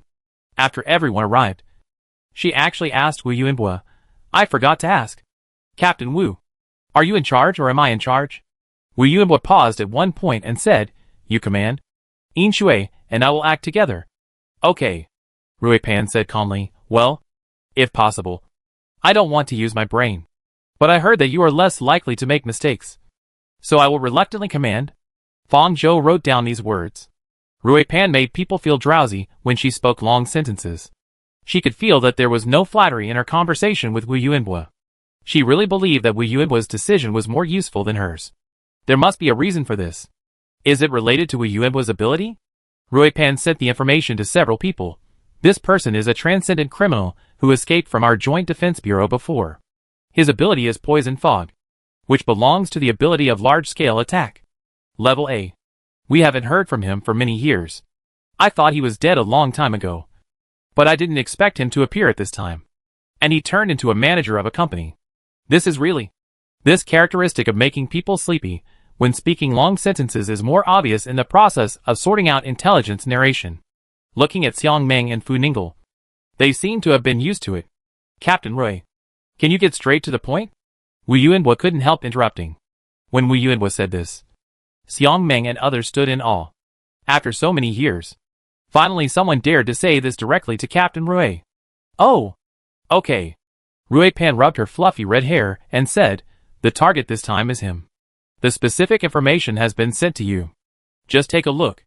When Rui Pan said this, Fang Zhou knew that the target was the Golden Scorpion. He clicked on the information sent by Rui Pan. And it was indeed the information of the Golden Scorpion. Before joining Yeji, Jin Xie was a criminal in paradise. He had a complete archive of information in the central system. He had not been discovered for so many years. But Yeji did a good job of keeping it secret, and he did not leave any doubts about his identity. When the authorities set their sights on him, and wanted to dig out his identity through the previous clues, it was only a matter of time. It was for this reason that Jin Xie chose to escape as soon as he attracted attention instead of cooperating with the investigation. After several people finished reading the information, Rui Pan put up a storage box on the side. This is his blood. Although he has escaped for many years, as long as the blood of criminals is stored. I always thought it was just a waste of storage. I didn't expect that the above had foresight. Fang Zhou took the blood from Rui Pan's hand, poured it on her palm, and licked it into her mouth. The location of the Golden Scorpion slowly emerged in her mind. Rui Pan asked, do you need a specific map? Fang Zhou shook his head. I have memorized the map of Xinjiang City. The current location of the Golden Scorpion is near the residence that Rachel arranged for Fang Zhou when she first came to the park. It is also the current residence of Li Baiji and Xiaoye. Chapter 116. That guy Jin Xie, Raichia and Shi Xiang couldn't attack him directly. So they turned to attack Li Baiji and Xiaoye. He didn't know Fang Zhou's true identity, let alone her identity and ability as a spy in the Joint Defense Bureau. It was impossible for him to use this method to contain her. Jin Xie might not know that his position had been exposed. Li Baiji and Xiaoye disguised themselves to live normally in the park. Fang Zhou was not worried that the Joint Defense Bureau would recognize Xiaoye after they arrived. But their target this time was Jin Xie. If she killed Jin Xie, they might turn their attention to Li Baiji and Xiaoye, who Jin Xie was looking for. Fang Zhou had asked Xinmeng to remind Lei Xie last night. She didn't know whether Lei Xie had responded to her suggestion. Fang Zhou tried to mobilize Xinmeng to contact the people at Yiji headquarters, but did not get a response in a short time. She only trusted a few people, and it was impossible for them to stay at Yiji headquarters all the time. Yin Shui? Seeing that Fang Zhou did not report the location in time, Rui Pan asked, how is it? Which section? I'm recalling the map. Fang Zhou made a judgment quickly, and she reported the current location of Jin Xie, near Jintai Community A2 district. After Fang Zhou said the location of Jin Xie, Rui Pan immediately asked the intelligence department to connect to the real-time surveillance video near Jintai Community, focusing on the location near Fang Zhou, and then quickly eliminated it based on the real-time coordinates she reported. The target person has been locked. The camera quickly zoomed in and fixed on a man in a black suit and disguise. Okay. I will arrange for someone to go and block the area. Rui Pan turned to them and said, put on protective clothing and capture him at close range. His poisonous fog can extend to 50 meters from him. After inhalation, the poison will quickly take effect. The skin cannot be exposed. Otherwise it will penetrate into the pores and cause chronic poisoning. After getting to the point, Rui Pan stopped talking nonsense and added, try to capture him alive. He is valuable only when he is alive. Received. Several people answered in unison. It seems that they really want to get information about her and the organization behind her from Jin Xie. So they issued the order to capture her alive. Fang Zhou followed them and quickly put on protective clothing, took weapons, and headed in the direction she said. After the original identity of the Golden Scorpion was investigated, it was equivalent to a card in the Joint Defense Bureau. The light protective clothing they wore and the thermal imaging mirrors installed in the helmets all showed that the Joint Defense Bureau had enough means to deal with the Golden Scorpion. Xiang Ming drove in the front. Fu Ninggle sat in the co-pilot, and Fang Zhou and Wu Yuanbo sat in the back seat. Fang Zhou whispered to Wu Yuanbo's ear. Captain Wu, did you know the content of this mission in advance? Wu Yuanbo frowned and tilted his head to the other side, pulling away from Fang Zhou. No, I didn't know until I came here. Then what do you think Director Jiang is thinking? She said. Wu Yuanbai looked at her suddenly. She narrowed her light brown eyes and said only 4 words. Be careful with your words and actions. Fang Zhou shrugged. Okay. Wu Yuanbai didn't know. But it didn't mean Jiang'o didn't know. If she wanted to suppress them, she shouldn't have arranged such an important operation for them. There were more or less some problems. The target person has entered the floor. Rui Pan had been observing the movements of the golden scorpion through the nearby surveillance. He disguised himself. After Fang Zhou's positioning, they matched the target person. When Fang Zhou was locating him, he had just arrived near the community and slowly looked for the floor where Li Baiji lived. They rushed over from the Joint Defense Bureau very quickly. It took less than 10 minutes. Now the golden scorpion has entered the floor. On the other side, Jinxia arranged people to keep an eye on the situation nearby. When the people from the Joint Defense Bureau arrived, they immediately notified Jinxia. Boss, the people from the Joint Defense Bureau are here. They have blocked all the nearby exits. How can we get out now? The subordinate's voice was trembling. It was the first time he saw so many people from the Joint Defense Bureau. Don't be anxious. What's the point of being so flustered? Pay attention to their movements first. Unlike his heart that was beating violently when he heard the news, Jinxia scolded. He walked to the entrance of the corridor and looked out of the window. Several entrances and exits were surrounded by people from the Joint Defense Bureau. They were wearing protective clothing that could isolate poisonous fog, and their guns were pointed at the exits, coming right at him. He was surrounded. Jinxia knew that it was only a matter of time before his identity was exposed. But how did they get his location so quickly? He had only been back to Qianjiang City for a day, and he didn't even know why he had attracted such a large-scale pursuit by the Joint Defense Bureau. And the surrounding exits were blocked. He had never received such treatment when he became a criminal. Jinxia had seen the methods of the Joint Defense Bureau. If he and his companions went out of the door, they would be shot into sieves immediately. And there must have been a transcendent who came in specifically to capture him. Faced with such a comprehensive capture operation, it was basically impossible for him to escape from here. Jinxia cursed in his heart and took a look at the ring in his hand. This is the ring that can open Xixiang's channel. But his 3 recharge times have been used up long ago. Since the relationship with Boss Wang fell out, Xixiang could not recharge his ring at all. It has become a simple ornament for a long time. This reminded Jinxia of the purpose of his trip. Just find Dai. Her ring must have enough recharge times. Then he can lead directly from Xixiang's channel. This made Jinxia's goal clearer. He walked towards the apartment number of Li Baiji he had obtained, praying in his heart that Dai did not discover the actions of the Joint Defense Bureau downstairs and open the channel in advance to leave here. After arriving at Li Baiji's apartment number, which he knew in advance, he used his ability to lock the door, releasing purple poisonous fog to drill into the gap in the room. On this side, Fang Zhou and Wu Yuanbo were in one group, and Xiang Meng and Fu Ninggle, 2 old partners, were in one group. They entered the floor from 2 directions respectively. They were not as cautious as they were when they captured her. Facing a character like Jinxia, they had to win the joint defense situation. The 2 of them walked up the stairs to the 5th floor. The poisonous fog released by Jinxia had already spread to their position, surging down from the stairs like a wave. Fang Zhou frowned and took a step back when the purple wave swept over. At this moment, Wu Yuanbo suddenly raised the gun in his hand and pointed it in the direction of Fang Zhou and pulled the trigger. Bang! The bullet brushed past Fang Zhou and landed behind her. A body fell to the side from behind the wall. The bullet pierced his head, and blood splattered everywhere. Fang Zhou hadn't even noticed the existence of this person in advance. Wu Yuanbo seemed to have predicted his position. Fang Zhou narrowed his eyes slightly, confirming that Wu Yuanbo's position would definitely not see the enemy. She could say that she fired such a timely shot just when the enemy showed up. Is this her transcendent power? Prediction ability? Or perspective ability? Fang Zhou guessed the direction of her ability. Great, Captain Wu. Fang Zhou patted his chest and said, next time, tell me in advance. I was scared to death. Be careful and pay attention to the surrounding environment. Wu Yuanbo put away his gun and did not go forward to check the identity of this person. The purple poisonous fog had completely filled the air, blocking the sight of the 2 and covering these floors.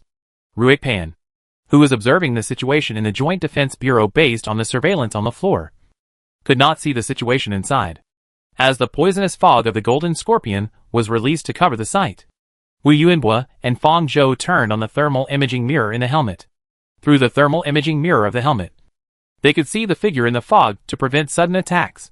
In this way, the surveillance cameras installed on the floor could no longer locate clear images, and Rui Pan could only synchronize the thermal imaging mirrors of several of them. Wu Yuanbai asked through the communication device installed in the helmet, "How many floors has the poison fog spread?" Rui Pan, "It came down from the 10th floor and did not spread to the upper floors. The target location is most likely on the 10th floor." Inshui, "Where is the location you got?" "It is also on the 10th floor." Captain Rui, "That's right. Be careful when going up. The 10th floor is where Li Baiji is." Fang Zhou glanced at Wu Yuanbai. The poison fog released by Jin Xia was just at the right time. She didn't care about Wu Yuanbai in front of her. She quickly set up a prison in front of her to locate the location of Li Baiji and Xiaoya. There was only one person in Li Baiji's room on the 10th floor. If nothing unexpected happened, that person should be Jin Xia. Li Baiji and Xiaoya moved before he arrived. In that case, she was not in a hurry to find Jin Xia. In addition to Jin Xia, Wu Yuanbo and Xiang Ming and Fu Ninggle in other directions, there were some unexpected people mixed in this building. Fang Zhou could feel that they were on their floor. She looked around thoughtfully, and did not see any figure in the approximate position she could sense. It didn't look like Jin Xia's companions. Recalling Jiang O's arrangement this time, Fang Zhou probably had an answer in her mind. It seemed that she should leave here and make room for these people. "Inshui?" Wu Yuanbo's voice came through the communication setting of the helmet. She had already noticed that the communication inside the helmet connecting to the outside of the Joint Defense Bureau had been cut off. She had experienced this ability last time. What happened? Is Eris here too? What's wrong? Captain Wu?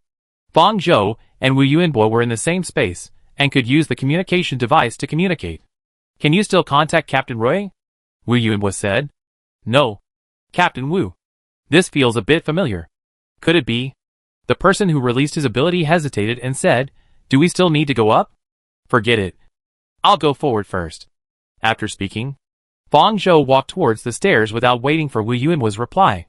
"Wu Yuanbo, wait for Yin Shui." Just after she disappeared around the corner, Wu Yuanbo's thermal imaging mirror no longer saw Fang Zhou's figure. Oh no! They were separated by the space maze.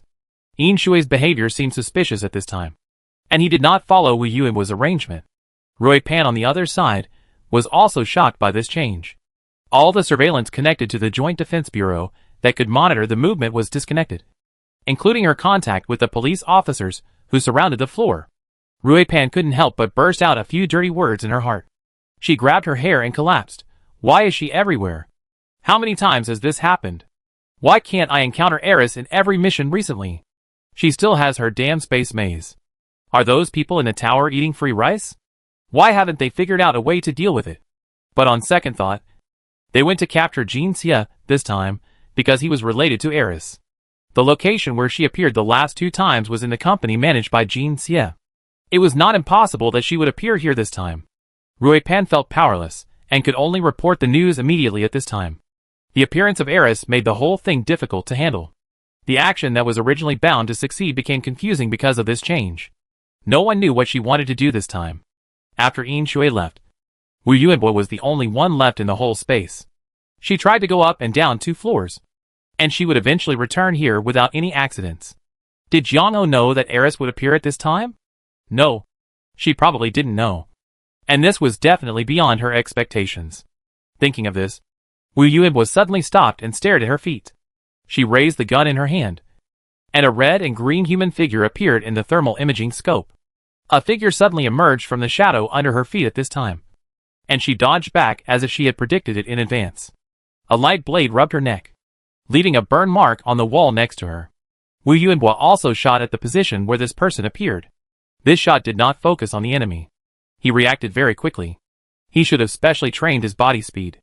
After the attack, he got back into the shadow next to him, so her bullet missed. The close-range confrontation just now allowed Wu Yuanbo to see the man's attire with his naked eyes.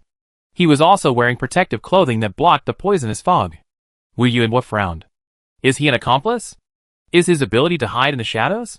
The poisonous fog of the golden scorpion cast shadows all around in the light, and helped the man hide his figure.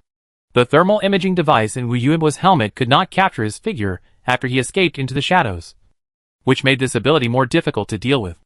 This raid made Wu Yuanbo more vigilant. She kept an eye on the surrounding situation. After a few seconds of stalemate, the other party really appeared again. This time he used a gun, and an arm stretched out from the shadow of the right wall. Wu Yuanbai seemed to have foreseen it, and moved to the side, dodging the shot. After the attack failed, he immediately retracted his arm. This man would not think of making a second attack after the attack, but would quickly enter his safe zone after the attack, which was not in line with the normal combat logic. He knew his ability. Not to mention that if his ability did not appear, Wu Yuanbai would not have discovered his existence at all. He could have been hiding all the time. Instead of suddenly appearing like this, and trying to kill her after the first attack failed. This was not like the usual style of the target Jinxia. Wu Yuanbai carefully read Jinxia's information, and was sure that his men would not be so reckless. Their boss has been hiding from the Joint Defense Bureau. Why would this hidden subordinate not run away but chase after him? This situation will not happen. After several attempts, Wu Yuanbo quickly realized that this person was not a subordinate of their target person this time, but was specifically targeting her. Was she sent by Jiang-O? Did she send her to Xinjiang City for this moment this time? She didn't expect Jiang-O to use such a direct method, and choose to kill her to eliminate her, as a stumbling block that prevented her from promoting Jiang Huaiyan to the top. This person's identity is most likely an unknown transcendent cultivated by the Jiang family, with no identity and file records, and is specifically used to do this kind of thing. Thinking about it carefully, the other party may have wanted to kill her a long time ago, but it was difficult to do it in Mingyang City. Now there is just such an opportunity. If she dies, the responsibility can be pushed to their target this time. It was her lack of ability that killed her at the hands of the enemy. If she was not dead, it was the enemy's normal resistance. This nameless cannot find any identity information. If the target is dead, he will be easily assigned to the target camp. If the target is not dead, there will be no trace of him leaving the battlefield. Jiang-O. Wu Yuanbo's expression was slightly gloomy. She was so nervous that her palms were wet. The enemy was in the dark, and she was in the light. Not to mention that this person knew her ability, and responded to it. She dodged the opponent's attack several times in advance, and the opponent also did not let her succeed. At this moment, he half stuck out of the shadow above, used the laser blade to hit Wu Yuanbo's head, and hit in the shadow again after one blow. That was Wu Yuanbo's blind spot, and she didn't have time to completely avoid it. Crack. Her helmet was cracked by the special light blade, and the thermal imaging mirror in front was also destroyed by this blow. The poisonous fog outside seemed to have found an exit and rushed in. Not good. Wu Yuanbo covered the cracked area with his hand, holding his breath to prevent the poison from being inhaled into his lungs. Even so, a lot of it slipped in during the short period of time. She knew that this would not last long. The poisonous fog of the golden scorpion could enter the pores of the skin, and soon she would become confused because of the invasion of the toxin. At this moment, Wu Yuanbo couldn't help but think, did she make the wrong choice? Wu Yuanbo awakened the power of transcendence at the age of 18, compared with the simple and easy-to-understand power of most transcendence. Her power of transcendence is the probability of being able to see the goal of life. The probability of a goal that surrounds her, and can see her life path, is defined as A level. This is a seemingly absurd transcendence ability. Even Wu Yuanbo is not clear about what her goal is. Her transcendence power makes the decision for her. At first, she didn't know how to use it. It would appear in any small matter she was about to make a choice. In the choice of life, and in the choice of battle, the probability in battle is very straightforward. The probability displayed on the left and right sides when dodging, and the probability displayed on the position before the enemy appears. These instant decisions are often overwhelmingly high probabilities. It was like marking the enemy's next move, giving Wu Yuanbo a hint. After the initial familiarity, she learned to use this probability to achieve the effect of prediction in battle. But the choice probabilities in life are very different. The two numbers they show are always not much different, and there is no ratio that can completely suppress the opponent. At the beginning, Wu Yuanbo would only choose the one with a higher probability. She did taste some sweetness by only making high probability choices, but soon she paid the price for it and fell hard. The wrong choice made her original efforts go to waste, and taught her a hard lesson. This made Wu Yuanbo realize that the choices in life have a long formation process before reaching their results. In the process of producing results, the probability results will change due to changes in various factors. She cannot make choices without thinking based on high probabilities. Every choice that shows numbers is gambling. Wu Yuanbo realized at this time that her life is destined to rely on gambling to achieve the desired results. Because of this ability, she is very suitable to be a military strategist behind the scenes to command the battle. It is precisely because she can always make the right choices that Wu Yuanbo has reached her current position. Just like this time when Rui Pan asked who would command. The probability displayed on Rui Pan was 75%. Such a high number is rare. So Wu Yuanbo chose to let Rui Pan command without much hesitation. Did she make the wrong choice? Should she gamble on the 25% probability? Wu Yuanbo suddenly remembered that when she decided to recruit Yin Shui, the probability displayed on her was 50%, which was a difficult number for people to make a decision. Should she keep the status quo? Or choose change with only half the probability? There are many possibilities for a new person to join her life path. The butterfly effect caused by his joining will make the number she sees at this time change rapidly upward or downward. Many people will choose to be content with the status quo, afraid of change, and make more conservative decisions. Not to mention that this half-open number without any signs to predict makes people more inclined to the former. But Wu Yuanbai is a crazy gambler. In the years since she awakened her ability, she has chosen the lower probability of high and low probability. It was these choices that brought her all the way here. 50% is not so low that people dare not choose. New possibilities always represent opportunities. Wu Yuanbai believes that Yin Shui will be her opportunity. After Wu Yuanbai made her choice, she could not see these numbers, so she could not be sure what the numbers on Yin Shui looked like now. Is it lower or higher? Wu Yuanbai didn't know why she thought of these things at this time. A revolving lantern? She could feel her face beginning to numb, and her face was reflected in the destroyed thermal imaging mirror, with mottled dark colors. After her helmet broke, the man who attacked her never appeared again. Wu Yuanbo knew that he was waiting for the toxin to invade her body and make her powerless to resist.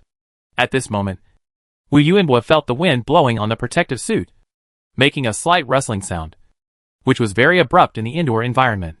Wu. Just when Wu Yuanbo thought it was an illusion caused by the toxin, a stronger wind swirled around her in a circle, sweeping away all the poisonous fog around her.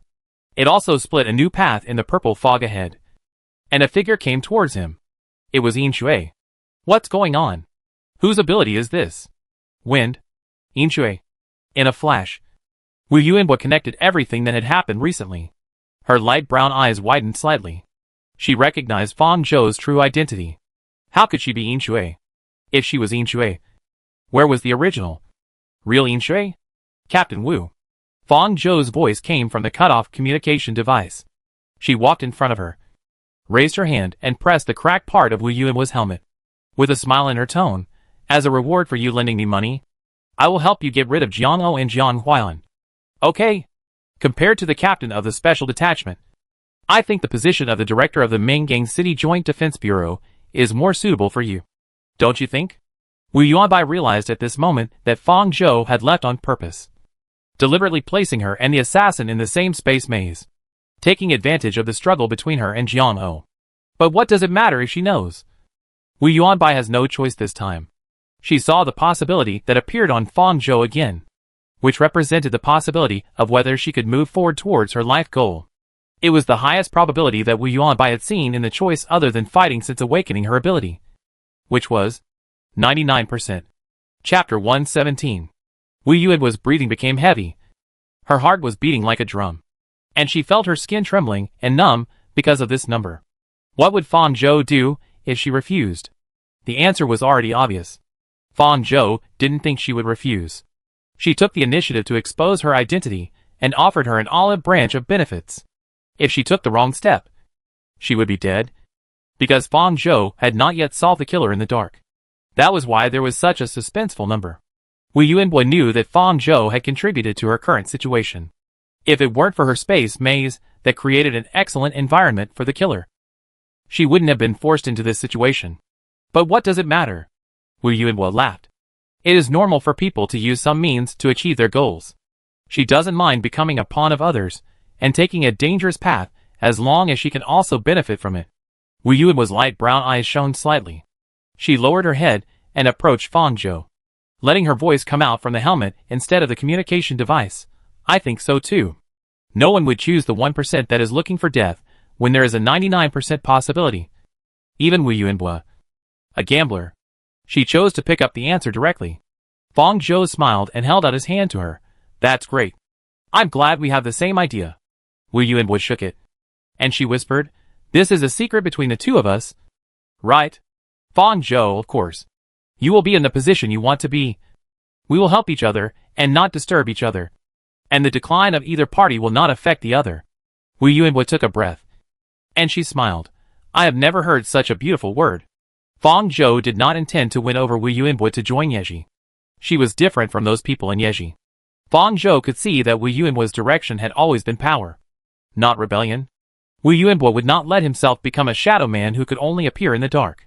Fang Zhou wanted to solve the central government, but to solve the people in the central government who were pressing her step by step.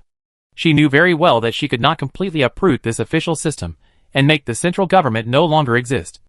Because any world needs a ruler in the sun, even if it is corrupt and stinking inside. But Fang Zhou can hollow out its corrupted position bit by bit and fill it with new things. Captain Wu, do you think we should solve this task first? Wu Yuan took a step back and said tactfully, please do as you please. I will judge what I see and what I should not see. There is no need to make it too clear when communicating with smart people. With Wu Yuan's help, Fang Zhou Yinshui's identity will not be discovered. So the first goal now is to fulfill her promise. Fang Zhou's wind has been running, and a safe area without the golden scorpion poison fog has been cleared around the two of them. And the shadows above and below are particularly obvious. The man said by Jianlu must not be kept. If other people were to face his ability, it would be a bit difficult to force him out. But it was very simple for Fang Zhou. She had been observing Wu Yuan when he was fighting with this man. He could hide in the shadows to move. Walls, ground, and roofs were all media for hiding. She first concentrated her power and controlled the sound waves to be transmitted from her feet to the ground and walls, filling the entire space. The normal wall structure would reduce the power of the sound waves, but the range she needed to do it was not large. There was only a small layer that she blocked. When the prison was opened, the man had nowhere to escape. As expected, within 2 seconds of Fang Zhou launching the sonic power, there was no hope of escape. With the mood of finding a scapegoat even if he died, this person made a quick judgment, without waiting for Fang Zhou's sonic wave to hurt him. Half of his body emerged from above Wu Yuan, and the laser blade in his hand was aimed at her head. Before he swung his knife, Wu Yuan raised his hand and shot him twice. One bullet penetrated his arm first, and the laser blade fell to the ground. The other shot penetrated the protective suit and hit the bulletproof vest of this person. The bullet failed to penetrate his vitals, but the strong shock of the bullet hitting the bulletproof vest also made him fall from the shadow. Wu Yuan would not be fooled by the same trick for the second time, and she responded very quickly. Fang Zhou did not use his ability to attack again, but used the wire python to fix the man's movements while he was still in a trance. He shot his helmet with the gun of the Joint Defense Bureau, pierced through the special protective shield, and shot another bullet through the broken gap. Bang! His head tilted back heavily. Blood covered the entire helmet, and his body fell heavily. Since Wu Yuan's bullets were left on this man, there must be no traces of her supernatural powers. Wu Yuan also understood the meaning of her 2 shots. After confirming that he was dead, Fang Zhou clenched his palms that were numb due to the recoil of the gun, and stepped forward to use the wire python to check whether the sound waves just now left any traces. After confirming that there were no traces, he threw him aside. What are you going to do with this body? After the mission is over, turn it in as an accomplice. Wu Yuan squatted down with her and checked the weapons he carried and the protective clothing he wore. There might be no archive record of his identity, but these things might be able to find some clues to prove that this person has no connection with their target this time. Okay, then I'll excuse myself for a moment. If it's convenient, Captain Wu will take it back later. Fang Zhou separated the vine worm from her body, made it mimic the appearance of Yinshui, exchanged the weapons and protective clothing on her body with it, and used the ability of the wall rat to clear the record of the conversation between her and Wu Yuan just now and in the future, even though he had a relatively comprehensive understanding of Fang Zhou's information before. Wu Yuan's expression was a little subtle when he suddenly saw her transformed. It can imitate me and will not be discovered. But here, Fang Zhou nodded. Not very good. I need your help to take care of it. I will solve it and come back as soon as possible. Seeing that she despised her low intelligence, the vine insect immediately made a face. And after Fang Zhou looked over, it quickly entered the state and became Yin Shui. After revealing her identity in front of Wu Yuanbua, Fang Zhou no longer disguised herself. Her own personality and atmosphere were very different from the Yin Shui she performed. After the vine insect entered the state, the contrast between these two completely different people became more obvious. I'll try my best, Wu Yuanbai said. You disguised yourself very well. I never noticed anything wrong, including in the statement room. Wu Yuanbai followed the people from the supervision department behind the screen and observed her for 8 hours. Life force me, Fang Zhou joked. Wu Yuanbai and Fang Zhou were now on the same boat. Since she agreed, there must be no problem. Fang Zhou left this floor and went to the 10th floor where the golden scorpion was. He was now trapped in that floor. She definitely couldn't let the central government deal with the golden scorpion. He knew a lot of core information about the inner world of Yeji, and even the body couldn't be left to them. This time, it was still Yin Shui's identity that intercepted the news and disrupted the situation in the central government. Fang Zhou was more reluctant to give up this identity. When he came to the 10th floor, the poisonous fog was even thicker. Fang Zhou gave the protective suit to Tung Chong. She used the wind to surround herself, isolated from the invasion of the poisonous fog, and walked to the apartment number before Li Baiji. The lock of her door was savagely destroyed by bullets, leaving traces. Fang Zhou paused, pushed the door open and walked in. As soon as he came in, he was hit by the poison, mixed with bullets. Fang Zhou quickly dodged and split the poisonous fog with the wind. The lion python on his body condensed and surged out, binding the person behind the fog. The glass in front was cracked by the wind, and all the poisonous fog inside was blown out. Who are you? The Jinxia, who was unable to move, had cold sweat on his forehead. He stared at Fang Zhou. A strange face, not like someone from the Joint Defense Bureau. Fang Zhou had seen Jinxia several times at the Yeji headquarters, but she had used camouflage, so it was normal that he couldn't recognize her. She didn't deal with Jinxia directly, but said, "We have met twice." Hearing her say this, Jinxia quickly reacted. Are you a member of Yeji? The newcomer who met Boss Wang? She had 2 abilities that she used, so Jinxia naturally thought that she was a combination of a transcendent and a devourer like Raikiri. Fang Zhou didn't comment, and raised the gun in his hand to his head. Jinxia's face was gloomy. He said to Fang Zhou, "You have no authority to deal with me without authorization. Did Boss Wang give you the order? Let me talk to Boss Wang." Under Jinxia's roar, she did not pull the trigger, but answered him, "Okay." Jinxia's expression froze for a moment. "What? Let you talk to Boss Wang." After that, Fang Zhou temporarily put away the gun, let Xinmeng search Jinxia's body, took out the communicator he was carrying, and then evacuated the prison she set up, dialed the communication signal stored in it, and sent a request for video communication. Reiki won't answer. Jinxia calmed down a bit, looked at her movements and the communication number displayed on it and said, "Really?" Fang Zhou asked back. With Jinxia's firm answer, Lei Chia on the other side connected the video communication. Yi Ji just responded to the message she had sent back with the line python, and had the line python communicate with him before she dialed. Lucia's eyes were pressed against the screen, very close to the camera. "Why do you want me to answer this video call? If you don't want to see this number, you can just solve it directly." Jinxia's eyes widened in surprise. He didn't expect Fang Zhou to really use his communicator to dial Lei Chia's number. The desire to survive reached its peak at this time. He rushed towards Fang Zhou impatiently, but was pulled back by the line python before he got close. Lei Chia. Lei Chia. Let me see the boss. Is it convenient for Boss Wang? Fang Zhou ignored Jinxia and asked. "I'm in a hurry. Just teleport to find him." Her lock in the ground is to set up a small area in a large area to trap everyone in it.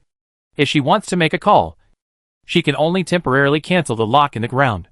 In this way, the people from the Joint Defense Bureau will come soon. Rachel seemed to have long been accustomed to her sudden requests. After listening, he immediately implemented it and moved to the room where Wang Chao was. "Boss Wang." He handed over the communicator in his hand.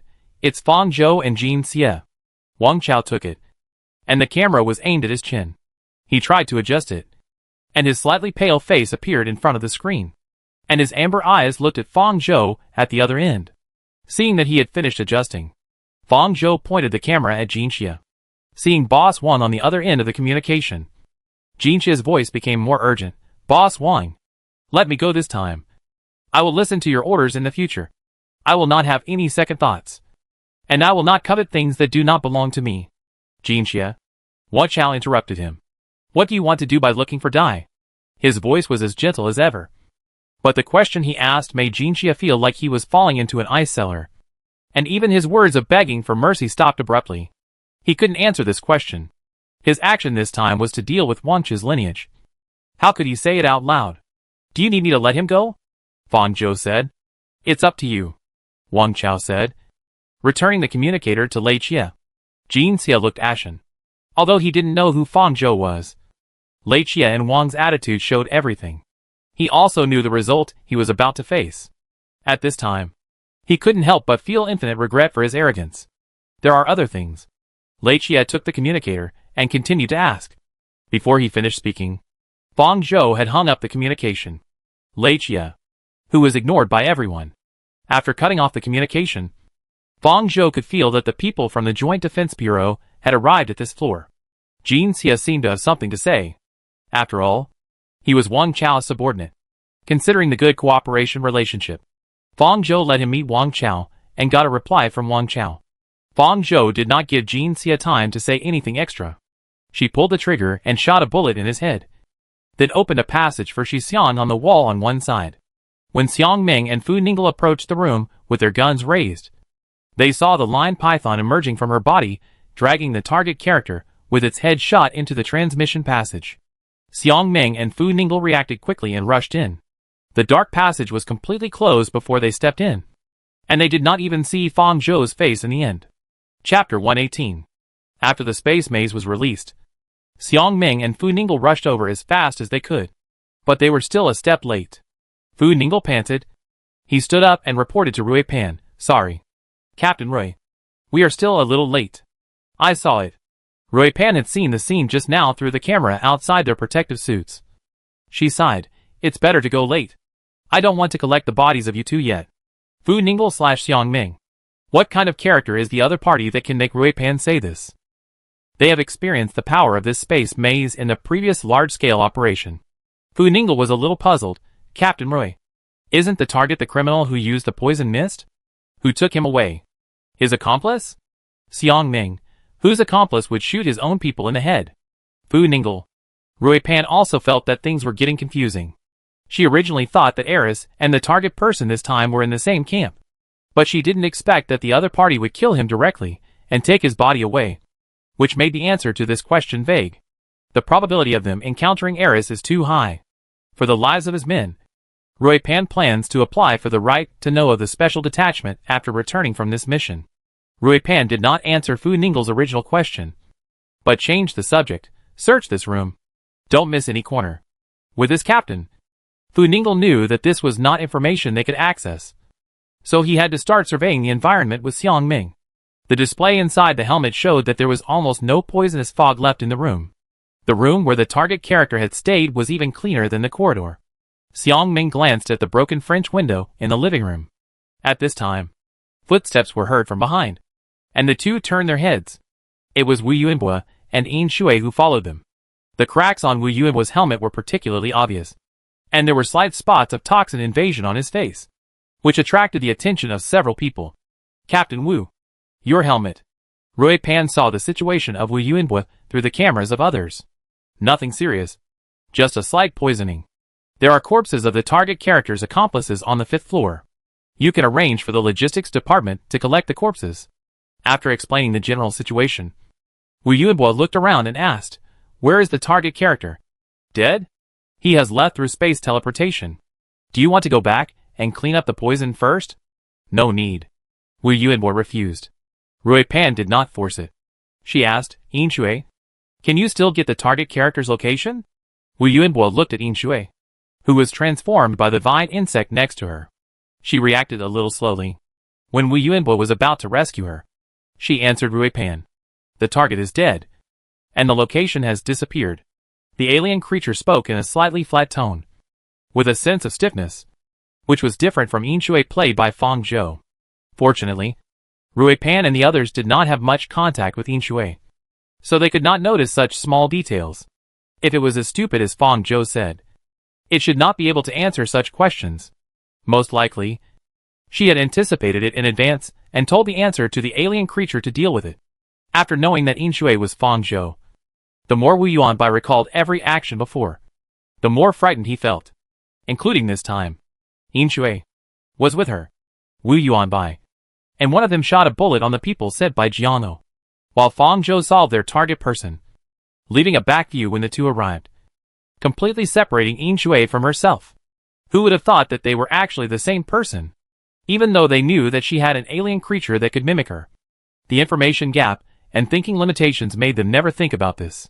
Fang Zhou passed through Shi Xiang's passage, and her vision was dark for a short time. She stepped on the new ground and brought the body of the golden scorpion to the transfer station. After entering this space, she controlled the line python to lift up the golden scorpion that she was originally dragging. But the blood in his head was still flowing down and falling on the ground, making this originally clean and bright space look like a crime scene. Shi Xiang received the transmission message and walked out of the passage that opened on the side. Seeing the body of the golden scorpion she was dragging, Shi Xiang took a step back, and her expression switched between disgust and gloating. She didn't like the living golden scorpion, but she could welcome the dead one. You just killed him like that? Shi Xiang looked at Fang Zhou with a gleam in his eyes. The Joint Defense Bureau went to arrest him today. Fang Zhou explained that Shi Xiang should not be at the headquarters today and didn't know what happened in Xinjiang City. Oh! Shi Xiang opened the passage to the headquarters and said, "Look at what I said. It was the police officers of the Joint Defense Bureau who killed the resisting golden scorpion. That group of official personnel has always been unreasonable. You say he is a second-level wanted criminal, and he always shows up and does some eye-catching things. Now he has brought trouble upon himself. Internal fighting is not conducive to the development of the organization." Shi Xiang immediately understood Fang Zhou's meaning and quickly passed the buck. Fang Zhou agreed with a smile. You are right. This is all his own fault. She followed Shi Xiang across the open passage and returned to the Yeji headquarters. Shi Xiang opened the meeting room on the bottom floor. Fang Zhou threw the body of Jin Xie aside and told Shi Xiang, "Send someone to clean it up later." Shi Xiang, "Leave it to me." Shi Xiang knew that Boss Wang intended to let Fang Zhou lead the organization. Even though she knew Fang Zhou's specialness, she was still not convinced that she, a newcomer who had never made any contribution to the organization, could replace Wang Chao's position. Now Fang Zhou really solved Jin Xie. And the most important thing was to give a reason that would not affect the organization, which made Shi Xiang's dissatisfaction with her dissipate a lot. Fang Zhou, contact Feixing and Leiqia and ask them to come down. After receiving the news that she was coming to the headquarters, Leiqia and Feixing came quickly. As soon as the elevator door opened, a white figure rushed out impatiently and came to Fang Zhou. "World, what have you been doing these 2 days? Why didn't you come to see me?" In 2 days, he recovered very well, and the previous injury could not be seen. "Fang Zhou, how is the eye recovering?" He blinked a red eye. "Of course it is healed. I can even see the pores on your face clearly." "Fang Zhou, that's good. There is only one left, so you must protect it well." Fang Zhou raised his hand and touched his eyes, and Feixing lowered his head and closed his eyes in cooperation. If Feixing's eye could not see, he would lose the power to protect himself, and Fang Zhou would not know how to arrange his future. Reiki slowly came out from behind Feixing. His eyes moved around the golden scorpion on the ground, and then returned to Feixing and Fang Zhou. He looked down on Feixing's worthless appearance. "Are you going to leave him at the headquarters? He is really noisy, and the doctors who treated him in the organization can't stand him." Feixing retorted, "I think you are more noisy than me. You complained as soon as the world came. How old are you, and still doing such a thing? So childish." Although he didn't know Feixing's exact age, he felt that he was older than him in every aspect. "Right, yeah." Fang Zhou naturally ignored the conflict between the two of them. "Let him stay here for the time being. It will be safer for both us and him." She asked another question. "How is Xuanjiang now?" "Right, yeah. The doctor said that the dormancy agent injected into his body is very effective. and he needs to be put in a dormancy chamber before the drug is developed. Fang Zhou, how long will it take to develop the drug? Right, Xia. It should be a matter of the next few days. After roughly understanding the situation, Fang Zhou got straight to the point. How much do you know about the Jiang family? Do you have any information about their family members? Her topic jumped too fast. Lei Xia responded to the Jiang family she mentioned. The Jiang family in Mingang City? Why are you interested in them? Yes. For some other reasons. They have a lot of members, some of whom are in high positions. It is difficult for me to collect information about these people, but I still have most of them. I will send you the information later. Okay. The communicator I used for communication has been destroyed. Please prepare a new one for me. Lei Qi muttered in confusion. Why is the life of the communicator so short once it is in your hands? Got it. Fang Zhou promised to help Wu Yuanbai deal with Jiang O and Jiang Huailan. She also knew it would be good for her to help Wu Yuanbai get promoted as soon as possible. Before dealing with the two of them, the more information about their family the better. After asking about the Jiang family, Fang Zhou looked at Fei Xing again. He was very quiet, and didn't interrupt her when she was talking to Lei Xia. How much do you know about the Archon? Fang Zhou asked. Fei Xing was stunned when Fang Zhou mentioned the Archon, and replied, I haven't met the Archon many times. Mila may have met him more times than me. There was too little information about the Archon. But seeing Fang Zhou signaling him to continue, Fei Xing still tried hard to recall the information about the Archon, digging out some from his limited memory. As far as I know, no one in the tower knows his name, age and appearance. He always wears a golden mask to cover his face. He rarely appears and basically doesn't meet anyone in person, except when he is mentally controlling experimental subjects and military personnel. Fei Xing continued, I first saw him when I was very young, and it seems that he has been in the tower since the tower was built. Fang Zhou thought, when you first saw him, has his appearance changed from now? Not the face, but the body shape or skin. Fei Xing shook his head, no change. Players outside the world have no more information about the Archon in the plot. I didn't expect that. Fei Xing, who is directly under the Archon and has such special abilities, didn't have any. The other party is so cautious? This shows that the other party is even more difficult. There is one more thing.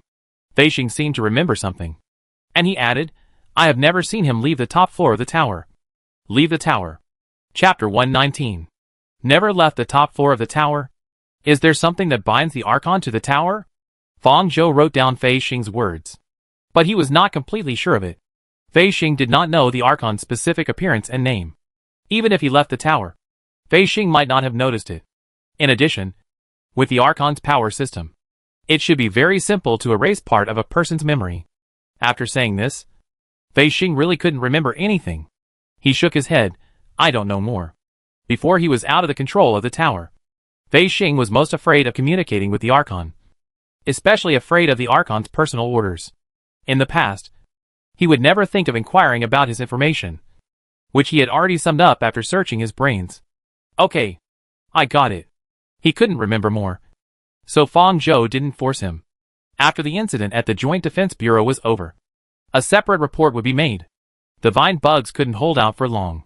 After bringing back the body of the Golden Scorpion, Fang Zhou was ready to return to the Joint Defense Bureau in Xinjiang City to meet with Wu Yuanbai. She was able to get a rough idea of the situation there through the vine bugs. They had already inspected the scene and had just returned to the bureau. She asked the vine bugs to quietly convey the news that she was going back to Wu Yuanbai next to her.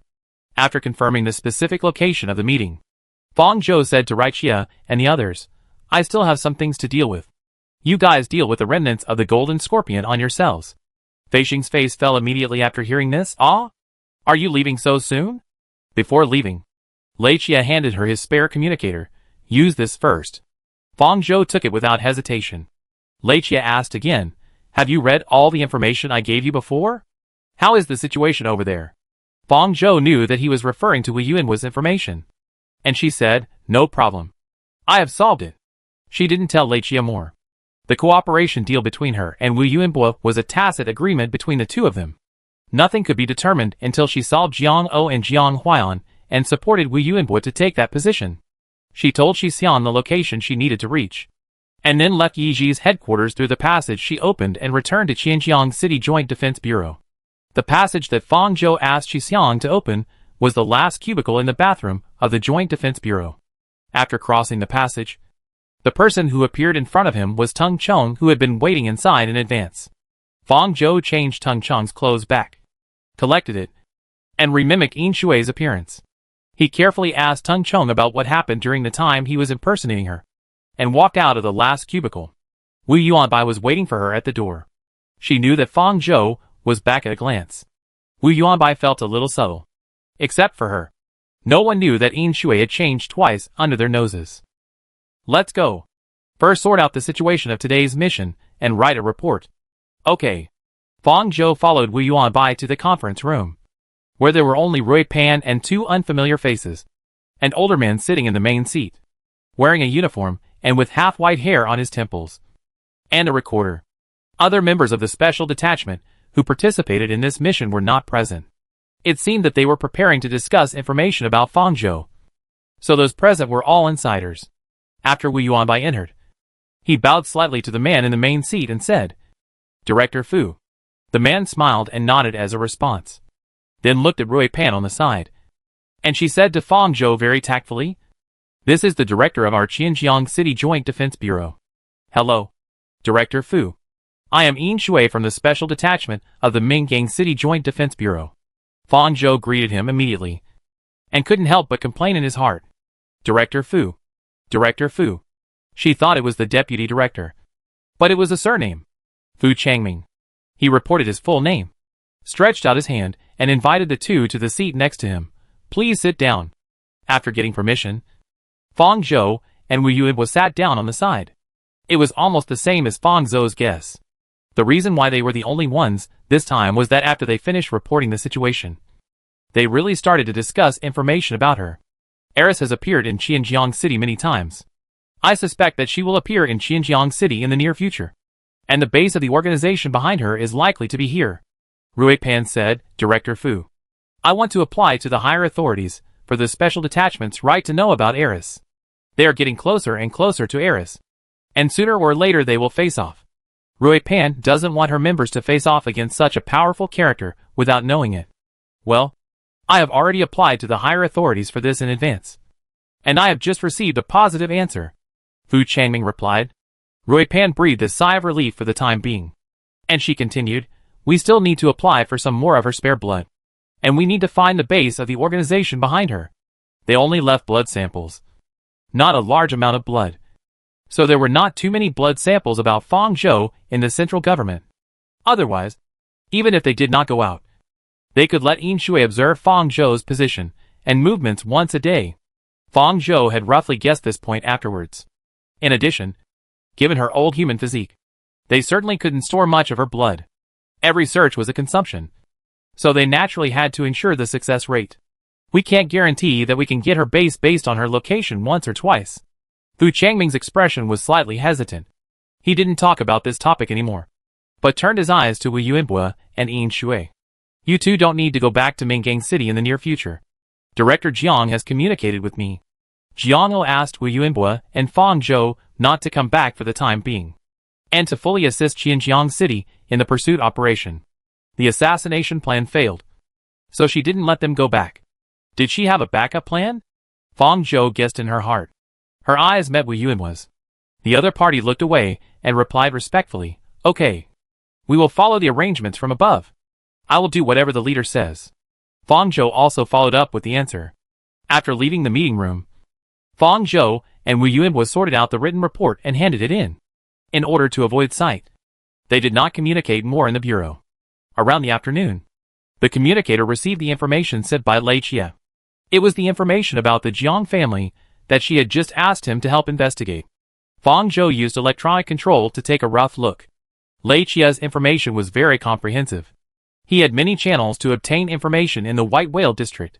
This characteristic did not decrease, but increased after returning to the paradise. Fong Zhou sometimes felt that he was really wasting his talent in Yiji. The Jiang family was a big shot in the political world before the fall of the sun. They were the ones who first proposed the concept of building the paradise. Naturally, their entire family was on the list of the first wave of citizens of the paradise. After that, in the decades of development after the establishment of the paradise, they took root in it, and their branches spread to various locations in the paradise. Guang Leiqi sorted out more than 20 people whose names she could name. Most of them were unfamiliar faces. The current person in charge of the Jiang family was the senior management of the tower that Fang Zhou had seen on the forum before. His name was Jiang Dong. After all, he was a superior.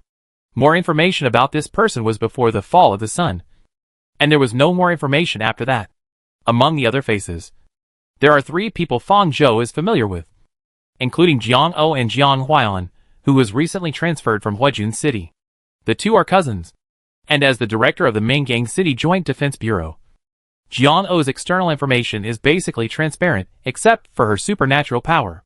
In addition to these 2 people, there is another one, Jiang Biafu, who even wrote his preferences clearly.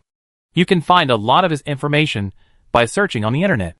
The people of the Jiang family are either in business or politics. Jiang Biafu is currently the youngest branch of the Jiang family, and one of the few Jiang people who did not choose these 2 paths. Not only did the Jiang family not hinder his choice, but even pushed him behind him, which led to his popularity in paradise today. It also has the time of his upcoming concert to celebrate his 6th anniversary of debut. This is exactly the concert that she saw in the news information in the park before, which occupies a large section. It will be held at 6 p.m. the next day, and the location is at the Expo Center in Mingang City. As far as she knows, the Expo Center in Mingang City is a large venue that can accommodate more than 10,000 people. The entire Mingang City probably has only more than 100,000 people. Can it be full? With this doubt, Fang Zhou searched the scale of Jiang Biafu's previous concerts. Although his endorsements and advertisements can be seen in the streets and alleys of Mingang City, Fang Zhou rarely pays attention to this aspect and has no specific concept. After searching, he was labeled with extremely exaggerated labels such as Park Idol Phenomenon. Because of his concert, there was an overwhelming discussion on the internet. Fang Zhou randomly clicked on some of his related topics. Can Jiang Biafu create a carnival that will draw thousands of people this time? I don't chase stars. I'm not interested in real people. I'm from Mingang City, and I'm going to take refuge in other cities tomorrow. Urgently collect Jiang Biafu's tickets. Bring the price. I just hope that the authorities can manage the order well this year, and don't let the situation like last year happen again. Fang Zhou took a quick look. It's not the first time that Jiang Biafu has held a concert at the Expo Center. Last year, he also held his 5th anniversary concert here. Not only was it full, but there were also many fans from other cities who didn't buy tickets waiting outside the Expo Center. The Expo Center is very close to the tower, only 2 kilometers away, and 5 kilometers away from the Joint Defense Bureau. At that time, the flow of people around the Expo Center will explode. The Joint Defense Bureau will definitely control such a large flow of people. Not to mention that Jiang Biafu has this identity. Chaos. These 2 words appeared in Fang Zhou's mind. Some people mentioned the past year in the information she read casually. She searched the situation last year, and found that many criminal cases occurred during this period. There were even information about prisoners escaping from the Joint Defense Bureau. Because there were too many cases, they could not suppress them, which caused a major public opinion crisis. Unlike the disorderly scene outside the park still seems to be very orderly. With last year's experience, the Joint Defense Bureau should carry out more rigorous and larger-scale control this year. After so many confrontations with the central government, Fang Zhou can more or less realize that those in power are hypocritical hypocrites. No matter how dirty their private means are, they always do a good job on the surface. Fang Zhou was keenly aware that this might be a backup plan left by Jiang O. At this time, she transferred Wu Yuanbai and herself to Xinjiang City to participate in the operation to encircle and suppress the Golden Scorpion.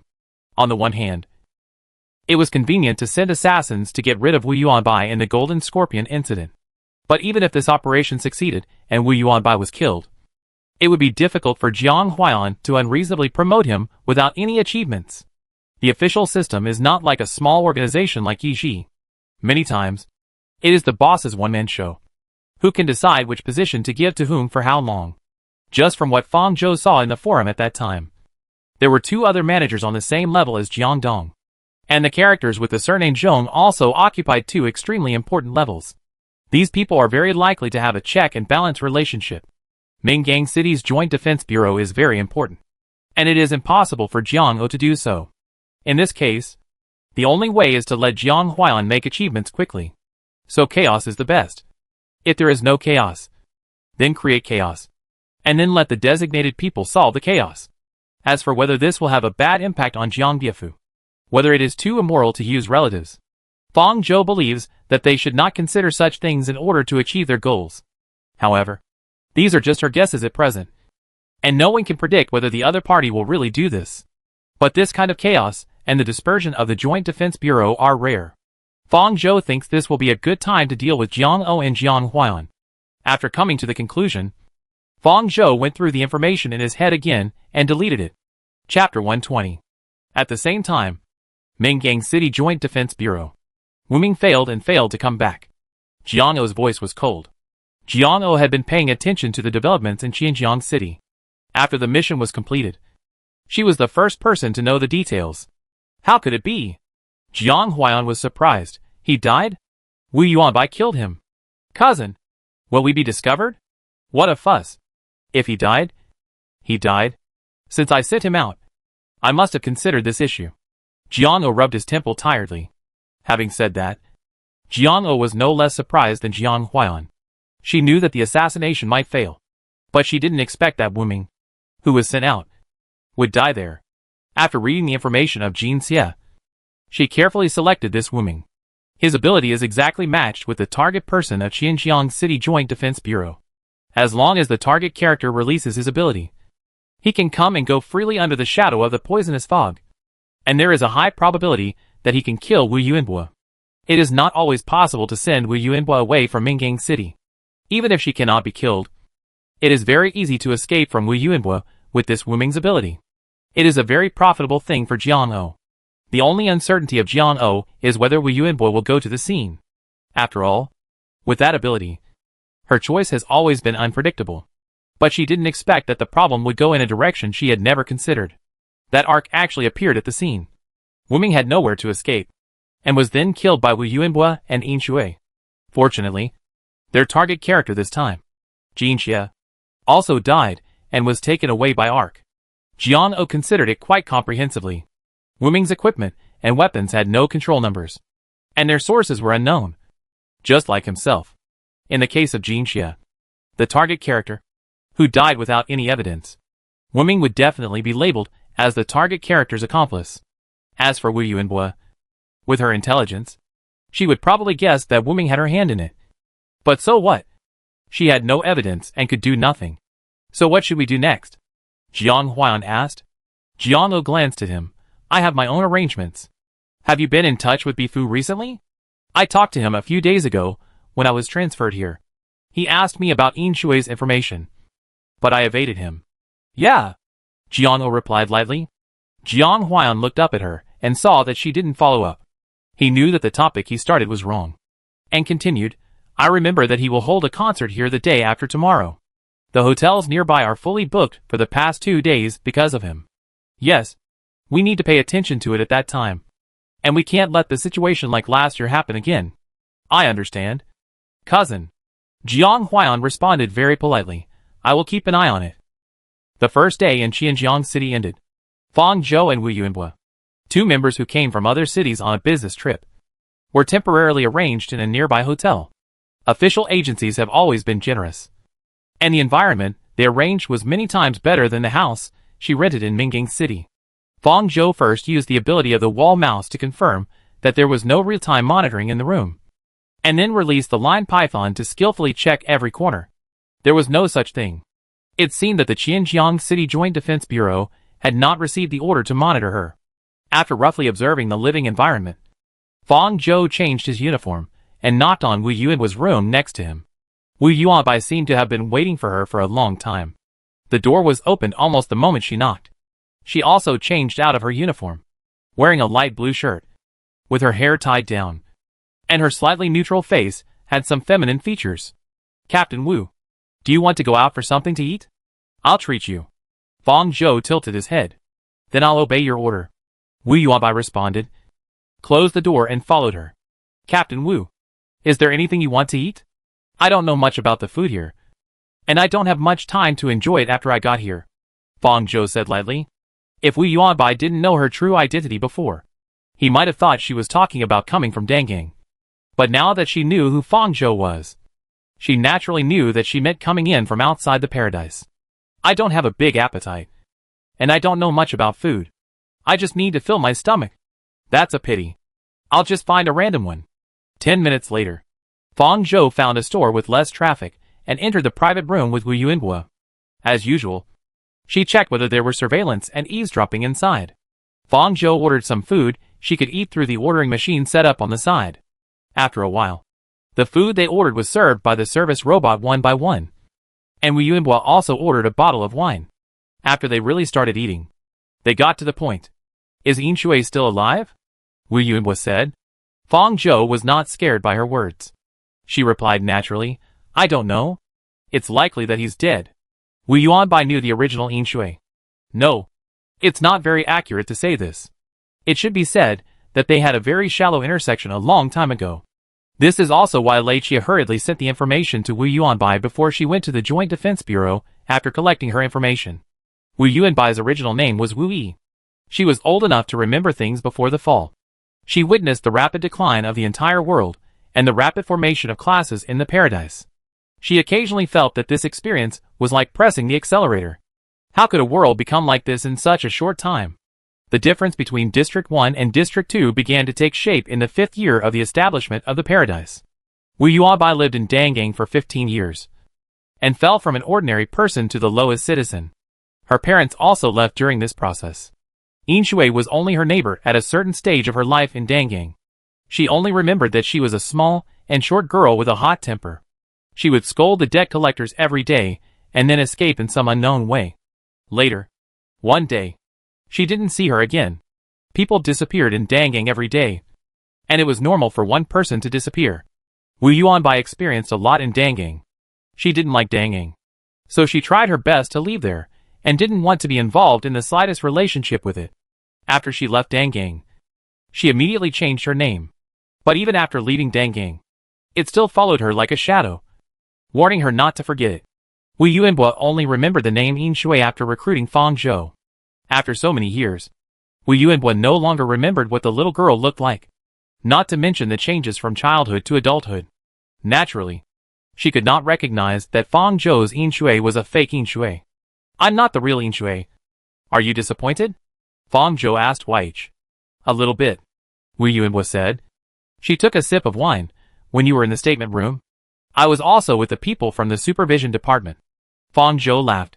You empathize with me. You see your own shadow in me. Do you hope that she can escape from that place? No wonder she warned her so abruptly at that time. Wu Yuanhua didn't seem to expect her to be so straightforward. After a brief contact with the real Fang Zhou, Wu Yuanhua thought she was a person who spoke in a roundabout way. She turned her head to look at Fang Zhou, and when he met her eyes, Wu Yuanhua felt that she saw through him. She changed the subject. How are you going to deal with Jiang O and Jiang Huailan? Fang Zhou said. If I kill them directly, will the Jiang family insert someone in? No. The central government is not theirs, and they will not ignore the rules so much. But it is not that easy to kill them. Wu Yuanhua paused and emphasized. This is difficult, and there is no reasonable reason. It may affect me. Well, I know. Don't worry. Fang Zhou picked up the water cup next to him and raised it to Wu Yuanhua. Wish me success. The future director Wu. Wu Yuanhua smiled and replied, wish you success. The sound of the glass cups colliding was crisp. One day later, Mingyang City. Beep beep, the noise of car horns rose and fell, and all the roadways were completely blocked by vehicles. Since the morning, Kuanlin Street outside the expo center has been crowded with people. After a short period of unblocking, it was blocked again soon. I have never seen so many people. Jiang Xiu took her hands off the steering wheel and stared at the scene in amazement. She held the communicator to the outside and pointed the camera at the scene. She couldn't help but take a picture of what she saw. She was a fan of Jiang Biefu, and she was lucky enough to get a ticket for the outer field. It was also her first time to attend his concert. To be honest, there were only so many people in the park, and there would be no traffic jams no matter how crowded it was. She had never seen such a scene. She knew that many fans from other cities came to Mingyang City several days in advance. But she had a job, and it was difficult to take leave. So she caught up with the most crowded time. Can she still catch up like this? Jiang Xiu regretted it a little. If she had known earlier, She might as well throw away the ticket. Even the tickets for the outer field could sell a lot of points. This concert was not a must-see. As soon as she opened the social software, it was all about the grand occasion of Minging City. Some media took advantage of Jeongbyu's traffic to criticize them, the fans, and re-examine several cases of crimes committed by the Transcendents that happened last year. Jeongsu muttered, "Let's go ahead. But don't let any alien creatures appear." That being said, it was just a concert. She didn't want to meet anyone. And her regretful mood reached its peak at this time. Chasing stars is also a pastime in her spare time. And it's not worth it if there is danger. After looking at the social software for a while, Jeongsu found that the vehicles in front finally had a tendency to move. Perhaps because they couldn't be unblocked no matter how hard they tried. And the dedicated channels of the Joint Defense Bureaus on both sides were actually opened. And the traffic that had been motionless finally had a flow outlet. Jeongsu took advantage of the opportunity and immediately followed. And only then did she get out of this stalemate.